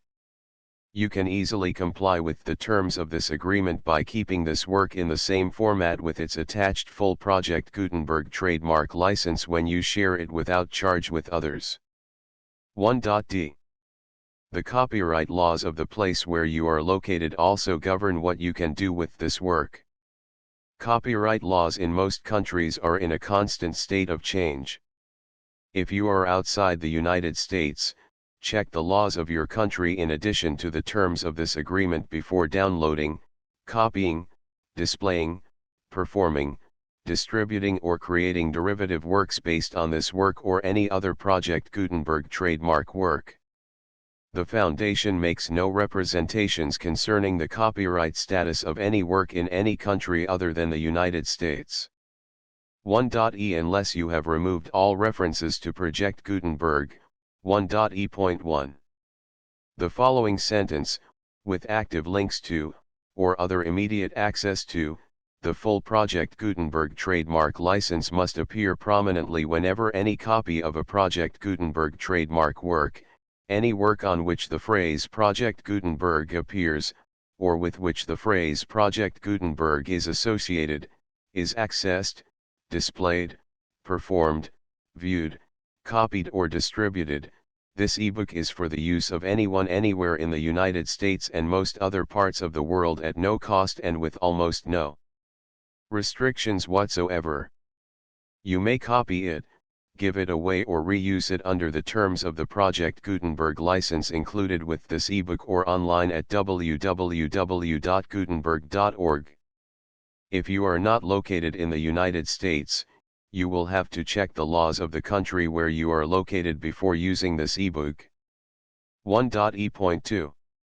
If an individual Project Gutenberg trademark electronic work is derived from texts not protected by U.S. copyright law, does not contain a notice indicating that it is posted with permission of the copyright holder, the work can be copied and distributed to anyone in the United States without paying any fees or charges. If you are redistributing or providing access to a work with the phrase Project Gutenberg associated with or appearing on the work, you must comply either with the requirements of paragraphs 1.e.1 through 1.e.7 or obtain permission for the use of the work and the Project Gutenberg trademark as set forth in paragraphs 1.e.8 or 1.e.9. 1.e.3. If an individual Project Gutenberg trademark electronic work is posted with the permission of the copyright holder, your use and distribution must comply with both paragraphs 1.e.1 through 1.e.7 and any additional terms imposed by the copyright holder. Additional terms will be linked to the Project Gutenberg trademark license for all works posted with the permission of the copyright holder found at the beginning of this work. 1.e.4. Do not unlink or detach or remove the full Project Gutenberg trademark license terms from this work, or any files containing a part of this work or any other work associated with Project Gutenberg trademark. 1.e.5. Do not copy, display, perform, distribute or redistribute this electronic work, or any part of this electronic work, without prominently displaying the sentence set forth in paragraph 1.e.1 with active links or immediate access to the full terms of the Project Gutenberg trademark license. 1.e.6. You may convert to and distribute this work in any binary, compressed, marked up, non-proprietary or proprietary form, including any word processing or hypertext form. However, if you provide access to or distribute copies of a Project Gutenberg trademark work in a format other than plain vanilla ASCII or other format used in the official version posted on the official Project Gutenberg trademark website, www.gutenberg.org, you must, at no additional cost, fee, or expense to the user, provide a copy, a means of exporting a copy, or a means of obtaining a copy upon request, of the work in its original plain vanilla ASCII or other form. Any alternate format must include the full Project Gutenberg trademark license as specified in paragraph 1.e.1. 1.e.7. Do not charge a fee for access to, viewing, displaying, performing, copying or distributing any Project Gutenberg trademark works unless you comply with paragraph 1.e.8 or 1.e.9. 1.e.8. You may charge a reasonable fee for copies of or providing access to or distributing Project Gutenberg trademark electronic works provided that, you pay a royalty fee of 20% of the gross profits you derive from the use of Project Gutenberg trademark works calculated using the method you already use to calculate your applicable taxes. The fee is owed to the owner of the Project Gutenberg trademark, but he has agreed to donate royalties under this paragraph to the Project Gutenberg Literary Archive Foundation. Royalty payments must be paid within 60 days following each date on which you prepare, or are legally required to prepare, your periodic tax returns. Royalty payments should be clearly marked as such and sent to the Project Gutenberg Literary Archive Foundation at the address specified in Section 4. Information about donations to the Project Gutenberg Literary Archive Foundation.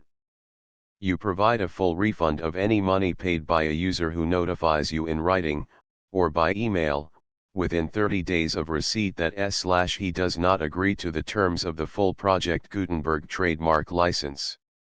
You must require such a user to return or destroy all copies of the works possessed in a physical medium and discontinue all use of and all access to other copies of Project Gutenberg trademark works.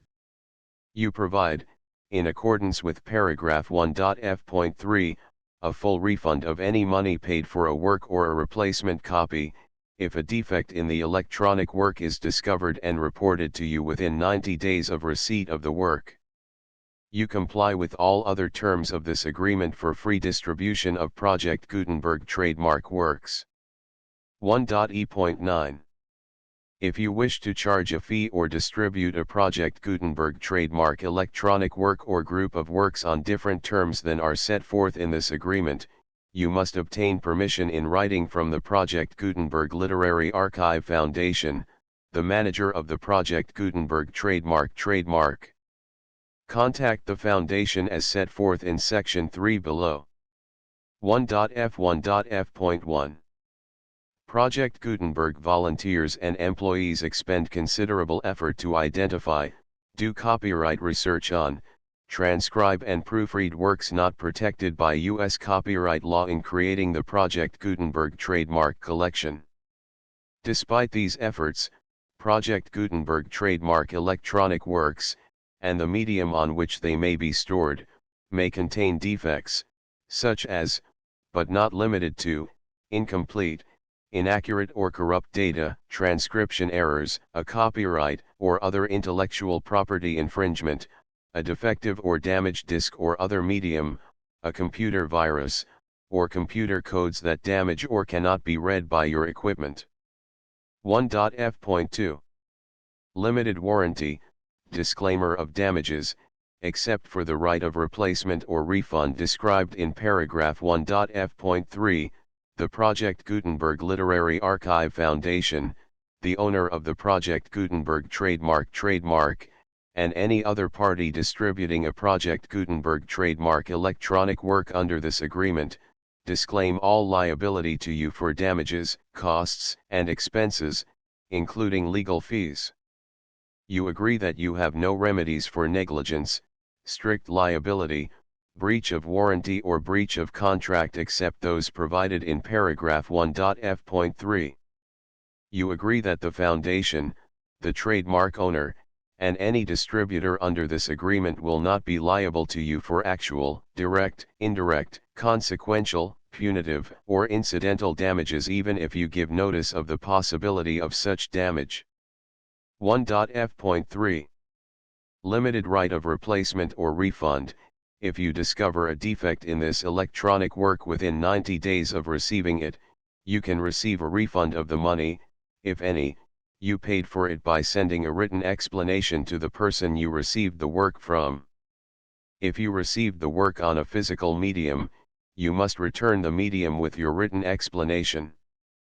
The person or entity that provided you with the defective work may elect to provide a replacement copy in lieu of a refund.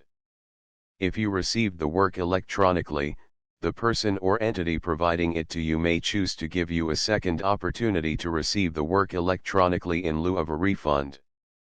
If the second copy is also defective, you may demand a refund in writing without further opportunities to fix the problem.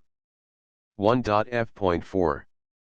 Except for the limited right of replacement or refund set forth in paragraph 1.f.3, this work is provided to you as is, with no other warranties of any kind, express or implied, including but not limited to warranties of merchantability or fitness for any purpose. 1.f.5. Some states do not allow disclaimers of certain implied warranties or the exclusion or limitation of certain types of damages. If any disclaimer or limitation set forth in this agreement violates the law of the state applicable to this agreement, the agreement shall be interpreted to make the maximum disclaimer or limitation permitted by the applicable state law. The invalidity or unenforceability of any provision of this agreement shall not void the remaining provisions. 1.f.6. Indemnity. You agree to indemnify and hold the foundation, the trademark owner, any agent or employee of the foundation, anyone providing copies of Project Gutenberg trademark electronic works in accordance with this agreement, and any volunteers associated with the production, promotion, and distribution of Project Gutenberg trademark electronic works, harmless from all liability, costs, and expenses, including legal fees, that arise directly or indirectly from any of the following which you do or cause to occur. A. Distribution of this or any Project Gutenberg trademark work. B. Alteration, modification, or additions or deletions to any Project Gutenberg trademark work, and C. Any defect you cause. Section 2. Information about the mission of Project Gutenberg trademark. Project Gutenberg trademark is synonymous with the free distribution of electronic works in formats readable by the widest variety of computers, including obsolete, old, middle-aged, and new computers. It exists because of the efforts of hundreds of volunteers and donations from people in all walks of life. Volunteers and financial support to provide volunteers with the assistance they need are critical to reaching Project Gutenberg trademark's goals and ensuring that the Project Gutenberg trademark collection will remain freely available for generations to come. In 2001, the Project Gutenberg Literary Archive Foundation was created to provide a secure and permanent future for Project Gutenberg trademark and future generations. To learn more about the Project Gutenberg Literary Archive Foundation and how your efforts and donations can help, see sections 3 and 4 and the Foundation information page at www.gutenberg.org. Section 3. Information about the Project Gutenberg Literary Archive Foundation. The Project Gutenberg Literary Archive Foundation is a nonprofit 501(c)(3) educational corporation organized under the laws of the state of Mississippi and granted tax-exempt status by the Internal Revenue Service. The Foundation's IN or Federal Tax Identification Number is 64-6221541. Contributions to the Project Gutenberg Literary Archive Foundation are tax-deductible to the full extent permitted by U.S. federal laws and your state's laws. The Foundation's business office is located at 809 North 1500 West, Salt Lake City, Utah 841-16801-596-1887. Email contact links and up-to-date contact information can be found at the Foundation's website and official page at www.gutenberg.org/contact. Section 4. Information about donations to the Project Gutenberg Literary Archive Foundation. Project Gutenberg trademark depends upon and cannot survive without widespread public support and donations to carry out its mission of increasing the number of public domain and licensed works that can be freely distributed in machine-readable form accessible by the widest array of equipment, including outdated equipment. Many small donations, $1 to $5,000, are particularly important to maintaining tax-exempt status with the IRS. The Foundation is committed to complying with the laws regulating charities and charitable donations in all 50 states of the United States. Compliance requirements are not uniform and it takes a considerable effort, much paperwork, and many fees to meet and keep up with these requirements. We do not solicit donations in locations where we have not received written confirmation of compliance. To send donations or determine the status of compliance for any particular state, visit www.gutenberg.org/donate. While we cannot and do not solicit contributions from states where we have not met the solicitation requirements, we know of no prohibition against accepting unsolicited donations from donors in such states who approach us with offers to donate. International donations are gratefully accepted, but we cannot make any statements concerning tax treatment of donations received from outside the United States. U.S. laws alone swamp our small staff. Please check the Project Gutenberg web pages for current donation methods and addresses. Donations are accepted in a number of other ways, including checks, online payments, and credit card donations. To donate, please visit www.gutenberg.org/donate. Section 5.